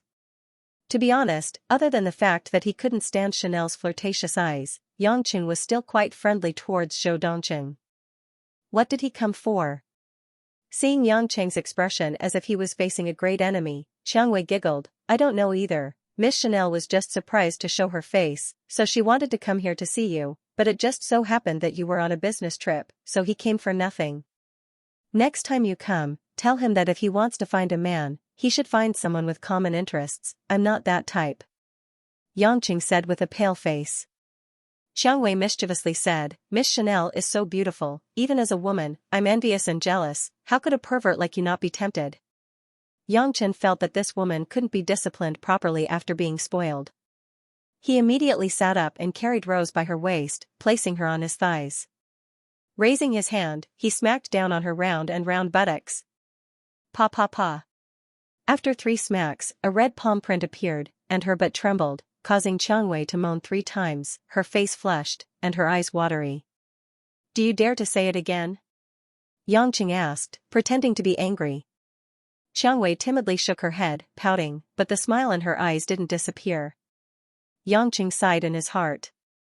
In this day and age, he wasn't afraid of those who played tough, but he was afraid of people like Zhou Dongqing who played soft. It was just like the kind of peerless martial arts that used softness to overcome hardness, using no moves to overcome moves. It would make you tremble in fear from the inside. Being handsome was indeed a sin. After hugging Xiang Wei to sleep for a night, Yangqing still had to obediently go to work. In fact, he hadn't seen the group of female colleagues in the office for a week, and he still somewhat missed them. Otherwise, how could he be called a sultry man? When Yangqing entered the office carrying bags of breakfast, he realized that there were fewer people in the office. Many of the seats were empty. Puzzled, he asked Zhang Kai what was going on. Zhang Kai, who was busy typing documents, saw Yangqing and puckered her lips in pain. Yangqing, you're finally back. You don't know how hard it has been for us sisters these days. The fall fashion show is about to start, and it will be enough for us to run around. I don't know what major projects the company has recently, but Sister Mingyu has been urging us to go around to collect the arrears, and she has also given everyone tasks.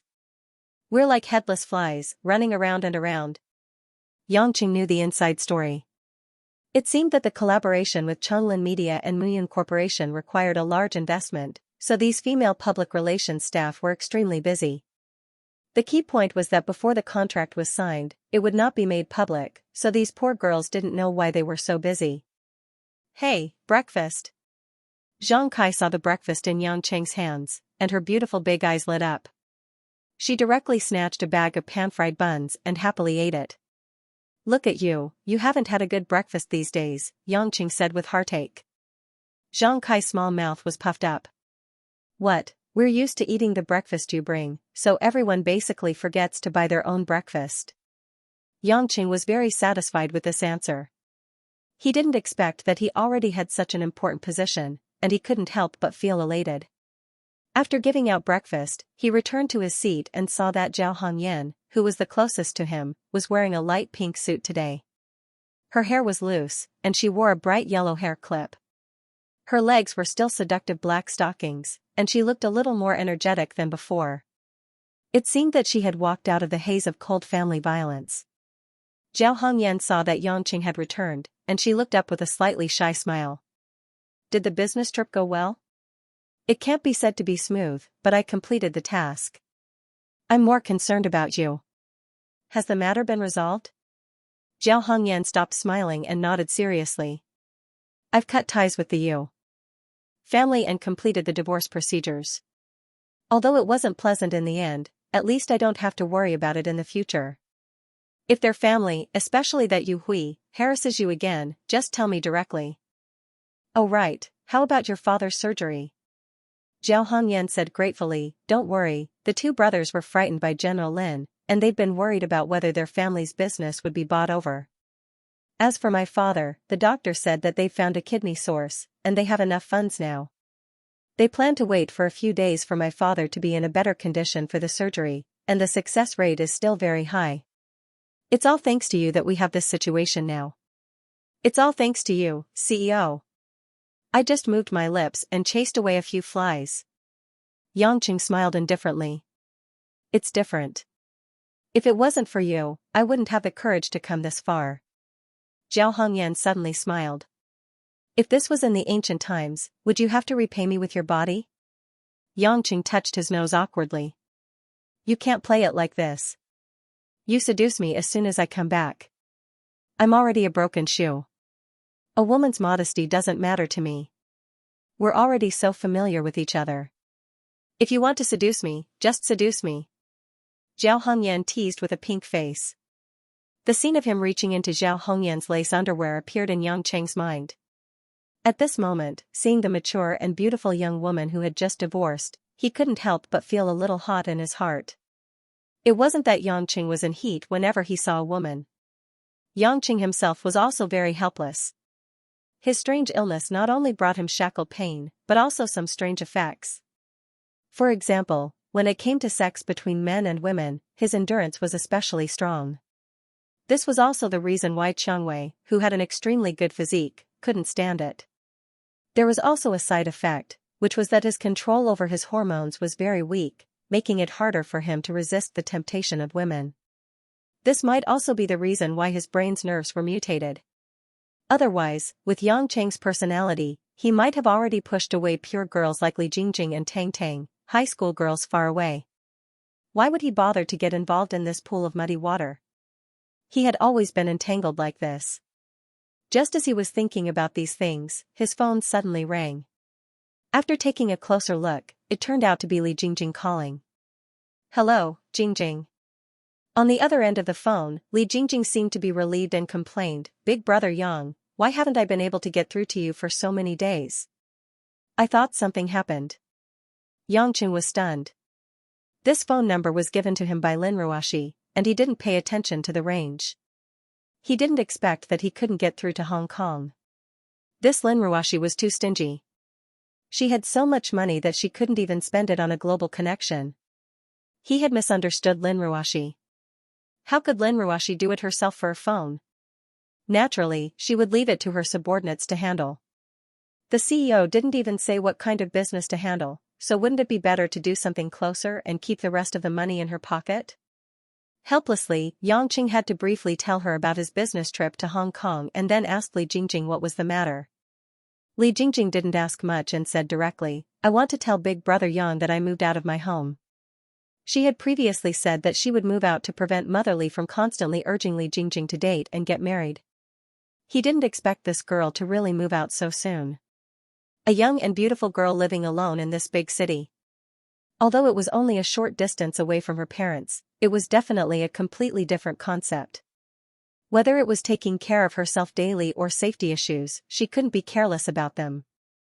Yangqing immediately asked for the address of the move. Li Jingjing said with a smile, do you remember the orphanage that I took you to last time? There are a few 10-story apartments nearby. I rented one with 1 bedroom and 1 living room for $1,000 Huaxia a month. Although it's a little expensive, the good thing is that it's well renovated and the environment is not bad. More importantly, it's convenient to take the bus to school, and I can often go to the orphanage to see the children. Yangqing didn't know how much Li Jingjing's specific salary was, but 1,000 a month's rent was definitely not cheap for a young teacher. I'll find time to go there and see if there's anything I can help with. Yangqing was worried. He was still very concerned about this girl who he met when he just came back to China and had always been like a sister to him. Li Jingjing hurriedly said no over the phone, "Big brother Yang, I haven't finished the house yet. I'm just letting you know so that you won't blame me for not informing you earlier. It's because you haven't finished it that I'm going to take a look and help you do something. Also, the surrounding security facilities are very important," Yangqing said without any room for refusal. Li Jingjing was silent for a while and softly responded. It was obvious that she was still very happy to be valued. After hanging up the phone, Yangqing thought for a while. Helping Li Jingjing buy a new house would definitely cost a lot. Thinking of money, he thought of the $1 million check he won from Li Mucheng, that dead man, during his trip to Hong Kong. It was time to transfer the money to his account. Seeing that Yangqing had just sat down and was about to leave after receiving a call, Zhao Hongyan was puzzled. "Is it a girl?" I guess so, the daughter of an old friend," Yangqing said. "Young girls are indeed more charming, old women like us aren't popular anymore," Zhao Hongyan complained. Yangqing went forward and stretched out his hand to pinch Zhao Hongyan's tender face. "Which part of you is old? Water can come out from your pinch." Zhao Hongyan coquettishly rolled her eyes at him. "Don't be so touchy, do you really think I want you to touch me? Let's go, let's go." Yangqing smiled bitterly. "Women are like this, if you don't touch them, they will come and seduce you, if you touch them, they will feel wronged and be unhappy. Whether it's at home or outside, it's hard to please them," Yangqing thought gloomily. Half an hour later, Yangqing drove to the Zhonghai headquarters of Huaxia Bank. It was surrounded by a bustling business district with people and cars passing by. It was very noisy. Walking into the lobby of the bank, there weren't many people inside. There were about a dozen customers and a few people were sitting in the resting area. After getting his number, Yangqing sat in the resting area and waited in line. Just when he was about to sit down, he suddenly saw a familiar face looking at him with a smile. She was wearing a tight-fitting, Western-style sundress with a V-shaped neckline that extended below her breasts. She wasn't wearing any underwear, revealing her snow-white breasts. She must have used rubber pads to restrain her breasts so that they wouldn't move too much. He was wearing a pair of shiny, black flat-soled boat shoes and a black, patent leather sequined backpack. Her long black hair was neatly tied up, and she wore a small blue and white striped beret, giving off the impression of an office girl wearing a fashionable stewardess hat. Every time he saw Tang Wan, this beautiful lady of unknown age, Yangqing would feel refreshed. Of course, because the first time they met, Yangqing's face was a little awkward. "What a coincidence, Mr. Yang." Tang Wan didn't feel awkward at all. As the leader of a high-end entertainment club in Shanghai, she would be able to deal with anyone easily. Yangqing smiled awkwardly. Last time, Mo Qianni was there, so he could talk smoothly. This time, he suddenly felt a little embarrassed. "I didn't expect Ms. Tang to come to the bank in person." Tang Wan covered her mouth and laughed. "Mr. Yang, that's strange. Do you have to tell others your bank password?" Yangqing was speechless.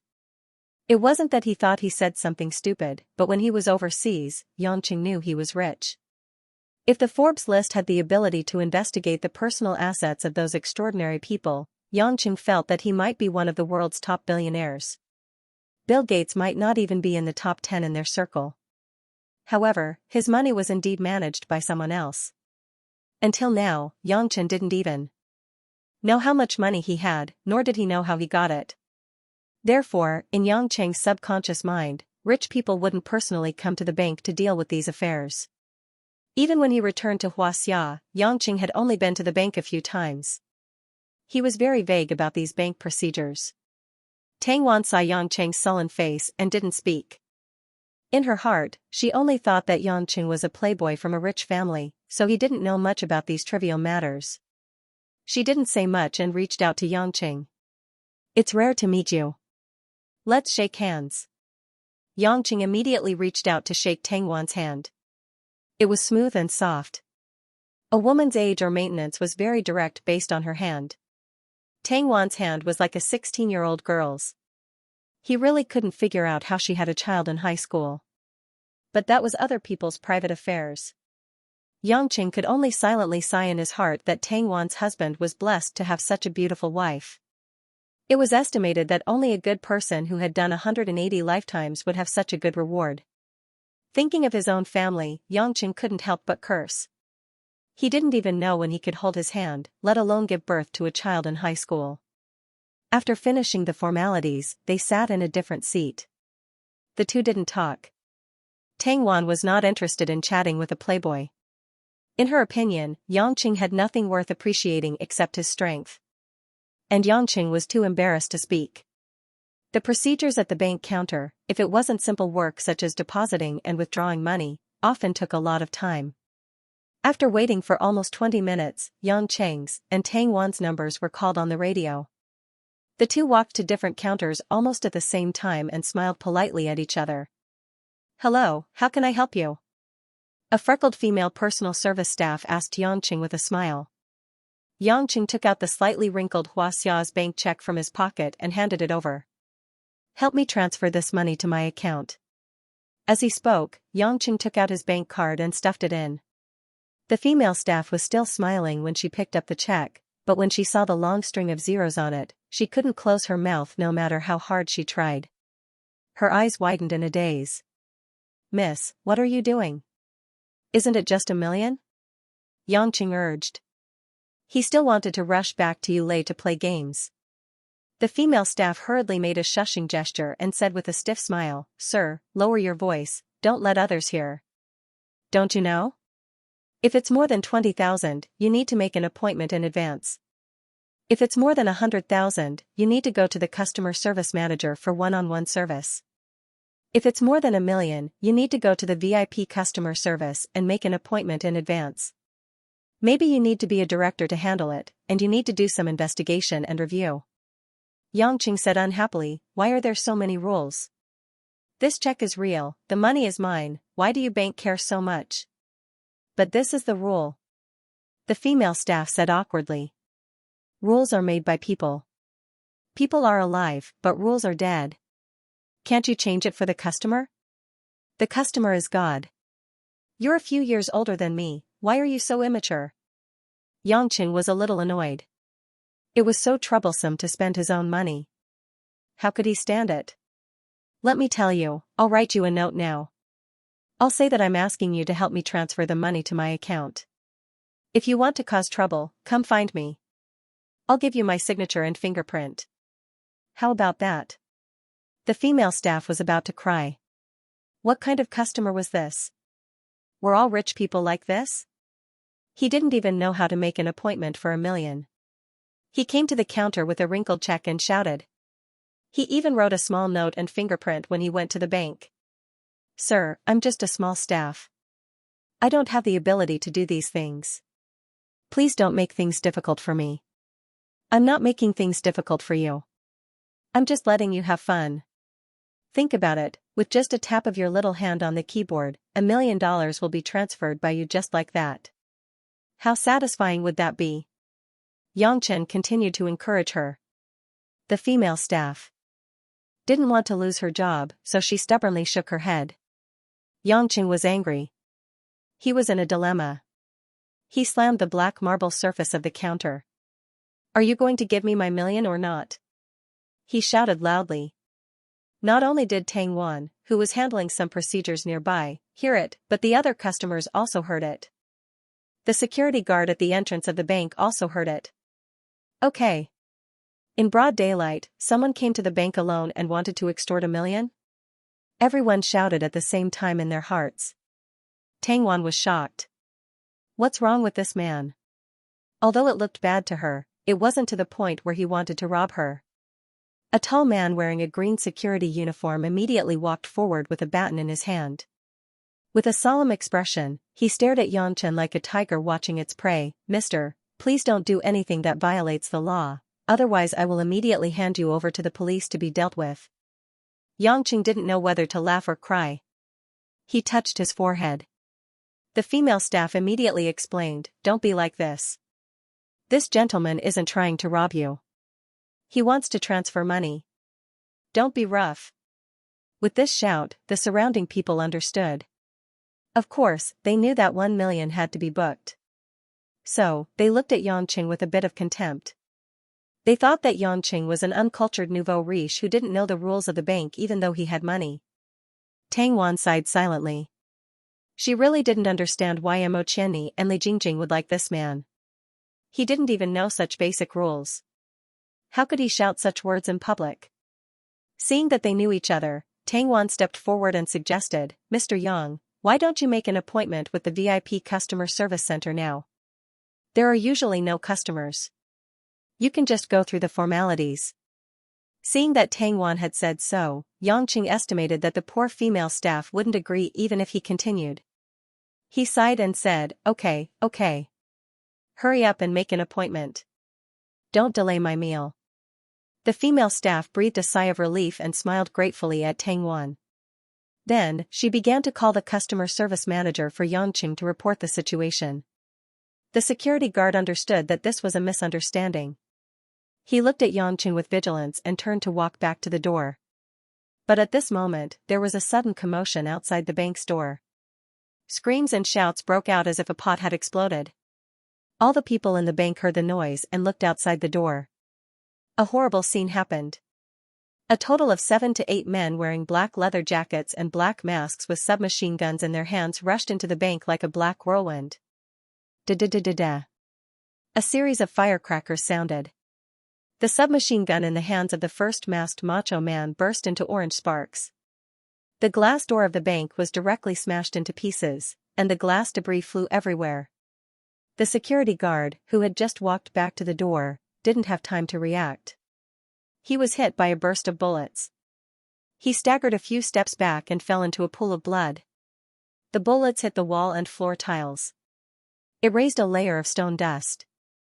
The broken bonsai made the bank's hall even more dirty. Whether it was the staff or the customers in the hall, everyone was scared silly. When they saw the security guard fall, they realized that it was a real gun that could kill people in an instant. How could it be? Ah! Help! Women's high-decibel cries immediately came one after another. More people began to hide in the corner of the wall, under the table, behind the door, etc. They crouched down and hugged their heads, shivering. No matter how calm Tang Wan was usually, she was still a normal woman. When she saw the robbers, heard the gunshots, and saw the dead people, her pretty face suddenly turned pale. At first, she subconsciously grabbed the arm of the nearest man, Yangqing, and hid behind Yangqing. Yangqing was depressed. It wasn't that it was dangerous to encounter a bank robbery, but it was a robbery at the wrong time. "I don't usually go to the bank. Today, I came to get this 1 million. It's rare for me to come here. I want to buy some money for the girl I like. The process of getting the money is a waste of time. But you guys chose this time to make trouble for me. Could he still take the money or not?" The bank robbers naturally did not have a good temper. After rushing into the door, they directly fired at the crystal chandelier on the ceiling. The crisscrossed bullets made the entire ceiling riddled with holes. Da-da-da. Da. Da. The crystal chandelier was smashed into pieces and flew all over the sky. The sound of shattering suppressed the screams of the women in the entire hall. The 7 robbers entered the hall and immediately scattered to various positions. They held submachine guns and threatened the crying and hiding crowd. From time to time, they also fired a few shots. "Get down. Men and women, put your hands behind your back and squat on the ground. Bullets don't have eyes. If you dare to slip or move, I will be the first to shoot you," the masked leader shouted. At this moment, Yangqing felt Tang Wan's body trembling behind him. He knew that she was afraid. After all, no matter how strong she was only a woman. He had to comfort her first and protect her behind him. The two of them squatted under the bank's front desk and planned to see the situation first. Tang Wan was also desperate. Although she felt ashamed to hide behind a man she despised so timidly, she did not care about this at the moment of life and death. At this moment, Xianxia did not ignore her, but stood in front of her, which made Tang Wan quite moved. This man was not too bad. At this moment, a middle-aged man in the bank's front desk was quite courageous. He quietly crawled and wanted to press the alarm button. The robber seemed to be very experienced. He had already discovered his intention and laughed. "You want to call the police?" "It's useless to call the police. The police eat dung. You want to rely on them to save you?" Wishful thinking. After saying that, the leader directly shot a bullet into the man's thigh. He did not kill him, causing the man to roll on the ground and roar in pain. Blood flowed out, causing the women to once again cry out in panic. Many of the more timid ones directly fainted. Xianxia frowned. He could stop and kill this group of people, but he did not move. At a time like this, if the robbers didn't kill indiscriminately or attack him, he didn't want to make a move. It wasn't that he was cold-blooded and heartless to ignore the lives of these people. If he made a move, he might have to say goodbye to his current life under the watchful eyes of so many people. That was definitely not what Xianxia wanted to see. In the past, he might have been able to leave this place without any worries, but now, he was no longer alone. People were often selfish, and so was Xianxia. He was not Batman, nor was he Superman. He did not have the interest to wear a black cape every day to punish evil and become an urban hero in red underwear. Xianxia wasn't noble enough to leave the people he loved and cared about just because someone he didn't care about was hurt or died. The number of innocent lives that had died in his hands was uncountable. Although he would occasionally feel that his sins were heavy, at this moment, Xianxia only felt that it no longer mattered how many lives he had taken. There was a metaphor that was not very accurate to describe Xianxia's current state. When you stood in the perspective of a person, how could you pay too much attention to the lives of ants? There was no such thing as humanitarianism and moral bottom line. It had become an instinctive reaction of Xianxia. The people in the entire lobby of the bank were under control. 2 robbers rushed to the second floor of the bank and directly captured several bank executives in the office. They all squatted in a row in the corner of the wall and did not dare to raise their heads in fear. This group of robbers skillfully sent 3 people to start a wanton looting. They took huge sacks from various deposit points in the bank and threw a lot of bright red banknotes into the sacks. About 5 minutes later, there was finally a wailing sound of sirens outside the bank's gate. 8 police cars with flashing lights surrounded the entire bank from all sides. Dozens of armed police officers walked out of the cars and carried out a comprehensive blockade of the scene. Wearing a bulletproof vest and holding a Type 54 pistol, Choi Yun walked out of the car valiantly. Her delicate face was filled with anger at this moment. This was already the 3rd time this bank robber had committed a crime. Just over a week ago, Choi Yun had said that if this group of people was not caught, she would resign from her position as the police chief and never step into the police force. This was definitely a military oath to her. Therefore, this time, Choi Yun paid special attention to it. She meticulously laid out a battle plan and equipped the most powerful personnel and firepower. They must eliminate this group of robbers in one go. She signaled the police officers beside her to start shouting. Under the cover of the riot police's shield, Choi Yun led a team of elites to gradually approach the bank. The robbers inside listen up. You have been surrounded. We have set up perfect riot control measures around the area. With the elite police force, you have nowhere to escape. Now your best choice is to put down your weapons, surrender immediately, and face the fair judgment of the law. The police's loudspeaker continued to make high-pitched shouts that spread into the bank lobby. The masked leader spat and directly grabbed a petite female customer from the nearest place. He pointed a gun at the woman's head and walked out of the door. He laughed wildly and shouted, "Bullsh *T. If you shout again, I will kill the hostages one by one." After that, the big man raised his submachine gun and fired at the approaching team of Choi Yun. The bullets hit the rebound shield of the riot police, causing panic in the surrounding people. The people who were watching from afar were even more excited, but they were afraid to get too close. Kai Yan's face was covered in dust, and her beautiful oval face was flushed with anger. However, the robber's firepower clearly didn't allow her to get any closer. She had no choice but to retreat to the side of the police car with her team. A young police officer nervously ran to Choi Yan and asked, "Chief, there are at least 30 hostages inside. How can we break in? Is the sniper here yet?" Choi Yan asked calmly. "Still on the way. He will arrive in 10 minutes. 10 minutes. Choi Yan was so angry that she almost threw her gun away. So slow. We still have to locate and aim here. After everything is done, the robbers will run away with the hostages before he can shoot." An old police officer sighed. "Chief, it's useless even if the sniper is here. These robbers are very experienced. They hid inside the bank and stood at an angle where the sniper can't shoot. Even if the sniper was here, he probably wouldn't have a chance. What's more, there are 7 of them. As long as the sniper shoots, the robbers might be desperate and hurt the hostages." Choi Yan didn't let her anger get to her head. "According to what you said, do we have to wait for the robbers to take the money and drive away with the hostages before tracking them? When they reach the suburbs, they can hide anywhere. If someone comes to rescue them, we won't be able to guard against them. There's nothing we can do about it. These robbers are obviously not simple. It's too hard for us to catch them alone," the old police officer said. "Actually, if it's possible, the military should help us. We still have to rely on the military to solve the bank robberies in Zhonghai. Then what's the difference between us police officers and urban management?" Choi Yan said unwillingly. At that moment, the police officers behind them suddenly dispersed. A tall figure walked over from not far away. Choi Yan turned around and her eyes lit up. Her resentful expression disappeared and she smiled happily. "Sister, why are you here?" The woman who walked over looked similar to Choi Yan. However, she was slightly taller and more voluptuous. She had long hair and wore a tight black leather jacket with a pair of light-colored jeans that outlined her slender curves. She wasn't as heroic as Choi Yan. She looked more elegant and beautiful. But there was no doubt that the two sisters were outstanding and eye-catching beauties.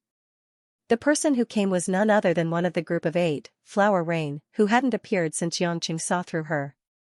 At the same time, as she said, she was Choi Yan's twin sister. Her real name was Kai Ning.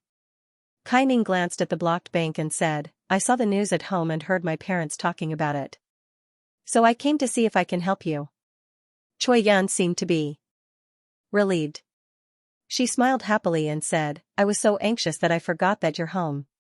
With you here, they won't be able to escape." "Not necessarily. I'm just an ordinary person," Kai Ning said calmly. She wasn't as emotional as her sister. It was the first time that the police officers found out that the swift and decisive beautiful chief had a sister. She was also a stunning beauty. They couldn't help but whisper to each other. Choi Yan immediately glanced at them unhappily. "Watch carefully. What are you babbling about?" The police officers immediately turned their heads with goosebumps. "Sister, what do you think we should do now? We can't break in and they'll bring hostages with them when they escape. This is such a headache." Choi Yan complained softly. At this moment, she was more like a child acting like a spoiled child to an adult. Kai Ning's eyes flashed and she said, "Guard outside with the police. Don't go near. I'll go in for a while. I'll inform you when I'm done." "Sister. You're going in alone? Is there a problem?" "It's very dangerous," Choi Yan said anxiously. "I know. That's why I'm going in." "You guys don't go in," Kai Ning said. Choi Yan frowned and mumbled, "Sister, what do you do for a living? Why didn't Dad tell us? The other relatives and friends don't know either? Is that important?" "Of course. You're my only sister." Choi Yan seemed to have held it in for a long time. "We grew up together, but why did you suddenly leave home when you were 11? You rarely come home even once a year. How can I not be curious? Besides, as far as I know, even if you're in the National Security Agency, there's no such thing as a job that can't be told to family. Moreover, we're not ordinary people. Why can't you tell your family what you do for a living? I care about you, so I want to know." Kai Ning's mouth curved into a gentle smile. She stretched out her fair hand and touched Choi Yan's face. "There's a reason why I didn't tell you. In short, it's the same as you, it's all for the country's prosperity and stability. When the security level reaches a certain level, you'll naturally know what I do for a living. So, you have to work hard. I believe my sister will be bad. Choi Yan nodded dejectedly. Alright, I understand. Sister, be careful. Mim Kaining replied and strode towards the bank's entrance. The police officers only thought that the chief's sister was an expert from some special forces, which was why the chief had let her in. But even Kai Yan herself didn't know that Kai Ning's appearance wasn't because the one facing the kidnappers was Kai Yan's sister, but because there was another man with the kidnappers, so she had no choice but to rush over. About 5 minutes ago, just as the Kai sisters met outside, a dramatic scene occurred in the lobby of the bank. After the 7 robbers stunned the police, they had almost looted all the resources in the bank. They were about to take a few hostages and drive away like the previous 2 times. The robbery process was smooth. But when the masked leader inadvertently glanced at Tang Wan, who was behind Yang Qing, he showed an infinitely greedy look and couldn't move his feet anymore. It had to be said that a woman with the charm of a mature woman like Tang Wan had a huge lethality for adult strong men. Especially at this exciting moment after successfully robbing a bank 3 times in a row, the robber's mood was extremely good. The joy in his chest was hard to describe, and he needed a channel to vent it. At this moment, the robber's nerves were at the most excited stage, and the secretion of various hormones was naturally several times faster. When he saw Tang Wan's mature and beautiful side profile, and the fat and perky buttocks wrapped under the tight short skirt, it was impossible for this tall man not to be full of desire. He needed a woman. The other robbers finished packing up and were about to leave. Seeing that the leader was staring at a woman, they all looked over curiously. Suddenly, a group of people had evil thoughts. One of the robbers laughed in a hoarse voice, "Hey, big brother, if you want to F***ck this woman, then let's do it. Anyway, we can leave sooner or later. It's rare to meet such a good girl. How about we take turns to have fun before we leave? This girl's butt is really round. I want to F***ck her just by looking at her." Another robber licked his lips and said, "Which buttocks are round? Look at the 2 big balls on her chest." Haha. The group of robbers all laughed loudly and looked at Tang Wan, who was squatting there, and pointed at her. Tang Wan was so ashamed and angry that she wanted to die. No one had ever dared to point at her and say such vulgar words. It was like looking at pork in the vegetable market, judging by the parts and using such vulgar words. Her originally pale face was covered with a layer of red clouds, but the fear of death made Tang Wan not dare to stand up against these robbers with guns. Her identity, status, money, and her pride seemed so fragile at this moment. She had never had the urge to find a man to hug and cry. Tang Wan's eyes were filled with tears. In panic and despair, the robbers were ready to make a move. "Big brother, put the gun down and go play with this girl first. We brothers will go after her," one of the robbers suggested. The masked man didn't refuse. He couldn't bear it anymore. He threw the submachine gun to his brother and began to unbuckle his belt and approached Tang Wan. Tang Wan's breathing became rapid. She subconsciously shrank behind Yang Qing, but the fear in her heart became more and more intense. Was she going to be raped by such a vulgar robber in front of so many people? Thinking of this situation, Tang Wan's heart was like dead ashes. She even had the urge to bite her tongue and commit suicide. "Hee, you're still shy. Do you think you can escape? Serve me well and I guarantee you can leave alive today." The robber laughed lewdly. His eyes, which were revealed by the black mask, were filled with a greedy and infatuated light. Things had reached this point. Yang Qing, who had been squatting there, could only move. He didn't care about others, but he knew Tang Wan. Moreover, such a beauty was defiled by a beast. Yang Qing couldn't accept this. "Hey, take the money and leave. Do you think you're a dog or a pig? Playing with a woman in front of so many people, don't make a fool of yourself." Yang Qing slowly stood up. Frowning, he said impatiently. Several robbers glared at Yang Qing. "Kid, are you tired of living?" Several people instantly aimed their submachine guns at Yang Qing. Tang Wan, on the other hand, raised her head with teary eyes and looked at Yang Chen in astonishment. As she was looking up, Yang Chen's back seemed exceptionally tall. However, Tang Wan's heart was shaken. She never expected that this playboy whom she had always felt wasn't much, a man who had no qualities other than his strength, would stand up for her and scold the criminals in a situation where a gun was pointed at him and he could be shot at any time. Suddenly experiencing the feeling of being protected by a man, Tang Wan was a bit absent-minded. This feeling was too unfamiliar, but it was too deep. She felt as if her heart was placed on soft cotton, warm and comfortable, making her feel much more at ease. People would think a lot at the critical moment of life and death. Yang Cheng's performance undoubtedly made Tang Wan think that Yang Cheng had a great determination to protect her chastity with his life. But the two of them didn't have much interaction at all. She even kept a distance from him, and from time to time she would mock his flirting. Why did he do this? Who am I to him? What does he want? One by one, questions that wouldn't have been there were all poured into Tang Wan's mind, making her almost forget the desperate situation she was in. Her thoughts were so chaotic that she couldn't extricate herself. The masked macho man glanced at Yang Cheng and stopped a few of his accomplices who were going to shoot. He sneered and said, "Your courage is not small. You still want to be a hero to save the beauty. I can't stand a gigolo like you. Today, I won't use a gun. I will knock you down in front of you first. Then, I will play with women and let you see what is reality." After that, the masked macho man reached out his big hand and intended to grab Yang Cheng's neck. In Yang Cheng's view, this action was as clumsy as a bear. Naturally, he didn't feel any pressure. After he slapped the masked man's hand away, he waved his right hand. "Pa!" The masked macho man was suddenly slapped with lightning speed. The strength brought by the slap was so strong that he was stunned for a moment. He felt dizzy and couldn't stand still. He leaned on the bank counter in front of him to support himself. He touched his face that seemed to be swollen from the slap with one hand. His eyes were full of confusion, as if he had forgotten how he was hit. He looked at Yang Cheng with his mouth wide open, unable to say a word. The other robbers were also dumbfounded. Yang Cheng's attack speed made them dizzy. At this moment, seeing their most valued boss get hit, it made them momentarily forget to raise their guns against Yang Cheng.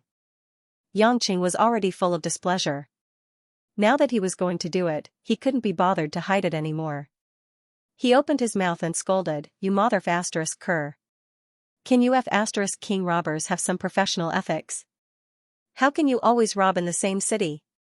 It's fine if you keep robbing here, but at least come back after a while. The commoners haven't even saved enough money, and you guys come back. Aren't you f asterisk king bored out of your mind? Also, it wasn't easy for me to come here to withdraw money, and the staff refused to transfer it to me, so I endured it. I was just about to see their manager. Why are you guys here to cause trouble? Ah? If you want to rob, why do you have to choose when I'm taking the money? If you want to rob, then hurry up and rob. After you're done, hurry up and leave. Making such a big commotion, are you acting? Do you think this is a Korean TV series, with 100 or 200 episodes of scam? Are you even going to let me take the money? Now that you've taken the money and shot the bullets, you still want to play with women? You want to play with women in the bank? Are you a savage or did you crawl out of a cave? You can play with women, but why did you choose a woman I know? Ah? Couldn't you have just chosen an ugly one? I'll just turn a blind eye to it, but you just had to choose the one behind my back. I won't talk to you anymore. You guys still have to take turns. When all of you are done, then we'll have to wait until the sun sets. I still want to eat lunch and go back to play games. What the hell are you guys wasting time for? Now let me tell you, scram as far away as you can. What kind of robber are you dawdling about? Are you guys menopause or do you come on those few days of the month? As soon as the call ended, the 7 robbers were stunned and speechless. Tang Wan, who was squatting, also looked at Yang Cheng in a daze. All the hostages also looked at Yang Cheng, and the scene was silent. After a while, the robbers came back to their senses and angrily cursed, "Motherf asterisk cur, this kid is cursing us in a roundabout way. It seems like he's cursing us in a roundabout way. Block him with bullets." The robbers immediately raised their guns and were about to shoot at Yang Cheng. Tang Wan shouted, "Don't. Only then did she realize that Yangqing was standing up for her. If he died like this, she might have to live under this shadow for the rest of her life. But how could Yangqing be hit so easily? Almost at the moment when the robbers raised their guns, Yangqing had already pulled the burly man in front of him. The burly man couldn't withstand Yangqing's enormous strength at all. After being dragged in front of him, he felt a heavy blow on the back of his neck and immediately lost consciousness. Shoot, this human cushion will be penetrated after a few more shots. Yangqing leaned to the side and said while hiding behind them. This was something that couldn't be helped. Compared to killing these people, it was more low-key to catch someone to block the bullets. But the robbers weren't stupid. One of them directly moved his gun and aimed at Tang Wan, who was beside Yangqing, and said with a strange smile, "Don't you want to protect this woman? Then I'll shoot her first." Tang Wan closed her eyes. In fact, she also knew that with so many people and so many guns, Yangqing's resistance would be useless. That little bit of hope just now had withered at this moment. "Shoot your sister." Yangqing didn't give him any extra time. Without waiting for the robber to pull the trigger, he directly threw the burly man in his hand at the robber. The 200-pound body smashed towards the robber like a human cannonball, directly smashing the robber to the ground. "Brother, let me tell you, a man can point a gun at a woman, but only the one between his legs," Yangqing said in a serious tone with a teaching tone. The scene of beating up the robbers was supposed to be so satisfying for the men and women present, but Yangqing's words made everyone's jaws drop. Tang Wan walked around the line of life and death again. Seeing that she was saved by Yangqing again, her heart was filled with gratitude and harmonious affection. But when she heard Yangqing's extremely straightforward words, she also blushed and felt a burst of embarrassment for Yangqing. This guy really, even at this time, he still didn't forget to act like a hooligan. But no matter what, there were still 6 robbers at the scene, and they were about to enter a frenzied state. Each of them revealed a ferocious look, and they hated Yangqing to the core. "F***CKU, go to hell!" One of them shouted, and was about to shoot at Yangqing. But just as everyone closed their eyes, as they couldn't bear to watch this cruel scene, the scene suddenly changed. The robbers, who were about to shoot, suddenly froze like statues, as if they were machines that had their gears jammed. They stopped moving halfway and became motionless. Their pupils started to slacken, and the submachine guns in their hands fell to the ground, making the sound of metal clashing. Then, all 6 of the robbers' legs went soft, and they staggered and kneeled on the ground. Then, they laid on the ground like dead pigs, twitched a few times, and stopped moving. Just as all the hostages at the scene were shocked, Kai Ning, who was walking up the stairs at the entrance of the bank, retracted her beautiful hand, turned around gracefully, and walked back in the direction she came from. This scene was a little strange, and the people at the scene didn't understand why the robbers would suddenly roll their eyes and fall to the ground. But without a doubt, that beautiful woman had done a miraculous rescue. But because it was all too strange, no one dared to breathe, and they could only watch as their savior left. Yangqing also heaved a sigh of relief. If he hadn't sensed Flower Rain's arrival, he would have to kill these robbers himself, and that would bring him countless troubles. Luckily, the people from the Yellow Flame Iron Brigade were thoughtful enough to help him solve these troubles, and he could continue to live in peace. Thinking about it this way, being watched by others wasn't that bad of a thing. Flower Rain used the Tangsek's shower of flowers technique. From a few dozen steps away, she silently released 6 needles that were as thin as a cow's hair. There should be poison in them as well, but it should be a non-lethal hidden anesthetic poison. To the descendants of the Tang sect, they could mix as much of this poison as they wanted. Others might not be able to see those details clearly, and they might not even be able to see a clue no matter how close they stood, but Yangqing's eyes could clearly capture all the details. Seeing that Tang Wan was still sitting on the ground and clutching her chest in shock, Yangqing reached out a hand to her and said with a smile, "Is it comfortable to squat? Get up." Tang Wan blushed and hesitated for a moment. Then, she held Yangqing's hand and stood up. His warmth made her heart melt. Thank you for saving me." Yangqing pointed to the door and said, "It was the mysterious heroine who saved him. I was just messing around. If it weren't for you, no one would have come to save us, let alone me." After all, Tang Wan was a successful woman in the business world. Her mind was very clear, and she quickly sorted out her thoughts. Xianxia was helpless. There was nothing he could do if she wanted to flatter him. He accidentally became the savior, which made Xianxia feel good psychologically. The police outside the bank had swarmed in. They handcuffed the robbers who had fainted inexplicably on the ground and dragged them out. The police had been driven crazy by this group of robbers in the past 2 months.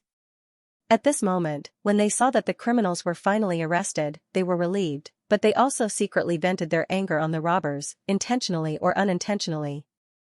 In the messy bank hall, customers began to walk out in fear, and several managers of the bank began to cooperate with the police to do follow-up work. Choi Yun hurriedly walked into the hall. After signing a few documents, she looked around and suddenly saw Xianxia and Tang Wan standing together. She couldn't help but be stunned. She walked forward and looked at Xianxia coldly.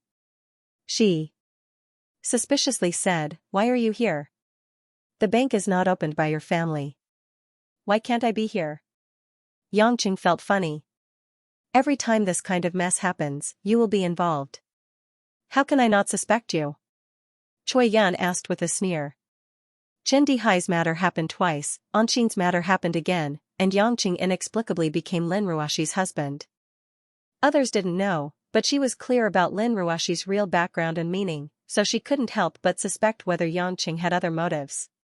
Yang Chen was a little annoyed. This policewoman seemed to be picking a fight with him. It wasn't like he wanted to get involved in this matter.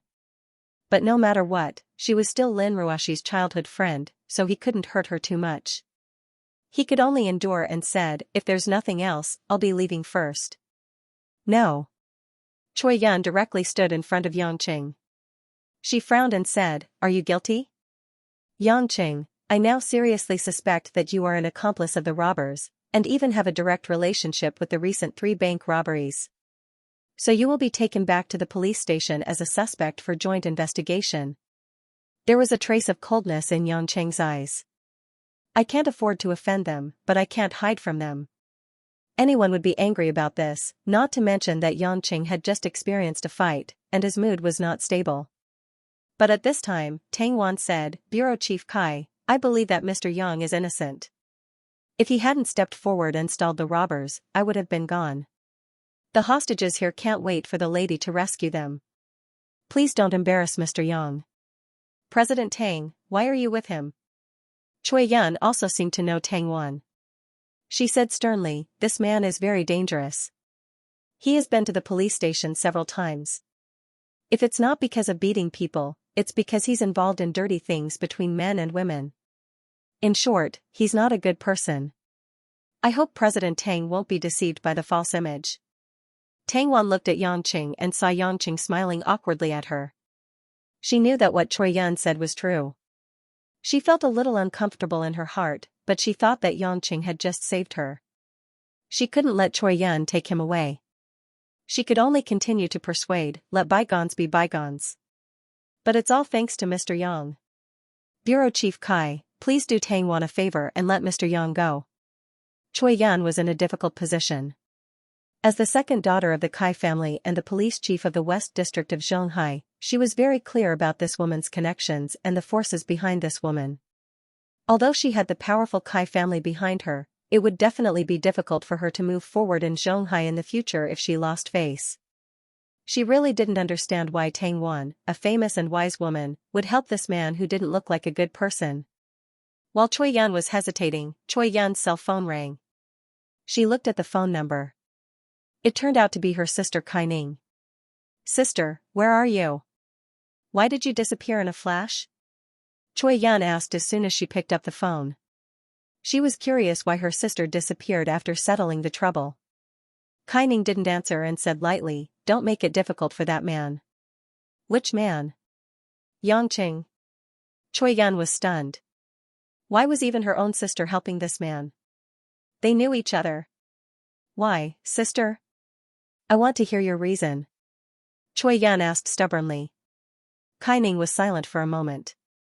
"Yonyan, listen to me. Don't make a big deal out of this. In short, I can guarantee that he has nothing to do with this robbery." "But..." "No buts." Kai Ning's tone was serious. He's not someone you can control. Don't provoke him in the future. Is he someone that I can't deal with? This sentence made Choi Yun's heart feel very uncomfortable. Could this hooligan be some national security personnel? Otherwise, why would her sister speak up for him? After hanging up, Choi Yun looked a little depressed. She looked up and saw Yang Cheng's impatient look. She was even more annoyed, but she couldn't go against her sister's wishes. She took a deep breath and gritted her teeth. Alright, since President Tang has spoken up for you, I'll let you go today. But if something like this happens again, I won't let you off. Tang Wan smiled. Thank you, Bureau Chief Kai. Yang Cheng didn't want to stay any longer. He nodded at Tang Wan to express his gratitude and left the bank lobby. Tang Wan saw that Yang Cheng had left and wanted to stop him, but she didn't know what reason to use. She could only look away gloomily, her heart in a mess.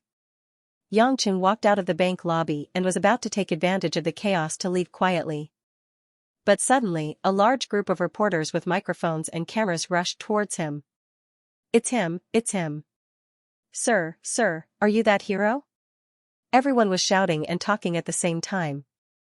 The surrounding people immediately focused their attention on Yang Cheng. The camera flashes kept flashing, and the situation was a little out of control. Yang Cheng gulped. What's going on? A group of reporters suddenly formed a semicircle with their microphones and placed them in front of Yang Cheng, forcing Yang Cheng to take a few steps back. Sir, I heard from the other hostages that you heroically held back a robber who was trying to rape a woman. Is that true? Sir, what's your name? What's your occupation? Sir, can you tell us the specific situation at that time? The reporters' questions came one after another, and their voices were sharp. But it also made Yang Cheng understand that one of the hostages who walked out had told them about his performance and pointed out that the person was him. The world needed good people, but there were many good people.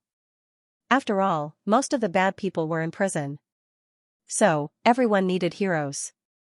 Heroes were worth more than good people. Otherwise, why would there always be people drawing heroes in comics and movies? Moreover, there were so many people who were willing to pay to see those fictional heroes. When a real-life urban hero appeared in front of the reporters, how could the reporters let it go so easily? Hype and gossip were enough to make this news topic sell like crazy. Yang Cheng was filled with hatred. He didn't know who was so talkative. Wasn't this forcing him to become famous? Just as Yang Cheng was depressed and didn't know what to do, the two cameras in front of him suddenly exploded with a pung, pung sound, and white smoke came out as they burned. Without waiting for the reporters to react, the cameras in the hands of the other reporters also suddenly had a chain reaction. Pung pung pung pung, a series of muffled sounds rang out, and all of them turned into broken pieces, as if they had been blown up by a time bomb. Seeing this opportunity, Yang Cheng immediately retreated. With his running speed, he naturally wouldn't be caught by the reporters. The reporters were all scared silly. What was going on? They had just finished taking photos and recording videos. Why were all the equipment destroyed? What was even stranger was that all the camera equipment storage device was destroyed. This really made the reporters look at each other. After all, this kind of thing was too strange. Yang Cheng, who ran away from the scene, quickly ran into a few small streets. After shuttling back and forth for a while, he came to a quiet street corner next to a newsstand. At the side of the newsstand, a woman wearing sunglasses was sitting at an open-air coffee table. She was holding a newspaper in her hand and reading quietly. Yang Cheng sat opposite the woman, took a deep breath, and said with a smile, I didn't expect the Tang Sec's hidden weapon technique to be able to do this. It's even better than bullets. I don't even know how I destroyed those equipment. If you want to be famous, I can ask the reporters to take photos of you again.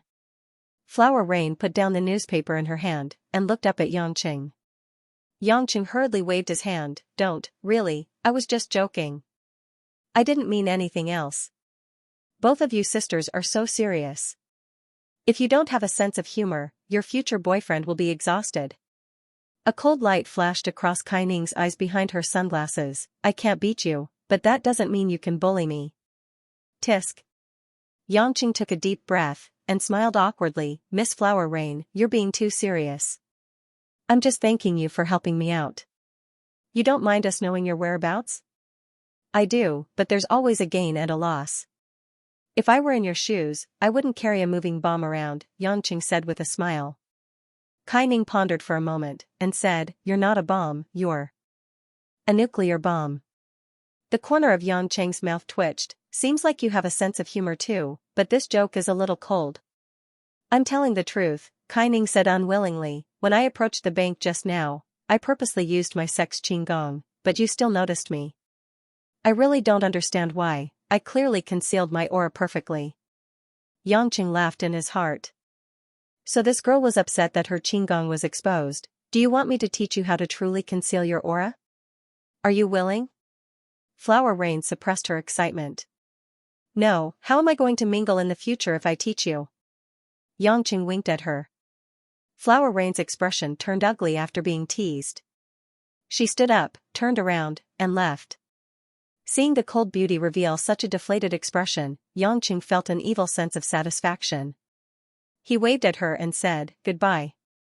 It was early in the morning, and he still encountered a bank robbery when he wanted to withdraw some money. Xianxia felt that he was really unlucky today, and decided to return to the office first. After all, it was almost lunchtime.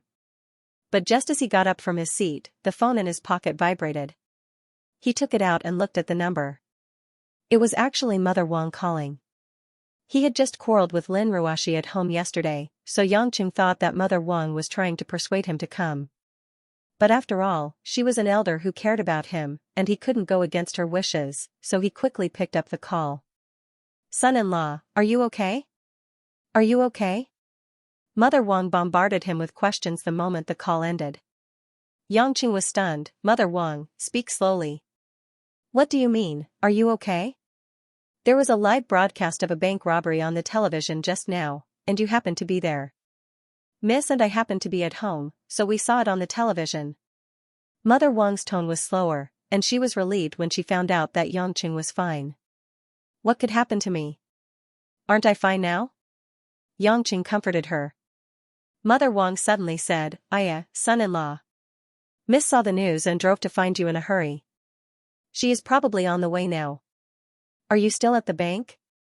Don't let Miss come empty-handed. She seems to be in a hurry. Lin Ruoxi drove to the bank to find me? Xianxia was surprised. Doesn't this girl know how to make a phone call? Got it, Mother Wang. I will call her now. Then I will hang up first. Mother Wang smiled with relief. After hanging up the phone, Xianxia was about to search for Lin Ruoxi's phone number in his address book, but a problem that made his intestines grow mold appeared. His phone was out of battery. He had been in Hong Kong for the past few days, and his phone had been on standby. When he returned to Shanghai, he didn't have time to charge his phone after quarreling with Lin Ruoxi. As a result, the phone that hadn't been charged for more than a week finally ran out of battery. And it ran out of battery at the right time. Xianxia scratched his head in distress. No matter how capable he was, he couldn't charge his phone with his bare hands, and he didn't have any brainwaves to directly contact Lin Ruoxi. Sadly, although Xianxia had an amazing memory, like most modern people, he used his phone's address book. He didn't know how to remember people's phone numbers, so he couldn't use a public phone even if he wanted to. After thinking about it, Xianxia had no choice but to go back to the scene of the crime. Xianxia looked around, and it just so happened that the nearest place was a random clothing store. He ran in quickly, glanced around casually, and chose a short-sleeved shirt and cropped pants from a few clothes racks. He also took a sun hat and ran into the fitting room. 3 minutes later, Xianxia walked out of the clothing store with a different look. He lowered his head and dressed in a hip-hop outfit. It was impossible to tell that he was the original office worker. At the same time, at the entrance of Huaxia Bank, the police surrounded the crime scene with yellow warning banners. Even the reporters were blocked outside, and the public was not allowed to enter at will.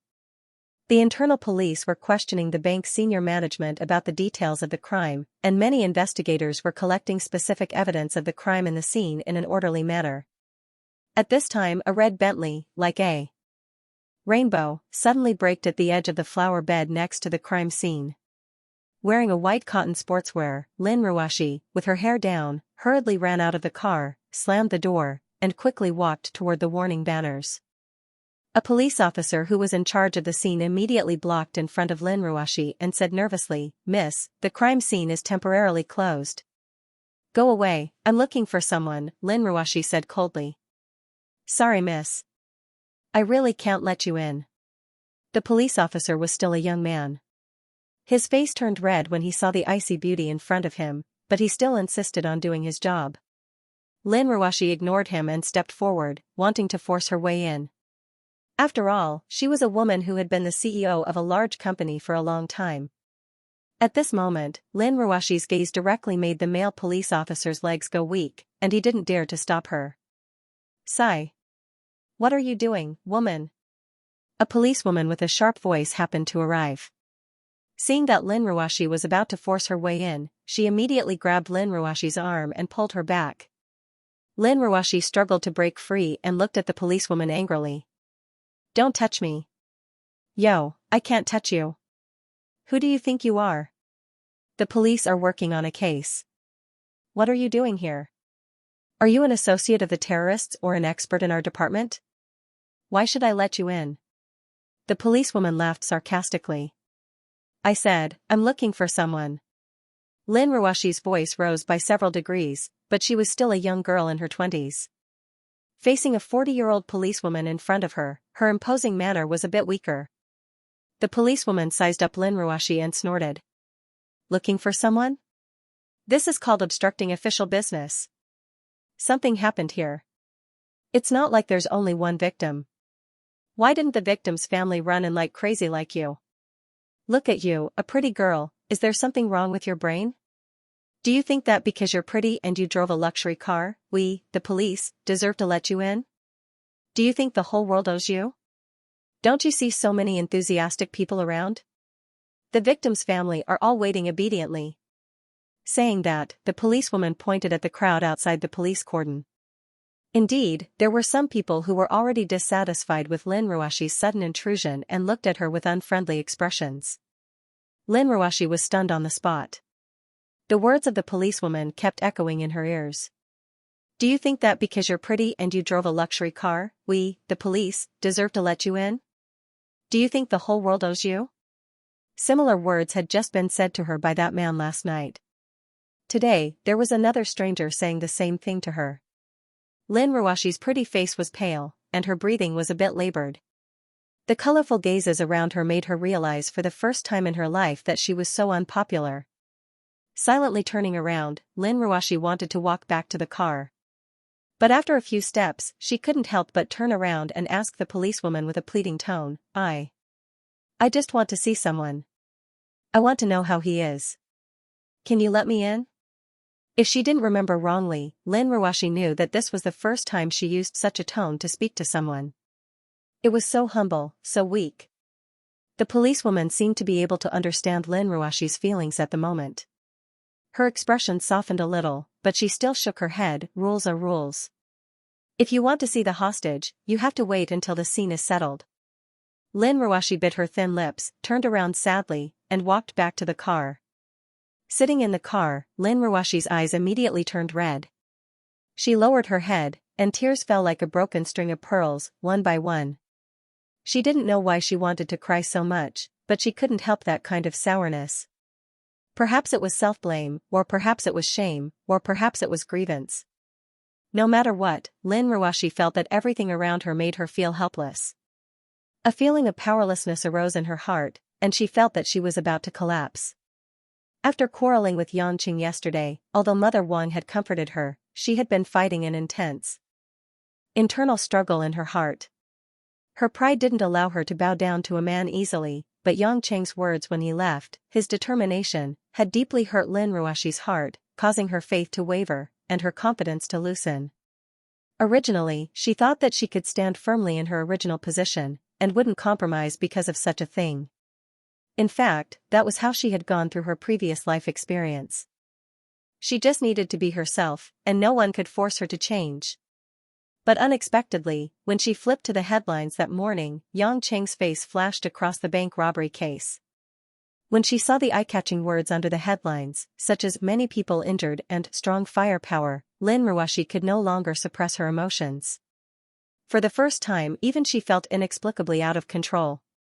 Lin Ruoshi didn't change her clothes or tidy up her makeup. She rushed out of the house with the car key and went all the way to the crime scene. It wasn't until this moment that Lin Ruoshi slowly realized that in her heart, she had actually put the man she called husband in such an important position. She was worried for him, anxious for him, afraid for him, and confused for him. Lin Ruoshi sobbed, and her head slowly leaned on the steering wheel. Her hair fell down, and she looked lonely and sad. "Hey, you drive such an expensive car. Don't you know to lock the door when you get off?" A voice came from the passenger seat. Lin Ruoshi suddenly raised her head and looked next to her. Xianxia, who was wearing a cap, was smiling at her. "How did you? What happened to me?" "You."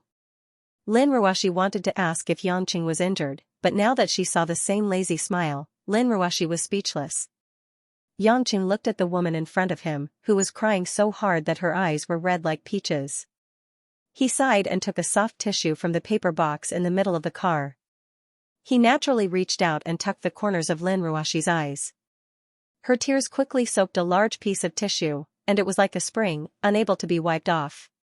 Soon, Xianxia took another 3 tissues, but Lin Ruoshi's tears were like a flood released from the floodgates, and it was endless. Xianxia frowned. "What are you crying for?" "I'm leaving if you keep crying." "Are you done with your crying?" When Lin Ruoshi heard that Xianxia was leaving, she immediately reached out to wipe her eyes and choked back her tears. She pouted her pink lips and looked at Xianxia pitifully without saying a word. "Phew." Xianxia breathed a sigh of relief. It turned out that this woman could be scared when she cried. This was a good experience. He smiled and said, "I say, General Lin, can't you give me a call or something? Why did you drive here in such a hurry? And you still want to barge in?"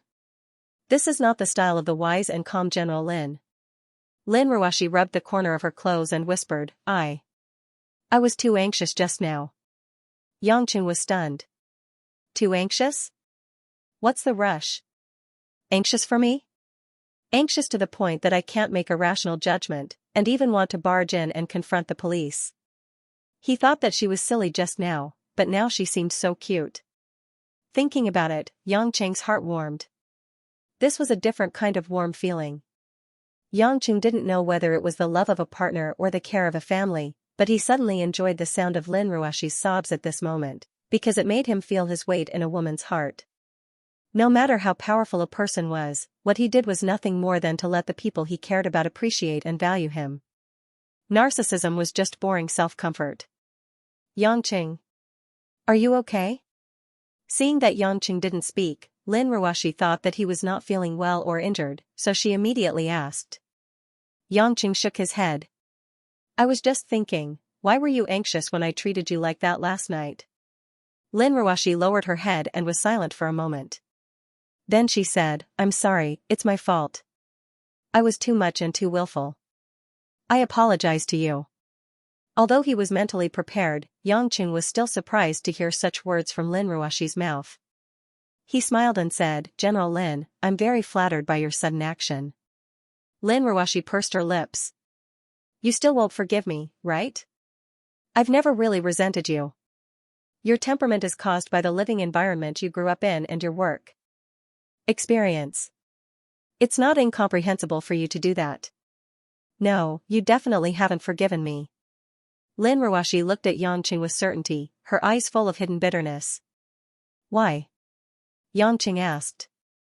Lin Ruoshi murmured, "You used to, don't call me General Lin." Xianxia was stunned for a moment, then he smiled. "My good wife Ruoshi, so you always liked me to call you that." "What did I say?"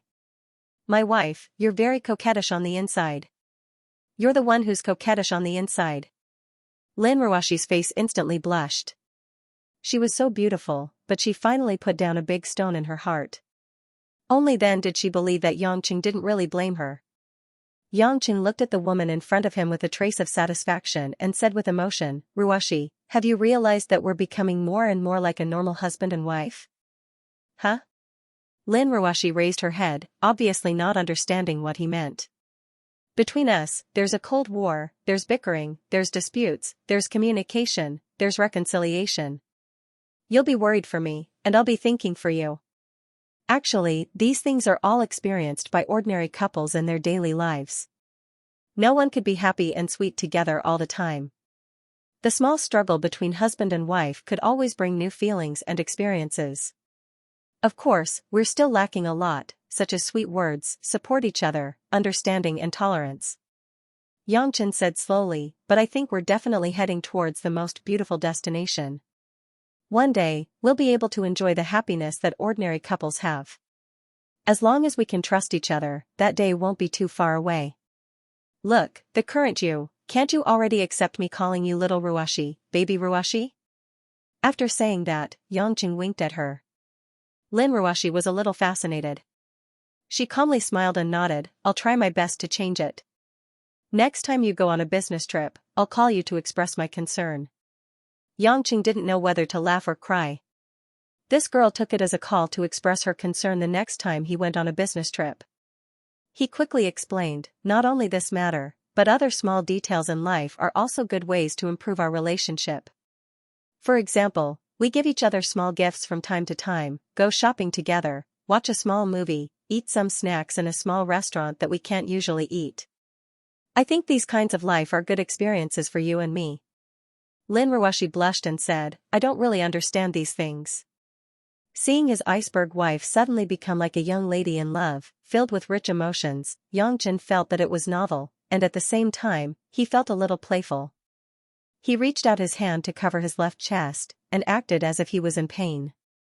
Hiss, he sucked in a breath of cold air. As expected, Lin Ruashi became nervous. Xianxia, what's wrong with you? Are you hurt? Didn't you just say you weren't hurt? Hee, I wanted to hide it from you. I was grazed by a bullet, but it's not serious. Xianxia said painfully.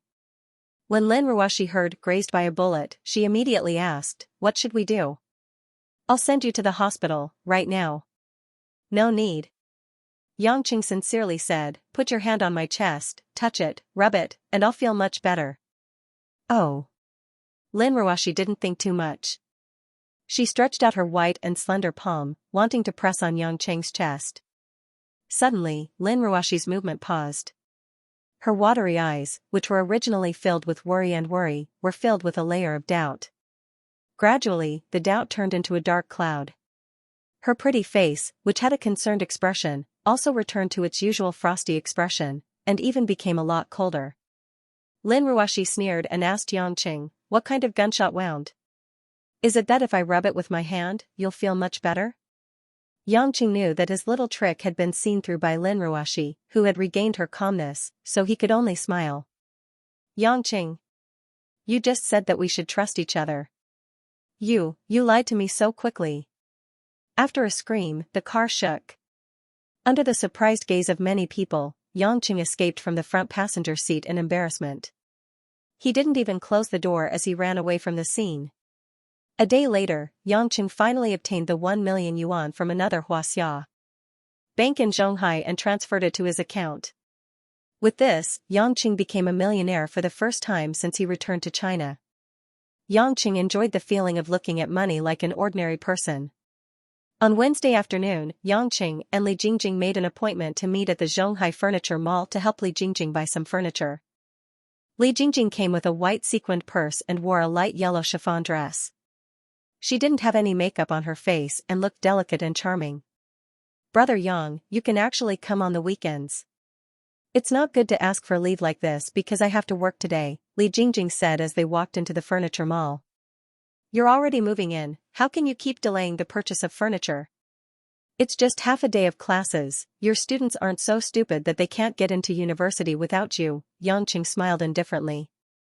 Li Jingjing said proudly, the kids in our class ranked first in the last monthly exam, they're all very smart.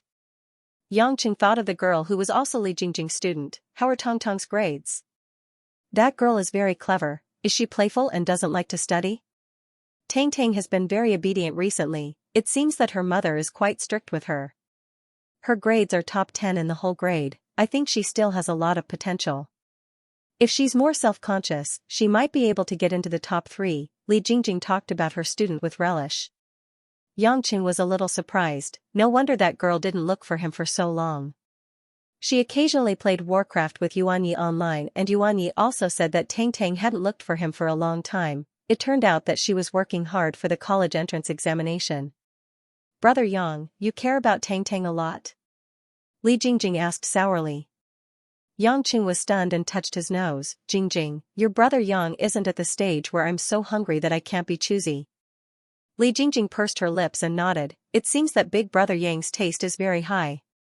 At least, Tang Tang and I can't become Big Brother Yang's food." Yangqing felt bitter. This last was really too much. Ever since she became a teacher, she had become so eloquent. He pretended to be ignorant and said, "What food? I'm here to buy you furniture today. Don't play these guessing games with me." Li Jingjing glanced at him and said, "Oh." According to Li Jingjing, the entire apartment lacked a small set of sofas and dining tables, so the two of them walked directly to the sofa sales area. When the saleswoman introduced the various high-end mahogany sofas to the two, Li Jingjing was completely dumbfounded by the prices of these sofas. Although she had thought of buying a sofa, she didn't have much of an idea of the specific price of a sofa because her family had never bought one since she was a child. When she saw the long list of prices, Li Jingjing carefully pulled on Yangqing's sleeves. "Brother Yang, forget it. Let's go to a smaller store and take a look. I think these sofas are too expensive. Today, I'm the one giving it to you. These are what you deserve," Yangqing said. Li Jingjing firmly shook her head. "No, Brother Yang. I still haven't paid you back for the clothes you bought me last time. I can't accept such an expensive gift from you. I already said, these are what you deserve." Yangqing sternly said, "When I returned to China, I was unfamiliar with the people and the place. If it wasn't for Jingjing trusting me and letting me get to know your family, I wouldn't have been able to integrate into this society so quickly. Maybe you don't know, but when I returned to China, I had some psychological problems.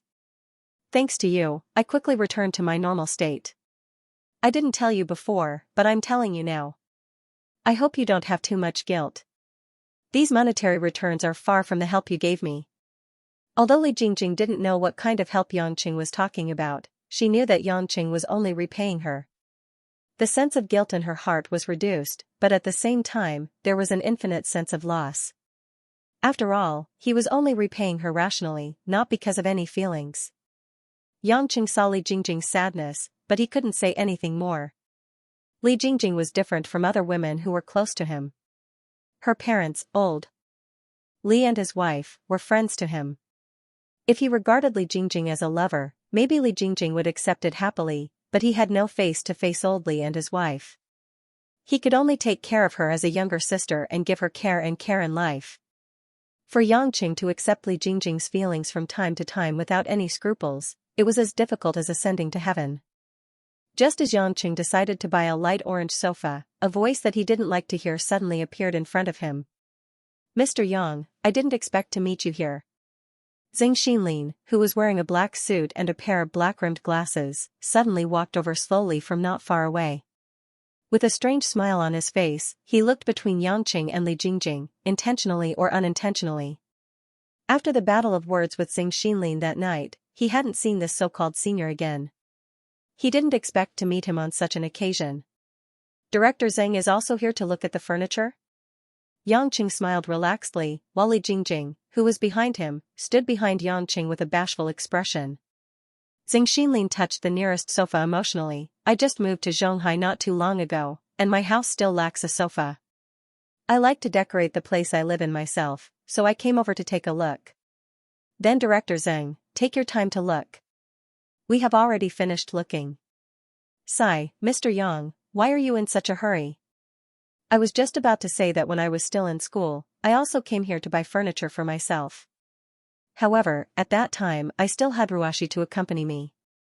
It's just that I didn't expect that things would remain the same, but people would change." "Looking at this scene, I feel very emotional," Xianxia said with a smile that wasn't a smile. Yangqing was in a bad mood.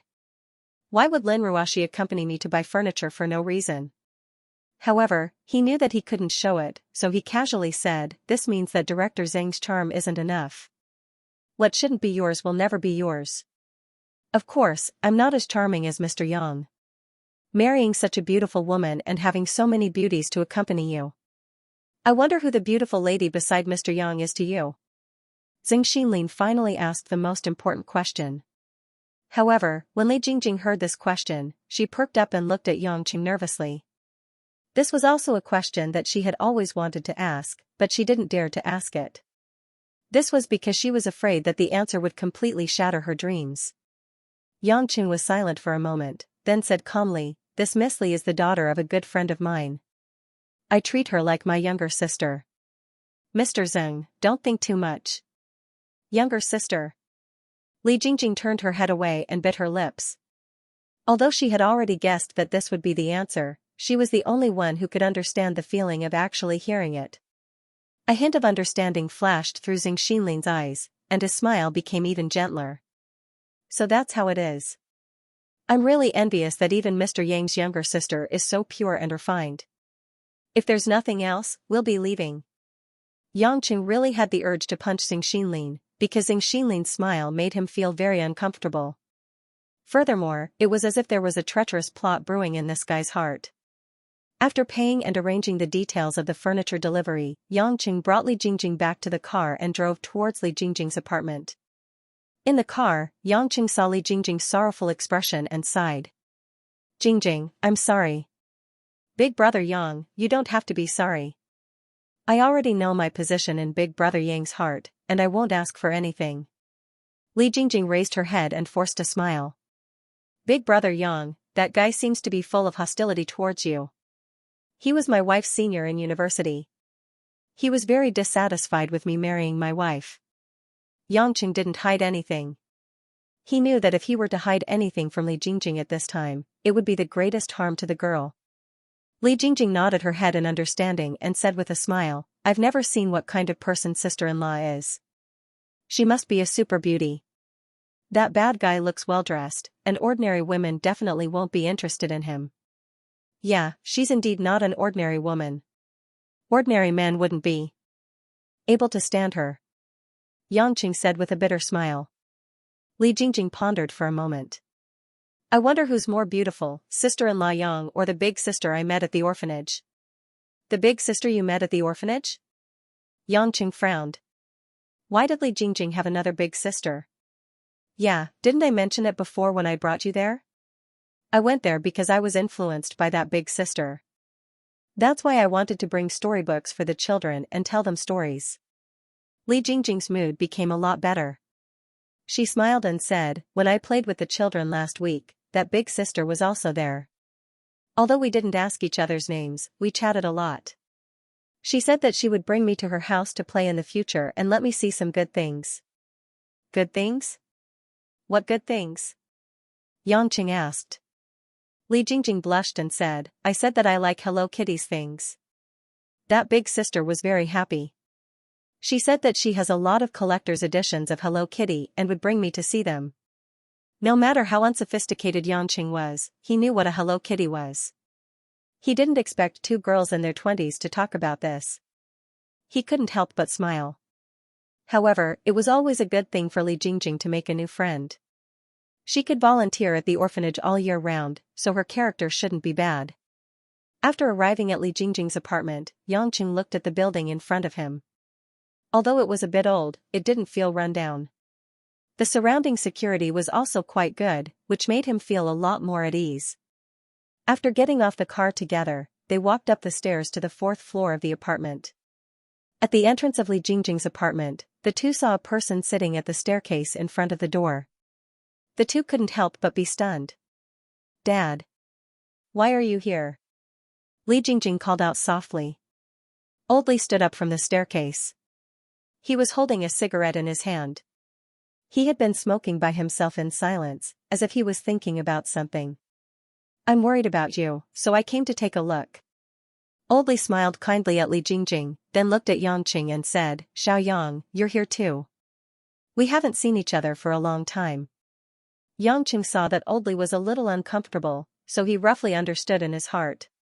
He smiled and said, "Yeah, there's been a lot of things recently, but I still go to the market to buy breakfast." I just haven't seen you much. Old Li nodded and hesitantly looked at Li Jingjing and Yangqing. You guys. What did you guys do? Dad, Brother Yang brought me to buy some furniture. He said that he wanted to look at my house. Li Jingjing explained. Don't think too much. Old Li sighed. Jingjing, don't blame me for talking too much. Your mom hasn't been in a good mood these days.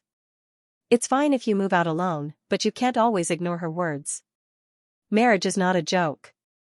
Li Jingjing lowered her head and remained silent.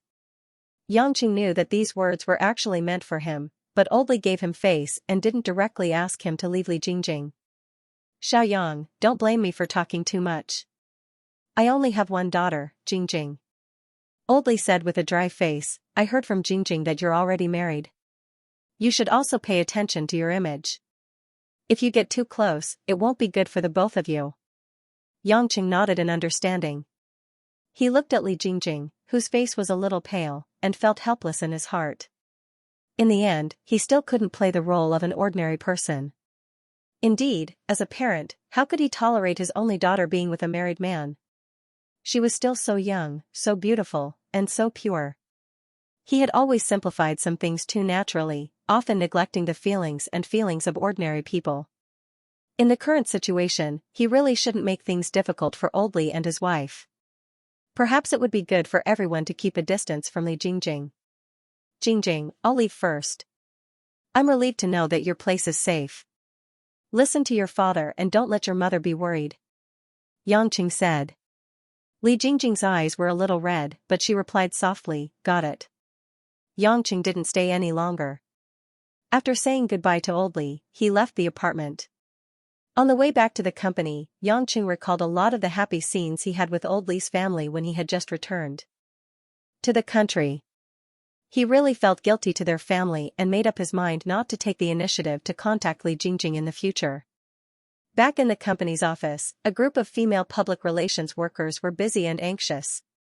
Even the youngest girls, who usually couldn't stay idle, were either working hard or trying to communicate gently with customers through the phone. Yangqing suddenly felt that he was a bit different. It was fine when everyone was idle, but when they were busy like this, it was a bit awkward for him to be an idle person in the office. Walking to his seat, Yangqing turned on the computer.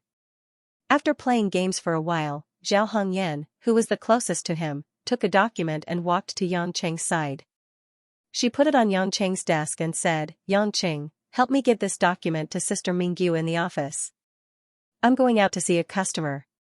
Thank you. After saying that, Zhao Hongyan twisted her buttocks wrapped in a red short skirt and carried a small handbag and hurriedly ran out. Yangqing smiled speechlessly. He picked up the document and went to the door of Lu Mingyu's department head office and knocked on the door. Please come in. Yangqing opened the door. This was the first time Yangqing entered this office after Mo Qianni left. Now the woman sitting in the department head's chair had been replaced by Lu Mingyu. Seeing that the mature female public relations worker who was bullied by department head Ma had become one of the company's top executives, Yangqing sighed. Time really flies. Lu Mingyu was facing the computer screen, her hands typing something on the keyboard. When she saw Yangqing enter the door, she was a bit surprised, but then she smiled gently. This is what Hongyan asked me to give to you. She's busy seeing a customer. Yangqing put the document on the desk. Lu Mingyu nodded, thank you. Seeing that she was busy, Yangqing turned around and was about to leave. But just as he was about to walk out the door, Lu Mingyu stopped him. Yangqing, can you do me a favor? Lu Mingyu asked. Of course, I'm the most free person in the entire department. Yangqing said with a smile. Lu Mingyu pursed her lips and rolled her eyes at him. Here's the thing.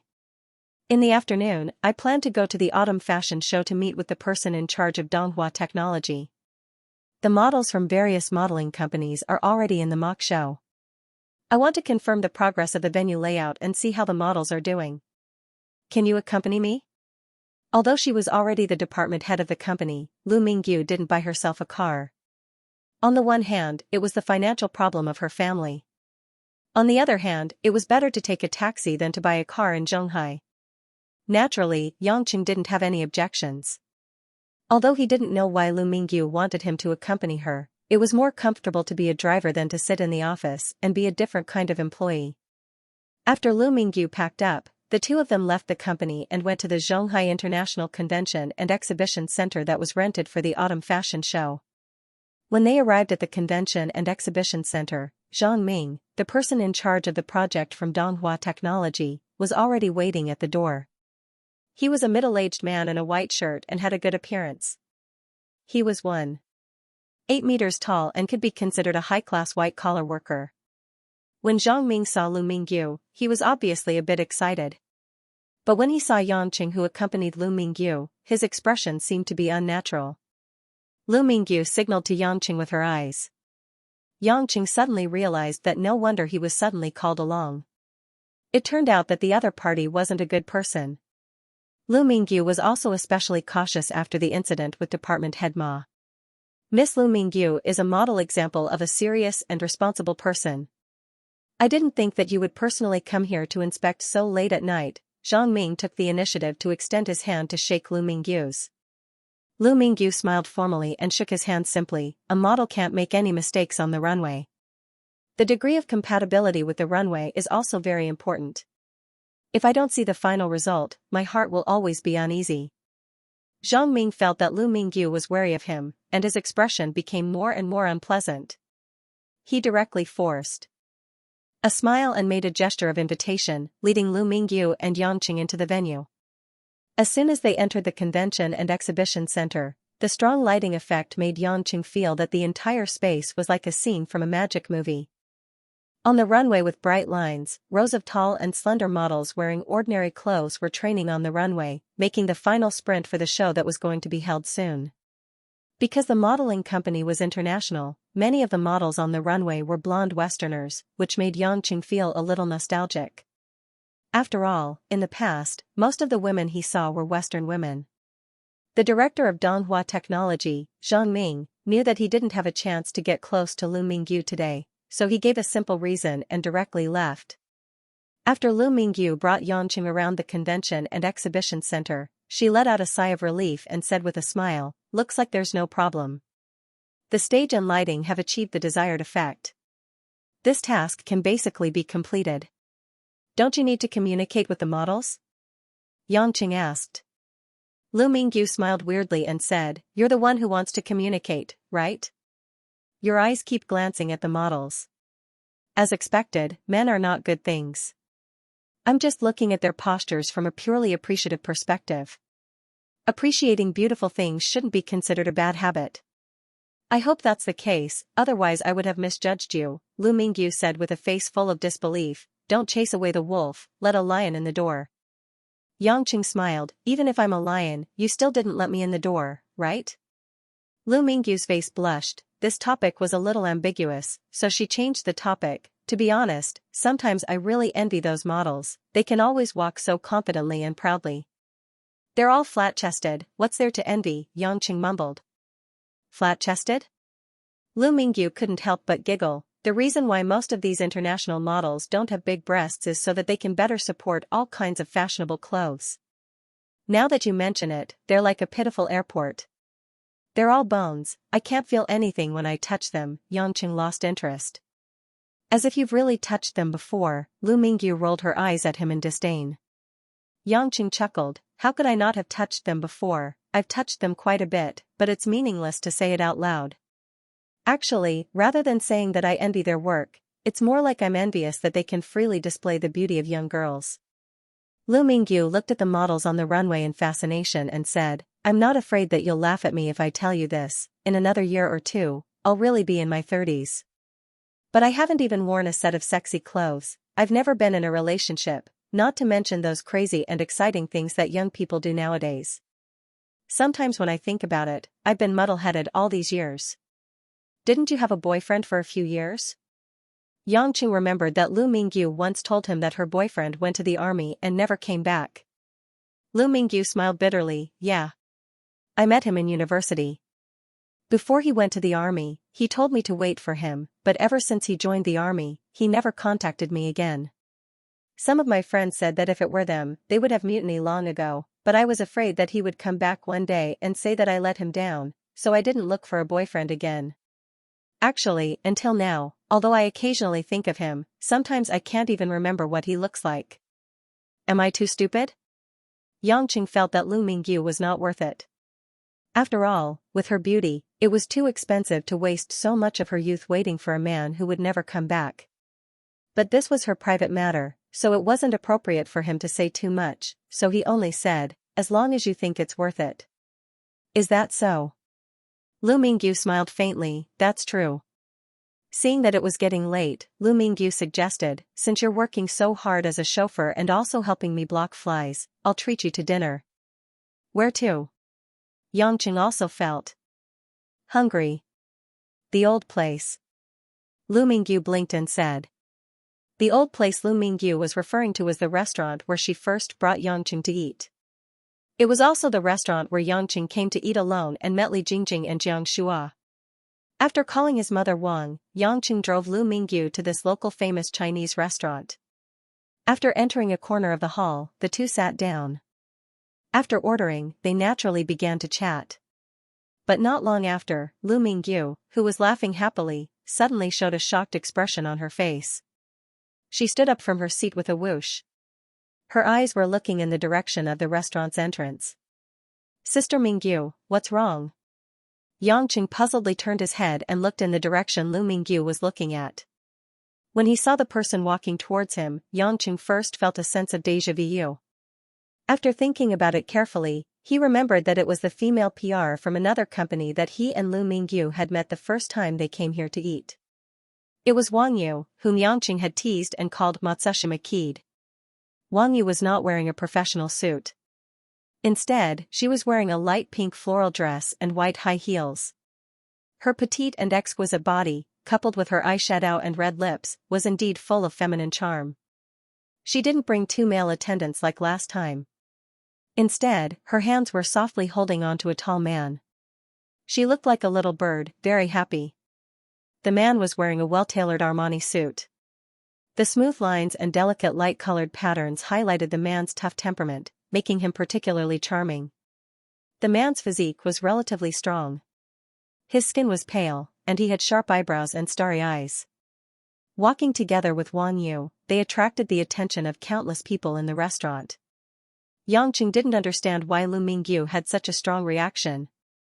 Even when she saw Wang Yu, a competitor in the same industry, last time Lu Mingyu was very calm and did not panic.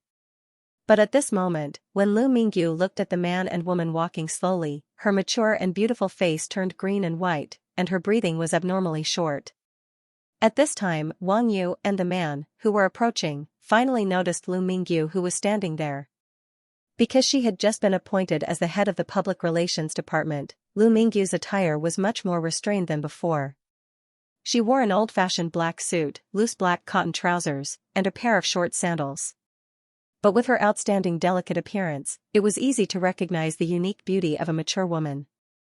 The moment the man and Lu Mingyu's eyes met, the man seemed to be stunned for a moment, but then he immediately returned to normal and continued to walk over with a smile. When Wang Yu saw Lu Mingyu, she immediately stared at her as if she had seen an enemy. Oh, it's the newly appointed head of Yulei. You're really haunting me. Lu Mingyu did not speak, but her eyes were already a little red. She looked at the man beside Wang Yu with tears. Wang Yu noticed Lu Mingyu's strange expression. She followed her gaze and found that she was looking at the man beside her. She immediately smiled proudly. It seems that Head Lu is very interested in my boyfriend. How about it? My Chi-Chi is very handsome, right? Come to think of it, Head Lu has been like this for so many years.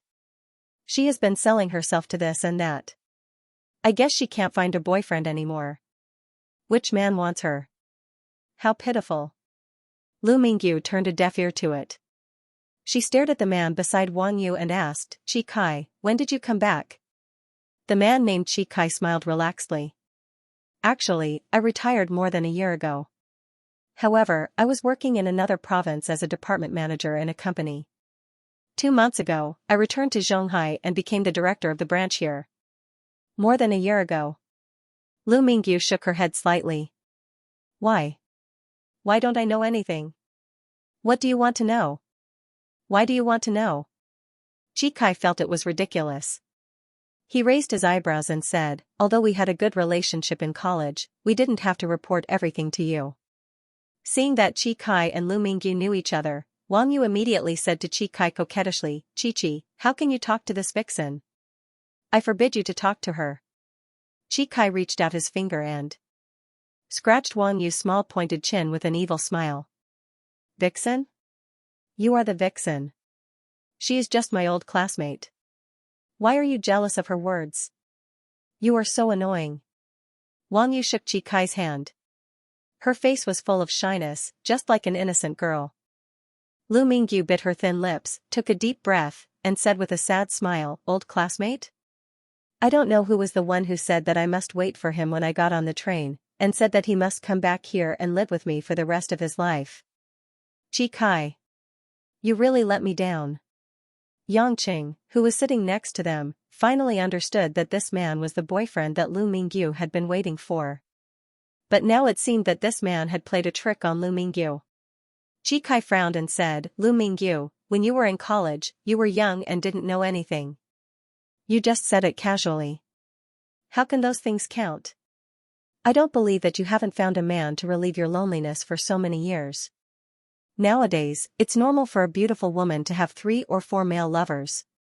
Don't cry in front of me. I've seen a lot of it. It's useless to me. Lu Mingyu's face turned red. She gritted her teeth and said, You are shameless. You are obscene. Chi Kai snorted coldly and said, Lu Mingyu, although we are old classmates, you should pay attention to your image. You have to be responsible for saying such words in public. There is nothing between us. When we were in college, we were just a little closer. The most I've done is hold your hand. We haven't even kissed, let alone touched your body. You want me to hold you in the palm of my hand and wait for so many years to come back and marry you? You're taking it for granted. That's right, that's right. Wang Yu, who had already understood what was going on, was very excited. She continued to mock Lu Mingyu, and here I thought you had some sort of relationship with my Chi. We're just holding hands, and you want me to like you? Lu Mingyu, you're too shameless. Chi only loves me now. You old woman, get lost. Lu Mingyu held back her tears and sneered, Chi Kai, you have good taste. I was blind. I misjudged you. However, you don't seem to have good taste either. It's your retribution for betraying me that you like Wang Yu, 1,000 rider. Lu Mingyu. Who are you talking about? Who is 1,000 rider? Wang Yu was furious. Chi Kai stopped Wang Yu's agitation. Hey, baby, why are you angry? Didn't you see that Lu Mingyu also brought a lover? As he spoke, Chi Kai pointed at Yangchen, who had been sitting there without saying a word. Smiling, he said, Lu Mingyu, your taste isn't that great either. How could you let a country bumpkin like him have sex with you? I can see that you've been fooling around with men for the past few years. I heard that you are now a department head. I guess it has not been easy. I advise you to stop fooling around in the future. If you get sick, I don't have extra money to lend you to treat your illness. After all, my career is still on the rise. Take care of yourself. Take it as a warning from your old classmate. Ha ha ha ha. Wang Yu laughed happily, Chi, well said. I love you to death. Then, Wang Yu jumped up and kissed Chi Kai on the cheek. She looked at Chi Kai coquettishly, revealing an intoxicated expression. Chi Kai looked provocatively at Lu Mingyu and Yangqing, and said with a smile, Let me tell you, Lu Mingyu, I have returned to Zhonghai. In the future, I will take root in this area. Don't spread your nonsense everywhere. I have never given you a promise, and I have never asked you to give me a promise. You don't have any evidence to back up your nonsense. I think it's more or less just your delusion. You better behave yourself. Otherwise, don't blame me for being rude to you. After saying that, he gave Lu Mingyu a warning look and pulled Wang Yu away. Wait. Yangqing, who was sitting a moment ago, stood up unwillingly and stopped Chi Kai. Chi Kai turned around and asked with an arrogant smile, What? You want to stand up for your woman? Be a coward? Yangqing glanced at Lu Mingyu, who was standing at the side with an ashen face. Sighing, he said to Chi Kai, I'm an outsider, so it's not my place to ask about the matter between you and Sister Mingyu. But you said that Sister Mingyu is my woman. I have to declare that she is not. There is nothing between me and Sister Mingyu. Moreover, what you said just now was insulting to me.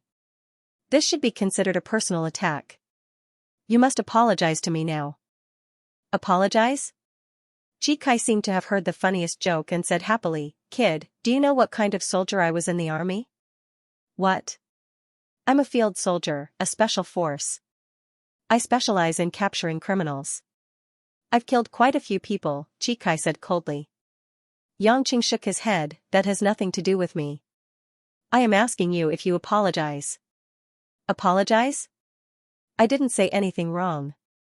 Why should I apologize? I won't apologize. What can you do to me? You better apologize. I don't want to make a big deal out of this and affect everyone's meal here, Yangqing said as he looked around. Chikai snorted coldly, your words sound like fart to me. Let me tell you, if you dare to act like this in front of me again and ask me to apologize, I will knock you down on the spot. Without waiting for Chikai to finish speaking, Yan Chen, who was standing at the same spot, suddenly took a step forward and appeared in front of Chikai. His speed was like an afterimage. Chikai only saw a blur before his body flew uncontrollably into the air. After his arm was grabbed by a huge force, his body was lifted forward. Bang! Bang, bang, bang, bang. Chikai's strong body, which was more than 1.8 meters tall, suddenly flew in a curved arc in the air. He flipped over from Yangqing's shoulder and smashed into the dining table behind Yangqing. At the same time that the table was smashed in half by this huge force, the food and drinks on the table also fell to the ground. The bowls and plates shattered and splashed onto Chikai's expensive Armani suit. The customers in the restaurant screamed. Many quickly left their seats and hid far away to see what was happening. As for Lu Mingyu and Wan Yu, the two women stood dumbfounded at the side as if they couldn't believe that in the blink of an eye, Chikai, who was talking and laughing just a moment ago, had been thrown over his shoulder by Yangqing and knocked to the ground. Yangqing walked forward and stepped on Chikai's chest. On the ground, Chikai, who was stained by the food, was in a sorry state. He was coughing because of the shock just now, and his consciousness was a little fuzzy. I told you to apologize, so apologize. Do you think it's easy for me to spend money on a meal? It's fine if you don't apologize, but you still want to say that you're a special forces soldier and want to knock me down? Knock your sister down. I hate it when people threaten me. After Yangqing finished speaking, he stepped on Chikai's chest a little harder. Pfft. Chikai spat out a mouthful of blood, staining the white shirt on his chest. The manager of the restaurant rushed to the scene and almost fainted when he saw Yangqing stomping on Chikai until he vomited blood. Sir, sir. Show some mercy. Show some mercy. The manager ran up, sweating profusely. He finally hated himself for not hiring security to save money. This was not a fight. This was murder. Yangqing released his foot and took 2 steps back to let the manager help Chikai up. Chikai struggled to stand up. His physique as a soldier from the special forces was still very robust. However, Yang Chen's kick had also made him spit out a mouthful of blood. Although his muscles and bones weren't injured, he wouldn't be able to recover in a short period of time. He would need at least 10 days to half a month to recuperate. Wang Yu, who was still in a daze, immediately ran to Chikai's side and pushed the manager aside to help Chikai up. She cried and asked, Chi, are you okay? Chi, are you okay? How can I be okay after vomiting blood? Chikai roared at Wang Yu with his blood-filled mouth. However, he started coughing violently as soon as he finished shouting. Yangqing turned around and asked Lu Mingyu, do you still want to eat? Lu Mingyu had already been pulled back to reality by Yangqing's sudden outburst. She looked at Yangqing worriedly and shook her head slightly, no, Don't worry about him. Let's go. Yangqing walked out of the restaurant after he finished speaking. Chikai was furious. If he were to leave after the fight, where would he put his face? So he shouted, you. Stop right there. Yangqing turned around with a weird smile and asked, what? Want revenge? Chi Kai felt an inexplicable sense of fear from Yang Cheng's cold gaze. The thought of attacking was instantly extinguished. He gritted his teeth and said, "I will call the police. Just you wait and see." "Up to you." Yang Cheng didn't care at all. Even if Chi Kai was crippled, the police wouldn't do anything to him, not to mention that he only made Chi Kai spit out a mouthful of blood. The attitude of the Yellow Flame Iron Brigade could be seen from Flower Rain's intervention last time. At the current stage, they were unwilling to move, and they did not dare to move. This was also the situation that Yang Cheng was happy to see. Seeing that Yang Cheng was about to leave, Lu Mingyu didn't care too much. She took out 2 100 yuan bills and gave them to the restaurant manager. Then, she quickly followed him out. The guests who stayed in the restaurant pointed their fingers at Chi Kai and Wan Yu, and most of them whispered about Chi Kai's bad luck. They were also very curious about the identity of Yang Cheng, who had just walked out of the door. He was so unscrupulous in beating people in front of so many people. Wan Yu had always been someone who cared about her reputation. Seeing that Chi Kai's face was ashen but he did not move, she pouted coquettishly, "Chi-Chi. Look, that person is looking down on you. How can you tolerate this? Hurry up and call the police. Didn't you tell me that Deputy Chief Lu of the Westside Police Station is your father's friend? Ask him to do you a favor and kill that adulterous couple." Being provoked by Wan Yu, Chi Kai also put aside his concerns about Yang Cheng. He snorted coldly and took out his phone to make a call. Soon, a middle-aged man's cheerful voice came from the other end of the phone. "Haha, Chi Kai, I heard from your father that you've returned to Shanghai? Not bad, I even wanted to call Uncle Lu." "Uncle Lu, don't mention it. I've only been back for such a short time, and I've already been set up." "What? Who dares to set you up?" "Uncle Lu will help you."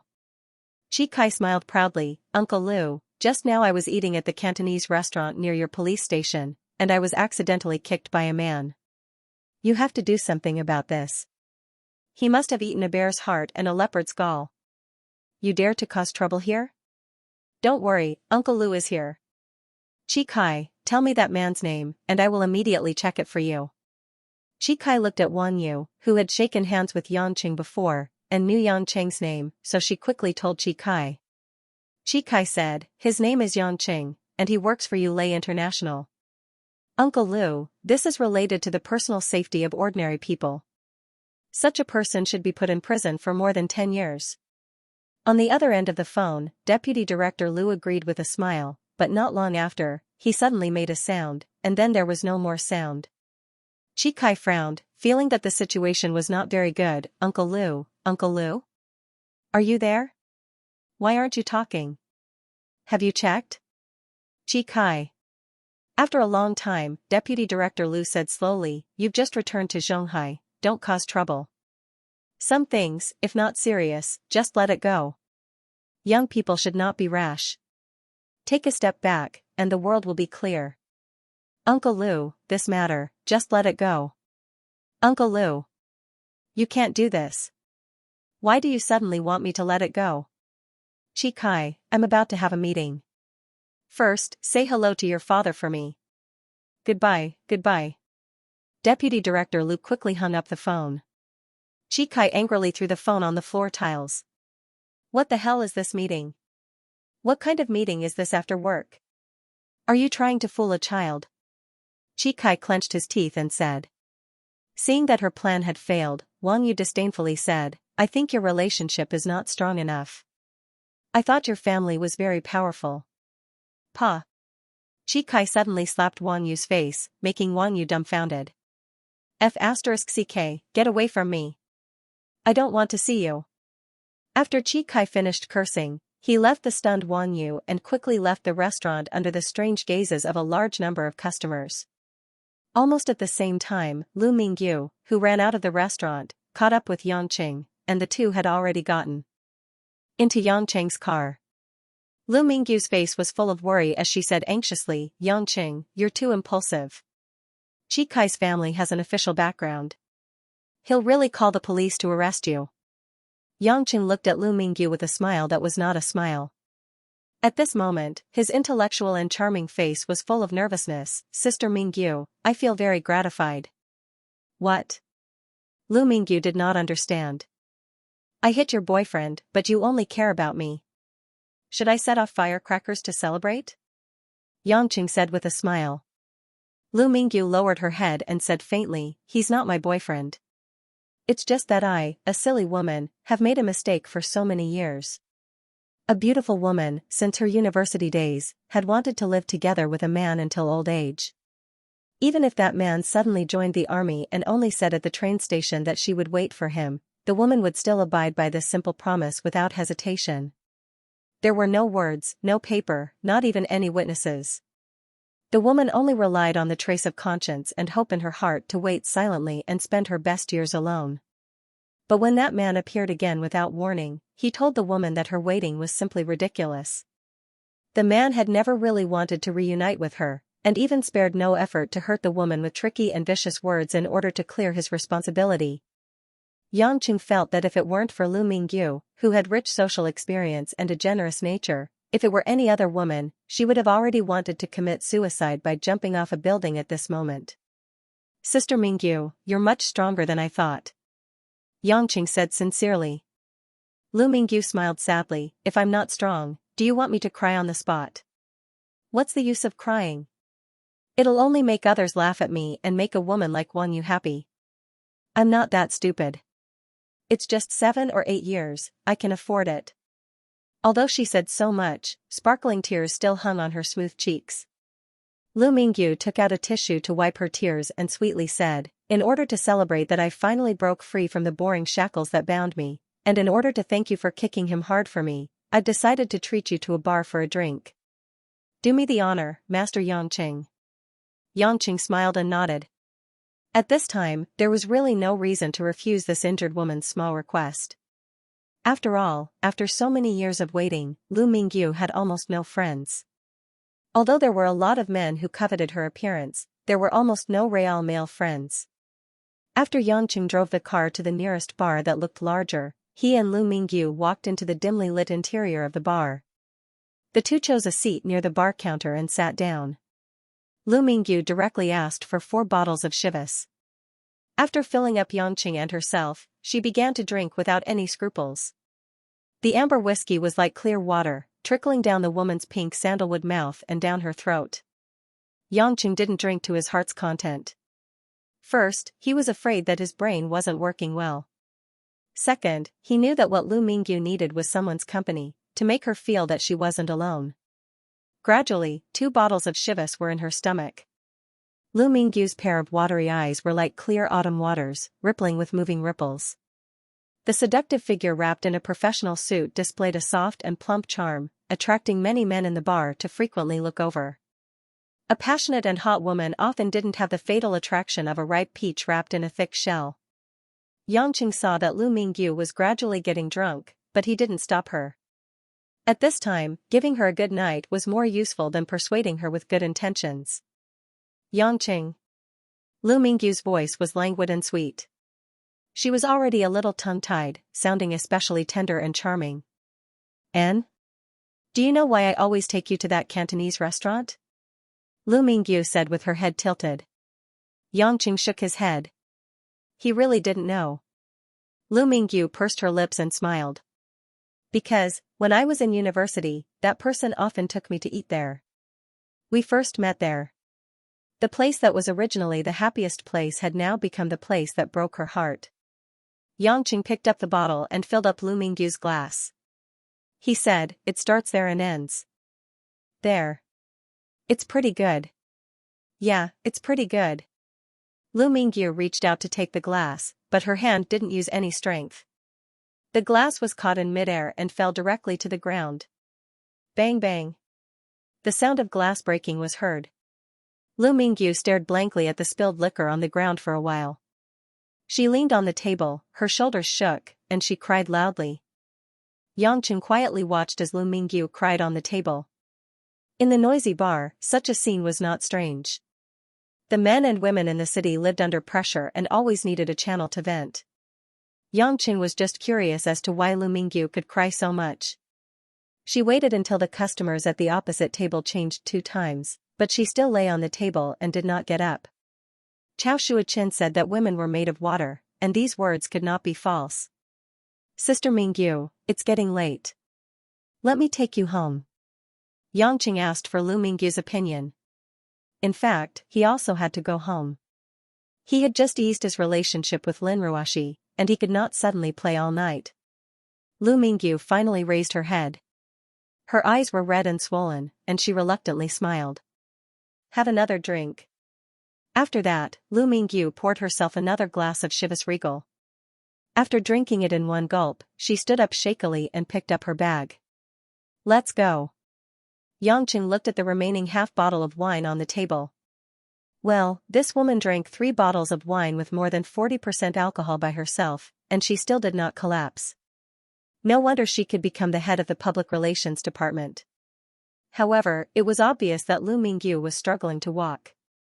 Her soft waist made people worry that she would accidentally fall like a delicate flower. Let me help you. Yangqing said and reached out to support Lu Mingyu's arm. Lu Mingyu did not refuse such an intimate action. She naturally found a support and gently leaned on one side of Yangqing's arms. She walked out of the bar step by step. Outside the house, the night wind after the beginning of autumn was chilly. Lu Mingyu tightened her collar and got into the car with Yangqing's help. Yangqing sat in the driver's seat and asked, Sister Mingyu, where do you live? Lu Mingyu looked at the colorful neon lights outside the window for a long time before turning her head back. In the darkness, she looked at Yangchen and asked, what time is it now? 11 o'clock in the evening.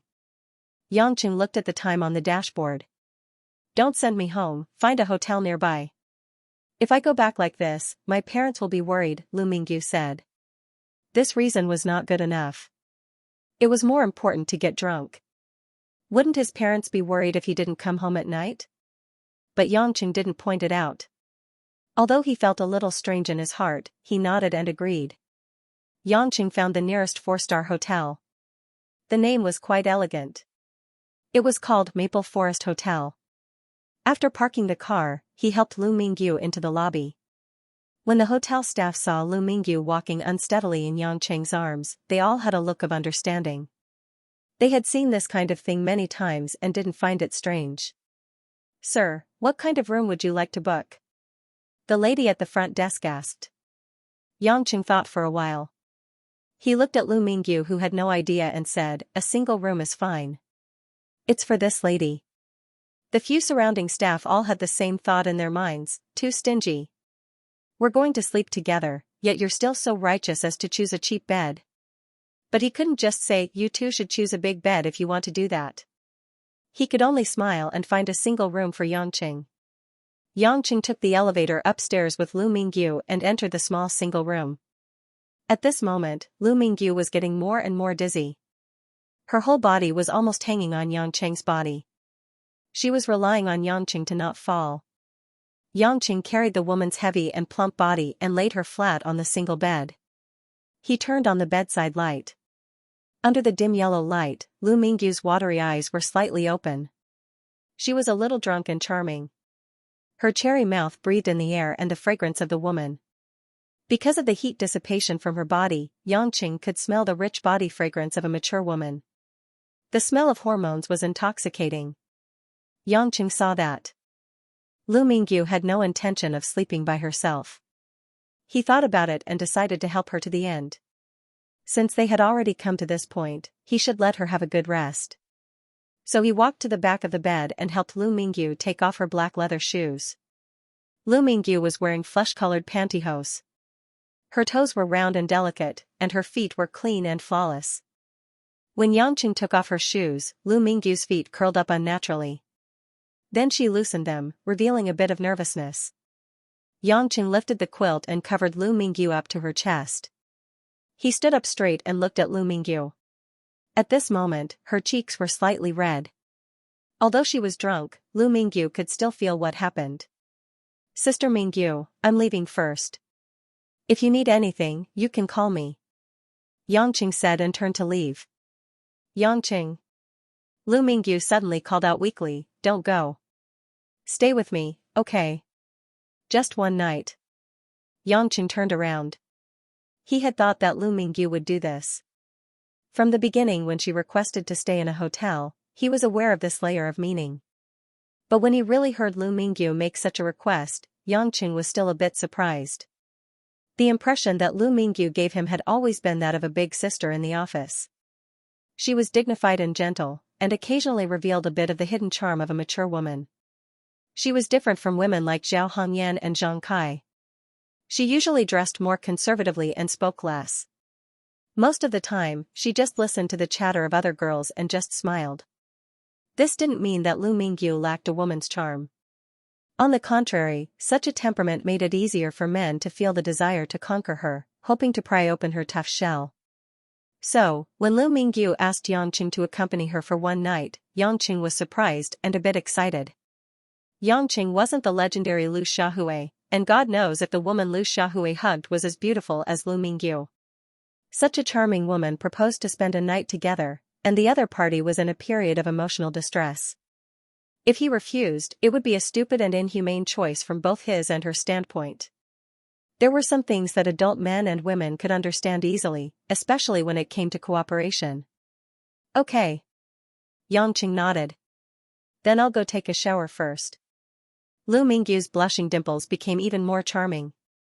She replied with a mosquito's whisper and turned her head away without saying anything. Yangqing quickly took off his simple clothes and ran into the bathroom in his underwear. In less than 5 minutes, Yangqing finished his shower and went out. His lower abdomen was covered with a white towel blanket. He sat on the single bed and looked at Lu Mingyu, who was curled up like a kitten. He asked with a smile, "Don't you want to take a shower?" Lu Mingyu took a deep breath and silently got up. Her drunkenness seemed to have subsided a lot. "Wait for a while, I'm a bit slow." Although Lu Mingyu said she was slow, Yangqing still miscalculated. He spent more than half an hour in the bathroom. When Yangqing was about to fall asleep and his passion was about to return to zero, the bathroom door opened. Lu Mingyu was wearing the loose pajamas prepared by the hotel. Her long hair was slightly damp. She slowly walked to the front of the bed. Her hands were nervously crossed in front of her chest, squeezing the 2 breasts that were released. She had a smooth and white oval face, and her almond-shaped eyes were charming. She was as shy as a willow, and she didn't dare to look at Yangqing. Seeing the woman in front of him, Yangqing's rising pajamas disappeared without a trace, and he was lost in thought for a while. Although Lu Mingyu was intellectual and charming with a graceful figure, there was still a big gap between her and the peach in front of him, who exuded a mature charm. Yangqing's breathing was a bit heavy. At this time, there was no need for any verbal communication. He knew what he had to do. He quickly got up and hugged Lu Mingyu's full and delicate body, and put her on the white sheets of the single bed. Lu Mingyu let out a cry, and Yangqing's hot lips blocked her following low moans. The cold petals were squeezed into various shapes by Yangqing, and a strong tongue was in the beautiful sandalwood mouth, demanding the bejeweled nectar. The moans and the gasps of the two were continuous. Lu Mingyu had never experienced such a strong deep kiss, and it was even her first kiss. For a woman who was almost 30 years old, such a kiss was particularly late. As soon as Lu Mingyu touched it, she was reluctant to let go easily. It was not until Yangqing's breathing was difficult, and his face was flushed because of the lack of oxygen that Yangqing loosened his mouth. Lu Mingyu's 2 thin lips were already a little red and swollen, and her eyes were blurred. She fell into a drowsy love. Yangqing's hands were not idle all the time. He had already pulled off the belt of Lu Mingyu's pajamas, and one of his hands covered the round and perky Everest of Lu Mingyu. The elasticity and the perfect flesh were enough to make Yangqing marvel at the magic of the creator. The size was definitely not something that could be judged by the eyes on a daily basis. Yangqing guessed that Lu Mingyu should have this pair of treasures to bind her. Otherwise, these 2 snowy peaks alone were enough to make a large group of men go crazy. "Sister Mingyu, you are so beautiful." Yangqing couldn't help but praise her straightforwardly. Lu Mingyu closed her eyes, and her face was shy. But hearing a man's praise in such an environment, a woman's heart always felt sweet and happy. Yangqing couldn't bear to let go of Lu Mingyu's creamy skin inch by inch. His head was buried deep between the 2 peaks, and his nose was filled with her sweet fragrance. The soft and delicate touch made people unable to stop. Lu Mingyu's body temperature gradually began to rise, and her blood flowed rapidly. She was panting, and her body was twisting irregularly. Her lower body began to become wet, and it was a little itchy. "Sister Mingyu, do you really want?" Yangchen couldn't help but ask again. Although he knew that it was a bit silly to ask such a question at this point, the woman in front of him was not the kind of woman he used to casually play with. She was his colleague and friend. As a form of respect, he still wanted to hear the most direct answer. Lu Mingyu suddenly stretched out her slender white arms and wrapped them around Yang Cheng's neck. Her eyes were blurred as she said, "I have already wasted too much of my youth. I can't wait any longer. You are the only man that I don't reject. I don't expect you to be responsible for me.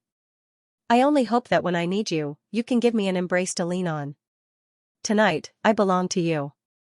Tomorrow morning, you will still be you, and I will still be me. Okay?" The woman's words had already reached this point. If Yangqing said anything more, he would be committing an act of stupidity.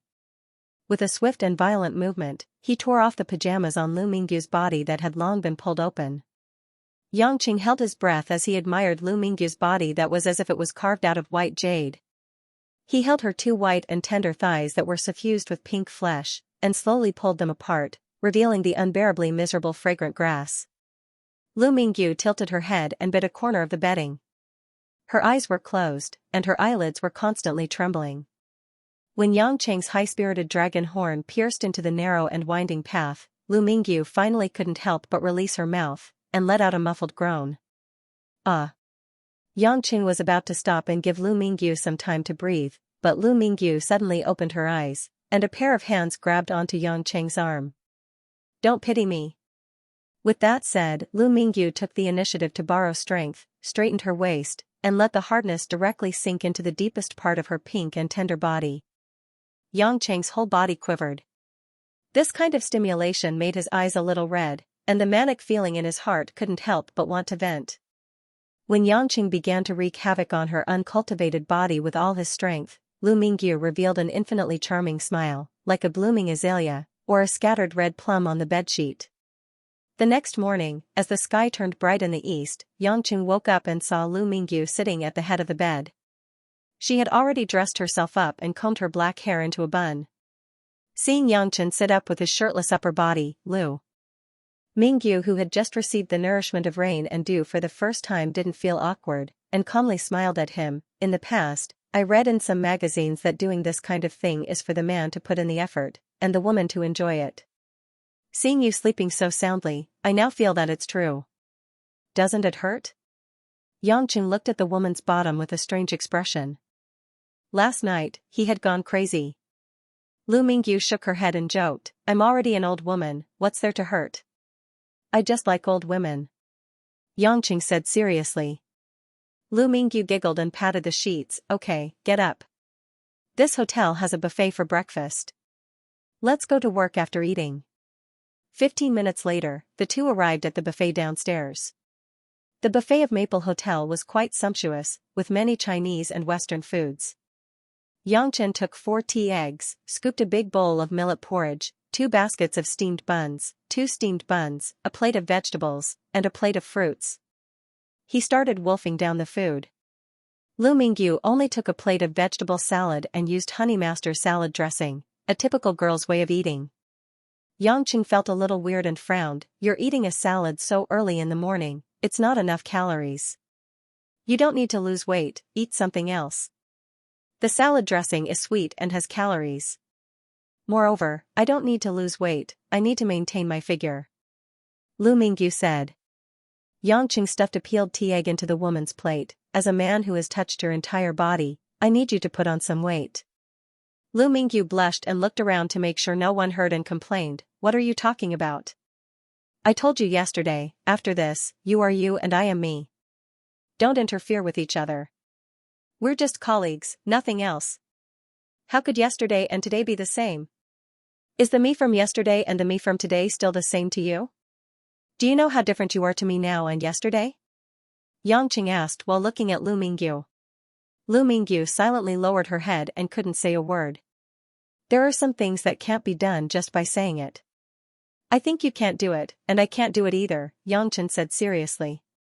Lu Mingyu raised her head, picked up the silver fork in her hand, and stabbed it into the herbal tea egg. She raised it up, opened her mouth, and bit into it. Chewing, she said, I'll eat it, okay? That's a good girl. Xianxia smiled and took a big bite of the steamed bun. But not long after, a familiar and surprised voice appeared behind Xianxia. Mr. Yang? Xianxia turned around and was surprised to see the woman who suddenly appeared in the restaurant, Miss Tang. It was Tang Wan, whom he met during the bank robbery the day before yesterday, but Tang Wan seemed to have changed her hairstyle. Her wavy hair was straightened and combed softly behind her head. She was wearing a tight black suit with a deep opening at the chest, revealing a light yellow bra inside. She was so fashionable that it was impossible to tell her real age. What a coincidence. Are you also staying in this hotel? Xianxia asked. Tang Wan came forward and glanced at Lu Mingyu, who was opposite Xianxia. There was some meaning in her eyes. She smiled and said, Mr. Yang is really forgetful. Didn't you notice that the name of this hotel is exactly the same as the name of my club when you played with Miss Mo in my club? Xianxia just remembered that Tang Wan's private super big club seemed to be called Maple Forest. Miss Tang's business is really everywhere. Are you going to work? Tang Wan smiled and shook her head. I just happened to come here for an inspection this morning. I didn't expect to see Mr. Yang. I don't know who this beautiful lady is. Lu Mingyu, who noticed the appearance of Tang Wan early in the morning, didn't expect this woman who looked like a gentle lady to really know Xianxia. It wasn't until Tang Wan and Xianxia greeted each other with a smile that Lu Mingyu felt a burst of jealousy in her heart. After all, Tang Wan's face and figure were better than hers, especially that kind of grace, nobility, and elegance. It was impossible to cultivate such a temperament if one was not born in a rich family. He is really a lecher who flirts everywhere. Women have no power to resist. However, when Lu Mingyu thought that she was also a woman who had an extramarital relationship with him, and she even took the initiative to invite him to have a relationship with her, she was relieved. Who cares? It was never me alone. What's there to be jealous about? Even if there was someone to eat, it would be his unlucky wife. If Lu Mingyu knew that Yang Chen's unlucky wife was her immediate superior, the CEO whom she respected and idolized, Lu Mingyu would probably faint. After thinking about this, seeing that Tang Wan asked about herself, Lu Mingyu directly smiled gently and reached out to Tang Wan. Lu Mingyu, Yang Cheng's colleague.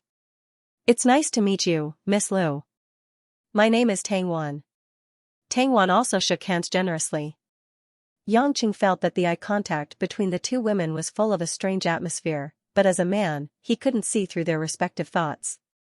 After Tang Wan and Lu Mingyu said a few polite words, she said to Xianxia, I haven't been able to thank Mr. Yang solemnly last time. I hope Mr. Yang can come and let Tang Wan invite Mr. Yang for a meal next time. There's no need. Miss Tang is also a busy person. It's not a big deal to say that again. Xianxia felt that it was very awkward to be with Tang Wan. After all, he couldn't hook up with her at the beginning, so there was always a psychological shadow. For Mr. Yang, it's not a big deal, but for Tang Wan, it's a matter of life and death. If I was persecuted by that group of gangsters that day, I wouldn't be standing here today. Please don't refuse, Mr. Yang. Tang Wan said with a firm look. Xianxia was embarrassed to refuse again, so he had to agree. Tang Wan had to continue to inspect the various works of the hotel, so she left first. After eating breakfast with Lu Mingyu, Xianxia returned his card and left the hotel. On the way to the company, he bought a bunch of breakfast. When they were about to reach the company, Lu Mingyu asked, You saved Mr. Tang's life before? I just beat up a few thieves. It's not a big deal, Xianxia said casually. Hero saving the damsel in distress? Shouldn't there be a follow-up to this kind of drama? Lu Mingyu held it in for a while, but she still couldn't help but ask, that Miss Tang wouldn't have that kind of relationship with you, right? What's the relationship? Xianxia asked as he drove. Just our kind of relationship, Lu Mingyu said with a vague tone. Xianxia laughed weirdly, our relationship? I remember someone said before that other than colleagues, we don't want any other relationship. Lu Mingyu gritted her teeth angrily, forget it if you don't want to answer. Put away your curiosity. If I said that I don't have any thoughts about a woman like Miss Tang, that would be impossible. But we really just know each other. Lu Mingyu sighed silently in her heart. This man can be shrewd when he's smart, but he can also be stupid when he's slow. Can't he see that Tang Wan's feelings for him are not limited to just knowing each other? When the car drove into the indoor parking lot of Yulei International, in order to avoid causing unnecessary trouble, Yangqing drove to the top floor where there were fewer people. But when he got off the car with Lu Mingyu, Yangqing suddenly felt a chill down his spine. Turning his head around, he saw that the elevator leading to the company's building not far away was slowly closing its doors. This wasn't the main point. The main point was that the figure standing in the elevator was like a flawless ice sculpture. It was Lin Ruoshi.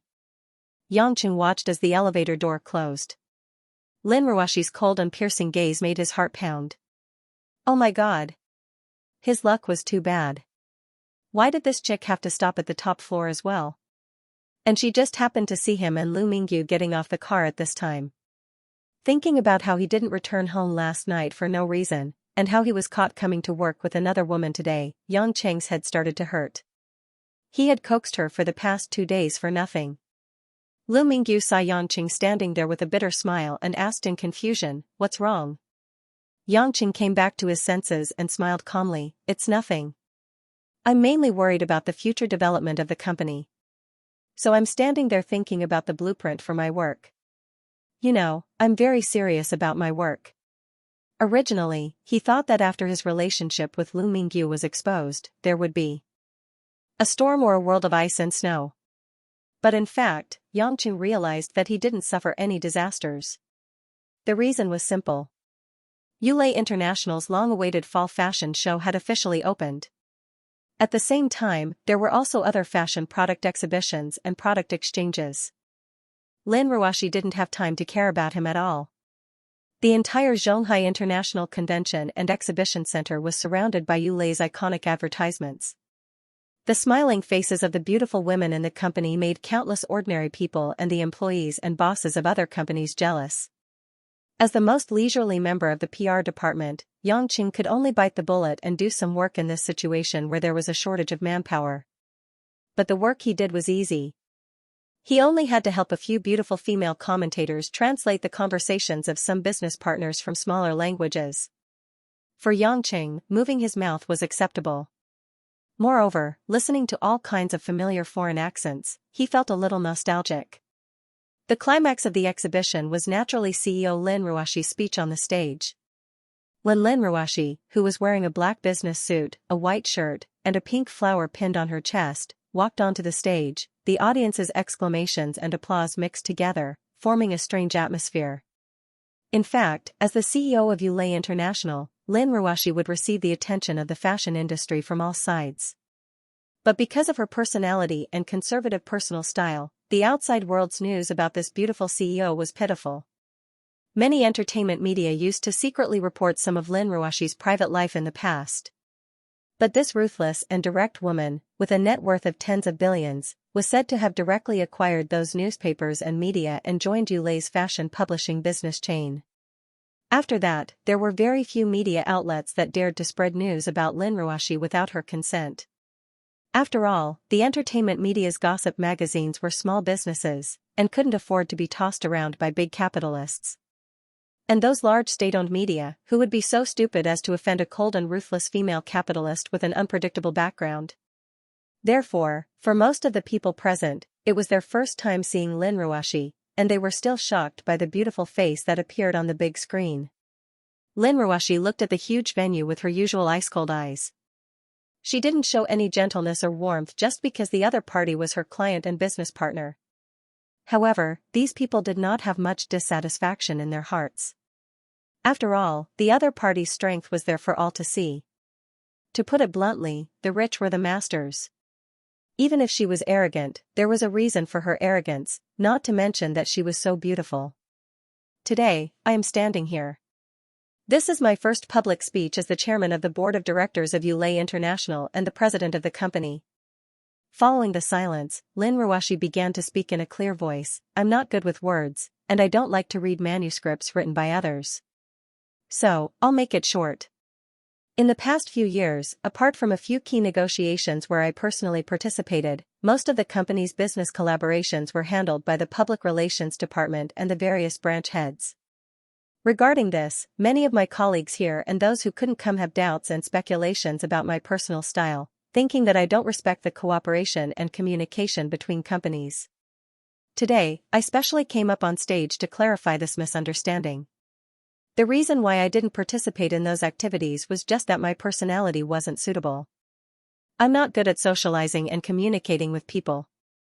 However, every contract that was submitted, I personally strictly reviewed and corrected my opinions, striving to achieve the maximum win-win situation. I think that companies with experience in cooperation should understand. If you can't understand, you can choose to terminate the cooperation with each other. However, if your company is going to harm the interests of the majority because of my personal reasons, I think that choice is not in line with the interests of the team. Now, I'd like to announce that, as usual, this exhibition cooperation project will be handled by the Public Relations Department of ULA International. The marketing department will be in charge of supporting the execution. Our vice president, the former head of the Public Relations Department, Miss Xianxia, will preside over the meeting. Thank you, everyone. After finishing her speech, Lin Ruoshi bowed slightly, then conveniently walked down the stage and disappeared. The speech was so short that no one could come back to their senses. It didn't even give the audience a chance to applaud. It wasn't until Xianxia walked up the stage with a helpless smile and coughed twice into the microphone that the audience realized that the CEO's speech had ended. Xianxia, who was standing at the entrance of the exhibition hall, stood together with a group of beauties from the Public Relations Department. After watching Lin Ruoshi's so cool speech, the group of beauties actually revealed an infatuated expression. Looking at the guests inside, there were actually quite a number of people who were applauding and praising, but he didn't know what they were praising about. Xianxia was puzzled and asked Xianxia, who was beside him, "Hey, that can also be considered a speech? What do you guys like about her?" Xianxia rolled her eyes at him. "You don't understand. That's her personal charm. Our General Lin has always been like that. I heard that when General Lin first took office, she only said one sentence in the board meeting," a gossipy pretty girl whispered. The other girls also chattered and asked which sentence she said. After the pretty girl's vanity was satisfied, she cleared her throat and said, "I also heard it from the seniors. It said that General Lin knew that many of the senior members of the board and the backbone of the company didn't recognize her leadership ability, so at the meeting, he said, 'Those who want to work, stay, and those who want to leave, don't send them off.'" The group of young girls exclaimed in infatuation again. Xianxia finally understood that he couldn't use his normal way of thinking to understand Lin Ruoshi's work style. Otherwise, he wouldn't be able to stand it. Not long after, on the podium, Xianxia had already started her speech on the actual situation. The other staff members of ULA International also started to get busy. Xianxia was planning to sneak out for lunch when his phone rang. He opened it and saw that it was a text from Lin Ruoshi, asking him to meet her at a high-class hotel near the convention center. This was the first time Lin Ruoshi had sent him a text. In the past, no matter how cold she was, she would still give him a call. Xianxia grumbled in his heart. She was probably still angry, or maybe she had been holding it in and didn't intend to let it go. But he had to go anyway. Seeing that there was nothing else, he slipped away. After driving around in circles, he arrived at the entrance of the hotel. When he arrived at the luxuriously decorated hall, he found Lin Ruoshi sitting on a sofa in the corner waiting for him. Seeing him enter, she picked up her handbag and walked over slowly. "Su Jihong invited me for a private dinner to celebrate the success of the exhibition. I couldn't refuse, so I invited you," Lin Ruoshi said indifferently. It was hard to tell what she was feeling. It had been a long time since he had any dealings with Su Jihong. Xianxia had almost forgotten about that guy. This guy was getting more and more unkind. Last time, he sent a killer, but he didn't even apologize. This time, he invited him to dinner. Did he think everyone was a fool? After a moment of silence, Xianxia stretched out his arm and smiled at Lin Ruoshi. Lin Ruoshi hesitated for a moment, but still took Xianxia's hand and moved closer to him. However, her face was facing the outside, and she didn't look at Yangqing at all. As the two walked upstairs to the reserved room, Yangqing asked, "Babe Ruashi, you have tens of billions in assets. Why don't you hire a few bodyguards? What if you encounter kidnappers?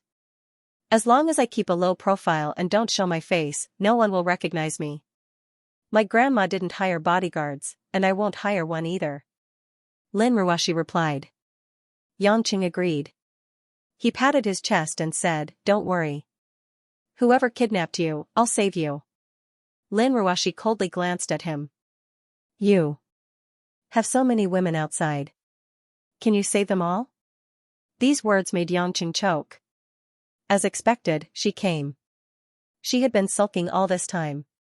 Smiling awkwardly, Yangqing could only retreat for now. He could only wait for the woman's anger to subside. When they reached the door of the room, Harry Ball, with his usual messy hair and unshaven beard, was already standing there with a smile, waiting for them to enter. "Miss Lin, Mr. Yang, our family's young master has been waiting for a long time," Harry Ball said with a smile that didn't reach his eyes. His gaze swept over Yangqing with great interest. Yangqing knew that what happened in Hong Kong must have fallen into their ears. Therefore, it was normal for Harry Ball to be especially interested in his skills. The two walked into the room.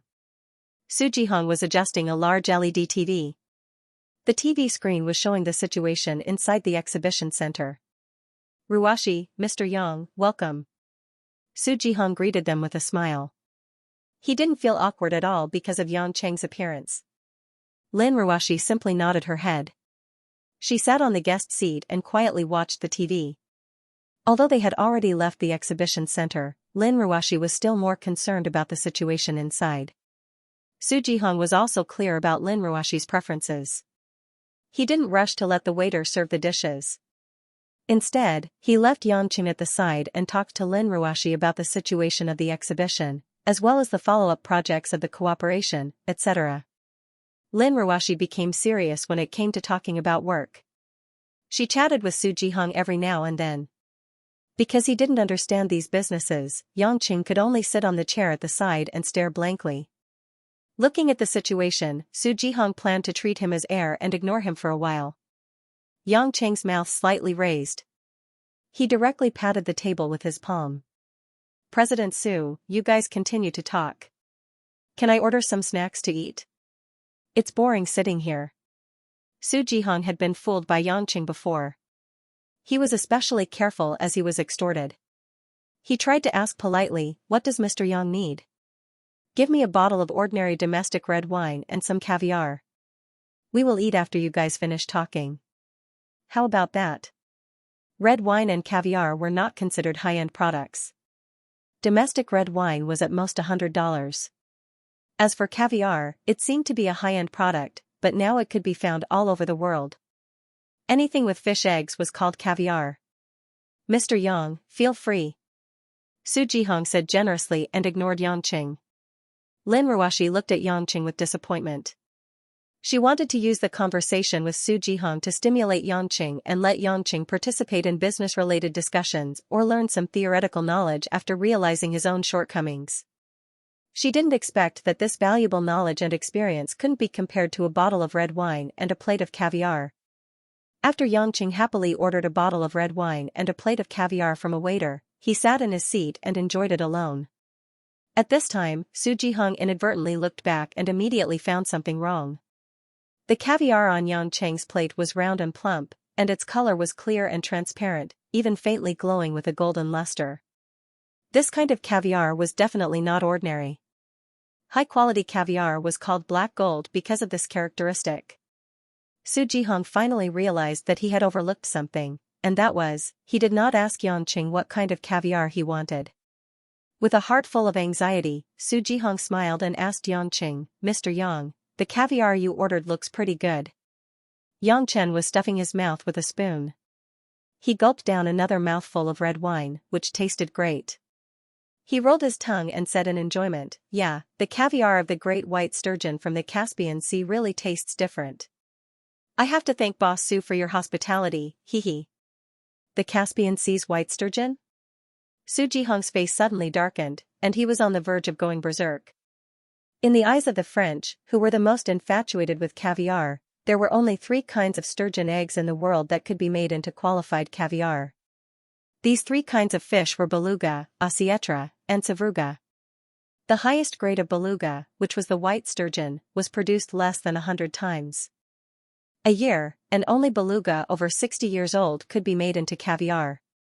Among them, the white sturgeon produced in the Caspian Sea between Russia and Iran was the most precious.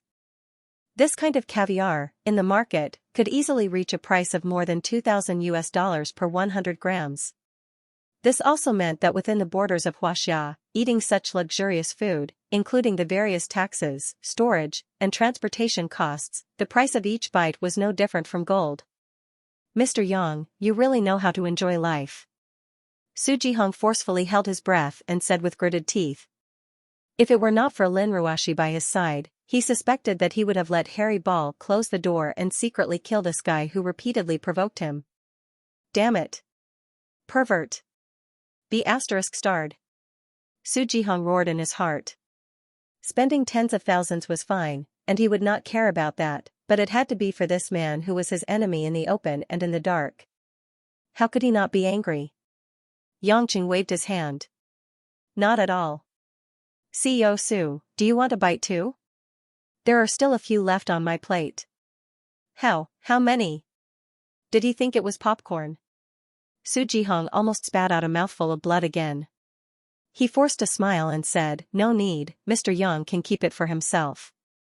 After that, he didn't give Yangqing a chance to speak and directly waved to the waiter, serve the dishes. Serve the dishes. Su Jihong had to finish his meal quickly so that Yangqing could leave. Otherwise, he was afraid that he would really not be able to resist pulling out a gun. When Lin Ruoshi saw that Su Jihong had lost his composure, she remained expressionless, but she felt very comfortable in her heart. After all, she had always been extremely repulsed by what Su Jihong had done in the past. Due to the need of work, they could only talk calmly. Lin Ruoshi vented her anger. When she looked at Yangqing again, her gaze softened a little. She just felt that if Yangqing could spend his time messing with Su Jihong on work, she wouldn't have to worry about these things all the time. They finished their lunch very quickly. Su Jihong practically sent the 2 of them out of the door in a hurry. His smile was uglier than crying. It was impossible to guard against. It was impossible to guard against. They had accidentally been cheated of tens of thousands of yuan by this scoundrel. When they walked out of the hotel, Lin Ruoshi seemed to be relieved of a heavy burden. It's actually very risky for you to do this. Su Jihong isn't the kind of person who is afraid of trouble. If he really falls out with you, I'm afraid that things won't be as simple as they seem. Are you worried about me? Asked Yangqing. I just don't want you to keep your mind on messing with those people. Why can't you calm down and learn how to manage? Lin Ruoshi corrected herself. Yangqing shrugged. Aren't I doing something serious now? At least I was the one who negotiated the collaboration with Chonglin and Muyun this time.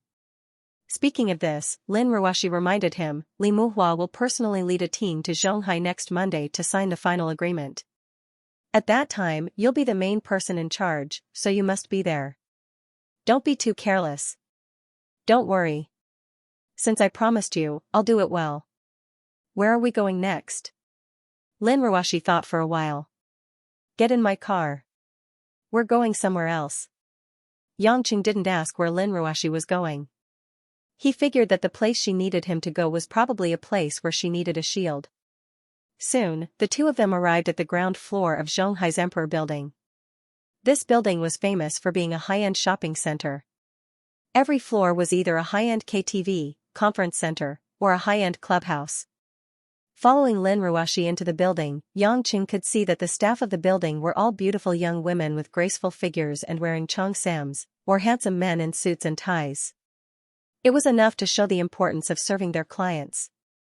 We're holding a small cocktail party in the clubhouse on the top floor to entertain the representatives of some big projects. Originally, Qianli was going to attend on my behalf, but now that she's out early, it's better for me to come and take a look in person.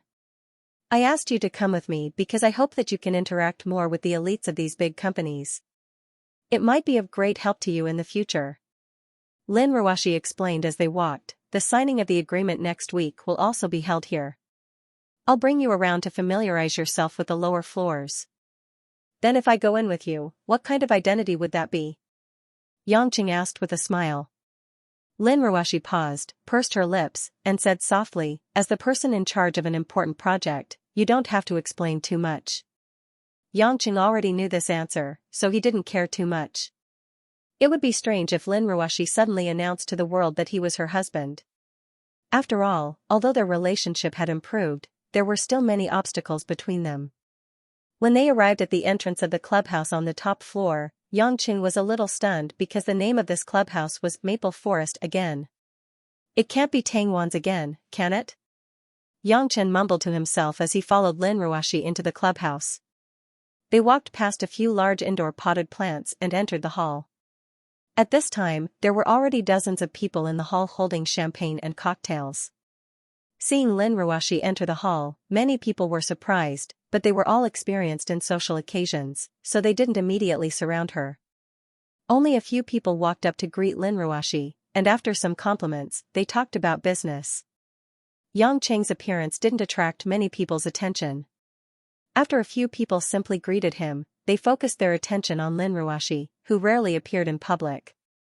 On the other side, Mo Qianni, who had already been entertaining the guests, also noticed Yangqing entering the venue. She was a little surprised, but seeing that Lin Ruoshi was there, she had to continue chatting with the guests, pretending not to see him. Yangqing was also happy to be free. Just when he wanted to find a secluded place to sit down and eat some fruits, he saw Tangwan, who was wearing a black and red off-shoulder gown, walk out from a small room with a sexy and graceful smile on her face. Mr. Yang, we meet again so soon. Many people knew Tangwan. After all, Tangwan had connections in Zhonghai that couldn't be ignored, and she was a strong woman with strong assets. As for her complicated background, it also made people stay away from her. So when they found that she took the initiative to talk to a strange man, many people began to speculate whether Yangqing and Tangwan had any secrets. Lin Ruoshi, who had been secretly paying attention to Yangqing, saw this scene and frowned slightly. Yangqing finally understood what it meant to be everywhere. He didn't know whether to laugh or cry as he asked, Miss Tang, can you tell me how many properties you have? Tangwan was stunned for a moment, then she giggled and said, to be honest, I don't know how many properties I have. Many places are rarely visited once a year, so I can't tell you. If Mr. Yang is tired of seeing me all the time, then Tangwan will leave immediately. How can that be? I'm already very satisfied if Miss Tang doesn't get tired of seeing me. Yangqing also knew that he probably didn't have a good image in the eyes of Tangwan. Tangwan pursed her lips and smiled, Mr. Yang, do you remember what you promised me last time? Yangqing thought for a moment, let's have dinner together? Yes, but Mr. Yang didn't give me his contact information until the end. This time, you won't leave without saying a word, right? Tangwan said with some bitterness. Yangqing was a little embarrassed. He smiled and took out his mobile phone and exchanged phone numbers with Tangwan. When the guests saw this scene, they immediately had a better understanding of Yangqing. Mo Qianni was so angry that she wanted to stamp her feet. This guy, in front of me and his wife, he even wants to hook up with another woman. Also, when did he suddenly get to know Tangwan? Lin Ruoshi's eyes became more and more unfriendly, and at the same time, she was full of worries. As the owner of the club, Tangwan just made a guest appearance and left the banquet hall not long after. When she left, she gave Yangqing a slightly meaningful look, obviously reminding Yangqing not to forget the agreement. In the evening, after the banquet was over, Yangqing and Lin Ruoshi returned to the car together. The car was not started. Lin Ruoshi held the steering wheel and was silent for a long time. She said, Yangqing, don't be like Tangwan, okay? Like what? Yangqing asked curiously. Lin Ruoshi took a deep breath, looked at the steering wheel, and said unnaturally, I admit that I can't accept you immediately. So if you find other women outside, although I will feel uncomfortable in my heart, I will not forcibly stop you. Because I haven't paid anything, so I am not qualified. But Tangwan can't. She is not an ordinary woman. You may not know her background, but why do you think such a beautiful woman is always alone? I hope you will think about it carefully. Don't treat her like other women just because she is beautiful. Yangqing smiled. Baby Ruashi, you think too much. I and Tangwan are just ordinary acquaintances. Hearing what you said, it seems that I am really a beast who thinks about women all day. Yangqing. Lin Ruashi turned around abruptly and stared at him solemnly. I'm begging you, don't come into contact with Tangwan anymore, or else. Otherwise what? Yangqing frowned and asked. He had never seen Lin Ruashi care so much about a woman. She even used the word beg for his sake, lowering herself to him. Lin Ruashi whispered, otherwise, if something happens, it will be difficult for me to protect you. Protect me? Yangqing didn't understand for a moment. What do you mean? There are some people behind Tangwan that you can't afford to offend. Even if I use Yu Lei as my trump card, I may not be a match for those people. If they want to harm you because of Tangwan, I don't know what to do. So, I beg you, even if you look for other women, inside the company or outside the company, I can turn a blind eye, but don't look for Tangwan, okay? Lin Ruashi's tone carried a hint of pleading. Yangqing couldn't help but be stunned by the deep worry in her voice. As a wife, asking her husband to look for other women was already giving Yangqing a headache. This was a kind of relaxed and indulgent attitude, but wasn't it because they were not close enough and didn't care enough? This made Yangqing feel a little defeated, but he was deeply touched by Lin Ruashi saying that she would protect him. Ever since he was young, it had always been him protecting himself, or he protecting others. In fact, in Yangqing's world, there was almost no one in the world who could protect him. So, from the moment he married Lin Ruashi, Yangqing subconsciously wanted to protect this woman, even if this woman refused to admit that he was her husband. No one would ever say, I want to protect you. But unexpectedly, in Lin Ruashi's heart, it had always been her who wanted to protect him. In Lin Ruashi's view, it didn't matter that Yangqing had no money or status. In Zhonghai, he was just an overseas returnee. Although he was good at fighting, it was difficult for two fists to fight against four hands. So, at the critical moment, he still needed her to help him. From the beginning when they first met and brought Yangqing out of the police station, Lin Ruashi had been doing this. Thinking back to these days, Lin Ruashi also solved all kinds of troubles for him, and at the same time, she always urged him to study and make progress. Wasn't this also because she hoped that Yangqing could better protect her? She had never seen Yangqing's strength, and Yangqing didn't intend to show his unusual side to Lin Ruashi. So, between them, it actually formed a situation where they wanted to protect each other. The love between a man and a woman was divided into three types: passion, friendship, and responsibility. Often, between a husband and wife, a sweet love could make them stay together, and the only thing that could make them grow old together was the word responsibility. Yangqing and Lin Ruashi were different. They directly skipped the sweet part, and it wasn't passion either. Instead, they directly switched to responsibility. They both wanted to be responsible for each other. Looking at Lin Ruashi's beautiful and cold beauty, and her watery eyes, Yangqing's heart was surrounded by a warm feeling. At the same time, he also felt a strong sense of family responsibility. He was a man, and he shouldn't always let his woman worry about him. Taking out a cigarette from his pocket, he didn't care that. He was in a car, and slowly lit it for himself. He took a puff. Amidst the lingering smoke, Yangqing calmed his mind and solemnly said, Ruashi, I promise you, I will never let the dangerous situation that you mentioned happen. Moreover, in the future, don't say anything about you protecting me. I swear, there will never be a situation where I need you to protect me. Only I will protect you. You still won't listen to me, right? Lin Ruashi said dejectedly. Yangqing smiled, and reached out his finger to scratch Lin Ruashi's smooth pink face. Are you free tonight, wife? Let's go on a date. When Yangqing said the word date, Lin Ruashi clearly didn't react. She looked at Yangqing in silence. Yangqing thought that Lin Ruashi wasn't used to it and that it was too sudden. So he took a step back and said, You're not used to it? Then we can just go for dinner. Lin Ruashi shook her head lightly and asked softly, Do you want to change? Change what? What should I wear on a date? Lin Ruashi asked a little embarrassedly. Yangqing finally understood. It wasn't that he didn't want to, but that he didn't know how to go on a date. So he smiled easily and said, "There's no need to change. This is good. But we have to change the car. I have to take you on a date, not you driving me." Lin Ruoshi nodded anxiously. She started the car and drove the red Bentley all the way to where Yangqing parked his car.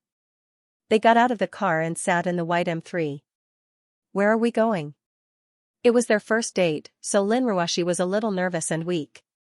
Yangqing found it extremely interesting. His wife, who was usually as cold as an iceberg, suddenly became a little girl who was like his first love. How could he stand it? He wanted to reach out and rub Lin Ruoshi's head, but he was afraid that she would go crazy. He raised 3 fingers and said, "I'll give you 3 choices. Watch a movie, go shopping, or go to the aquarium. Where do you want to go?" Lin Ruoshi's bright eyes immediately lit up. She thought for a moment and said with some anticipation, "Let's go to the aquarium. I've never been there before. I like those tropical fish. They're very beautiful. The aquarium closes very quickly at night." "Change one," Yangqing said. "Then, go shopping is fine too. Let's see if it's one of the malls under me. Just treat it as an inspection." Lin Ruoshi settled for the next best thing. Yangqing shook his head. "I'm exhausted from shopping. Don't think that I don't know that when you women start shopping, you don't care about the life and death of a man." Lin Ruoshi frowned. "Where are we going then?" "Let's go watch a movie. We can just sit and watch. Isn't that great?" Yangqing said with a smile. Lin Ruoshi bit her lip in anger. She pouted and pouted, "Then why did you let me choose? Why don't you just say we're going to watch a movie?" Yangqing grinned. "Isn't this a demonstration of family democracy? I'll give you 3 options. Maybe you'll choose the cinema first? If you don't choose, the steering wheel is in my hands anyway. In the end, won't I have the final say? Isn't that right? Even leaders do that. Aren't you also a leader? You know, democracy, democracy, hee hee. Rascal. I'm getting off the car. You can go on a date by yourself." Lin Ruoshi's face was covered with a layer of ice again as she pretended to get off the car. Yangqing laughed. Too late. Just as he finished speaking, the BMW screeched. The tires violently rubbed against the ground. The car shot out of the parking lot like a sharp arrow. Lin Ruoshi was about to unbuckle her seatbelt when she was pressed against the seat by the recoil force. "Are you crazy? I want to get off the car." "What did you say, wife? I didn't hear you." Yangqing laughed. The car drew a red light on the street surrounded by neon lights, and the roaring engine attracted the attention of the passers-by. As there were fewer cars around the convention center, the car's speed kept increasing. In the end, it was like driving on a highway. There were many bends, and Yangqing could even pull the handbrake and do a few simple drifts. "Crazy! Stop! Stop! Crazy! Crazy!" In the end, Lin Ruoshi couldn't stop Yangqing anymore. She was worried that if she was not careful, the car would hit one of the fences. She could only cover her face with both hands and sit there as if she had accepted her fate. With the inertia of the car swayed left and right. Although it wasn't the first time she sat in Yangqing's fast car, Lin Ruoshi still felt that her whole soul was separated from her body. This feeling of life and death was something that couldn't be experienced by watching movies. It wasn't until they reached a more crowded road that Yangqing slowed down the car. Only then did Lin Ruoshi slowly put down her hands and let out a sigh of relief. Feeling that her heart was beating crazily, Lin Ruoshi didn't even have the strength to say that to Yangqing. She just looked at him faintly, as if her gaze could strangle Yangqing to death. Yangqing didn't care and said, "Don't look at me like that. I just think that it would be a pity if you don't enjoy the fun of racing such a good car. While you are still young, I will let you experience the joy of speed. I don't need this kind of crazy experience." Lin Ruoshi's face turned pale as she gritted her teeth. "This is not the experience of a crazy person. My driving skills are good. It doesn't mean that I only drive fast, but I drive faster than others and safer than anyone else. If someone's driving skills are bad, even if they drive slowly, they will still hit something. This is my confidence, and I hope you can believe it." Yangqing said. Lin Ruoshi sneered, a person who doesn't even have a driver's license is telling me that driving skills are safer than anyone else. What should I believe about you? Look, female benefactor, you are obsessed with appearances again. A driver's license is nothing more than a piece of paper, at most a hard piece of paper. In today's world, the academic diplomas that people spend 1 or 2 decades to obtain can no longer represent the real level of education, and can even be faked. What do you think a driver's license that can be obtained in a month represents? Yangqing said with a smile. Lin Ruoshi snorted and turned her head. I'm not going to argue with you. Your arguments are all fallacies. Good, good. Fallacies are also arguments. This is the same category as Einstein's theory of relativity. Why can't it be established? Since she was a child, there had never been a man who would speak in such a joking tone in front of her. Lin Ruoshi felt that it was quite interesting. She turned her head and asked, do you want to be a monk? Yang Chen held the steering wheel with one hand, and touched his chin with the other. It's fine to be a monk, but the biggest regret of a monk's life is that he's only seen a nun's body, and not a woman's. I have seen the body of a woman. Seeing the body of a nun will be perfect. Lin Ruoshi thought for a long time before she understood the meaning of these words. Her face instantly turned red, and she snorted, pervert. Then she ignored him. When they arrived at the parking lot outside the Zhonghai cinema, Lin Ruoshi took out her phone and asked Yangqing, what movie do you want to watch? I will ask Wu Yu to book a private room. Book a private room? Yangqing was puzzled, what private room? Don't you need to book a private room to watch a movie? Lin Ruoshi asked back. After Yangqing asked carefully, he finally understood. It turned out that Lin Ruoshi used to independently book a VIP private room on the 2nd floor of the cinema. Moreover, the tickets were all booked by Wu Yu. She only needed to show her ID, and there would be a specialist to guide her in. It seemed that this girl had never watched a normal movie before. There's no need.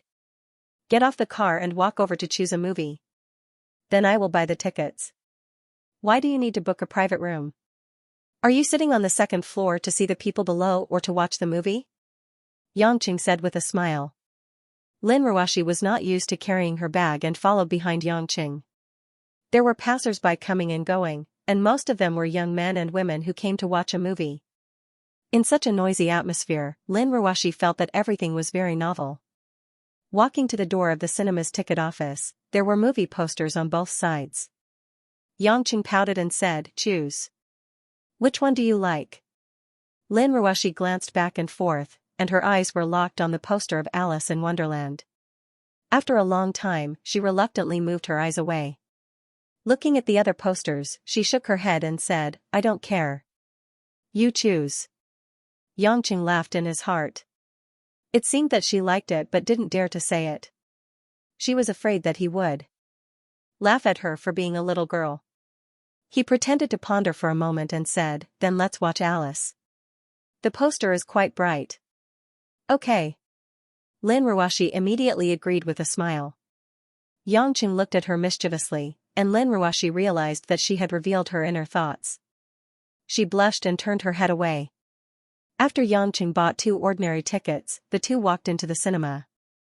There were many shops selling drinks, popcorn, and other snacks around the hall.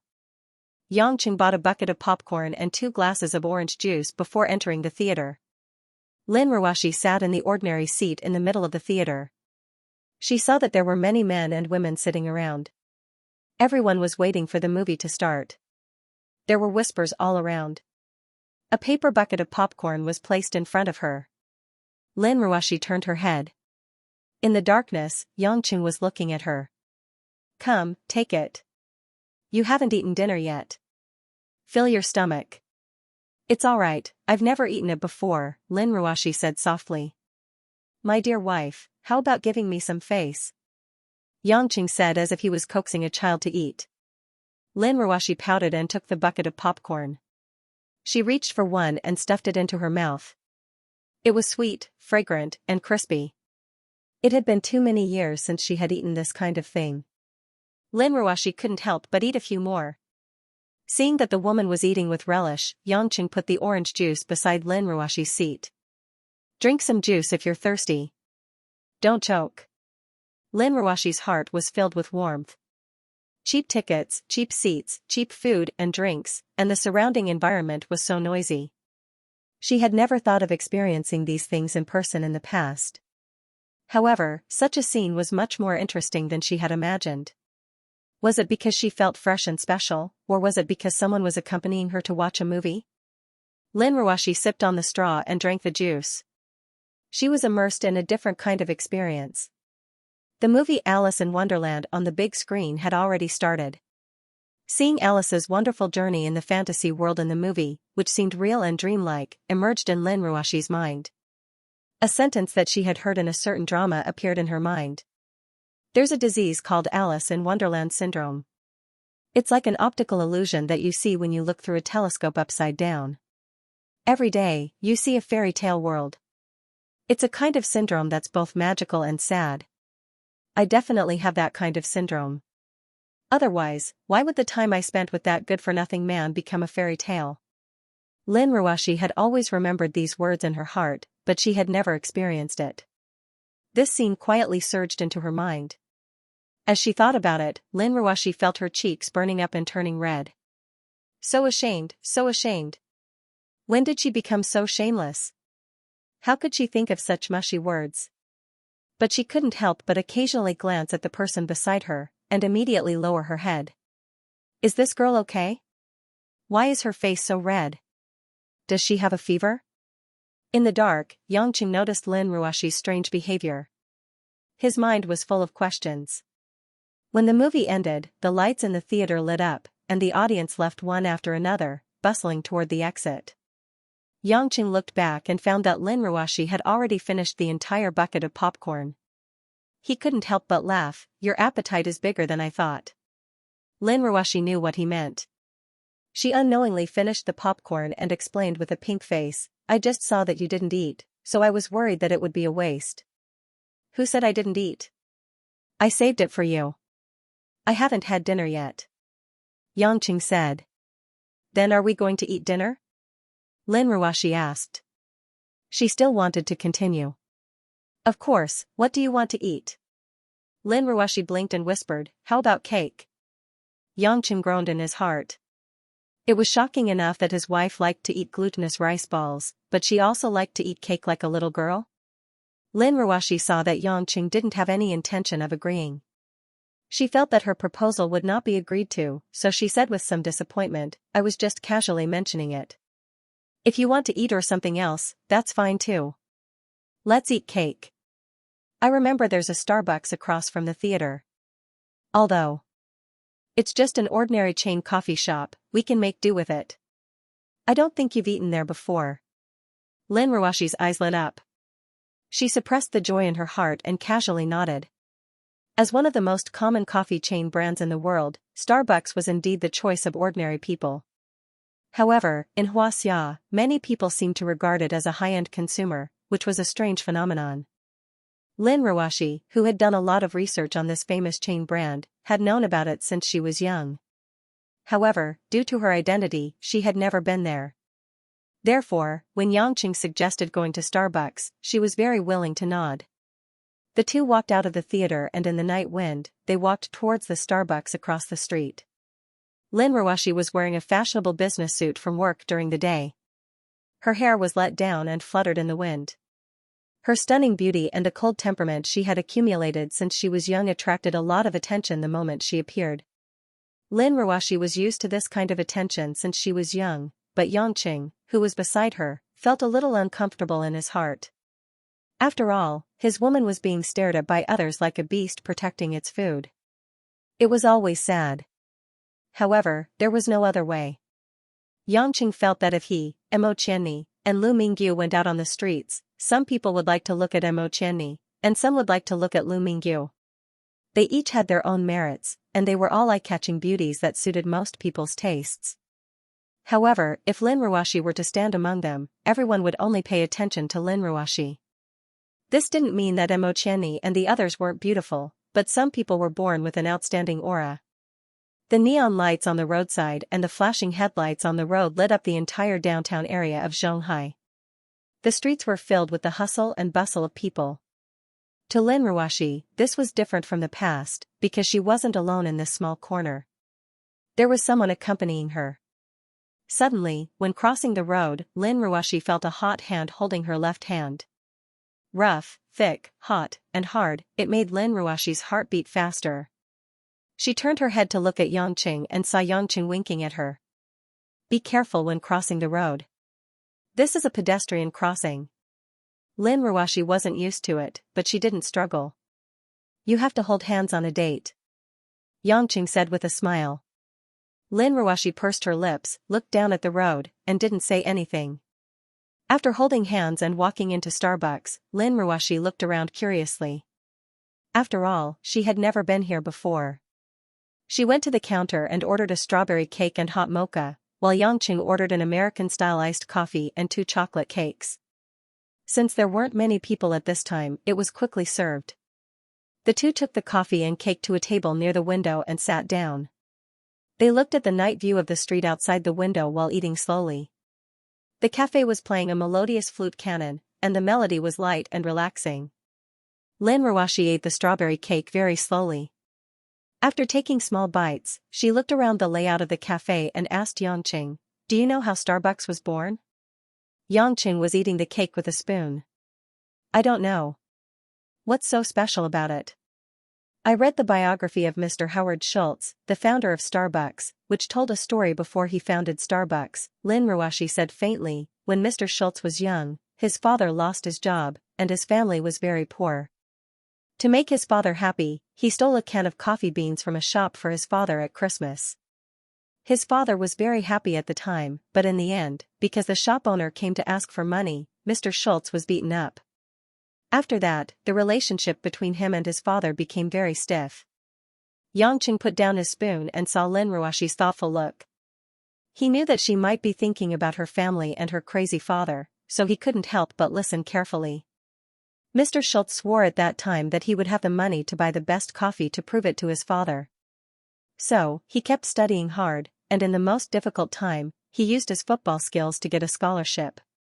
He went to university, and all the way to a world-famous company, where he got a senior position with a monthly salary of more than $70,000.